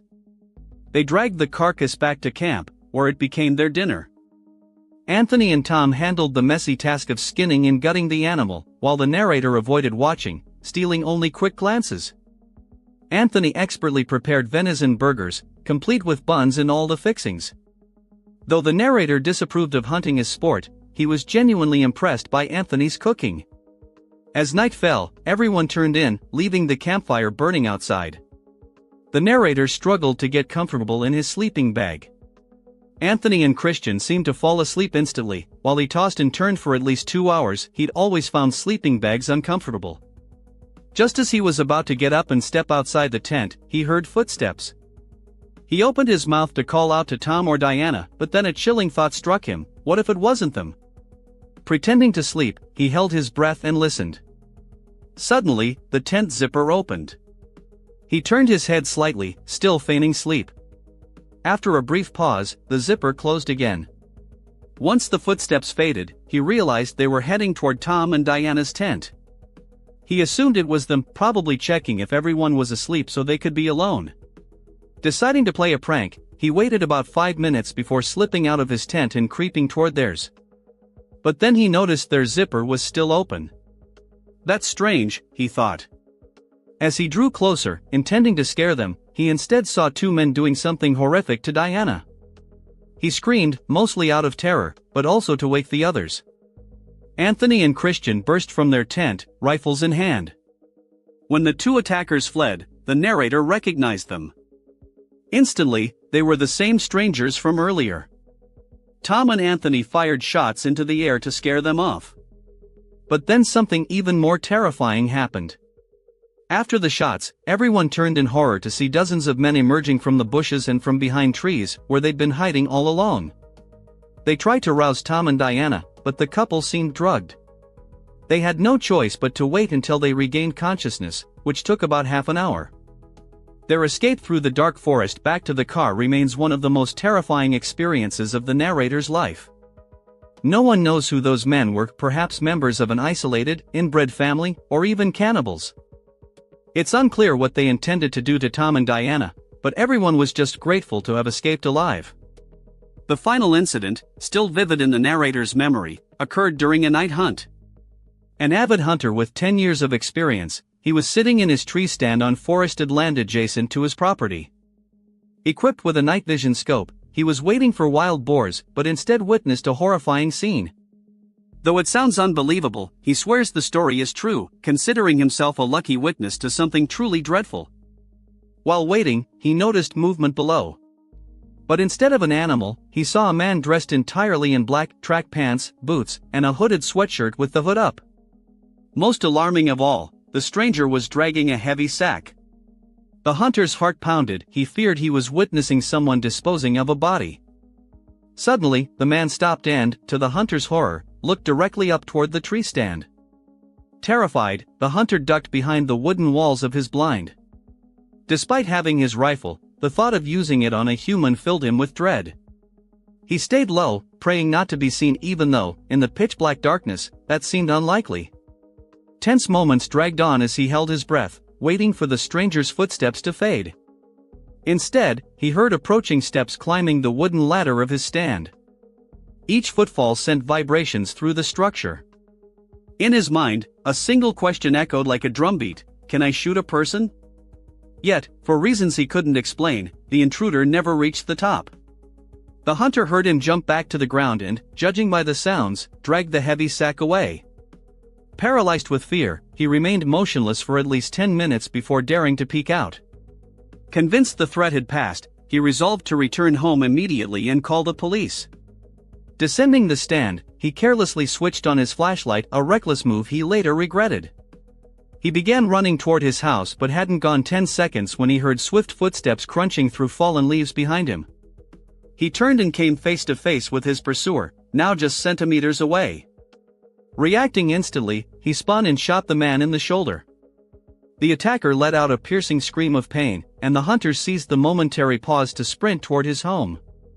He now realizes he should have tried to detain the criminal, but the chance was lost. 15 minutes later, police arrived and accompanied him back into the woods. There, among the trees, they found a clear blood trail leading first to the sack, containing a body, and then to the wounded suspect, who had tried to hide beneath a fallen log. It turned out the man was the murderer of Gen-Kwan Sakakani, owner of a local Japanese shop. While the full details of the crime remain unexplained in this account, the hunter is certain the experience is forever seared into his memory, and he'll retell this astonishing story for the rest of his life. When someone moves into a new home, especially in an entirely unfamiliar neighborhood, certain aspects inevitably capture their attention. First and foremost is, of course, the house itself, its immediate surroundings, and the lifestyle and habits of future neighbors. Equally important are accessibility and the availability of nearby amenities. Unfortunately, however, people often rush into hasty decisions, and haste in matters of such importance frequently leads to serious risks. Sometimes even the most seemingly insignificant detail, like the one mentioned below, can foreshadow an elaborate deception whose scale may be beyond imagination. just such an unexpected twist awaits us in the story that follows. In the city of Chennai stands a house that compels every passerby to involuntarily slow their step and think twice before walking past, whether it's a bright sunny day, a pitch-black moonless night, or a gloomy, rainy evening. But a man named Kabir was completely unaware of these peculiarities. His job aboard a ship frequently required him to relocate from one place to another.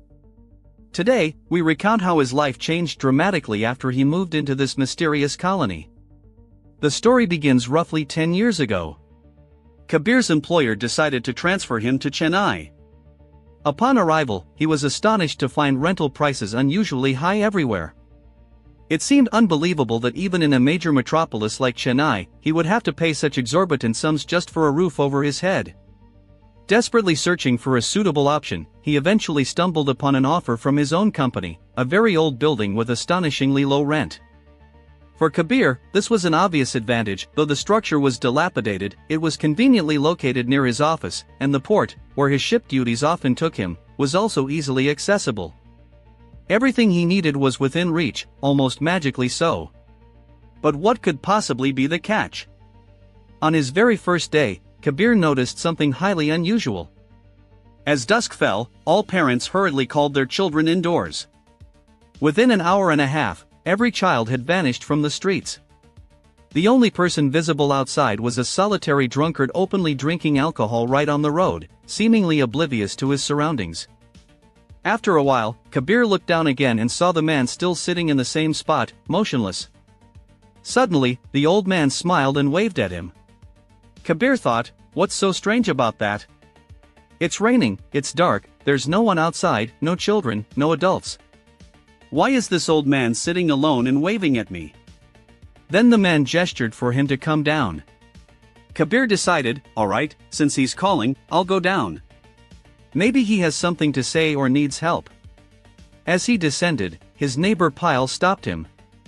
With unmistakable anxiety, she asked, Kabir, why are you going down at this hour? Puzzled, he replied, but it's only evening. Is it really that late? Pyle, her expression grave, said, you don't know why we never go out in the evenings in Demonte Colony. Kabir countered, no, I don't. I understand you're afraid, but I don't know why. What's going on? Insisting, Pyle asked, but why were you coming down? He explained, there was an old man down there waving at me. Pyle then walked to his window, pointed outside, and said, look, there's no one there. Seeing the street empty, Kabir was slightly surprised but quickly added, maybe he's already left. I was about to come down, so perhaps he just moved elsewhere. Yet Pyle replied with an air of mystery, you still don't understand. What you saw isn't exactly a lie, but it's not exactly the truth either. That man isn't a man at all. He's a wandering spirit you've just encountered. Then, as if lifting a veil, Pyle revealed the story. In the 19th century, a Portuguese businessman named John de Monte moved here. He acquired substantial property, and the area became known as De Monte Colony. John hadn't come alone, he brought his wife, Mary, and their 20-year-old son. They were a wealthy, harmonious family living in comfort and peace. But over time, Mary began suffering from a mental illness, gradually losing her mind until she sank into madness. Her condition worsened daily until she finally passed away, leaving her husband and son in profound grief. Soon after, perhaps unable to bear the weight of his loss, their son suffered a heart attack and died as well. John de Monte was now the sole survivor, broken and alone. He spent his days sitting and drinking incessantly, trying to drown his sorrow, seeing no purpose in life. He idled away his time, drank, and disturbed the colony's residents with his inappropriate behavior until the day he, too, died and left this world. Yet just months after John's death, every resident of the colony began noticing something strange, deeply, chillingly strange. Whenever they sat with their families, wives, and children, laughing and playing, they would hear from afar the sound of weeping filled with unbearable sorrow. Drawn by curiosity and fear, they would follow the sound only to find none other than John, sobbing bitterly, as if his soul could find no peace. Gradually, everyone became aware of this phenomenon, and a cold, penetrating fear gripped the entire community. Pyle explained that this was precisely why no one dared go outside in the evenings, when shadows lengthened and the world sank into twilight. No one wanted to be out there, for everyone knew the tragic, inexplicable history of this place. Then Pyle warned Kabir once more, her voice firm and compelling. "Kabir, I strongly advise you not to go down now, it will turn out very badly for you." With that, Pyle hurried away, leaving Kabir alone with his thoughts and growing unease.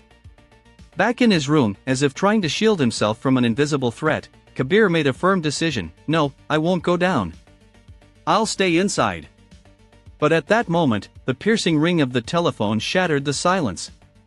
Kabir picked up the receiver. It was his boss, demanding his immediate presence at the office in a commanding tone. Something urgent had happened, a critical error requiring his instant attention. Kabir tried to explain he couldn't come, but his boss refused to listen, his voice unyielding. Trapped by circumstances, Kabir reluctantly left the building, unaware of what awaited him beyond the threshold. When Kabir returned, the clock neared 11 at night. As he entered the colony, he found the atmosphere unchanged from 6 hours earlier. Absolute silence reigned, and not a soul was in sight. No one appeared on the horizon. All windows and doors were tightly shut, with only faint light seeping through curtains hinting at inhabitants. No one dared step outside at such a late hour. Kabir walked quickly, almost nervously, toward his home, feeling a sharp, piercing tremor stirred by the eerie tales he'd heard. Suddenly, he heard the sound of a glass bottle rolling across the asphalt. As if guided by an invisible force, it rolled straight toward his feet and struck them. It was an empty wine bottle. Kabir instantly sensed this incident might be an omen. Still, he pressed on. Then a piercing wail shattered the silence. Kabir immediately understood it was none other than the wandering spirit of the Portuguese businessman, seemingly trying to disorient him. He kept moving forward, step by step, straining to hear through the darkness. Now he could hear only his own footsteps echoing in the dead silence. But this lasted only a moment. Soon, other footsteps joined his, uninvited and frighteningly close. Instinctively, he quickened his pace. Almost running, he finally reached his building. And just as he arrived at the entrance, a cold hand landed on his shoulder. Kabir spun around. The old man stood before him, weeping inconsolably. Still crying, he said to Kabir, "You look so much like my son. May I stay at your place tonight?" In panic, Kabir jerked the stranger's hand off his shoulder and bolted for the elevator. He burst into his room and frantically began packing, determined to leave immediately. His luggage was already neatly packed. He grabbed his briefcase, and just then, the first drops of rain tapped against the window. Moments later, a torrential downpour began. Kabir had no choice but to accept his circumstances. He would have to spend the night in this house. It was deep night. He'd arrived at the colony around 11, and now it was probably 1 or 2 in the morning. He sat in his room, overwhelmed by anxious thoughts, utterly unable to sleep. Outside, a furious storm raged, and Kabir desperately waited for the weather to calm so he could flee at once. The house seemed empty except for him, and the only sound was the relentless drumming of the rain. Yet, Kabir felt with every fiber of his being that he was not alone. From deep within the house came the steady drip of water. And another sound, growing clearer and closer. A voice persistently asked, "Are you my son?" Kabir felt intense tension seize his body. He turned sharply again. And right before him, as if from nowhere, stood the same old man. But this time, his appearance was truly horrifying. He was soaked to the bone. Every thread of his clothing dripped with water. At that moment, Kabir trembled with fear and revulsion. When the old man received no answer, he asked again, this time with fierce aggression and unmistakable anger, raising his voice, "Why don't you answer? You are my son, aren't you?" Kabir grew more terrified as the old man's voice grew louder and more piercing by the second. Anyone in such a situation would undoubtedly feel bone-chilling dread. As the voice intensified, objects around Kabir began falling and shattering. Chaos erupted. The old man stood before him, arms outstretched, repeating his question again and again with mounting obsession, "Are you my son?" Hearing the commotion, Pyle rushed from her home and pounded on Kabir's door with all her might. Inside, the old man slowly turned his head toward the noise. The moment his attention shifted, Kabir seized the opportunity, lunged for the door, and flung it open. When Pyle looked inside, she was astonished to see no one but Kabir. Yet she knew exactly whose voice had shaken the walls. Breathless, Kabir recounted everything that had just happened. And as soon as the rain finally eased, Kabir left immediately, never to return. To this day, that part of Chennai continues to inspire both fear and reverence, shrouded in an aura of mystery. Time seems frozen there, preserving the area exactly as it was a decade ago. As dusk falls, once the clock passes 6 in the evening, the streets sink into silence, becoming utterly deserted. No living soul dares disturb this peace, except one, John DeMonte. His unseen presence is felt everywhere, he remains ever present in these streets. The only one who continues to wander the area regardless of scorching heat, torrential rain, or biting cold is his disembodied spirit. This Chennai neighborhood, known as DeMonte Colony, is widely infamous, surrounded by countless legends. It's no surprise that its haunting allure has inspired numerous TV series and films. The very fact that filmmakers invest heavily in adapting its chilling story is a testament to its extraordinary notoriety and terrifying mystique. Not every spiritual manifestation is malevolent, just as not everyone is benevolent. The essence of these encounters lies in their desire to share their profound, sometimes unbearable, suffering with the living. They do not seek to bestow joy or comfort, that is not their purpose.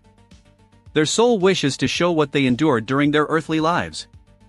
If their departure was agonizing, they will strive to convey that pain, because causing distress is the only way they can express their unimaginable suffering. Such is the true nature of these phenomena. As for DeMonte Colony, it is, without the slightest exaggeration, a cursed place. Jokes or casual attitudes have no place here. Countless online articles, films, and series dedicated to this location only reinforce its ominous reputation. It is indeed a profoundly haunted site, where the boundary between worlds feels especially thin and permeable. And should fate ever lead anyone there, they need only glance at the clock. What if it already shows 6 in the evening? In such a sinister place, absolutely anything could happen. That evening, a DoorDash delivery driver, for whom this job was his primary source of income, was performing his usual duties. He typically aimed to dedicate at least 8 or 9 hours a day to deliveries. However, to be frank, his schedule often suffered disruptions. Day after day, he would postpone the start of his shift, sometimes not beginning work until 9 or 10 at night. This particular night was no different. He had been on the road for about 3 hours when, around 1 a.m., another order came in. He was to pick up groceries from a small convenience store at a nearby gas station. Upon arriving at the deserted gas station, the driver went inside.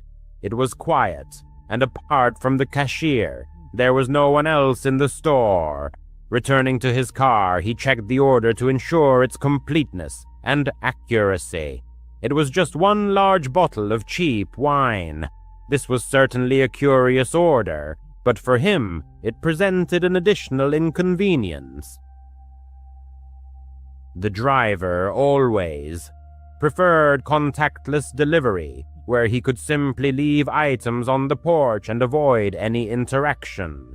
However, alcohol deliveries required an ID check, meaning he had to wait for the customer to open the door. In any case, he set off. The drive was just over 15 minutes and led into a wooded area. Most of the city was surrounded by forests, so this was not unusual.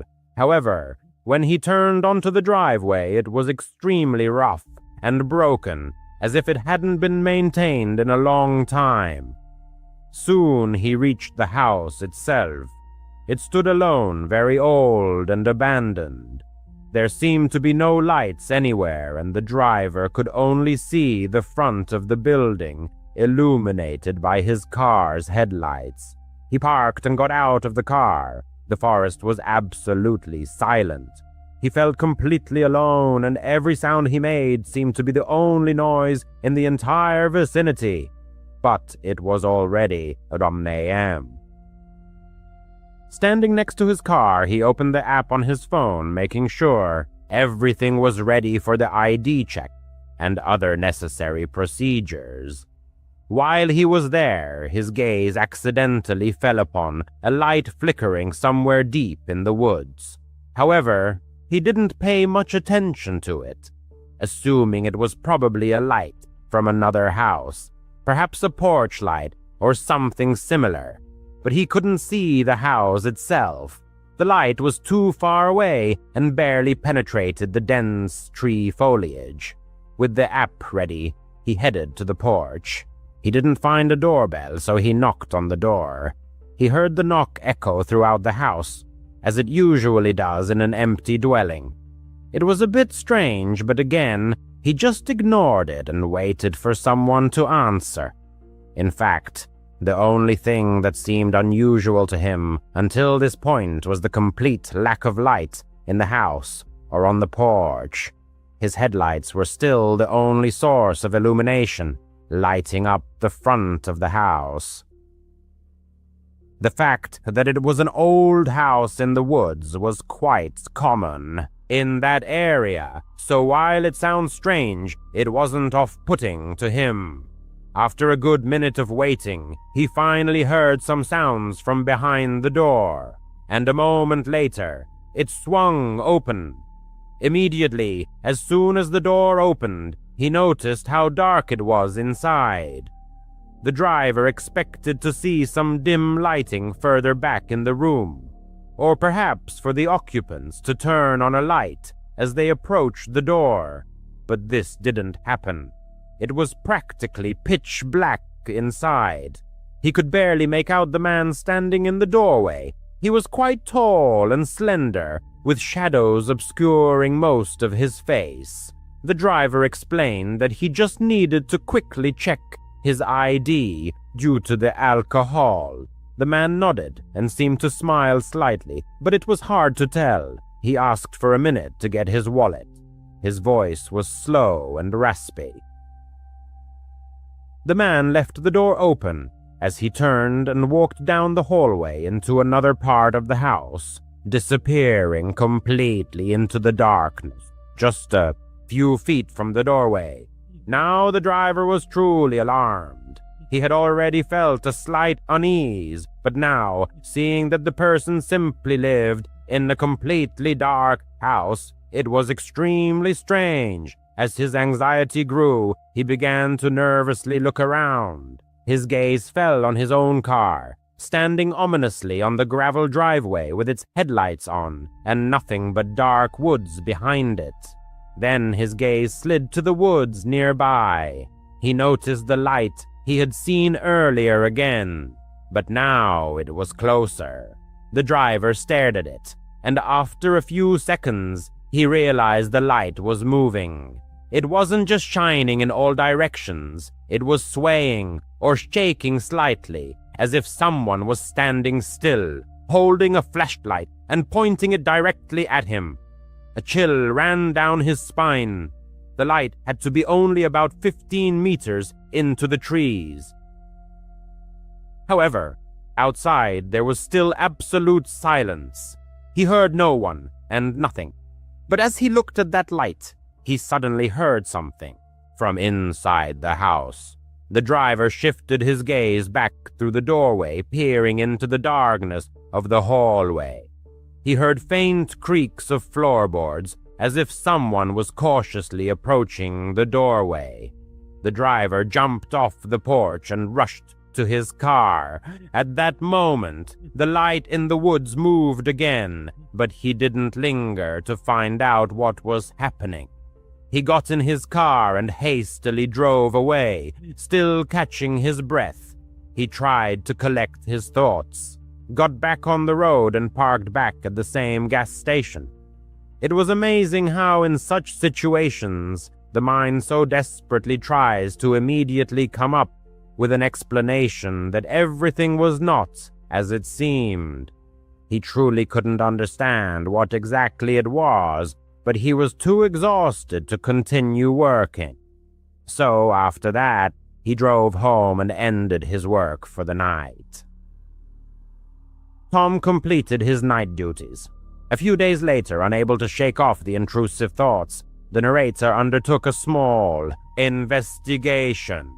His goal was not so much to uncover the true circumstances of what happened, but rather to convince himself that there was no cause for alarm. However, he soon discovered some very unsettling information. It turned out that the house in question was completely abandoned.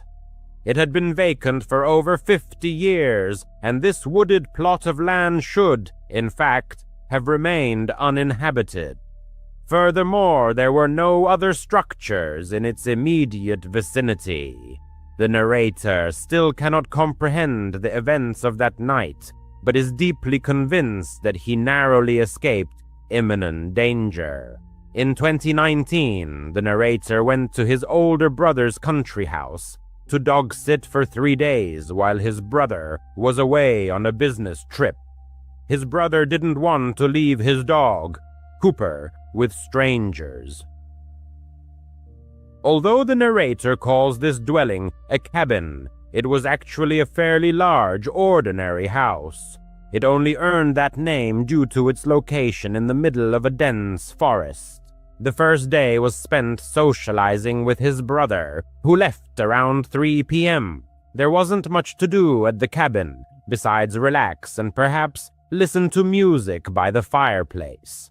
After dinner, the narrator decided it would be nice to sit outside and enjoy the sunset by a campfire.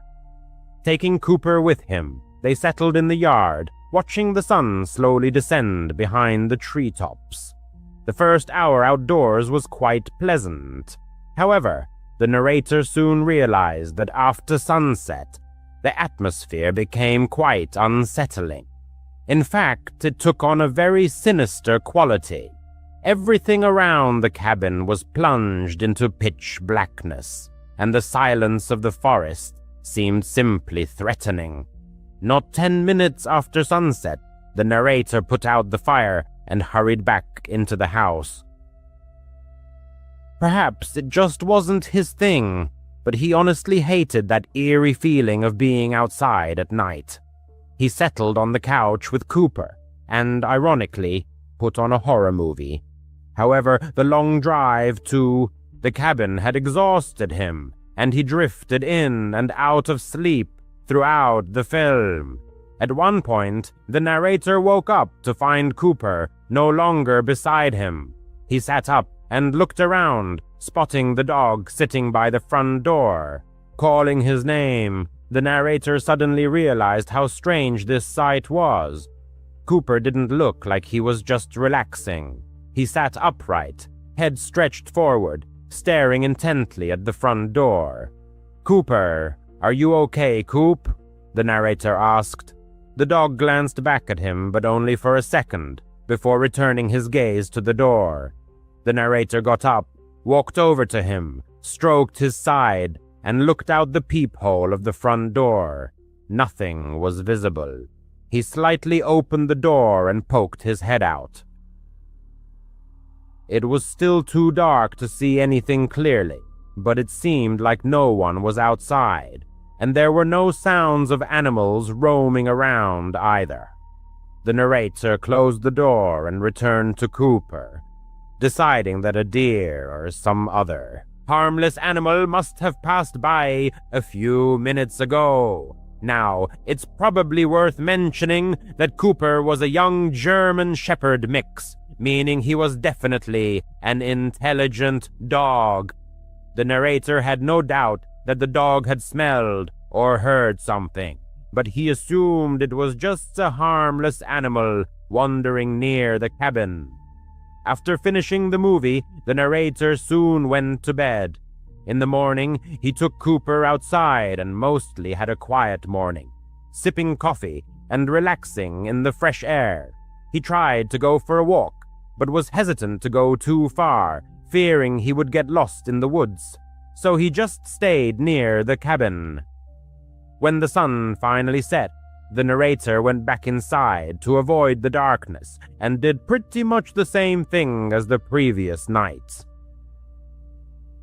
He lay on the couch and put on a movie. Cooper lay with him for a while, but eventually went to wander around the rest of the house to pass the time. However, completely unexpectedly, the narrator heard his loud, low bark coming from the back. He jumped up and yelled the dog's name, rushing to the kitchen. Cooper stood with his tail tucked and his fur bristling on his back, aggressively barking at seemingly nothing. The narrator tried to calm him, but even when he managed to get the dog to stop barking, he couldn't get him to stop making that low, deep growl. The narrator had no idea what had happened or what had scared Cooper so much. There was nothing in the kitchen. There was only a window above the countertops, but it was too high for the dog to see anything out of. The narrator told Cooper it was okay, using a soft voice, hoping to calm him down. Then he let the dog go back into the living room to sit with him on the couch. He seemed to have calmed Cooper only for a moment, before a sudden dull thud came from right inside the kitchen, where they had just been. Of course, this made Cooper start barking again, but this time the narrator didn't tell him to stop, because, frankly, he was quite scared. He got up and went back into the kitchen. There was nothing. The thud he had heard sounded like a dull impact against the outside of the window, so, naturally, he went to the kitchen window and looked out. There was nothing to be seen, really. The narrator didn't know what to think at this point. Was it a raccoon or something trying to find a way in? Or was he just not used to the sounds of being in a cabin in the woods? While at the cabin, deep in the forest, the protagonist encountered a series of disturbing events. What worried him most was Cooper's reaction, his loyal companion. If the sounds had been ordinary forest rustlings, why was the dog so panicked? It was late, and the man decided that moving to the bedroom might help them both find peace. There was a small TV there, and he continued watching the movie in bed. Coop settled beside him, his ears perked, remaining vigilant until morning. Around 11 o'clock that night, with all the lights in the cabin off, the hero began to prepare for bed. He allowed Cooper to sleep with him in the room, so he closed the door and filled the dog's water bowl, then headed to the shower to freshen up before sleep. Despite several strange incidents, the man was still enjoying his time at the cabin and was looking forward to falling asleep and waking up to enjoy his last day there. However, as he was rinsing off the soap, several sudden thuds echoed against the wall, followed once again by Cooper's barking. The hero quickly turned off the water, pulled on some clothes, and rushed into the room. Cooper was not there, and the bedroom door was open. The dog was smart, but opening doors seemed out of character. The man heard Cooper's barking coming from further down the cabin. He ran down the hallway to the other end and immediately saw that the front door was wide open. He had no time to think because he saw Cooper barking and running away from the cabin, disappearing into the woods. Within moments, Cooper vanished from sight. Only faint sounds of his barking could be heard, growing more distant. The man grabbed a flashlight from the front closet, then rushed after the dog. It seemed that as soon as he was in the middle of the woods, surrounded only by trees, Cooper's barking suddenly stopped. As this realization came to him, he froze, gripped by a kind of stupor. The forest was almost completely silent, only a light breeze rustling the branches overhead. "Cooper! Coop! Cooper!" He called the dog several times, shouting his name and hoping the dog would leave whoever the hell he was chasing and just come back. The hero must have spent a full 5 terrifying minutes there before he heard the rustling of leaves ahead of him. A moment later, Coop came running to him, his tail tucked and fear on his face. Soft whimpers could be heard as he looked back into the darkness from which he had just emerged. The man made sure the dog was following him as he ran back to the cabin, and they safely made it back inside. He called 911, then his brother, waiting for help to arrive. After that, they stayed in a hotel for the night until his brother returned the next day. Unfortunately, no further investigation into the incident followed. Someone was definitely stalking the cabin, likely for at least all the days the hero was there, and somehow got inside, only to be chased out by Cooper as soon as they entered the bedroom.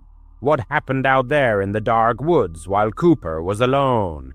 He honestly didn't know, but poor Coop was apparently terrified for several weeks afterward. Thankfully, he seems to have recovered. This was definitely the most terrifying and stressful experience of his life, and if it weren't for Cooper chasing away the intruders, he didn't know if he would be here right now. It's been over 6 years since then. Coop has grown old. He's almost 10 now. The hero still loves seeing him every time he visits his brother, and even though the dog isn't his, he still loves him and appreciates what he did for him that night at the cabin, and for protecting his brother from whoever is still out there. Returning home after a long day at work, the hero found it was almost midnight. He usually took the train into the city, as it was an hour-and-a-half ride, but this time he knew he would be staying late, past when the trains stopped running. He was extremely tired, both from the prolonged work shift and because it was 2 hours past his usual bedtime. As soon as he drove out of the city and onto the long straight and deserted rural roads, the fatigue intensified, and it was hard not to fall asleep.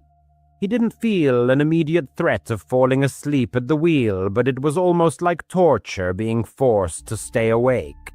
40 minutes passed as he continued down the seemingly endless road, seeing no more than 4 or 5 passing cars, before he noticed something on the shoulder.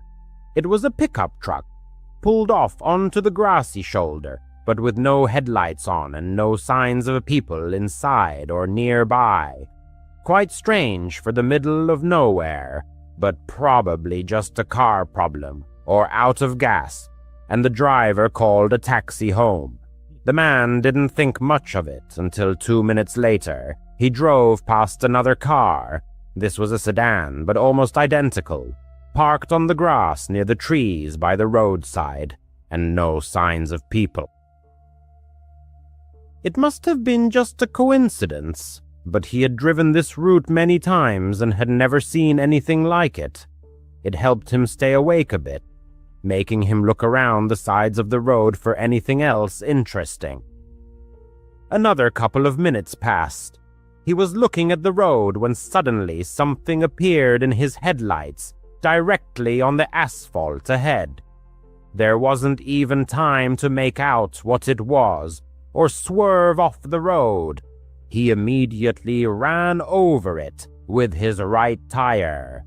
The man was a little stunned by how it had appeared out of nowhere.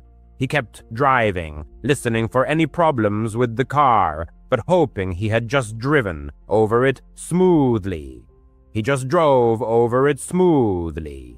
However, less than a minute later, he realized something was wrong. He didn't even need to wait for the tire pressure warning light to come on his dashboard to know that the tire was rapidly losing air.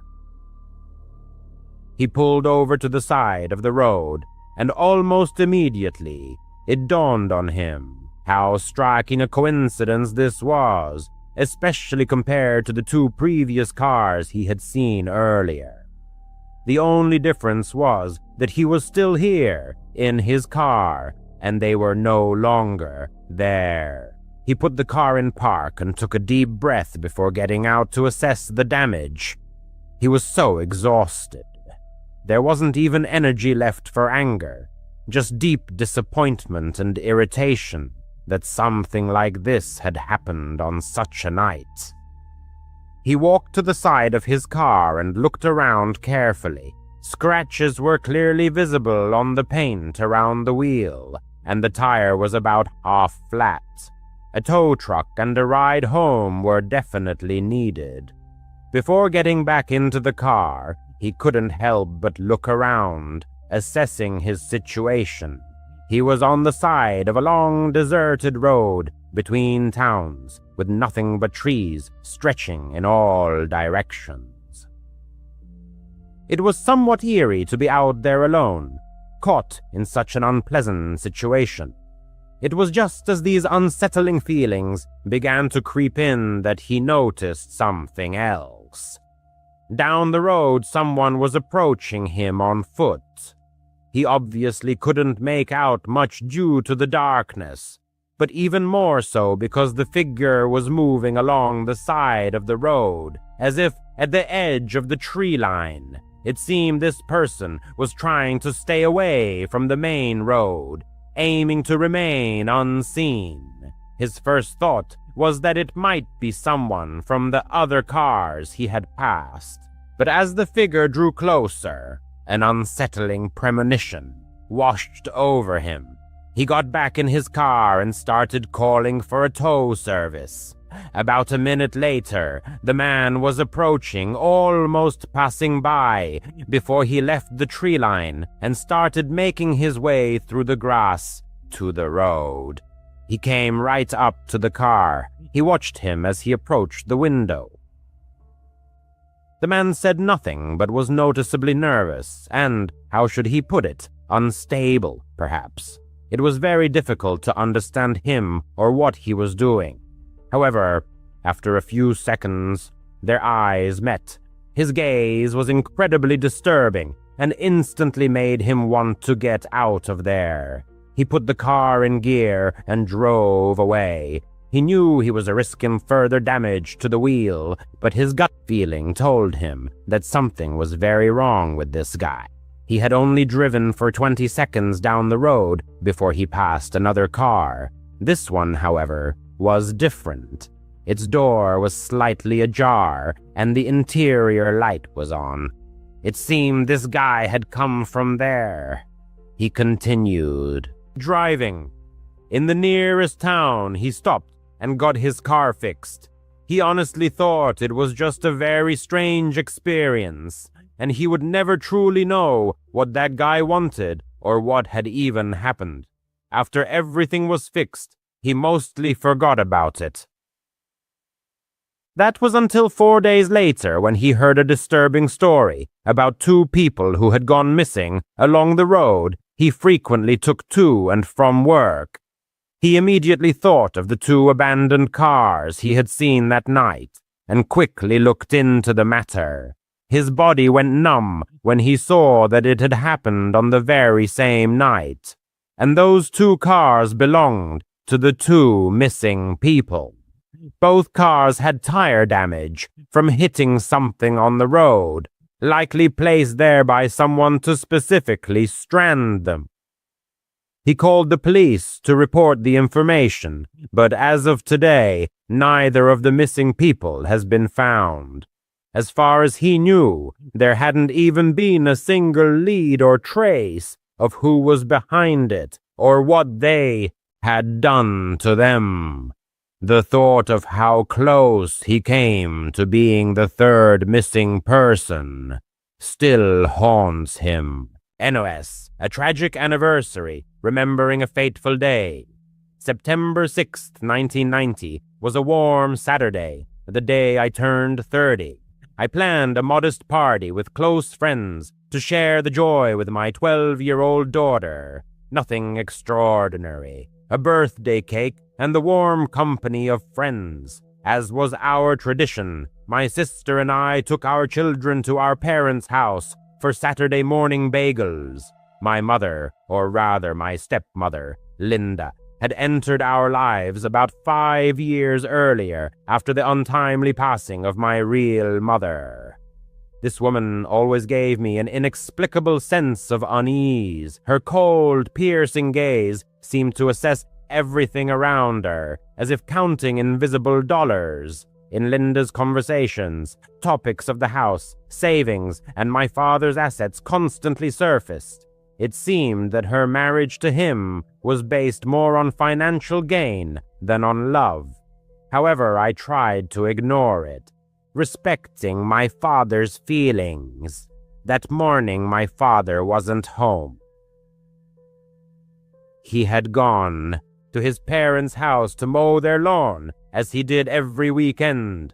My father's morning phone call was, as always, cheerful and lively. "Happy birthday, Rebio. See you later." I laughed and said our traditional phrase, "Love you, Daddy." Bagels, cream cheese, salmon, and other traditional treats awaited us at the table. The children, engrossed in games, were laughing. Everything was as usual. About 45 minutes later, the phone rang. Linda, who was in the kitchen, answered it. Suddenly, her face turned deathly pale, as if all the blood had drained from it. She repeated in confusion, "Stroke, stroke."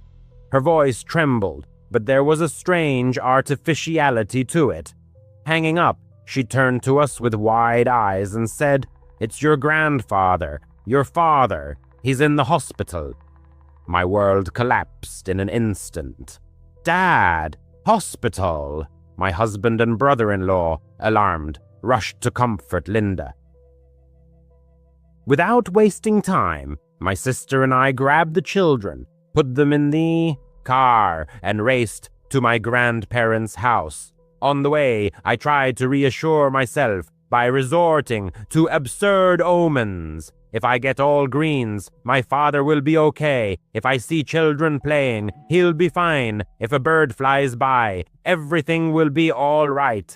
The warm September wind ruffled my hair, but everything felt wrong.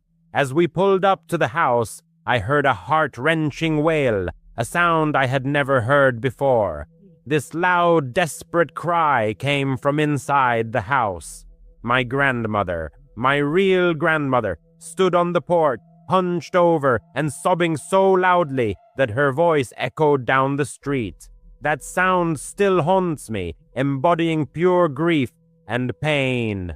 Running to the house, my daughter noticed broken and bent glasses on the grass. Picking them up in confusion, she said, "Mom, there's our grandpa's glasses."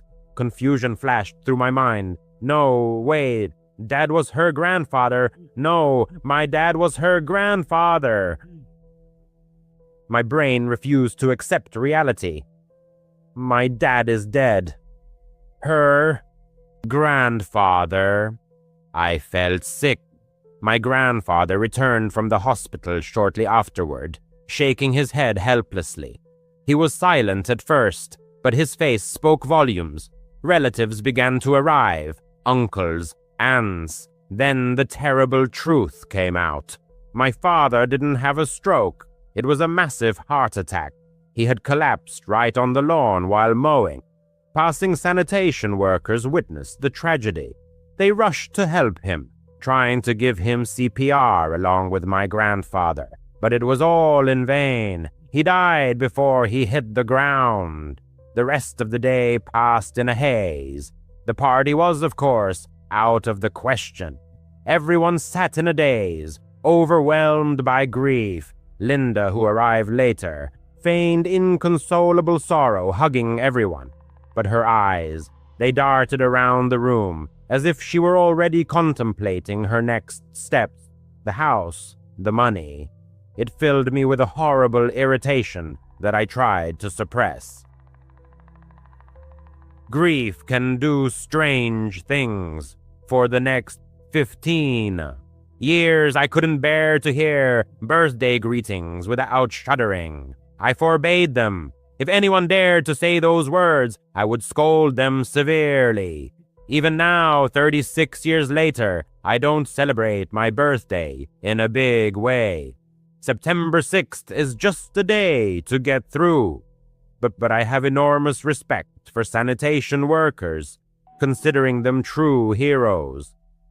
A few months after my father's death, even stranger things began to happen. I was helping to sort through his belongings in the house. Linda, who lived there alone, was eager to sell everything as quickly as possible. "We need to move on," she said, but her voice sounded more greedy than grieving.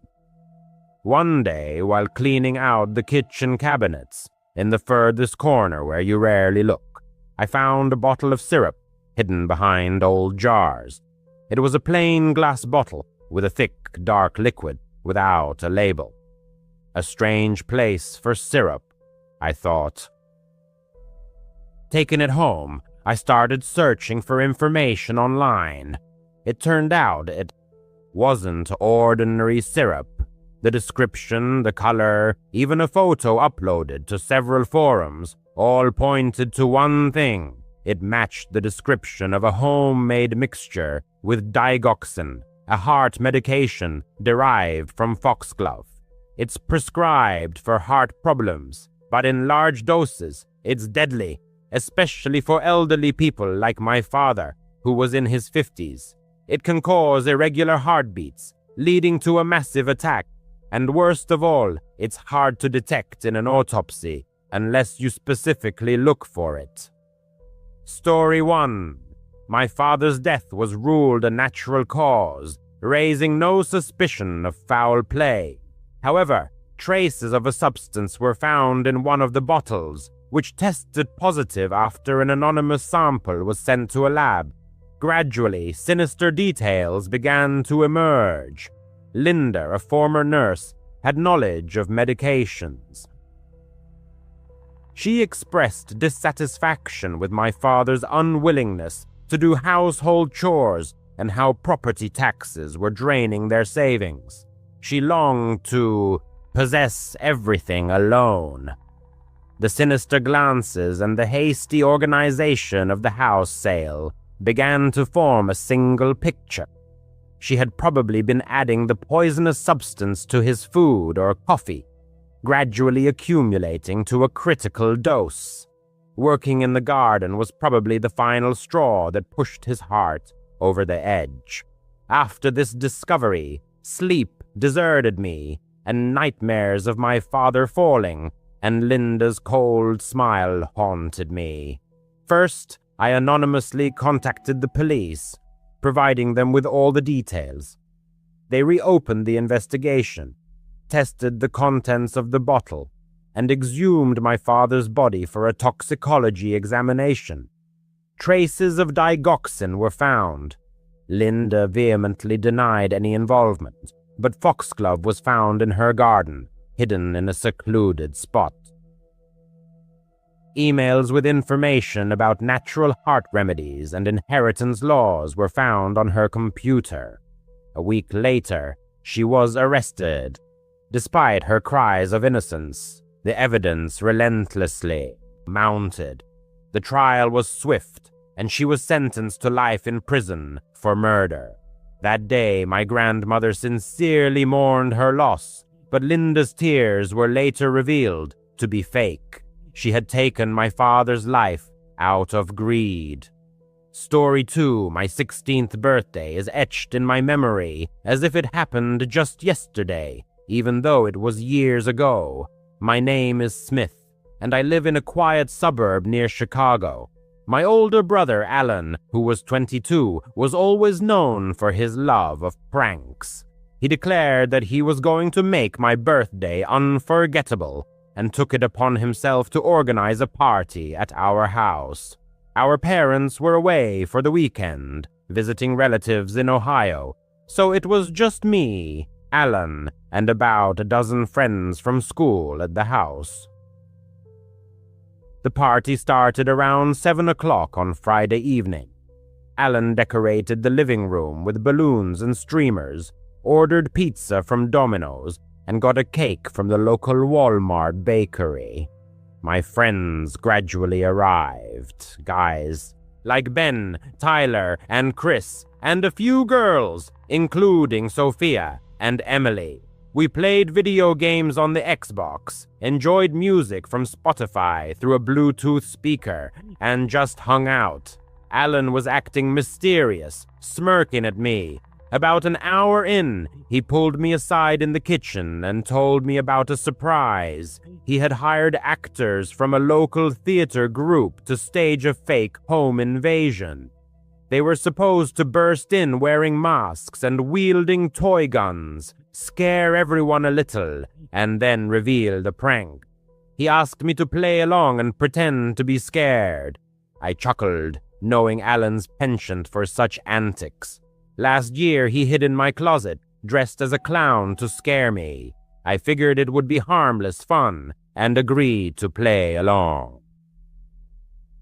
We went back to the party, and everything seemed normal. Guests were taking selfies on their iPhones, sharing moments on Snapchat, and snacking on chips from Costco bags. Around 9 o'clock, something strange happened. The lights started flickering, which Alan had probably arranged using Philips Hue smart bulbs. Then the back door burst open, and 4 guys in black ski masks stormed in, shouting, "Everyone on the floor! This is a robbery!" They had guns that looked like toy models, with orange tips, the kind you can buy on Amazon, and one had a knife that looked like plastic. My friends screamed and dropped to the floor. Sophia burst into tears, and Ben exclaimed, "What the hell?" I tried to feign shock, but inside, I was smirking. I even whispered to Tyler, who was standing next to me, "It's Alan's prank, relax." The robbers started herding us into the living room, tying our hands with cheap plastic zip ties from Home Depot. Alan was tied up too, winking at me when no one was looking. One of the guys, who I'll call Mask 1, was tall and skinny. He demanded our wallets and phones, threatening, "Give us your stuff or else." His voice sounded fake and gruff. The guests panicked, but I kept saying, Guys, it's probably just a joke. Alan likes this kind of stuff." Emily gave me an angry look. "Smith, shut up. This isn't funny at all." That's when I started noticing details that seemed off. The script Alan had described was simple. Scare us, take fake loot, and then take off the masks and laugh. But one of the robbers, a short, stocky guy, Mask 4, wasn't following the plan. He was quiet, moving around the edges of the room and rummaging through drawers in the kitchen, while the others were yelling. I saw him pocket my mom's jewelry box, which had her real gold earrings from Macy's in it. Hey, that's not part of the prank, I thought, but I decided not to make a big deal of it. Maybe Alan had added something else. The real horror started when Mask 4 came back. He had a knife in his hand, but up close, it didn't look like plastic. It had a serrated edge, like a real kitchen knife from our IKEA set. No shiny fake glint, just dull steel. He leaned over Sophia, who was sobbing on the carpet, and pressed the knife to her arm. "Give me your necklace," he growled in a low, raspy voice that didn't sound theatrical. Sophia struggled to take off her necklace, a cheap silver chain from Target, but her arm was slightly cut. A thin line of blood appeared and she cried out in pain. She let out a painful moan. The narrator's heart pounded in his chest. "Wait, that's real blood," he muttered, not believing his eyes. His gaze darted to Alan, who was standing on the other side of the room, his eyes wide with horror. He whispered almost inaudibly, "What?" The narrator tried to croak in response. "Yell, Alan. This isn't a game. The knife is real." But one of the actors, hidden by the mask, drowned out his words, rudely interrupting, Quiet, kid, as if following a pre-written script. The friends, unaware of the danger, took his words for another joke. Chris even laughed nervously. Smith, stop fooling around. It's creepy enough as it is. The chaos was escalating like an ominous wave. The robbers were supposed to be ending their performance, but Mask 4 continued to escalate the situation. He smashed a vase that stood on the mantelpiece, a real ceramic vase, not a cheap prop, and began collecting phones in a black duffel bag apparently purchased at Dick's Sporting Goods. No calling the police, he said, but his tone was menacingly serious, devoid of any playfulness. The narrator remembered Alan's words that the actors would pretend to cut the phone lines. But this madman ripped the cord of the landline phone out of the wall and stomped on it with his rough boots. Timberlands, it seemed. The narrator desperately tried to free himself from the zip ties which were tied too tightly. Guys, listen, that's not an actor, he hissed to Ben and Tyler. Look at his knife, it's from our kitchen. Ben glanced in the indicated direction and frowned. Dude, you're paranoid. Alan thought of everything, he countered. But at that moment, Mask 4 snatched Emily's purse and rudely began rummaging through it. When the girl tried to protest, he pushed her toward the couch. She hit her head on the armrest, and a bruise formed on her forehead. This was no longer a game. Alan finally realized what was happening. He shouted at the top of his lungs, "Okay, the prank's over, guys! Stop it!"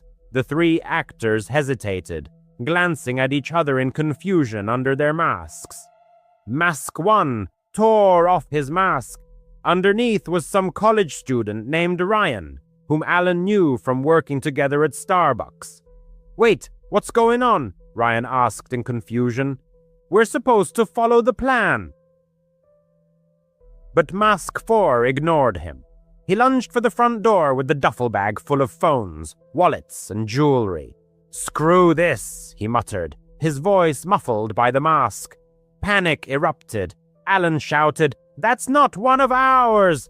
The actors began hastily untying the captives, rummaging in a drawer for scissors. Everyone rushed in pursuit of the robber, but he turned out to be nimble. He jumped over the fence in the backyard, an ordinary chain-link fence from Lowe's, and disappeared into the night. Distant sirens wailed. Someone must have called 911 from the house next door, hearing the screams. The police arrived in about 10 minutes. 2 patrol cars from the local precinct. They took statements, but there was complete chaos. The friends were in a state of deep shock. Sophia needed stitches on her arm, and Emily was diagnosed with a concussion. The actors confessed everything, producing emails from Alan, who had hired them through Craigslist for $200 each. Alan was in serious trouble, community service, and a fine for making a false police report. But the real criminal got away scot-free. The police officer speculated that he had probably seen the actors arrive in advance, lost himself among them in a similar mask that he had acquired somewhere, and used the prank as the perfect cover. There had been an increase in burglaries in the area that summer, targeting homes in suburbs like this one. He was never caught. The phones disappeared without a trace. iPhones, Samsungs, all with photos and contacts. Insurance covered only part of the losses, but the feeling of insecurity remained. The narrator still double-checks the locks before going to bed, and celebrates birthdays modestly, without much fanfare. Alan apologizes every year, but that night still haunts him. What if he had raised the alarm earlier? What if the knife had gone in deeper? It's frightening to think how a stupid prank can turn into a real nightmare in a matter of seconds. Story 3. The narrator was turning 21 and was over the moon. He'd been planning this party for weeks. He rented a large Airbnb house in suburban Atlanta, Georgia, one of those old houses with a spacious backyard, perfect for a barbecue. He invited about 30 friends from college and high school, as well as a few family members. His younger brother, Jake, who was only 14, came along too because his parents wanted him to keep an eye on things. He mostly stayed in the living room, glued to his Nintendo Switch, playing Fortnite. The party started around 7,000 p.m. on a warm June day. Drake and Post Malone blared from a Bluetooth speaker, and burgers from Walmart sizzled enticingly on the grill. Everyone was laughing and taking selfies on their iPhones. It was one of those nights that sticks in your memory forever. Around 9 p.m., a stranger knocked on the door. He was in his early 30s, maybe a little older, with short brown hair, wearing a plain black hoodie and jeans. He had a backpack slung over his shoulder. The narrator didn't recognize him, but people often bring friends to parties like these. The stranger smiled and said, "Hey, happy birthday. I'm a friend of Mike's." Mike was one of his college buddies who had invited a few more people, so the narrator didn't think much of it. He let the stranger in and pointed him to the snack table. "Help yourself to some chips or whatever." He nodded and blended into the crowd. The narrator didn't pay much attention, as he was busy hanging out with his friends and playing cornhole in the backyard. The birthday celebration was in full swing in the moonlit yard. However, as time passed, worrying details began to emerge. The stranger, whose name remained a mystery, kept to himself. He loomed near groups of people, listening to their conversations but not joining in. From time to time, he discreetly pulled tiny plastic baggies from his pocket, like the ones sold in pharmacies. These manipulations occurred surreptitiously when he thought he wasn't being watched. A concerned friend, Nicole, pulled the narrator aside around 10:30. "That guy in the hoodie is creeping me out," she whispered. "He's been staring at people, and I think I saw him slip something into someone's drink." A chill ran down the narrator's spine. He hadn't witnessed it himself, but Nicole wasn't prone to making things up. They decided to keep an eye on the stranger. The narrator's attention focused on the suspicious guest. He circled near the kitchen table, which was set with red plastic cups. The narrator noticed him leaning over one of them, making a quick hand movement, as if throwing something inside. His heart pounded. Was this man trying to poison someone? After making sure that Nicole stayed near the other friends, the narrator headed for Jake. Immersed in his headphones, he was still in the living room, oblivious to what was happening. Returning to the kitchen, the narrator came face to face with the stranger. "Hey buddy, what's going on?" he asked, trying to keep it casual. He replied with a strained smile. "Just enjoying the party, birthday boy." There was an unpleasant sweetness in his voice, as if he was hiding something. The narrator stated that he didn't know him and demanded that he leave. The stranger shrugged, grabbed his backpack, and left the house. That seemed to be the end of it. Around midnight, the guests began to leave. The narrator was cleaning up when he received a frantic call from his mother. "Where's Jake?" she asked. His heart sank. The narrator rushed to the living room. His brother's game console was left on the couch, but Jake himself was gone. The search encompassed the entire house, the backyard, every corner. Not Jake. Friends joined the search, but it was all in vain. Nicole remembered seeing Jake talking to someone at the front door, but didn't think anything of it. Panic began to mount. The narrator called 911, NS. The police arrived promptly.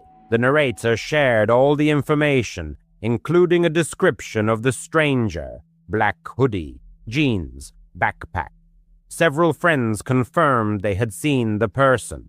One of the cousins mentioned seeing him talking to Jake on the street, offering to show him some cool game.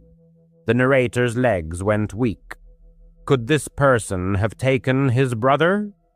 The police immediately issued an alert and began scouring the area. Everyone was told to stay indoors in case Jake returned. Time crawled by agonizingly slowly, and the narrator began to lose control, imagining the worst. Around 4 a.m, a call came from the police. The stranger had been found hiding in an abandoned building about a mile away, an old warehouse on Peachtree Road, a place where teenagers often hung out. Jake's phone and several plastic baggies containing a white powder were found on him. The police suspected it was narcotics, possibly a sedative. The stranger was immediately arrested. Jake was found not far from the warehouse, frightened but unharmed. He said the stranger offered to show him a new game on his phone, lured him outside, and tried to drag him to some cool place. Scared, Jake ran, but the stranger managed to grab his phone. The police are continuing their investigation to determine the stranger's true intentions, but it is suspected that he was preying on children at parties for robbery or something even more sinister. The narrator can't shake the feeling of guilt. It was his party, his house, and he let the man in. Jake is safe, but deeply shaken, as is the narrator himself. His thoughts keep returning to those plastic baggies. What might have happened if Nicole hadn't been vigilant, or if Jake hadn't run? The 21st birthday was supposed to be an unforgettable event, but it turned into a nightmare that will never be forgotten. After the divorce, I was left with nothing, and I desperately wanted to start over from scratch. I moved into a rundown apartment in a new city. I had no decent job, no pets, no kids, and of course, no wife. I was completely disconnected from the world, just existing. Endlessly sending out resumes for any vacancy, I eventually landed a lousy job at a lousy cafe, serving lousy coffee to equally lousy people. Boredom and despair were eating me alive. Even though I just moved to a new city, I felt I needed something more drastic. And then luck finally smiled on me. Among the thousands of random applications ID sent out was one for a fire lookout position deep in the woods. No experience required. Can you believe it? Fire lookout. Those are the people who live in total isolation in a 70-foot tower surrounded by forest, scanning for wildfires and yelling at tourists. I remember filling out that strange application because it seemed absurd that the position was filled, yet they were still accepting resumes in case it suddenly opened up. It was odd, but I sent it anyway. And now, here it was, my new job. A gruff-looking man called me and said I'd get paid and live in the tower until the end of summer, about 2 months. He stressed that it was crucial I start immediately, gave me directions, and told me I'd begin tomorrow if I agreed. I said yes. This was my fresh start. I'd just parked my car where the road ended, and now I had to hike to the fire lookout tower. It was just past 8 a.m., and Marcus, the guy who D called, said the hike would take about 4 hours. I expected to arrive by lunchtime. Marcus assured me my fire lookout tower, my new home, would be fully stocked with food. After that, I could radio the nearest fire lookout tower for instructions. It was cool for a summer morning, but I was incredibly excited for the hike. The woods here were famed for their beauty and peace, exactly what I'd been longing for. I reached the fire lookout tower just after 1 p.m. The hike was tough, but easy to navigate. Everything was well marked, and the trail was clear. The fire lookout tower was much bigger than I'd imagined. I'd guess it was about 100 feet tall with a cabin perched on top, supported by 4 stilts. A spiral staircase wound around it, leading upward. Next to the fire lookout tower stood an outhouse and a storage shed, which I assumed held the food. I will explain more once I get inside the cabin and drop my backpack. The stairs were tough. I was a little tired, but I'd get used to it. The cabin was small, with a balcony wrapping all the way around. Inside stood a bed, a large radio, a table with a map, a few books, a toolbox, a small handheld radio, a lamp, binoculars, and a flashlight. The cabin walls were all windows, so I could see the surrounding forest from every angle. It was eerie, but made sense, since I was literally watching for fires. I dropped my backpack and remembered Marcus mentioning I should radio the nearest fire lookout tower for instructions. So I did. "Hello? Is anyone there?" I asked, fumbling awkwardly with the big radio. "Hey, you're the new guy, right?" Olivia," came a cheerful female voice through the static. "I've been keeping an eye on your patch of forest while you were on your way, but I couldn't see too far, so I am glad you made it." "Nice to meet you. Yeah, I am the newbie." "Adam," I replied over the radio. "Marcus said you'd explain everything." "Sure thing." "Well, you've already figured out the radio. That's a start. The outhouse is down by the fire lookout tower, and that's where the food supply is too. It gets restocked weekly by Marcus or Hakeem. As for the job itself, it is mostly observation, making sure no one camps overnight where they were not supposed to, and watching for wildfires. Olivia continued. "Also, keep the trails clear, but all that's in the manual on your table. Read it." "Thanks, Olivia. I'll do my best," I said enthusiastically. "I'll radio you if I have questions." There was no reply.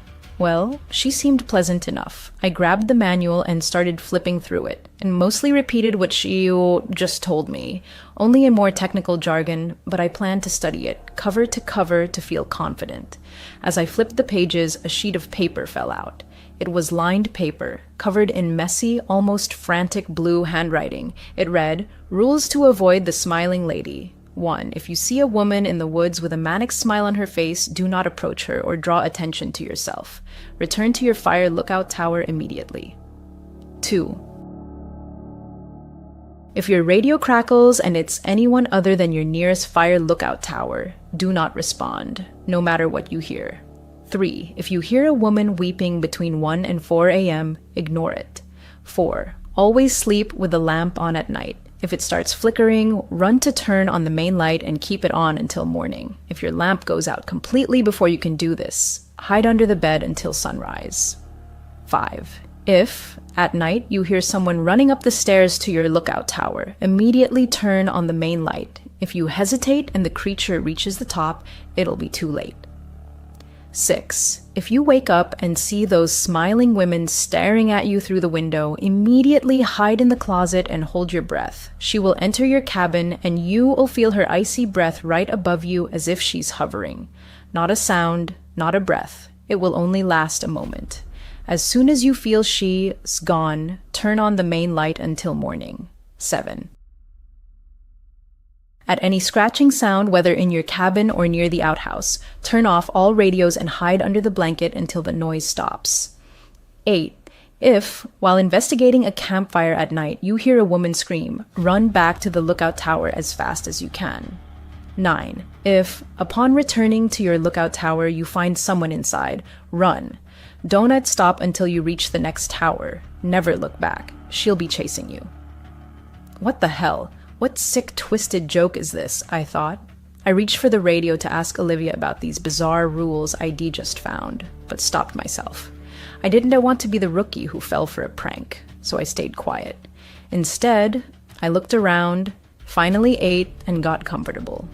"Good night, dude," Olivia's voice crackled over the radio just as I drifted off on my first night. I jolted awake, heart racing, and quickly replied, "Good night, Olivia. Thanks for your help today." My first day was over. After dinner, I explored the woods, practiced with a machete used for trail clearing, a great stress reliever, and reviewed forest regulations and job duties. Olivia checked in occasionally, but I never mentioned the strange rules ID found. I was still awake, probably from the fright her good night call had given me. I got out of bed and looked around. Nothing but endless forest. It was dark and eerie, but the darkness was also a good sign. No fires. I knew other lookouts searched for flames at night, easier to spot in the dark, but I needed to be ready in case I saw one myself. I was about to climb back into bed when I heard a scratching sound. Weird, I thought. Probably just an animal trying to get into the shed. I jumped into bed, exhausted from the first day, and reached to turn off the lamp. The moment I did, the scratching sped up, almost as if whatever was making it got excited. I yanked my hand back from the switch, and the scratching slowed. That was very strange. Even weirder was that the scratching seemed almost rhythmic, methodical. Suddenly, both my radios emitted a high-pitched whine. What the hell? Terrified, I leapt out of bed and grabbed the handheld radio. As I fumbled with the big one, I caught sight of the rule sheet again. Wasn't there something about scratching? Oh crap, I am not superstitious, but I wasn't taking chances. I quickly grabbed Rule 7. If you hear any scratching, inside your cabin or near the outhouse, turn off all radios and hide under the blanket until it stops. I shut off the big radio and dove under the blanket. What the hell, man? I could still hear the scratching, but it sounded closer now, like it had moved from a distant noise to something right at my cabin door. It grew fainter, as if whatever was making it was lightly dragging nails along the door frame. I didn't move. What the hell is this? Morning came. I'd have finally fallen asleep under the blanket last night. The scratching had stopped, but I hadn't moved an inch. Exhaustion had won. In hindsight, I feel a little foolish. I am in the woods, there are tons of animals, and radios pick up all kinds of interference. It makes sense the first night would be the hardest, adjusting to life 100 feet up, alone in the forest. But today, I am going to make the most of it, and I am sure the rest of my nights will be far less eventful. To stop thinking about that scratching last night. What was it? It must have been an animal, right? God, I hope it was just an animal. I am also trying not to think about that list, but damn, it's hard.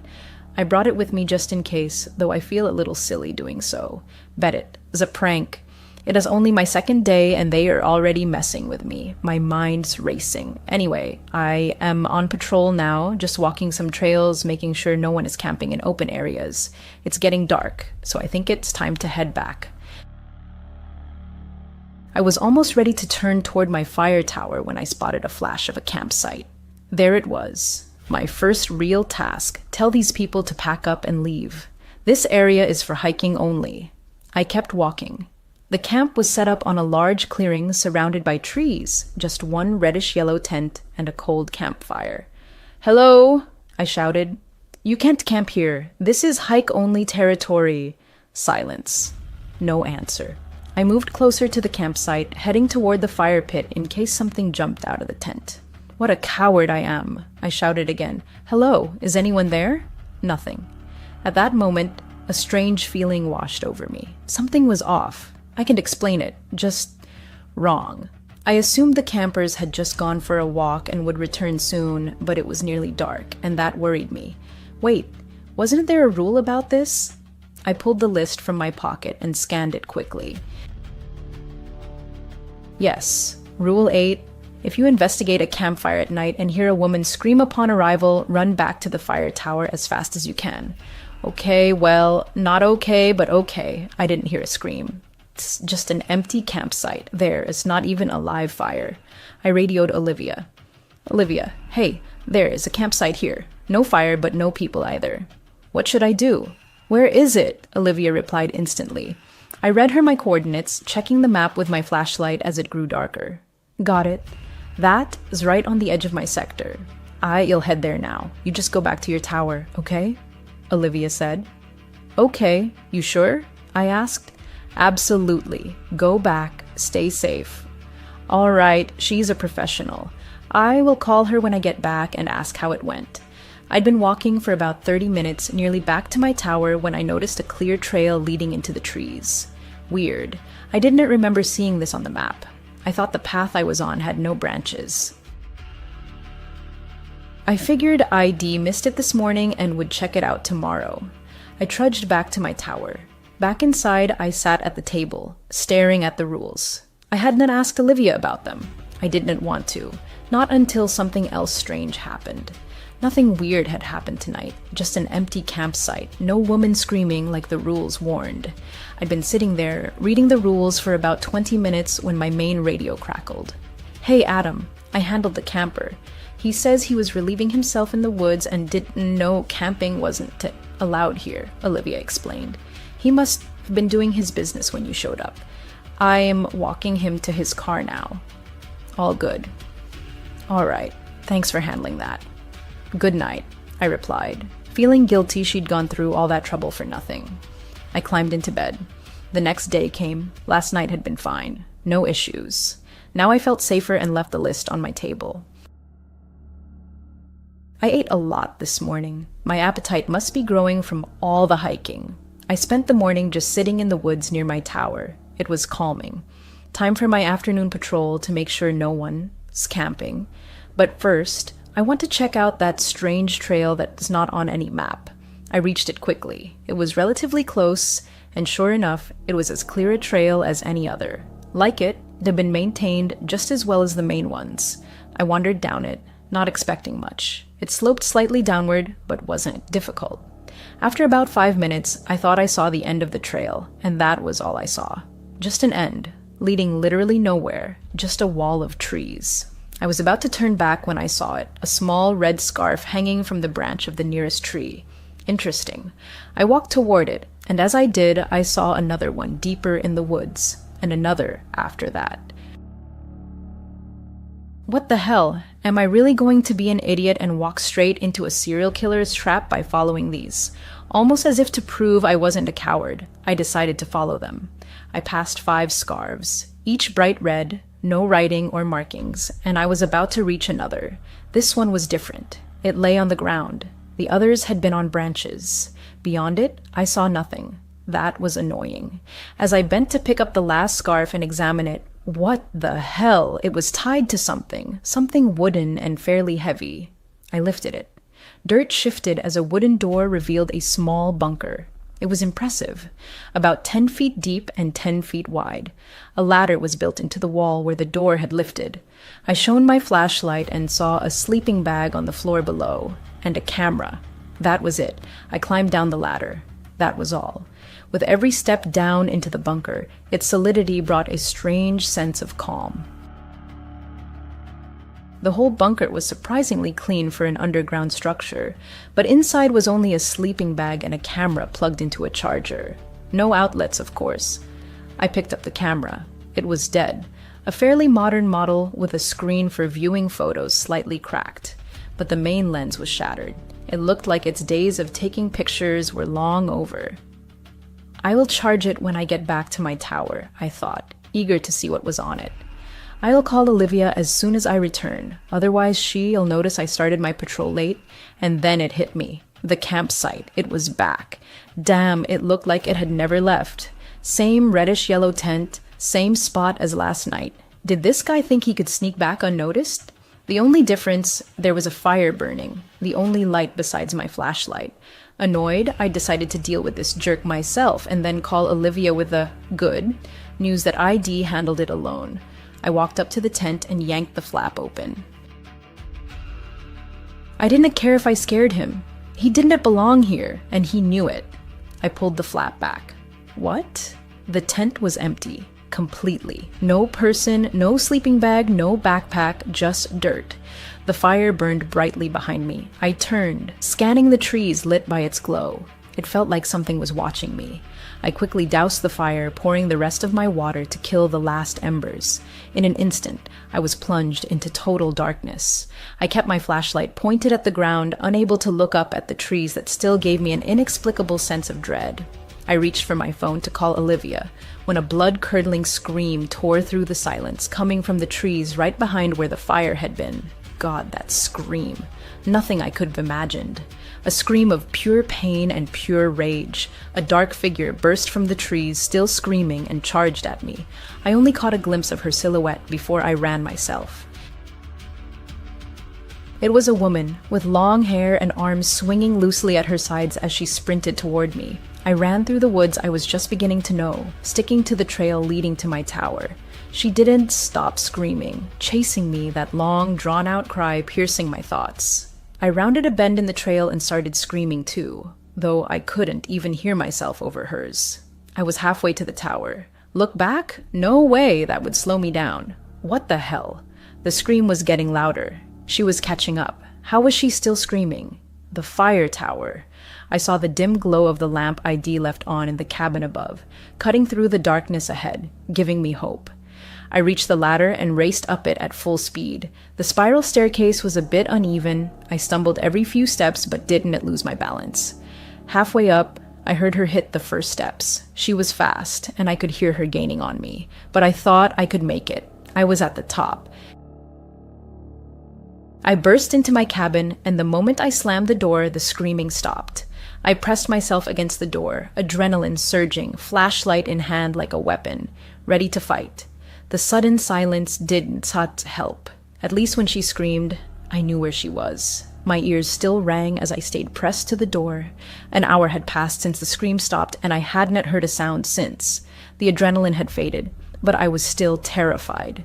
I finally stepped away from the door and tried to contact Olivia, too scared to speak. If this was a prank, it was awful, though for my sake, I hoped it was. I turned on the main radio. "Olivia!" I gasped urgently. "Olivia, please answer." After what felt like an hour of silence, though it was probably only half a minute, I heard a raspy moan. That wasn't Olivia, was it? It was a woman's voice, sounding in pain. What if the monster that chased me had gotten to Olivia? Just as I was about to respond to check on her, the radio crackled again. What started as another moan grew louder, turning into a scream. The same scream, the one that would haunt my dreams, tainted with pain and fury. She was screaming through my radio. I turned it off. "Good morning, dude." "How'd you sleep?" Olivia chirped cheerfully the next morning. "Olivia," I replied, "probably from lack of sleep last night." "What's that list I found?" "What list?" Olivia replied over the radio. "What list?"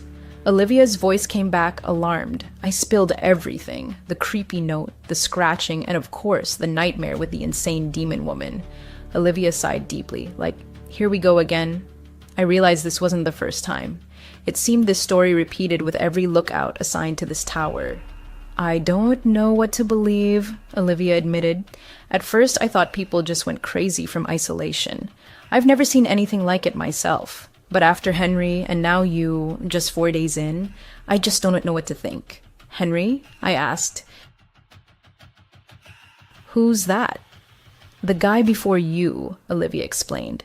"He lived in your tower for over a year, refused to go home or take leave.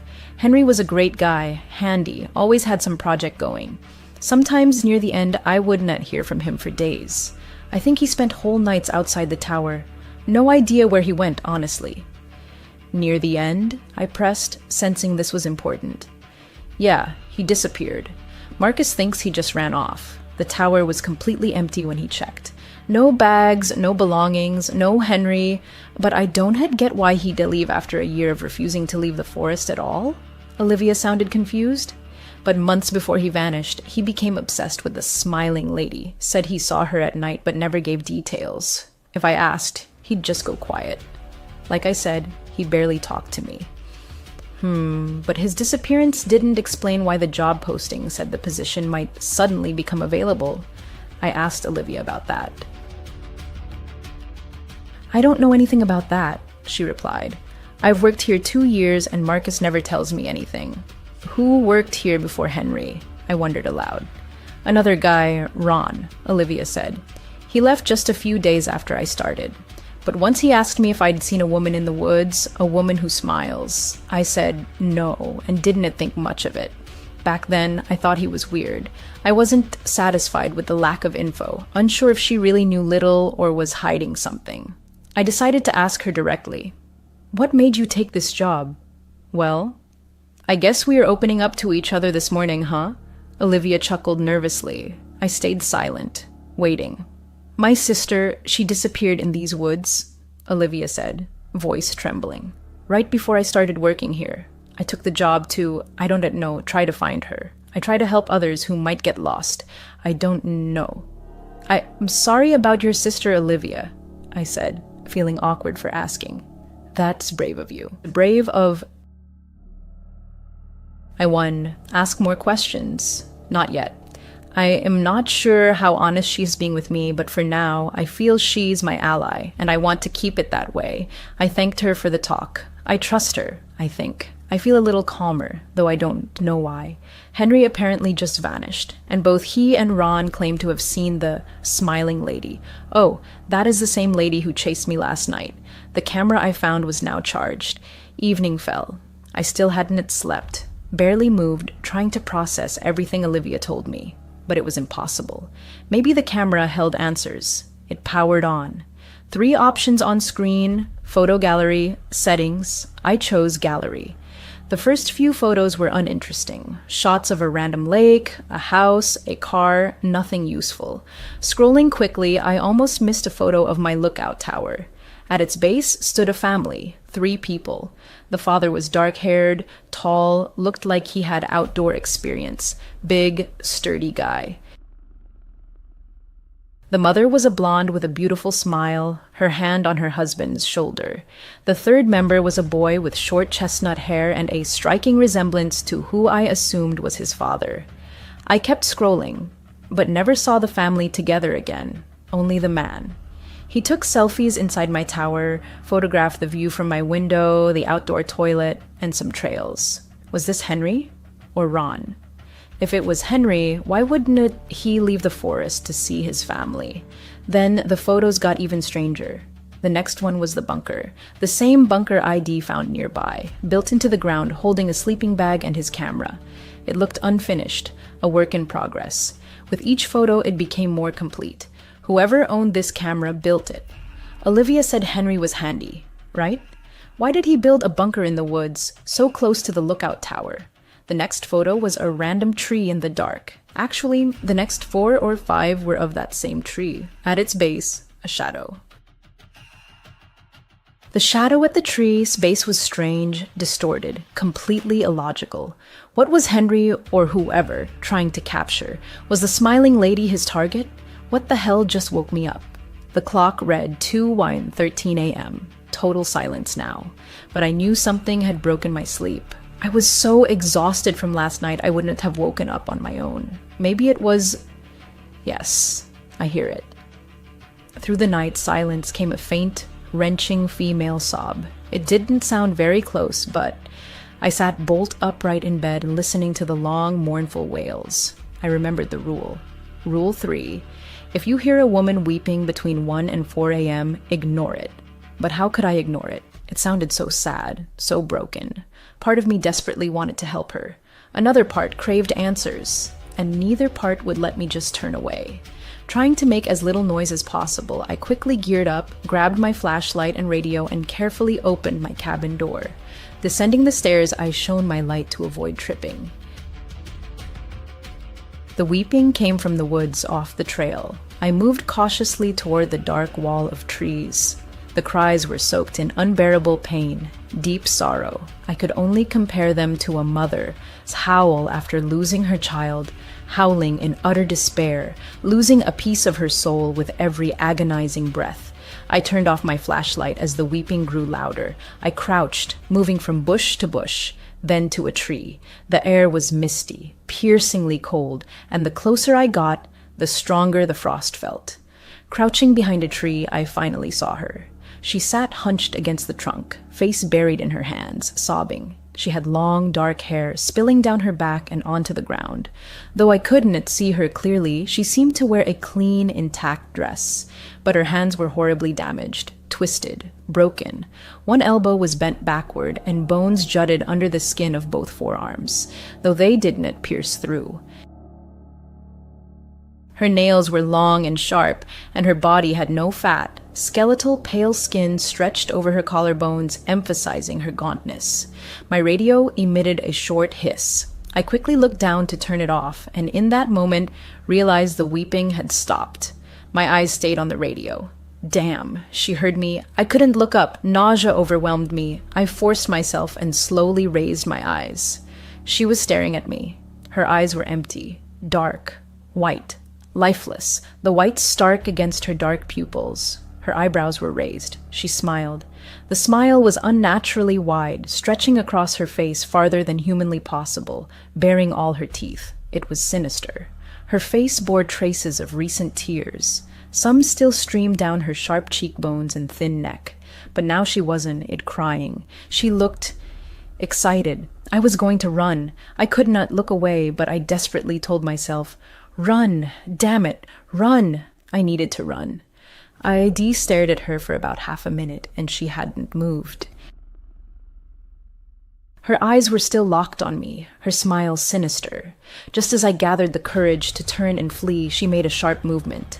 Her neck snapped to the side, and she crawled into the darkness behind her. The movement was so fast, her broken arms crackled as she slithered away, and that was my chance. I turned and ran. I ran with all my might, not looking back. I dodged some trees and crashed into others, but didn't stop. Why didn't you just leave me alone? There, my fire tower. Stumbling, I raced up the stairs to my cabin and slammed the door shut. From the safety of my cabin, I heard nothing. I scanned the base of the tower, the surrounding forest, saw nothing. Forget it. I climbed under the blanket, turned on the lamp, and jumped into bed. Shaking, I tried to calm down, to listen past my pounding heart, but heard nothing. Just silence. As I peeked out from under the blanket, gathering courage to radio Olivia, I saw it. Scratches on my cabin floor. Scratches that hadn't been there before. Scratches I must have missed in my panic. They looked like something an animal or something crawling had made. Scratches from my cabin door all the way across the room to my bed. I had seen her outside earlier because she was already inside the cabin with me. She was under the bed. I froze. I knew she was there. I felt it. She was under my bed. What should I do? I remembered the rules. Was there anything about this? Rule 6. If you wake up and see those smiling women staring at you through your window, hide in your closet and hold your breath. She will enter your cabin and you will feel her breath right above you as if she is hovering. Don't breathe. It will last just seconds. As soon as you feel she's gone, turn on the main light until morning. Or Rule 9, chilling me to the bone. If at any time you return to your fire lookout tower and find someone else inside, run. Run without looking back until you reach the next tower. Never look back. She'll be chasing you. My heart hammered like a trapped bird. Should I hide under the blanket and wait for her to leave, as Rule 6 says? Or run, because she's already inside my tower, as Rule 9 commands. She was already there when I entered, so that's Rule 9, right? I heard her, not loud, but clear. A soft, careful movement, like someone trying not to break the silence. Then a faint rustle. A second later, the bone-chilling crack of her arms. They moved, and with it, a low, stifled groan that froze my blood. I closed my eyes, trying to push back the terror. I had to decide. Stay under the blanket or run. Rule 6, Rule 9. Suddenly, I felt a slight tug on the bottom of my blanket, barely noticeable, lasting just a second. Then a second tug, slightly stronger, as if an invisible hand was testing my resolve. I chose Rule 9. With an adrenaline surge, I leapt from bed and burst through the door, which slammed shut behind me. I didn't see her. I didn't look. Luckily, I slept in my boots, ready to flee. Halfway down the tower, I heard a deafening crash above. The door slammed as she left the cabin. I reached the base and heard footsteps above. She was halfway down. Time was slipping away. I ran toward the trail, and behind me came a terrifying rustle of dirt and grass. She was at the tower's base. I sprinted to the bunker and struggled to open it. I jumped down the ladder and slammed the hatch shut, cutting myself off from the world. I heard her. She moved around me in the trees and grass surrounding the bunker. Her low moans pierced me, making my hair stand on end as she rasped in pain, or something else beyond explanation. I huddled in a bunker corner, staring up at the hatch, but saw nothing through the pitch black. She was still above me. I heard her movements, a strange mix of quick, sudden lunges and slow, almost confused steps. Maybe she didn't see me descend into the bunker. Maybe she didn't even know it existed. Or maybe she just couldn't enter. Was this where Henry spent his nights when he was in the tower? Olivia said she didn't know where he disappeared to sometimes. Could this be it? Now I heard nothing. 20 minutes had passed. I thought the creature had left. But I wouldn't be that foolish again. I'd stay here until morning. Eventually, I fell asleep to the soothing sound of wind whispering through nearby trees. Last night was too close. Looking back on my decision to investigate, I feel incredibly foolish. I'm not sure if it was sleep deprivation or if she'd cast some spell on me, but I want to make reckless decisions again. I'll strictly follow the rules. Morning came. I was still in the bunker. Finally, I gathered the courage to lift the hatch and peer out. Blinded by sunlight after so long in darkness, the world seemed startlingly clear. I carefully climbed out and headed to my fire tower. I was quickly ascending the stairs when I heard a voice behind me. "Hey!" I nearly wet myself from shock. Turning and almost falling off the stairs, I saw a girl at the tower's base. An ordinary girl. Chestnut hair, glasses, carrying a large backpack. Dressed in hiking gear, smiling at me. Her smile so out of place after what I'd been through. "Oh, sorry for scaring you," she said, her voice light and easy. "Hi, I am Sarah." I just stared at her, heart pounding like a drum. "Marcus. Daughter," she explained, as if reading my mind. "I'm here to restock your food." Olivia had not mentioned Marcus or his son would be restocking. No mention of a daughter. "Oh," I replied, voice trembling with confusion. "Sorry, you scared me. I'm Adam." "Hi, Sarah," she repeated, still smiling, a hint of concern in her eyes. "You okay?" I forced a weak smile, trying to hide my shaking. "Just startled me, that's all." "I thought it was Marcus or his son restocking." She laughed. Her laugh sounded so natural and carefree. "Oh, usually it is. I just started helping recently, I guess. You were actually my first stop today. Nice to meet you, Adam." It was getting dark. I was determined to figure out what was happening in these woods. Don't get me wrong, I was terrified, but I wouldn't make bad decisions anymore. For all I knew, I was alone. I didn't know who to trust. Olivia? Maybe I needed to meet her. Right before bed, I radioed her with a question. "Hey, Olivia," I said, trying to keep my voice steady. "Does Marcus have a daughter?" "Ask her," Olivia replied a minute later, sounding a bit tired. "I was just about to say goodnight. I'm not entirely sure about this. I've only met his son." "Why?" "Okay, I was just asking." "You all right, Adam? Did something else happen?" "Yeah, I'm fine, Olivia. Good night." I was still terrified, but I knew what I had to do. Those rules were my lifeline. They'd keep me alive, so I had to follow them. I knew that now more than ever. I left my shoes on for the night just in case. I decided to turn on the lamp before switching off the main light to be ready for anything. I'd been in bed barely half an hour when I heard it again. Scratching. Rule 7. If you hear any scratching inside your cabin or near the outhouse, turn off all radios and hide under the blanket until it stops.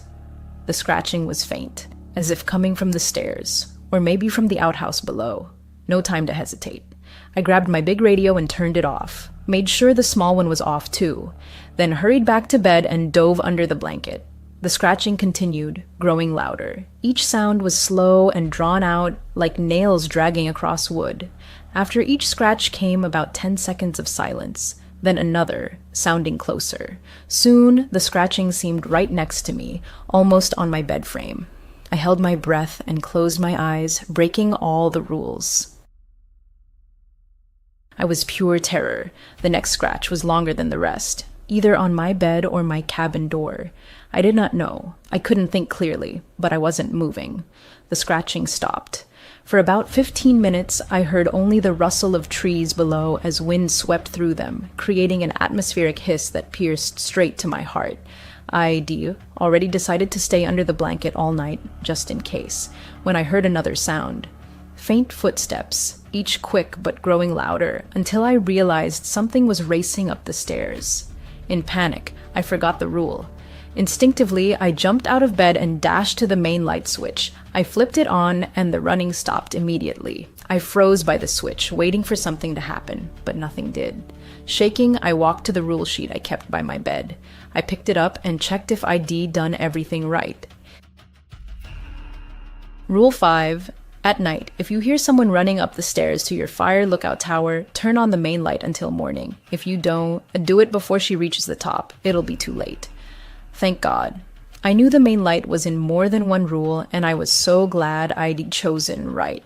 I scanned the balcony surrounding my tower, saw nothing. I watched the top of the stairs, where an eternity seemed to pass. But nothing happened. Nothing climbed up. The bright glow of the main light made it impossible to see the woods below. I sat at the table, thinking.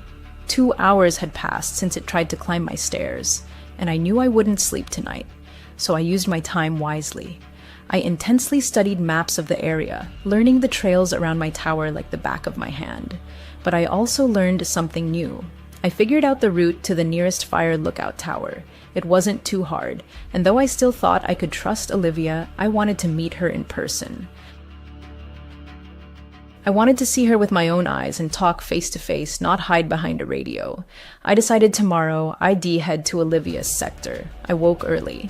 I'd slept only a few hours, but it was enough. I was too focused to even notice. I packed a light backpack, food, water, flashlight, radio, map, and machete. I also took the camera to see if Olivia could confirm the man in the photos was really Henry. Sunlight filtered through the trees, but I'd never truly appreciated a sunrise before. I was usually either asleep or terrified, but this was beautiful. I decided not to tell Olivia I was coming. Though I felt a certain trust, I did not want her to know my location, giving her a chance to alter or fake anything. Just in case, I laced up my boots and headed to Olivia's sector. It should take about 3 hours. The route was fairly straight, and according to the map, no steep climbs or anything like that. I noticed a stark difference when I left my zone and entered Olivia's sector. Each lookout is responsible for maintaining trails and handling issues in their area. But as I entered Olivia's sector, I saw her trails weren't maintained at all. Honestly, they weren't. It maintained whatsoever. Overgrown trees, bushes, and flora forced me to thank myself for bringing the machete as I hacked through barely visible paths.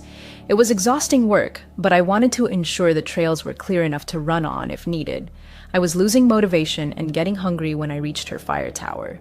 It took about 5 hours due to trail clearing, but I was here. The fire tower was identical to mine. Same layout. Cabin atop 4 stilts hidden in a small woods clearing. Her outhouse was on the opposite side, but her food shed was in the same spot as mine, left of the tower base. But I immediately noticed something startling that made me flinch. What the hell? 50 feet from her tower, like a giant campfire, lay the remains of a huge fire. The surrounding stones looked heavily used. And this, despite our main job being to prevent wildfires in these woods. A bit strange, right? I started climbing the tower. I moved relatively quietly, partly not wanting her to mistake me for some crazy lady charging up the stairs, but mostly from growing nervous tension. Reaching the top, I immediately knew the tower was empty. More than that, it seemed like no one had ever been there. Old nests on the cabin, cobwebs on the railings, and dust. Dust everywhere, like a thick veil of oblivion. I tried the door. It was locked. That was odd. My tower didn't even have a lock. I pressed my face to the glass, trying to see through the thick dust on the inside window. It was darker inside than it should have been. I could make out the main radio on the table next to a stack of what looked like newspapers and folders. The bed looked dirty and unmade. A bag, seemed like a backpack, peeked out from under it. From what I saw, there were no books, no deck of cards, nothing to occupy her during the day. How did she keep her sanity? I decided to radio her. I'd come all this way. I wasn't leaving without meeting her. I grabbed my radio. Olivia, come in. Hey, came a quick reply. What's up, Adam? Hey, just checking in, I said, deciding to scout a bit before revealing my presence. Where are you? Oh, I am in my tower. Why? She replied. What the hell? I'm sure this is the right tower. It's her tower. I am looking at it. No one's here. She's lying to me. Nothing. I lied, trying to mask my trembling voice with fake confidence. Just some campers on the edge of my zone. I'll handle them. No reply. Did she believe me? Does she trust me? Reply, Olivia. I need to know if you believe me or not. Cool. Good job, Adam. Thanks for that. All right. Thank God she believes me, I thought. I decided to descend the tower and sit on a nearby tree. I needed to investigate this. Maybe she was just returning to the tower, so she said she was already there. It could have been a misunderstanding. So I decided to figure this out and see what happened. Over 30 minutes passed. No sign of her. In fact, no signs of anything. This area was completely silent, completely dead. Where were the animal sounds? The noise of distant hikers? It was so quiet. Too quiet. While waiting, I told myself that if she didn't return soon, I'd break into her tower. I had no idea if it was legal. Technically, it's my employer as property, right? I guess it's illegal, but I needed to investigate, and I needed to do it soon before dark. I slammed the door with my machetes, but right above the handle. The loud bang broke the eerie silence, followed by the door creak as it swung open, making me freeze for a second, expecting something to happen. Nothing did. I stepped inside. Dust hit my face, and I held back a cough. I needed to be quiet and fast. The cabin was cold, strangely colder than outside. I approached the stacks of newspapers and folders. The headline of the first paper I saw sent chills down my spine. Missing hiker's sister. I skimmed the article. It was these woods. 2 sisters had gone missing. Oh, was this Olivia's sister? She told me only one sister went missing. Was this another? It didn't make sense. I flipped through the rest, mostly repeating that 2 sisters were still missing until one sister found after 3 weeks. The article said one sister was found alive and well, but the other was still missing. They split up after getting lost in the woods. She never mentioned had gotten lost too. If this was about her, did she consider it too personal? Or did she lie? I turned to the folders. Inside was a single sheet. The heading, Adam. What the hell? Below it was information about me, my divorce, why I took this job, my age, my appearance. Maybe she just kept it to remember. A strange way to try to befriend someone. Wait, how did she know we'd never met? How does she know what I look like? Something strange was going on. I turned to the bag under the bed. It was a large, dark blue backpack. I pulled it out and opened it. Inside was clothing, men's clothing, t-shirts, hiking pants, a raincoat. I dug deeper, found a hammer, then a wrench. Nothing unusual. The next item I pulled out, sunglasses with a green RS on the side, initials, dark sunglasses with a green RS on the side, initials. Definitely not Olivia S., but whose? My hand dove to the bag as bottom and felt something small and metallic. I pulled it out. A pocket knife, stunningly beautiful, custom-made, gold trim with silver and black patterns winding through it. Microscopic engraving. To my love, for you, Henry. What the hell? Why does she have Henry's knife? Are these his things? Where did his belongings go after he disappeared? I touched nothing. She'll know I was here, but I need to leave. I am not safe here. I was about to leave when a familiar voice pierced the silence. Olivia's voice. You know, she wants you to smile. I spun around. A woman stood behind me, blocking the door. She was shorter than me, with dirty, tangled blonde hair sticking out everywhere. Her clothes, long, light brown hiking pants, were stained with ingrained dirt. Her light red plaid shirt looked like it had weathered more than one storm, wrinkled, dirty, with a torn sleeve. Her face, ordinary, human, but her eyes, bright blue irises sharply contrasted with bloodshot whites. She looked like she hadn't slept in weeks. Pure madness shone in her gaze, her arms hung limply. Her body was frail, emaciated, as if abandoned by everyone. Olivia? I stammered. What do you mean she wants me to smile? She just wants you to smile, Olivia repeated, not breaking eye contact. Okay, Olivia, what's going on? I tried to sound confident. Are you all right? Olivia started moving toward the bed. I circled her, staying near the door. A great move. She sat on the bed staring at the dusty floor. A tear rolled down her cheek. A broken woman stood before me. We got lost, Olivia whispered. Both of us. They saved me, but not her. I couldn't tell them what I did, but it was awful. And now she trailed off. What did you do, Olivia? My hand was ready to grab the machete at any moment.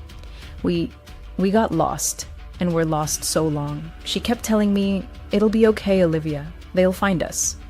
But they didn't find us for so long, and I was so hungry. She was always so positive, always smiling, but the food, we couldn't catch anything. Nothing worked.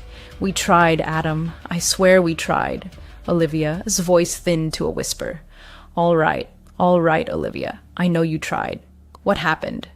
She looked up. I flinched, but she just kept talking. She looked at me, smiling when I pushed her. I pushed her far away. It was a moment of weakness, of hunger. She fell so far. Her arms, they broke. She didn't move. I was so hungry. She looked down again. She died the way she lived. Smiling, my stomach twisted. She'd killed her own sister. I'd heard hunger drives people to madness, heard it makes you do anything for food. But after I pushed her, I couldn't do it. She looked at me again, tears streaming down her mad eyes. And the next day, they found me. My stomach clenched. They found her, just one day after. Despite my fear, I felt sympathy for Olivia. I couldn't live with that. A moment of madness defining my life forever. And for what? Literally nothing.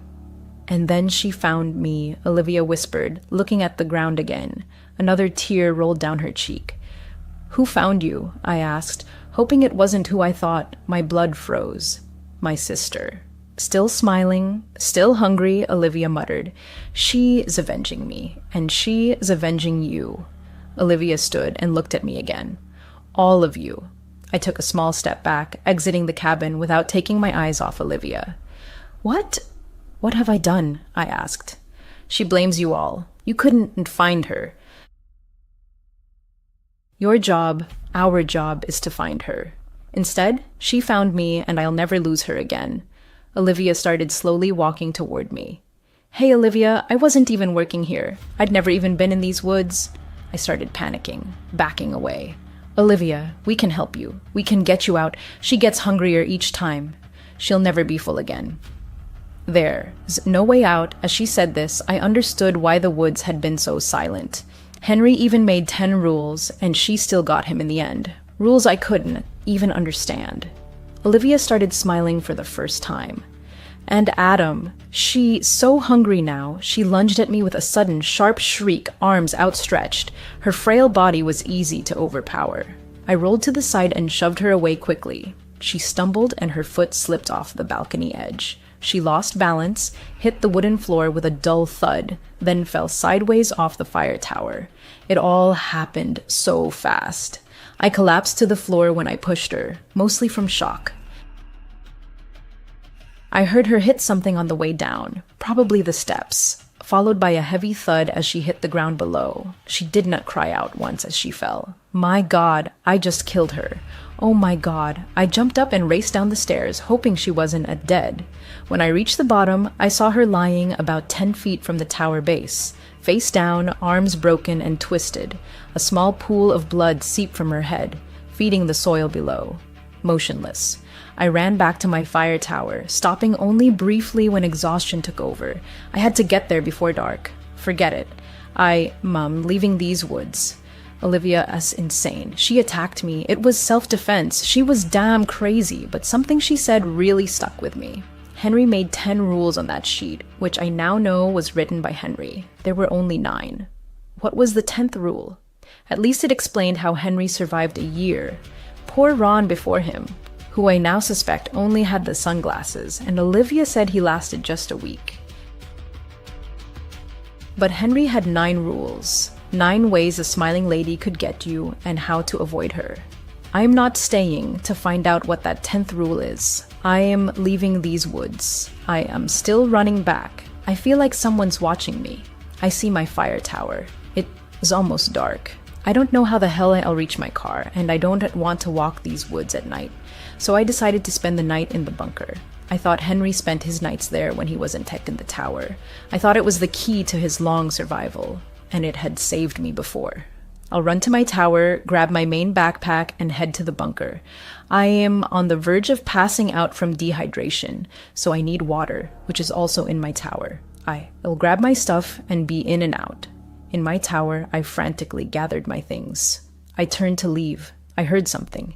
It was faint, easy to miss, but it was there. I held my breath and stopped, listening. Long, slow, quiet sounds. I heard scratching. Rule 7, if you hear any scratching inside your cabin or near the outhouse, turn off all radios and hide under the blanket until it stops. You've got to be kidding me. She knows. She knows I am trying to leave. I froze in place, hoping the scratching would stop, knowing that if it didn't, I'd have to follow the rules. I turned to my radio. In the woods below, I saw a pale white face staring up at me. Same stringy, dark hair hanging from her head. Same wide, sinister smile frozen on her face. Her white skin lit by the surrounding darkness. I couldn't see her body, just her face emerging from the black night. She stared at me, her excited eyes locked on mine. She knew I was trying to escape. I'd have to spend another night here, and I felt she'd do everything to catch me. I looked away and turned off the radios before diving under the blanket. Olivia, words echoed in my head. She so hungry now. The scratching stopped soon after I got under the blanket. I literally felt her hunger in the air, hovering over my tower, focused on me. I peeked out from under the bed once I was sure the scratching had stopped. I didn't want her to catch me off guard. I wanted to be ready for anything she threw at me. I stood and walked around my cabin's balcony, scanning the area where she'd stood, but she was gone. I knew she was fast. She'd outrun me back to my tower before when I found her crying in the woods. She could be anywhere. I turned to enter my cabin. I looked out one of my windows when the dim lamp's reflection started flickering behind me. Damn. Rule 4. Always sleep with the lamp on at night. If it starts flickering, quickly run to turn on the main light until morning. If your lamp goes out completely before you can do this, hide under the bed until morning. My eyes adjusted as I watched the lamp's reflection, and there she was, right in front of me through the glass, standing on my balcony. It was her. Her broken arms twisted, her wild hair white, her eyes wide, her smile broad. Rule 6. If you wake up and see a smiling woman staring at you through the window, hide under the blanket and hold your breath. She'll enter your cabin, and you'll feel her breath right above you as if she is hovering.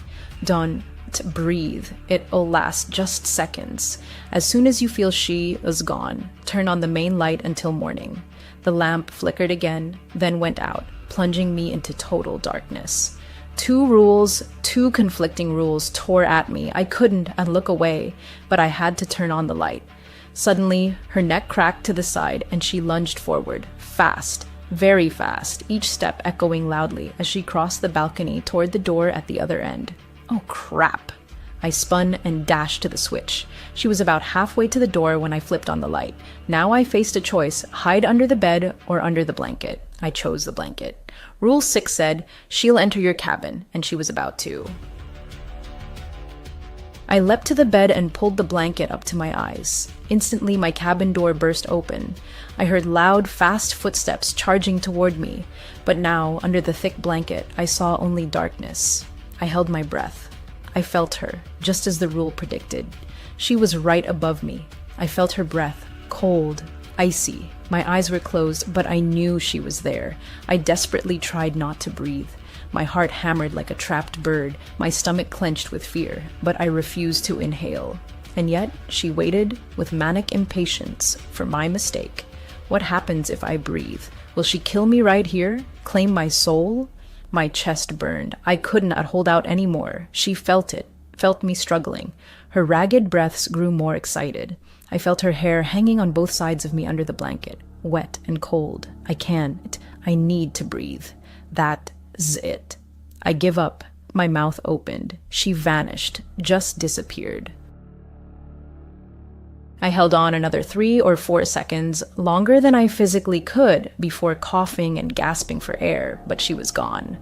No cold breath, no presence. I was alone again. I threw off the blanket. My cabin door was wide open, swinging in the wind. The main light was still on, as was my lamp. Was the lamp's flickering her way of tricking me into choosing the wrong rule? If I'd hidden under the bed, would she have killed me? Hours of silence passed. My main light and lamp still burned. I felt a bit safer, but suspected it was part of her game to lull me into complacency. I didn't let my guard down, and thank God. I saw a campfire right by my tower. The cabin, as light made it hard to see, but I spotted it. Actually, I saw not one campfire, but campfires everywhere around my tower. I walked the balcony edge. I counted 6 campfires. At each stood a dark human figure back to me. What the hell? All stood alone, staring into the flames. The figures varied in size. One looked like a child. I couldn't make out specific features in the dark, just their outlines. The 6th campfire had no figure. Why? As my eyes adjusted to the darkness below, the figures began falling into their fires one by one. The first, resembling a man. He was tall and thin. He collapsed face first into the flames, almost willingly. As the fire consumed him, his features became indistinguishable. His screams pierced the air as I watched in horror. Another figure, a woman, then fell into her fire. She screamed as the flames covered her, writhing but not trying to escape. Next, a smiling figure, a child, a boy, as he fell face first into the fire. I gasped. I couldn't scream. My whole body was in shock. The child was silent, but thrashed. Finally, as the fire burned, the 4th figure, the largest, a wide, sturdy man. He fell into his fire, grunting in pain and stifling screams, barely moving as he burned. Finally, a woman, a figure. I turned to her before she fell. I needed to see. I ran inside, grabbed my flashlight, and rushed back to where ID stood. As she fell into her fire, I shone the light on her, catching a glimpse of her wild blonde hair and red plaid shirt, the tear along her sleeve, before the flames consumed her. 1 campfire remained, the 6th, burning without a figure. As the screams below echoed through the night, I heard a faint woman was weeping somewhere in the trees below. "Adam!" A voice called as the first sun rays pierced the trees. "Adam, are you there?" I ran to the balcony carefully and saw Sarah, Marcus's daughter, standing below. She wore the same clothes as when ID last seen her. "Sarah," I shouted. "Sarah, we have to leave here." "There, Adam," she yelled back. "Adam, I know about Olivia, her sister. I know about Henry and his family, about Ron. I know everything." "Oh, we have to leave, Sarah. We can she shouted. "We have to burn her. We have to burn Olivia's sister." "Why do we have to burn her?" I yelled. "Rule 10, Adam. She'll follow you wherever you go. If you leave this place, she'll always be 1 step behind, unless you burn her to ashes. Rule 10, find her body and burn it. Rule 10, burn her body or she'll haunt you forever." "How do we find her body?" My voice sounded defeated. "I know where it is, Adam." Sarah gave me a warm smile, trying to calm me. "Let me explain on the way. It's very close. I survived all the other rules. Now only the last remains." I grabbed the machete. It all makes sense. This lady follows you out of the woods. That's why Henry couldn't leave, and why I needed Olivia. That's why Olivia said there is no way out, because there really isn't, until we burn her. And Sarah? Olivia said Marcus had no daughter, but that was just to confuse me, to turn me against a potential ally? Either way, I don't fully trust Sarah, not until I hear what she says. So I grabbed the machete. I carefully descended the steps, approaching Sarah. She looked at me. Her gaze flicked to the machete, but she seemed to understand my caution. "Why didn't you tell me all this before?" I asked. "If you knew everything, why not tell me when we first met?" "I didn't know who to trust, Adam," Sarah explained. I knew Henry, and we didn't trust anyone, not fully, except each other. And Henry is dead now. Her words struck me. How did you know him? Yes, she looked down. It was confirmed last night. I befriended him when he worked here. I brought him extra food and just ran by to see him. That's why I'm in these woods. I was looking for Emily. But after last night, it's clear. Yes, Heath's dead. How was it confirmed last night? I asked. She looked genuinely heartbroken. The lady, the smiling lady, she seems to focus on one victim at a time. While she hunts someone, she ignores everyone else. That is why Olivia kept feeding her people, to keep her sister from turning on her, Sarah explained. My breath was heavy, my heart racing. She continued. Last night I was looking for Henry as usual. I saw the campfires around your tower and watched those figures fall into them. People she had taken. One looked like Henry, others like his family. I saw the 6th campfire, the one she made for you, and heard her crying, trying to lure you out. She focuses on one prey at a time, which confirms you were her target. She already got Henry. She never gives up until she gets her prey. And now you have to burn her. But I killed Olivia, not her. I pushed her when she attacked me, so why did I see her fall into the fire last night? I trembled. I hadn't actually said aloud that I de-killed her before. Yes, I thought you might have. The smiling lady wouldn't have attacked her while focused on you. But that doesn't mean she didn't take Olivia after her death, didn't eat her. She's always hungry. That is all she cares about. Why don't you just burn her body yourself? I shouted. This was madness. I desperately sought a way out of this nightmare. It has to be you. It has to be the one she is hunting. I tried, but I only found her body after Henry disappeared. Every time I try to burn it, the fire won, to light. I don't understand it, but I know it has to be you. She lit a fire for you last night, and it has to be you who lights hers. How the hell can I trust you? Tears streamed down my face. It made sense. While she searched for Henry, she needed him to burn the body. Sarah pleaded, I hid in the bunker last night. That's why I'm here so early. It was Henry's bunker, Adam. The smiling lady doesn't know about it. That's how he survived so long. I can show you where it is. I know where it is, I whispered. I had no choice. I had to trust her. I had to burn the body. I quickly went upstairs and grabbed my backpack. I put in a lighter and a can of kerosene. I was going to follow Sarah, but didn't let go of the machete. Of course, it's in a damn cave. On the way, Sarah explained that after being pushed, Olivia, a sister, crawled in there seeking shelter, but died from her wounds inside the cave. She explained that's probably why I heard her weeping, because these smiling ladies replay her final moments in a loop, fueling her hatred. It also explains why she is always smiling. Olivia said she was smiling when she pushed her. When Sarah stood at the cave entrance, carved into a steep hillside, I shone my flashlight inside. I saw little. It was a narrow tunnel-like structure, about 8 feet wide and 15 feet high. Not much room to maneuver if we ran into trouble. I couldn't see far enough to tell where it ended. We entered the cave. Where it ended. We entered the cave. She's closer to the cave, and Sarah whispered, her voice tense. Past the turn, about 300 feet. We'll be safe there. I have never seen your ghost during the day. Sarah fell silent, her footsteps echoing on the damp stone. She walked ahead and I followed, straining to see into the darkness. With each step, the impenetrable gloom thickened, swallowing the last traces of light. Soon, we were in pitch blackness, our flashlights the only guides. When daylight vanished behind us, sounds faded too. Only our footsteps and shallow breaths broke the eerie silence. Suddenly, as if from nowhere, we hit a wall. To the left, in the dark abyss, a steep descent led even deeper into the cave's depths. Why the hell did she go so deep? I whispered, feeling my anxiety rise. If she wanted to be rescued, she didn't, Sarah said softly, her voice barely audible. She died at the entrance. Something moved her deeper, to protect her. I think it was Olivia. We kept descending. 10 minutes later, the cave widened.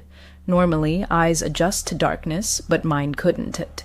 It was some other darkness, unfamiliar, or perhaps the smiling lady's strange, eerie influence. I don't know. I just knew that, aside from my flashlight's beam and Sarah's silhouette ahead, I saw nothing. Suddenly, a sharp, quick crack echoed behind us. My heart pounded, and I spun around, aiming my flashlight at the sound. For a moment, I saw only feet, slipping away, vanishing into the darkness we'd come from. Bare, dirty, female feet. Damn, something was with us, and it was alive. The smiling lady was here. I turned to Sarah. She was gone. What the... I was alone. Sarah's flashlight lay on the ground. What? Where was she? Was I screaming? I don't know. I left her flashlight. I needed one hand to grip the machete tightly. I couldn't go back. The lady was behind me. I needed to find her body, and I needed to burn it. And I needed to help Sarah. I frantically swept my flashlight around, searching for Sarah, when I noticed a backpack leaning against the cave wall. I cautiously approached it, knowing something watched me from the darkness. NASA. My sweaty palm slipped on the machete's handle, but I gripped it tightly. I quickly reached the backpack, scanning the cave, but saw nothing but rocks. I turned my attention to the bag's contents. It was already open. She hadn't been here long, maybe less than a week. I barely glanced through it. An old tarp, a lighter, and the same small kerosene can ID taken. The same type provided at the fire tower. Also in the bag. A knife. The same style as the one ID found in Olivia. Sector. Only bigger. Same gold trim with silver and black patterns. Engraved on the knife. Your pair of knives, your pair of hearts, my Henry. Another of Henry's knives. This was Henry's bag. I opened the knife. Recently used, its once sharp blade now dull, stained with rock residue. I shone my flashlight on the wall where the bag leaned. Carvings, scratches on the rock. 10. Sarah lies. A crack behind me. I spun and saw Sarah. She was smiling. Sarah, I started. Her eyes were locked on me. She saw me through the darkness. Her hands began breaking, as if the air around them crushed them. They snapped, her elbows bending backward as bones jutted, hugging the skin under her forearms with each crack. Her smile widened. Soon, it stretched unnaturally across her face. Her eyes were wide with joy. Her skin turned whiter, her hair longer. She was unrecognizable. Sarah. Now I recognized her as the smiling lady. I fell for it, just like Henry. She needs darkness. That's why she roams at night. That is why I felt watched when leaving Olivia's sector. But she couldn't act in daylight. She watched me as Sarah by day, but attacked as the smiling lady at night. That note in Olivia's sector describing my appearance. Only Sarah had seen me before. God, I feel so stupid. I was safe from her in daylight, but now it's dark, and she's changing. She died in darkness, and now she lives in darkness. I stood up, my machete trembling in my hand. I cautiously approached her. I was ready to strike. In a burst of movement, I was grabbed from both sides. Creatures crawled over me. I felt their bony hands dragging me down. I counted 5 as I struggled against their grip. Too many. Too strong.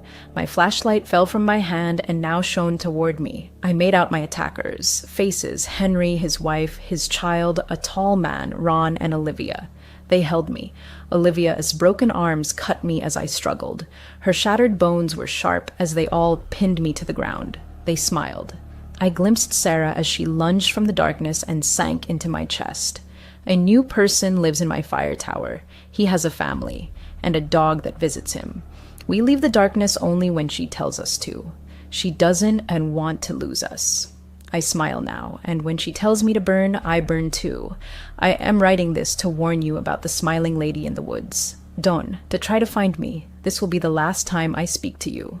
Dawn, and look for me. I belong to her, and she'll never lose me. Anyus. That night, even more toys flew over the fence, with greater force than before. One struck their sliding glass door with a resounding crash. In response, he and Laura installed additional lights in the backyard and ensured all gates were securely locked. He traveled extensively for work as a sales representative for a tech company, which meant Laura often spent nights alone at home. She began double-checking the locks before bed. "I don't like that guy," she confessed. "He gives me a bad feeling." Then came the night that changed everything. It was a Tuesday in July, hot and humid. He was at a conference in Austin, about 2 hours away, staying in a hotel. Laura texted him goodnight around 11, mentioning she was watching Netflix and would soon go to sleep. He drifted off early. His phone rang at 2:17 a.m. It was Laura hissing hysterically. "Someone's at the door! They're banging really hard!" His heart seized. He sat up, grabbed his laptop to check the app. Time twos. Lock yourself in the bedroom and call 911 if it gets worse. Through the app, he saw Mike on their porch, illuminated by the motion sensor. He was pounding on the door with his fist so loudly that the echo resonated through the neighborhood. "Open up!" Mike yelled. "I know you're in there. Give me my kids' toys." Laura was terrified. She said he sounded drunk or enraged. Then he started kicking the door. The door frame visibly shook on the camera feed. "He's trying to break in," she whispered.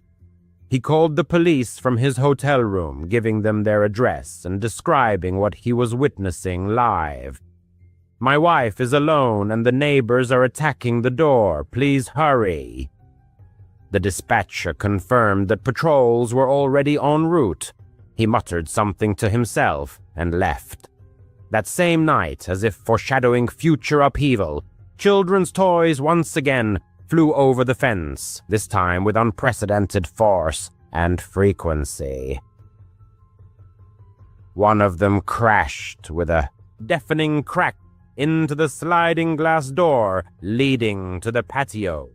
In response, the narrator and Laura immediately installed additional lighting in the backyard and thoroughly checked the security of all gates, aiming to bolster their safety measures. Due to his profession, the narrator traveled extensively as a sales representative for a large tech company. This meant Laura often spent nights alone at home. During these times, Laura became particularly meticulous about checking all locks and bolts before going to bed. She didn't hide her apprehension, saying, "I really don't like that man. He gives me a very bad feeling." Then came the night that became a turning point, forever altering the usual course of events. It was a Tuesday in the middle of July, with the air thick, hot, and humid, foreshadowing a storm. The narrator was at a hotel in Austin at the time, attending a work conference, about a 2-hour drive from home. Around 11 o'clock that evening, Laura sent him a good-night message mentioning she was watching Netflix and planning to go to bed soon. The narrator, tired from his work, fell asleep quite early. At 2:17 a.m., the narrator's phone rang piercingly. Laura's number flashed on the screen, and she hysterically whispered into the receiver, "Someone is at the door. They're pounding very hard." The narrator's heart tightened with alarm. He instantly sat up, grabbed his laptop to check the security system app. He quickly gave instructions. "Lock yourself in the bedroom immediately and call 911 if the situation worsens." Through the mobile application connected to their home surveillance system, the narrator clearly saw Mike standing on their porch. The neighbor's figure was brightly illuminated by the activated motion sensor. Mike furiously pounded on the front door with his fist, creating such loud thuds that their echo reverberated throughout the neighborhood. His voice, full of rage, pierced the night's silence. "Open up! I know you're in there! Give me my kids' toys!" Laura, inside, was gripped by genuine terror. She conveyed that Mike's voice sounded either drunk or filled with furious malice. Soon, Mike escalated from punching to furious kicks, shaking the door. The camera recording clearly showed the door frame trembling from the impacts. Laura, full of panic, whispered, "He's trying to break in." The narrator immediately called the police from his hotel room, providing his exact home address and detailing the unfolding events he was watching live. "My wife is home alone, and the neighbor is attacking the door. Please hurry," he pleaded. The dispatcher assured him that patrol units were already en route to the location. As the narrator refocused on his conversation with Laura, his ears were assaulted by the deafening crash of breaking glass. "Oh my God, the kitchen window!" Laura shrieked in terror. Mike had managed to smash it. The narrator clearly saw this moment on the backyard camera recording. Sharp shards of glass showered inwards, and through the created opening, Mike stretched out his hand, desperately trying to reach the latch and unlock it. Laura cried out in fear and rushed upstairs, where she hastily barricaded the bedroom door with a chair, creating at least some obstruction. At this critical moment, the distant wail of police sirens could be heard on the camera's audio feed. Mike froze in place, then hastily retreated from the porch, but his actions had already gone too far, and there was no turning back. Soon, 2 police cars pulled up to the house, their flashing lights cutting through the night's darkness. Officers swiftly exited their patrol vehicles, pistols drawn, ready for any contingency. Clear commands rang out. "Hands up! Get on the ground!" Mike complied, raising his hands, but immediately began to protest, shouting, "They stole from my children!" He was promptly handcuffed right in the middle of the front lawn. Laura, still holding the phone to her ear and continuing her conversation with the narrator, cautiously peered out the window. One of the officers entered the house to check on her safety, and Laura showed him the shattered kitchen window. Bloodstains were visible on the glass shards, indicating that Mike had cut his hand when breaking through the barrier. As Mike was being led to the patrol car, he sharply turned and through the open front door fixed his gaze directly on Laura, as if trying to burn a hole through her. The surveillance camera captured this moment with absolute clarity, as if it were broad daylight. Ominous words escaped his lips. "I'll kill you someday, bitch!" Even while handcuffed and restrained by the police, he uttered this phrase with striking calmness, as if making an unbreakable promise. The officers who witnessed this also heard the threat and immediately documented it in their report. The narrator immediately started his journey back, arriving home only at dawn after many hours on the road. Laura was utterly shaken by what had happened, and upon seeing him, hugged him tightly, seeking comfort. The police arrested Mike, charging him with attempted burglary, vandalism, and making terroristic threats, which underscored the seriousness of his offenses. He spent the night in jail, while the victims, in the meantime, obtained a court-issued restraining order intended to ensure their safety. The next day, his wife came over, offering her apologies and explaining her husband's behavior as anger management issues caused by work stress. The neighbor's children stopped throwing toys over the fence, and their family began to keep to themselves, avoiding contact. However, the deeply rooted fear in the hearts of the victims did not disappear. They repaired the broken window, installing reinforced glass instead of regular, and added even more surveillance cameras, striving to maximize their home's security. Now Laura flinches at every rustle and sound that breaks the night's silence. Her nerves remain on edge. The narrator sometimes rewatches that ominous recording, hearing Mike's chilling voice again and again, uttering, "I'll kill you someday." Mike is out on bail and still lives next door. The question that torments the narrator is, what if those words weren't just a threat, but a true intention? They are seriously considering moving, but the cost of real estate remains a significant obstacle. For now, all they can do is meticulously lock all doors and sincerely hope that this nightmare has finally ended. However, in rare moments of quiet and solitude, the narrator invariably asks himself the unsettling question, will Mike attempt another attack one of these coming nights? The events unfolded in July 2017 in Austin, Texas.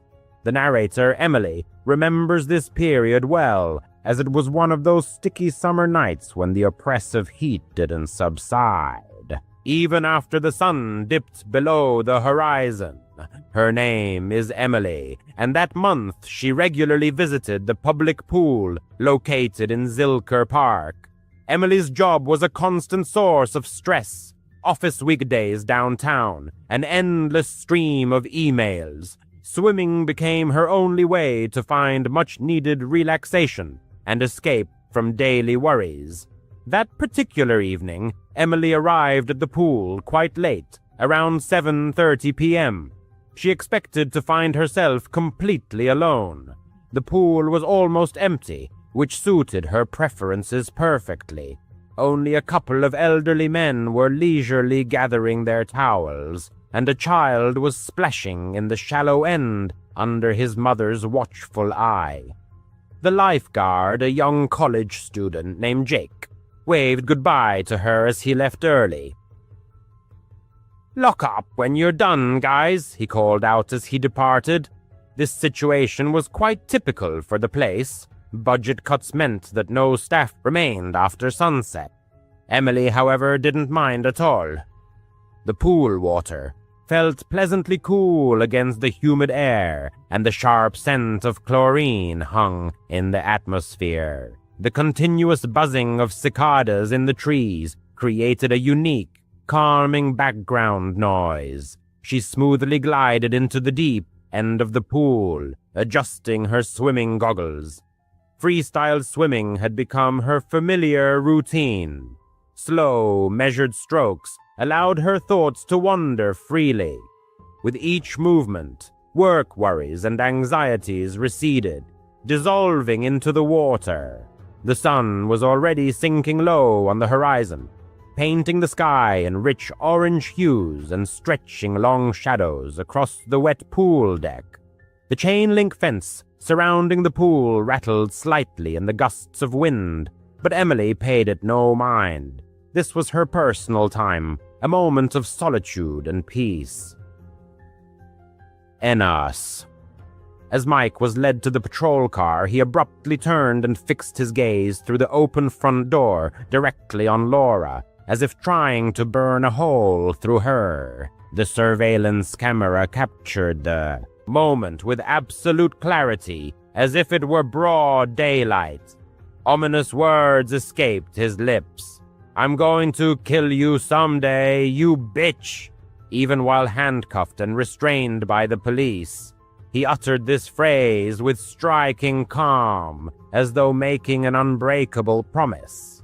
The officers who witnessed it also heard the threat and immediately documented it in their report.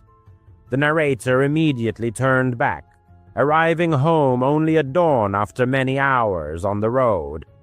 Laura was utterly shaken by what had happened, and upon seeing him, she embraced him tightly, seeking comfort. The police arrested Mike, charging him with attempted breaking and entering, vandalism, and making terroristic threats, which underscored the seriousness of his offenses. He spent the night in jail while the victims obtained a restraining order to ensure their safety. The next day, his wife came, offering her apologies and explaining her husband's behavior as anger management issues caused by work-related stress. The neighbors' children stopped throwing toys over the fence, and their family became reclusive, avoiding contact. However, the deep-seated fear in the victims' hearts never disappeared. They repaired the broken window, replacing it with reinforced glass, and added even more surveillance cameras, striving to maximize their home's security. Now Laura startles at every rustle and sound that breaks the night's silence, her nerves remaining on edge. The narrator sometimes rewatches that sinister recording, hearing Mike's chilling voice repeat, "I'm going to kill you someday." Mike is out on bail and still lives next door. The question that torments the narrator is, what if those words weren't just a threat, but a true intention? They seriously consider moving, but the cost of real estate remains a significant obstacle. For now, all they can do is meticulously lock all the doors and sincerely hope this nightmare has finally ended. Yet in rare, moments of silence and solitude, the narrator invariably asks a disturbing question. Will Mike attempt another attack one of these coming nights? The events unfolded in July 2017 in Austin, Texas. The narrator, Emily, remembers this period well, as they were some of those sticky summer nights when the oppressive heat didn't relent even after the sun had dipped below the horizon. Her name is Emily, and that month she regularly visited the public pool located in Zilker Park. Emily's job was a constant source of stress, office days downtown, an endless stream of emails. Swimming became her only way to find much-needed relaxation and escape from daily worries. On that particular evening, Emily arrived at the pool quite late, around 7:30 p.m. She expected to be completely alone there. The pool was almost deserted, which suited her preferences perfectly. Only a couple of elderly men were slowly gathering their towels, and a child splashed in the shallow end under the watchful eye of his mother. The lifeguard, a young college student named Jake, waved goodbye to her as he left early. "Lock up after you're done, guys," he shouted as he departed. This situation was quite typical for the place. Budget cuts meant no staff stayed after sunset. Emily, however, didn't mind at all. The pool water felt pleasantly cool against the humid air, and the sharp smell of chlorine hung in the air. The continuous buzzing of cicadas in the trees created a unique, calming background noise. She smoothly glided into the deep end of the pool, adjusting her swimming goggles. Freestyle swimming had become her routine. Slow, measured strokes allowed her thoughts to wander freely. With each movement, work worries and anxieties receded, dissolving into the water. The sun was already sinking low on the horizon, painting the sky in rich orange hues and casting long shadows across the wet pool deck. The mesh fence surrounding the pool rattled slightly in the gusts of wind, but Emily paid no attention. This was her personal time, a moment of solitude and peace. It was his time. After about 10 laps, the swimmer stopped at the edge to catch his breath. The other patrons had already left the pool, leaving him alone, with only the quiet splashing of water disturbing the peace. He wiped the water from his eyes and looked around. The parking lot beyond the fence seemed deserted. His beaten-up Honda was the only car left. Good, he thought. Quiet. But then he felt it. A slight prickling on the back of his neck, as if someone was watching intently. It was that vague premonition, familiar to many. He scanned the tree line beyond the fence, about 20 feet away. Nothing but the shadows of mighty oak trees. Probably just paranoia brought on by too many late-night podcasts. He dismissed the thought and slipped back into the cool water. A few more laps, and he stopped again. This time a sound reached his ears. A faint creak, as if a gate had opened. He turned, treading water. The gate was ajar, but no one was visible. Perhaps it was just a gust of wind. He called out, "Hello!" His voice echoed off the tiled walls, sounding surprisingly quiet and unsure. There was no reply. The cicadas continued their monotonous hum, emphasizing the silence. He swam towards the shallow end, keeping his eyes on the deck. That's when he noticed him. A dark silhouette emerging from behind the changing rooms. A tall man with broad shoulders, wearing a hooded jacket, despite the 90-degree heat outside. His face was hidden in the shadow of the hood. He didn't move like a regular at this place. He just stood there, hands in his pockets, staring directly at the swimmer. The swimmer's stomach tightened with alarm. Who wears a jacket in this heat? He thought.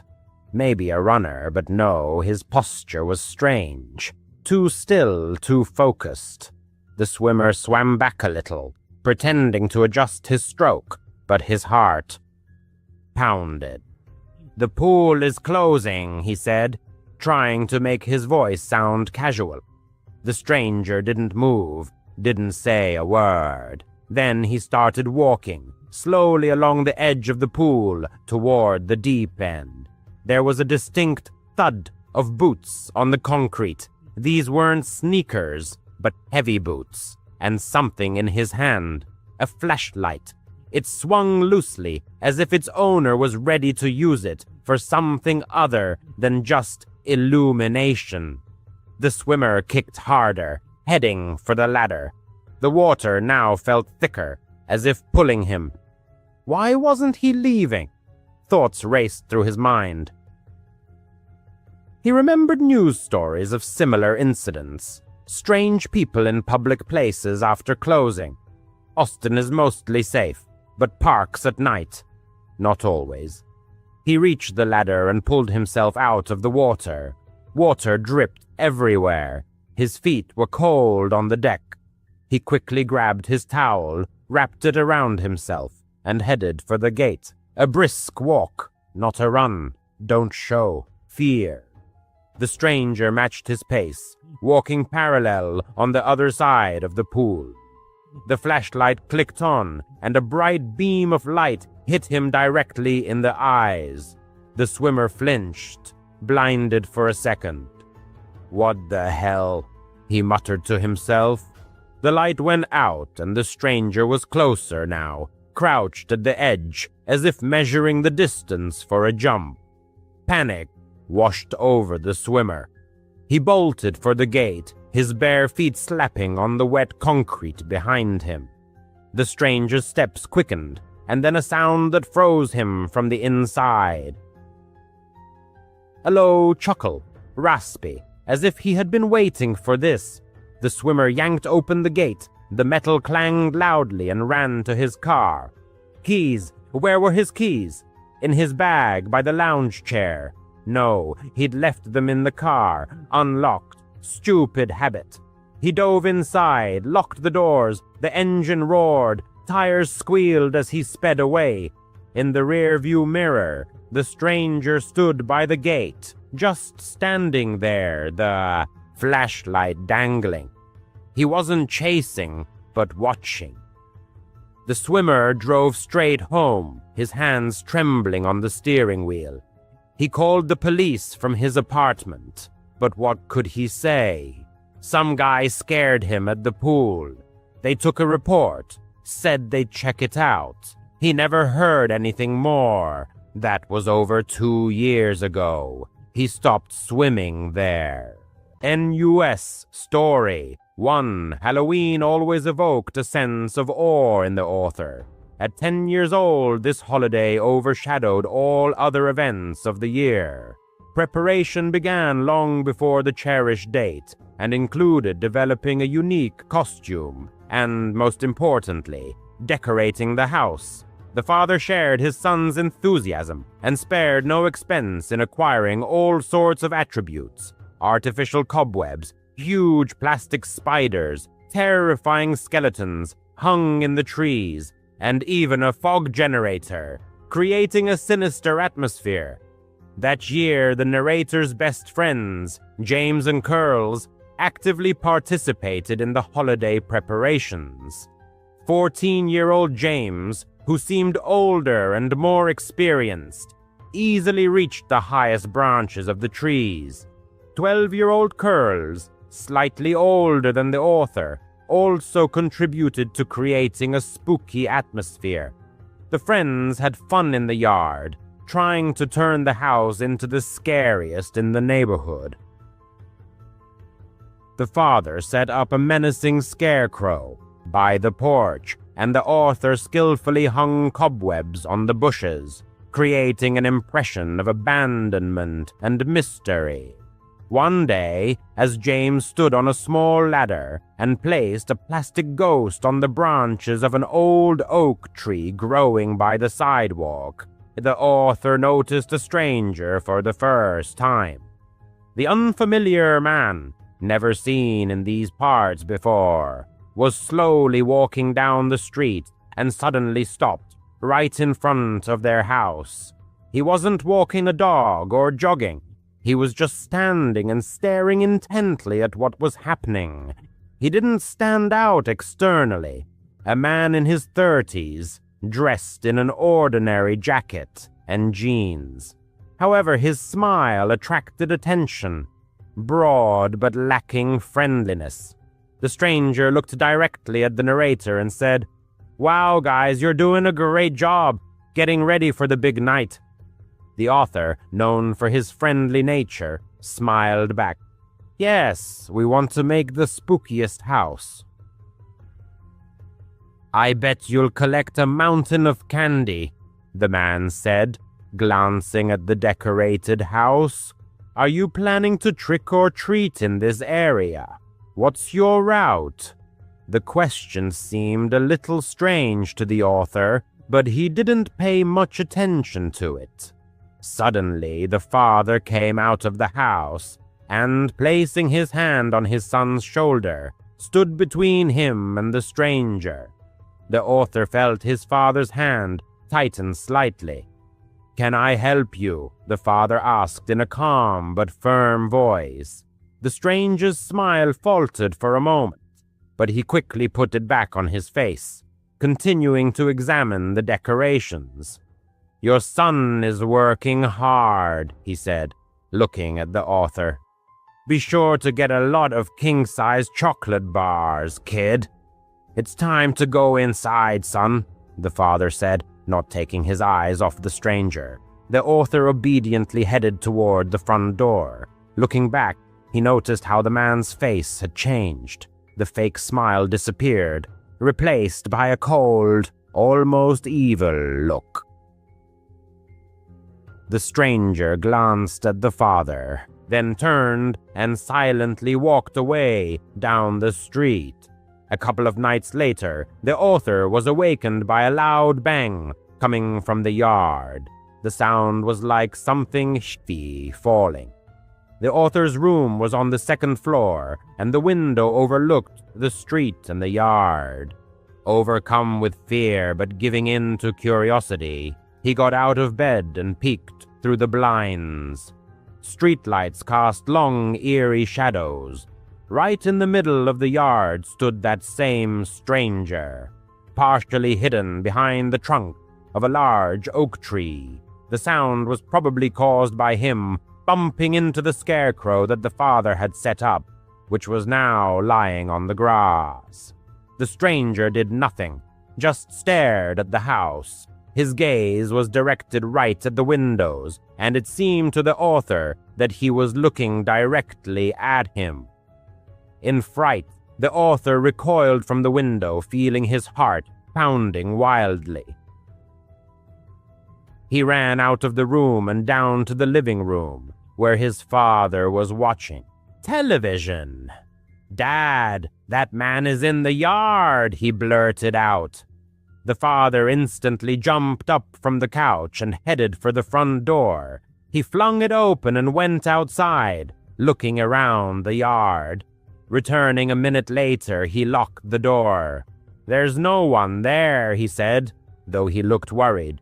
"The scarecrow fell over. The wind probably knocked it down." But the author knew it wasn't the wind.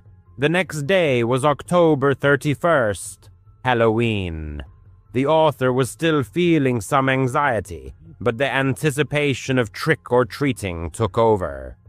James and Curls came over after school, and the friends donned their costumes. The author was a ninja, James was a werewolf, and Curls was a vampire. As soon as it got dark, they grabbed their candy bags and went outside. At first, they went to houses in their neighborhood, but soon they had the idea that houses farther away might be giving out more generous treats. So they went block after block until the author almost stopped, recognizing the streets. The bags were filling up with candy, and the friends were proud of themselves. As they approached the dark house decorated with only one pumpkin on the porch, a voice came from the shadows across the street. "Hey kids, come over here. I have something interesting for you." The friends turned around. Standing in the shadows of the driveway of an unlit house was that same stranger. He was holding a large bowl in his hands and took a step forward. The same fake, broad smile was plastered on his face. "Come on, don't be shy," he said, trying to make his voice sound friendly. Curls and the author took a step forward, because who would refuse extra candy? But James grabbed both of them by the arms. "No," he said in a trembling voice. "Don't. We need to leave." James was older and obviously sensed that something was wrong. Story 1. Suddenly it became clear something had gone completely wrong.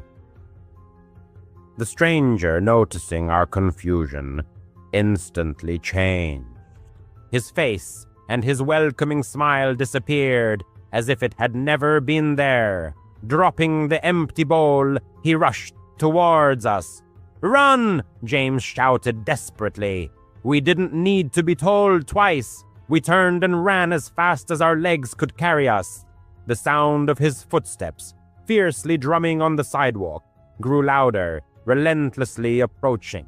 Our cries merged into a single scream of terror. Curls, always agile, instantly darted between the houses and disappeared into the dark opening of the yard.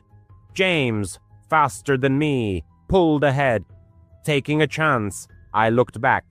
The pursuer's gaze was fixed on me. He didn't seem to notice anyone else. A grimace of inhuman rage was frozen on his face. My strength was leaving me, and the ninja costume seemed unbearably heavy. The pursuer was already close. I could hear his heavy breathing. His hand reached out and grabbed me by the back. At that moment, I was sure it was the end. "Get your hands off my son!" My father's thunderous voice rang out. He jumped out of the alley, his face contorted with a mixture of horror and anger. The stranger instantly let go of me, and I fell to the ground in surprise. He looked at my father, then at me, and without saying a word, disappeared into the darkness. My father ran over to me and hugged me tightly. A few minutes later, James appeared, and Curls timidly peeked out from behind the fence. We were all crying, unable to hold back the tears. On the way home, my father squeezed my hand so hard that it felt like he was hurting me. He said that he had started to worry when we didn't come back on time. Calling James, he found out that he wasn't home either. In a panic, he rushed to look for us. Stopping, he asked the neighbors if they had seen us. Fortunately, they said that they had seen 3 children in costumes, heading to that part of town.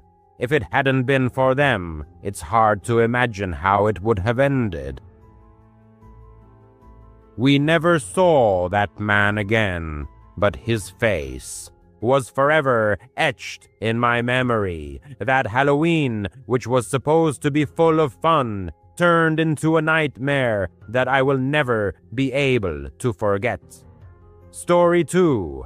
My name is Mark, and I'm 17 years old. I live in a quiet suburb near Chicago, where everyone knows each other by sight.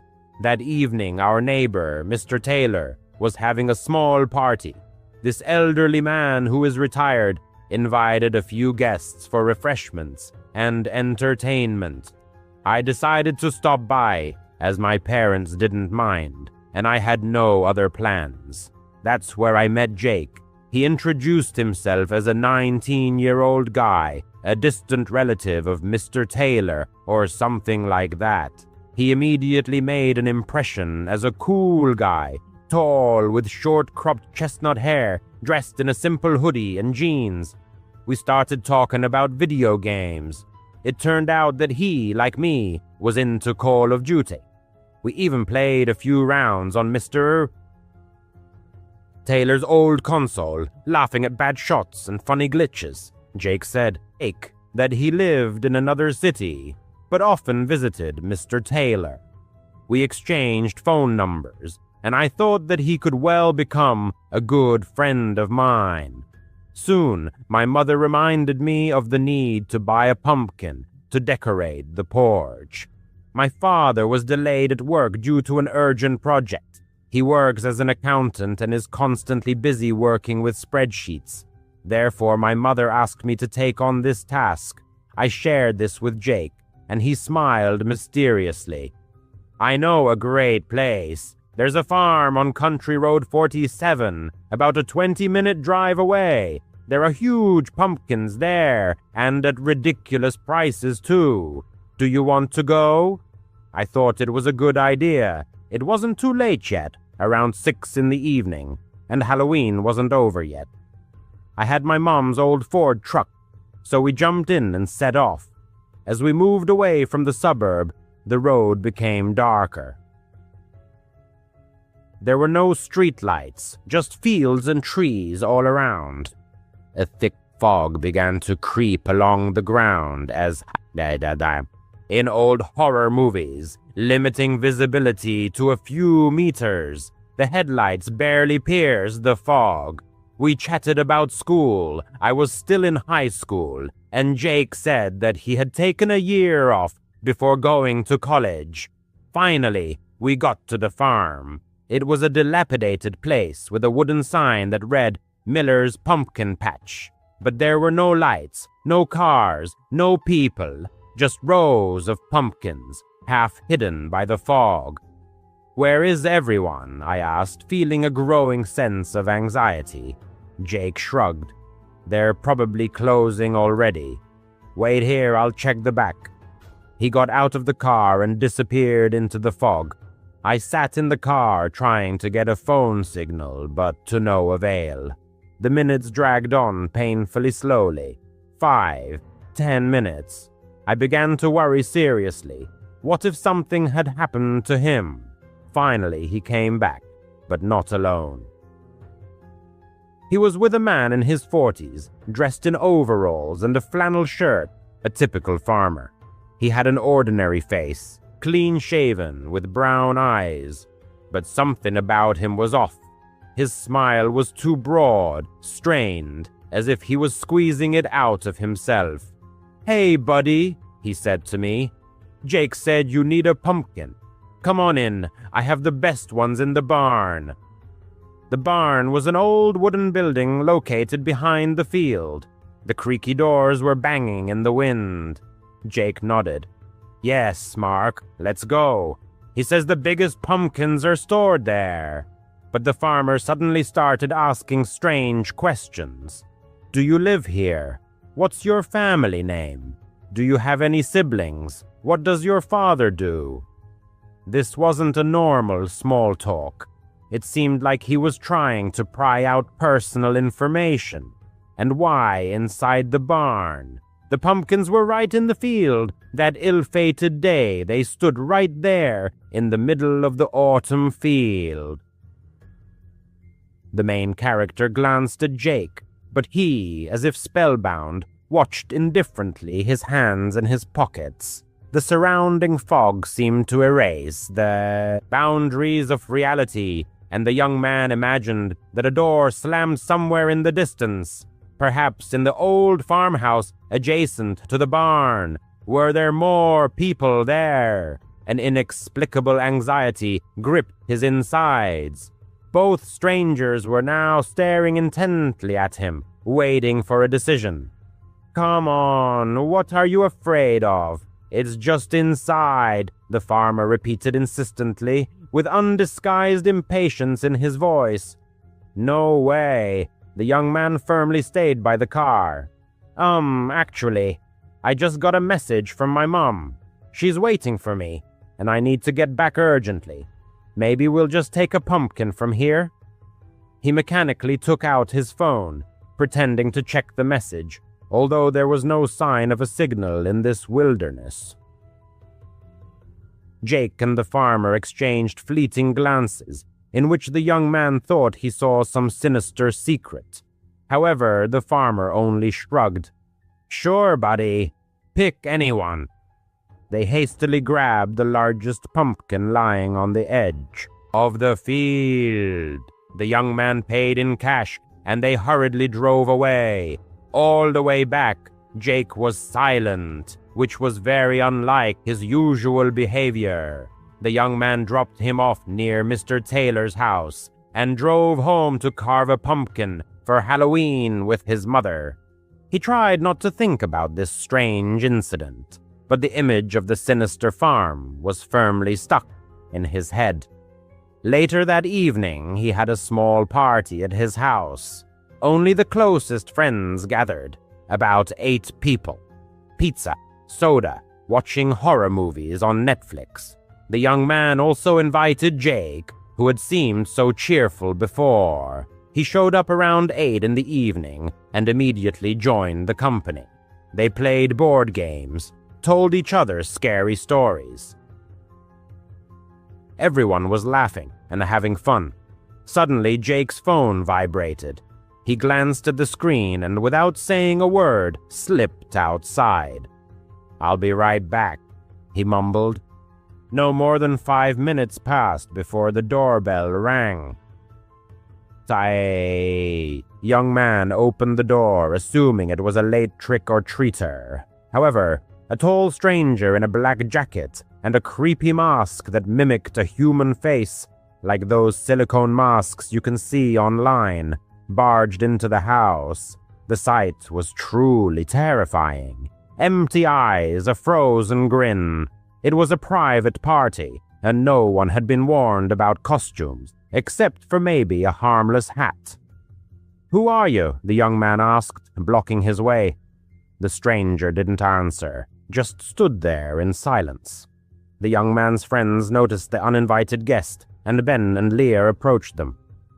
"Hey, man, it's by invitation only here. Do you know anyone?" Only silence in response. Then the stranger reached into his jacket and pulled out a gun. A real one, black and heavy like a Glock or something like that. He pointed it straight at them. "All the money, phones, and jewelry. Put everything in this bag." He threw a sports bag on the floor. Panic broke out in an instant. The young man's heart was pounding wildly. It felt like it was about to jump out of his chest. Everyone froze in shock and then started giving up their belongings. The young man's iPhone, Leah's necklace, Ben's watch. The robber acted quickly and assertively, waving the gun around. The young man glanced at Jake furtively. He was standing in the corner and, like everyone else, was throwing his wallet into the bag. But there was no fear or horror in his eyes. No wide eyes, no trembling. He looked absolutely calm, as if he had been in this situation many times before. The robber even took Jake's belongings, but it all seemed like a pre-planned performance. The robber grabbed the bag and, backing away, headed for the door, disappearing into the night darkness. They locked the door and called 911. The police arrived very quickly. 2 patrol cars with flashing lights woke up the quiet neighborhood.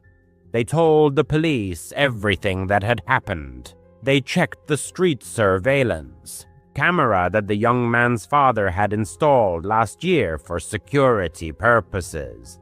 The recording showed everything clearly. When Jake went outside to talk on the phone, he met the same guy in the mask, but without it yet. They talked briefly, huddling their heads together. Then the guy waited for Jake to return to the house. Everything had been planned in advance. The police arrested Jake right at the scene of the crime. He hardly resisted. At the police station, he confessed to everything.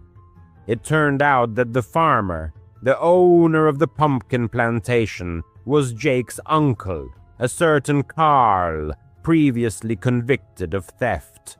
They carried out their dirty deeds, choosing victims like the young man, looking for suitable houses through friends like Jake. The trip to the farm was just a pretext to gather information about the young man's family, to assess the presence of valuables. The strange questions were part of their plan.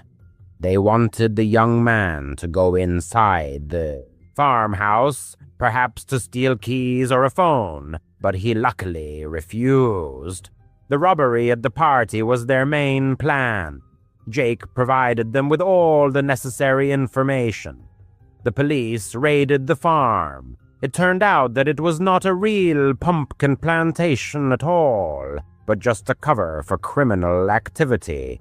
The things stolen from the young man and his friends were hidden in the barn, as well as things stolen during other robberies.